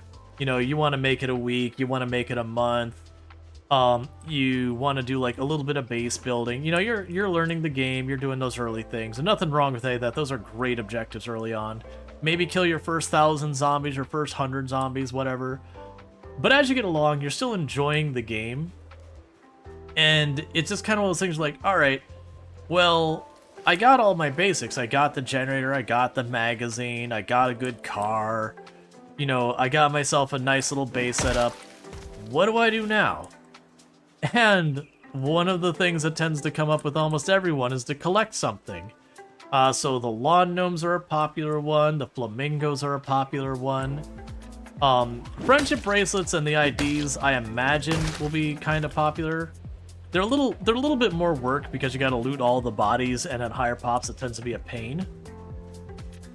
Dolls are a popular one, the plushies are a popular one. I know a bunch of people collect the money and jewelry. Oh yeah, I could have collected all the police badges. A little late for that, I have certainly let a lot of them rot. For me, one of the problems is because we started this character with no stats to speak of, it is really hard for me to collect things in the early game. Because when you're sitting on your full 6 encumbrance worth of space, of which your clothes take like 1, and then your water bottle takes like another 1. And if you toss a bag on, that's a third 1. Heaven help you've got some food on you too. Trying to grab something else on top of it really is hard to justify. Why you have so many zombies around the house? Oh, we had a helicopter. And after it left, it went south, which was home. But we're basically cleaning up the last of it now.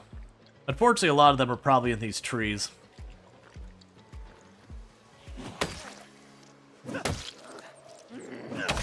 Yeah, the helicopter definitely brought us a good couple hundred zombies. I don't know why you're not paying attention, but okay.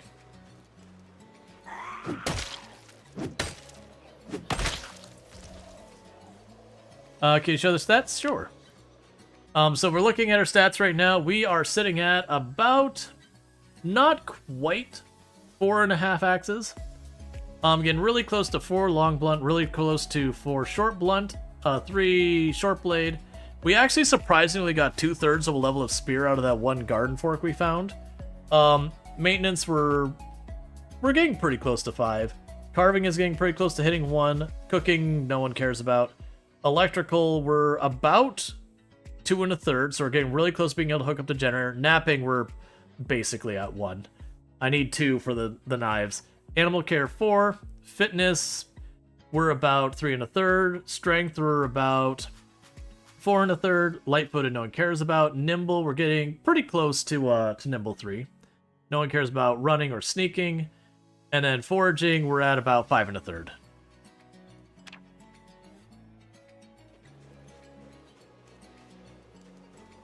Maybe be fun if you could make them 7 days to die. Yeah, that gets asked a lot.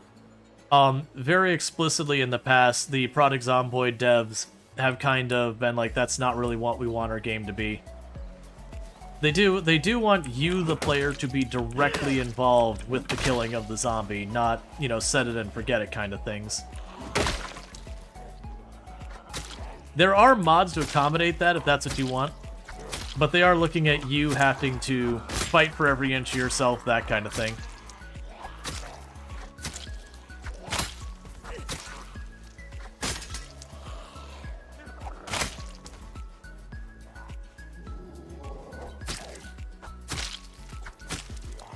Yeah, that's pretty much what is like. If you're looking for a game around building a bunch of traps and killing a bunch of zombies with them, that's just a different game. That said, you can certainly get mods to accomplish that, but just kind of understand that the game's going to be not designed for that. Like, that's a deliberate, intentional decision to not have that as the part of the base game.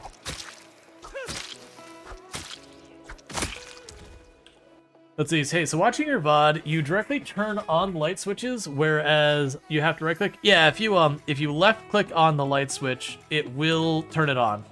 I think you can press E on them, but they're always next to a door, so most of the time I end up just toggling the door so I don't bother trying.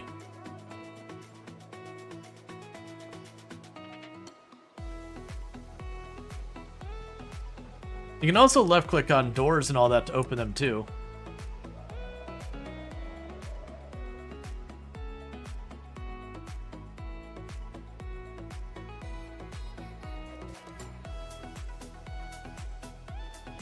But the closest thing you have to special zombies is the zombie with spiked armor that scratches you when you push it.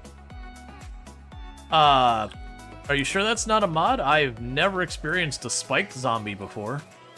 At least not that I can think of. That sounds to me like a mod.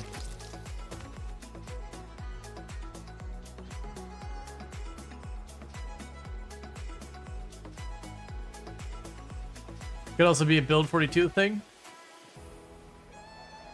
Gotcha. Okay, I mean, if it is, it is. It just means I haven't run into him. That's interesting. Because I do know the big things they added was, one, zombies now have armor. And what that is, if you have a zombie wearing like a bulletproof vest or whatever, they do get a bit of damage resistance now. But yeah, they have explicitly said they have no intention of ever adding special zombies to the game.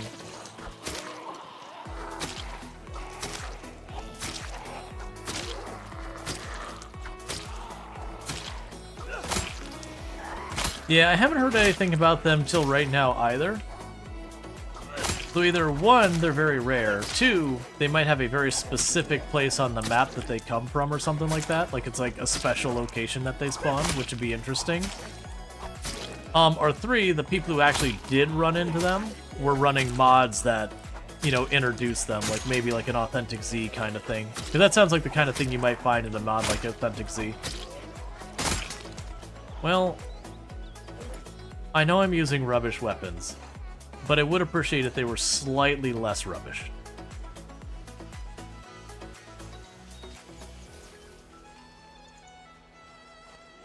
Oh, there's tons of mods that add special infected. Most of them are pretty arcadey though. And they also, a lot of them are pretty BS. Like you'll have the one zombie you just cannot stun, which really messes with combat, because if you're not like nimble 3 or higher, you gotta get them stuck on fences so they don't just tear you up. Thank you for the follow. Welcome to the stream.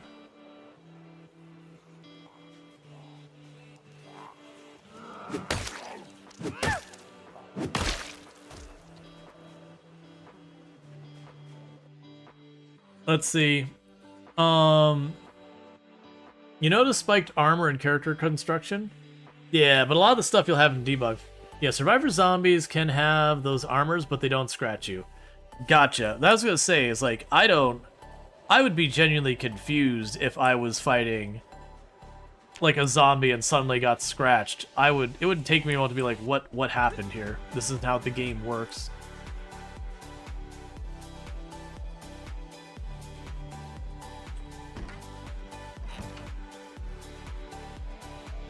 Yeah, I can see something like that, Lardine. Like if someone's wearing like a riot helmet that they just don't have the option to bite, but they could still scratch and lacerate you. But then the counter that is they're just durable. I just don't want them to go to the thing where like how many games have we had where it's like, oh no, it's the riot enemy, and then you have to put like 30 hits into it to get the stupid thing to finally die. And you're like, is this really fun? I'm not sure I'm enjoying this.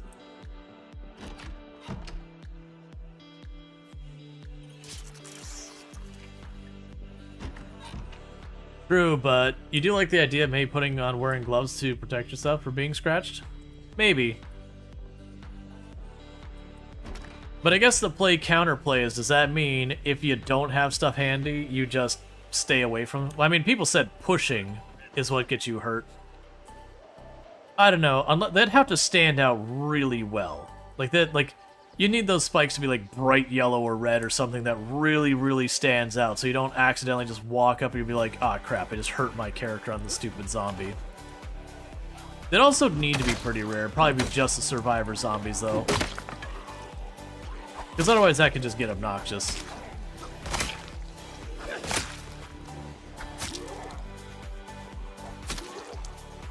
Well, the problem is, if you make it so the stomping spikes and that will hurt you, that means if you don't have a weapon, you have to hurt yourself to hurt the zombie. And for other games, that's fine, where your health just regenerates rapidly or whatever. For Project Zomboid, that would suck, because you'd hurt your foot and then your character limps around and then you die. So yeah, no, I definitely wouldn't be on the team. Yeah, I'd love to see that feature. I'd definitely be like, alright, if they add that, it is what it is.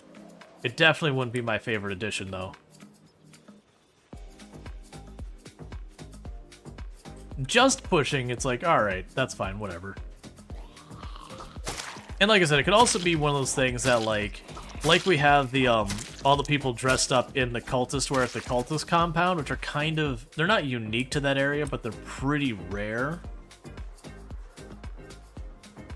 I could also see it being totally fine if it was one of those kind of things where you go to that spot on the map where there's like the whatever biker gang and they got like all the spikes in the shoulders of their stuff, and it's like, okay, I am going to the place where the spike zombies are. Like I am picking this fight because maybe the spike armor is fun armor, or just to brag, or maybe there's something else they give worth value or whatever. Because, like, they now have the Alice belts. Where you got, like, the storage pouch there in the chest and all that, and the webbing for holding stuff, and they give you extra inventory slots at the military areas. That is pretty exciting to me, and I'm a little sad that I'm not going to see those anytime soon with our settings. Yeah, you could have it be, like, a biker hangout. It's a good spot to get weapons. You know, whether it's guns or other stuff. I could certainly be on board with that. So it's kind of your risk-reward type of location. You go there, the zombies kind of suck to fight. But also, they got their little arsenal back there. Oh no, it's, Alice, it's like, I don't know what the acronym is. But it's like a tactical webbing belt thing. Where it's got, like, the pouches on the front of you and all that. And then, like, the straps and all that. For, like, a bunch of extra carry. But it's like the fanny pack. It's just instead of being, like, 2 inventory, it's 7. And then it gives you extra quick slots.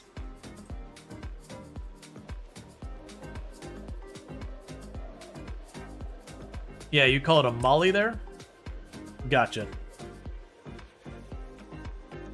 But yeah, I know, it's in the game.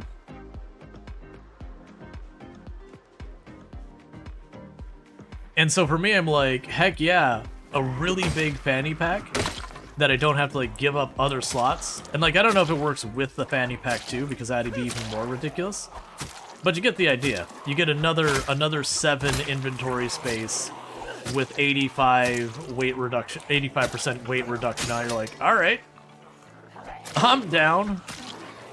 That's an extra, like, decent amount I can carry in my character.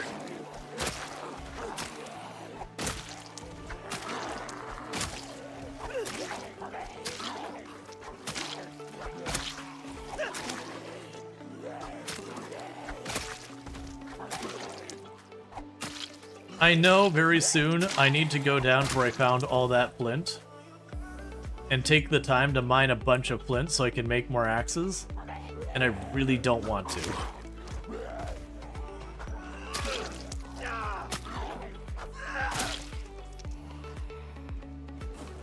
Alright, so it's about to break. We'll go and equip the next weapon. Yeah, and it has the L-shaped flashlight. You can actually attach a flashlight to your belt. Well, belt slot or whatever it is. You get the idea. The Alice. They can have, like, the tactical light so you can keep your hands free. So that's gonna be a real good thing late game when it's super duper dark.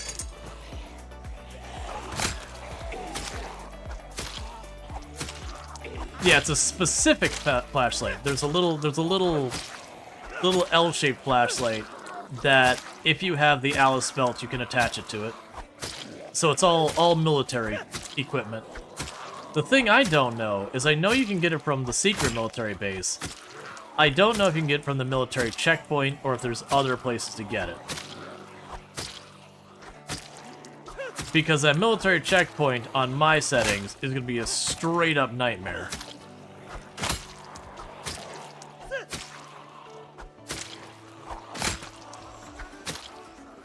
There are roaming soldiers. Is it actually a thing? You just find random soldiers walking around the map? I haven't noticed that yet. There are the survivor zombies. It might be that it can be a rare drop of survivor zombie too.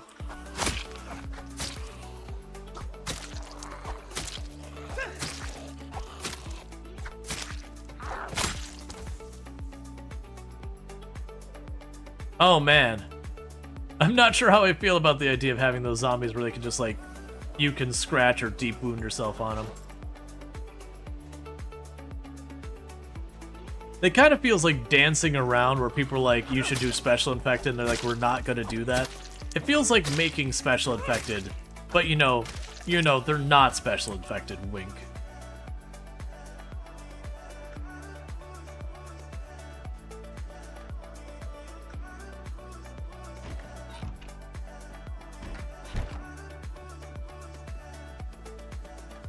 Zombie spawns shouldn't be locked behind your profession. Yeah, let's see.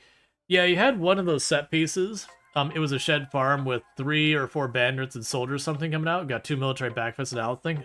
Alright. Are you running any mods that could potentially be doing that? Because I hadn't heard of anything like that.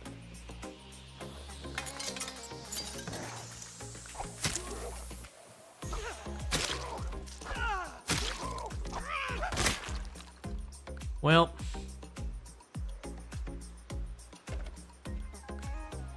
yeah, no, I'm guessing it's a new story event, but it was worth asking because once in a while you'll have those that ends up being a mod, which is still cool.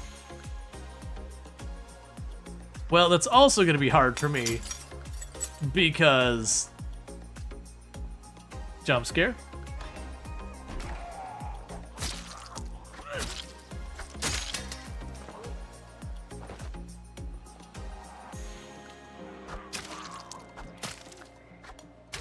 Thank you. Did you just stab him midair? Yeah, I mean, no one's got time to wait for him to reach the ground.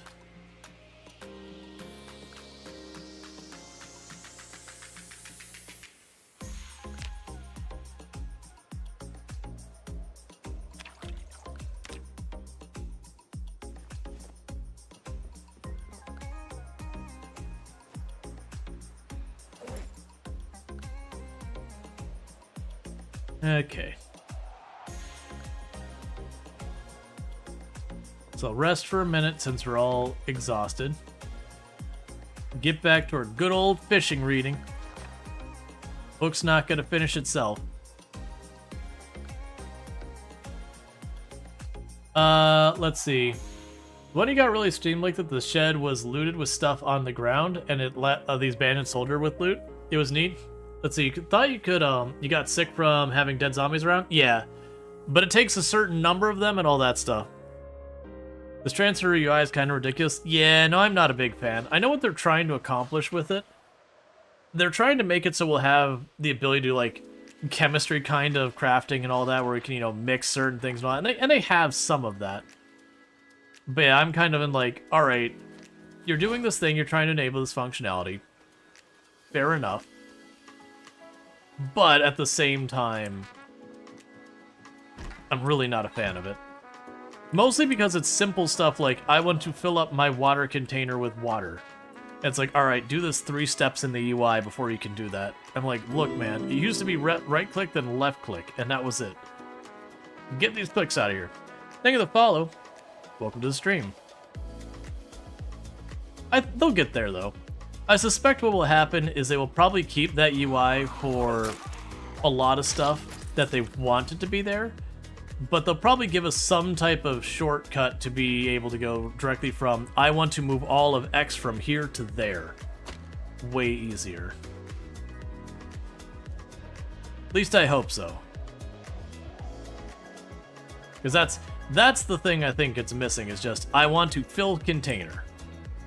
Like, don't make me measure out the amounts. I just want container full, yes please.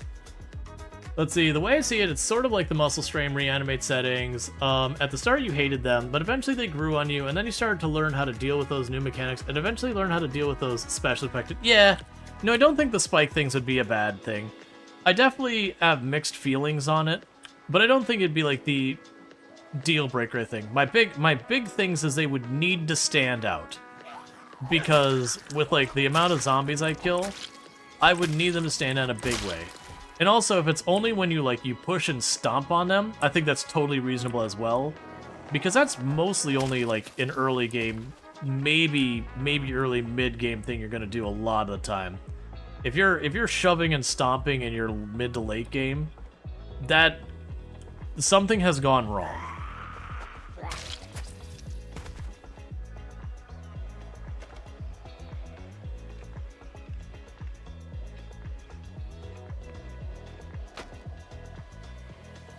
Yeah, the only thing I'm not liking with some of the crafting menu is some of the ones where you start crafting and then you close the menu and it stops the crafting. That I think all of them, if I queue up the crafting, it should just keep going. But that seems to be just like the crafting bench kind of things. Like I've noticed that happens with the what is it? The milk churn, butter churn, that thing. Because I queue it up and I always close it because it's so big it covers half my UI. And then, you know, when I close it, it stops churning the butter. I'm like, okay, I forgot, let me put it away. Because that's something we've got, like, trained muscle memory to always close things covering our UI if it's not something I have a reason for up. So I keep this up to watch for goodies. Honestly, I don't need that up half the time. That's just because every time I walk around, I start foraging.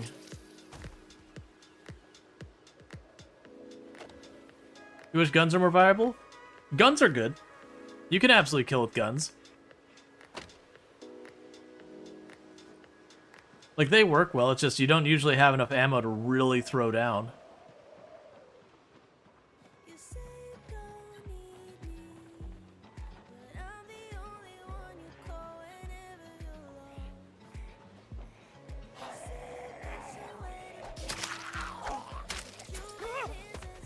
It's all or nothing with them?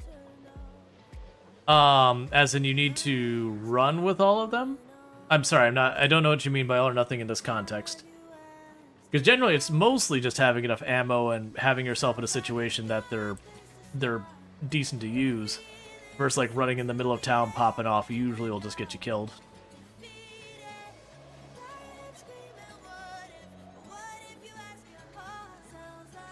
Yeah, no, they're more usable at a lower level too, because it used to be you get a shotgun, and you go through a box or two of ammo to get like 1 or 2 aiming, and then you turn around, and after that you could use the 9mm pistol was pretty good at like 2 or 3 aiming, and there was the really small revolver, I think it was the one that gave 38 specials, was really good at like 2 or 3.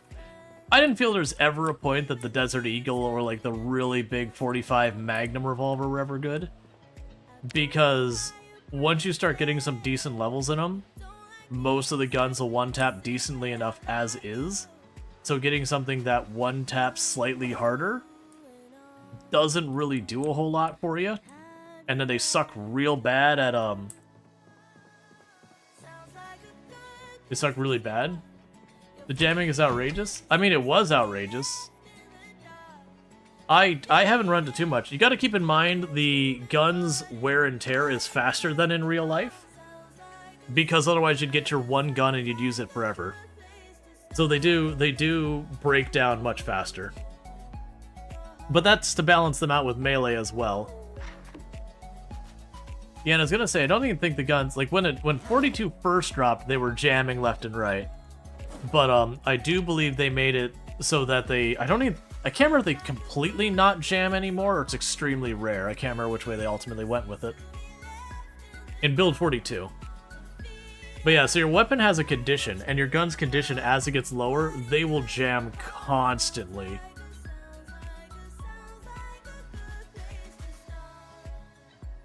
Yeah, no, this is also in Product Zombie, assuming you're never... Like, you know, you found the gun in, like, some cabinet where it's abandoned and everything. You're not cleaning it. You're not doing any maintenance. You're just putting bullets into it and firing it. And, you know, eventually it fails. And it jams and it sticks and it does all that. But again, the realism side of it, that can go out the door. No one gives a crap about... I mean, that's not true. People do care about realism. But the balanced decision is the guns don't last as long as they would in real life. This is a deliberate decision because, yeah. But it is a thing that they do wear out much faster. You know, yeah, you put 100 bullets through a gun in this game and the gun starts acting up. Obviously, a real gun lasts way longer than that.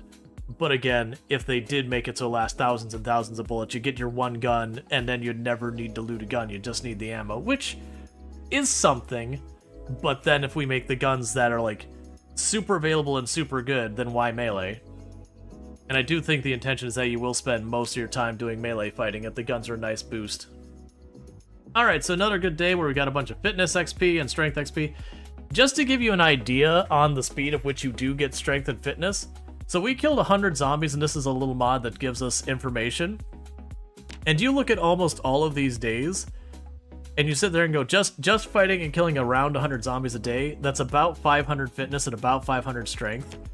And same thing for the previous day, we got about 300 of each, about 250, 300 each, about 250, 300 each. You actually get a lot of fitness and strength, kind of just passively doing stuff. Let's see, not necessarily, with some crappy ammo you've had, your 22s jam or misfire like half a dozen times in like two dozen rounds. Yeah. But I would say on average, like probably your realistic guns in real life. I mean, real life guns are realistic, they're the real thing. You know, typically you're probably not going to have a very high level of jamming going on. But you get the idea.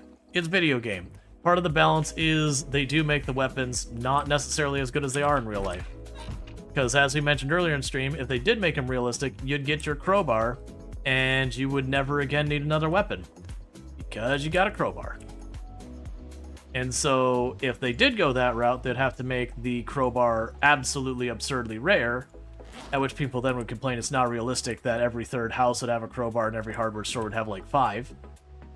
And then when they made that a realistic thing and they're like, well, now we're going to make the damage suck, then people would argue that the crowbar's damage shouldn't suck. You get the idea. Like, you can't...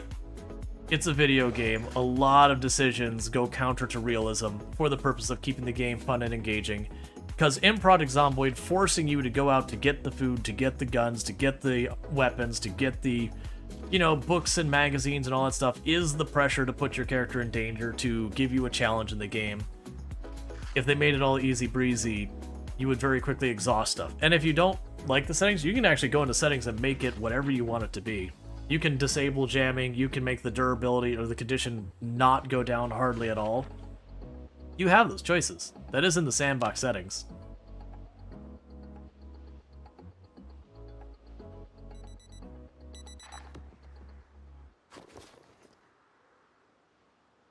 But yeah, it is deliberate that they do force the player to keep needing to go out and do things. And as I say that, keep in mind, our character, if you want to see what we've looted on this character, I have only looted that farmhouse, this one, that little building there, the collection there, and the collection there. And our character is just about to hit 2 months survived and is feeling super comfortable.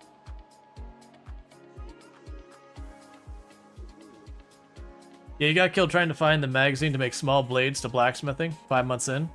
Yeah. I think part of it is if you're trying to collect all the magazines and all that, that's going to be difficult. I think it is one of those things that you kind of just opportunist, kill survivors, hit up places that get stuff, and work with what you got. I think that is part of, like, it's not a roguelike game. Not really, but kind of play it like it is. And so some runs you might get lucky and you might get like the Angler magazine right at the beginning, or you might right at the beginning get your Jenny mag. Other times you might get lucky and get, you know, all the survival books or whatever. And you kind of just roll with what punches the game gives you. Alright, so with that said, it is going to be about that time. So with all that said, thank you so much for everyone who's been tuning in. If you have enjoyed tonight's content, don't forget to drop a follow. That way you can find your way back here in the future.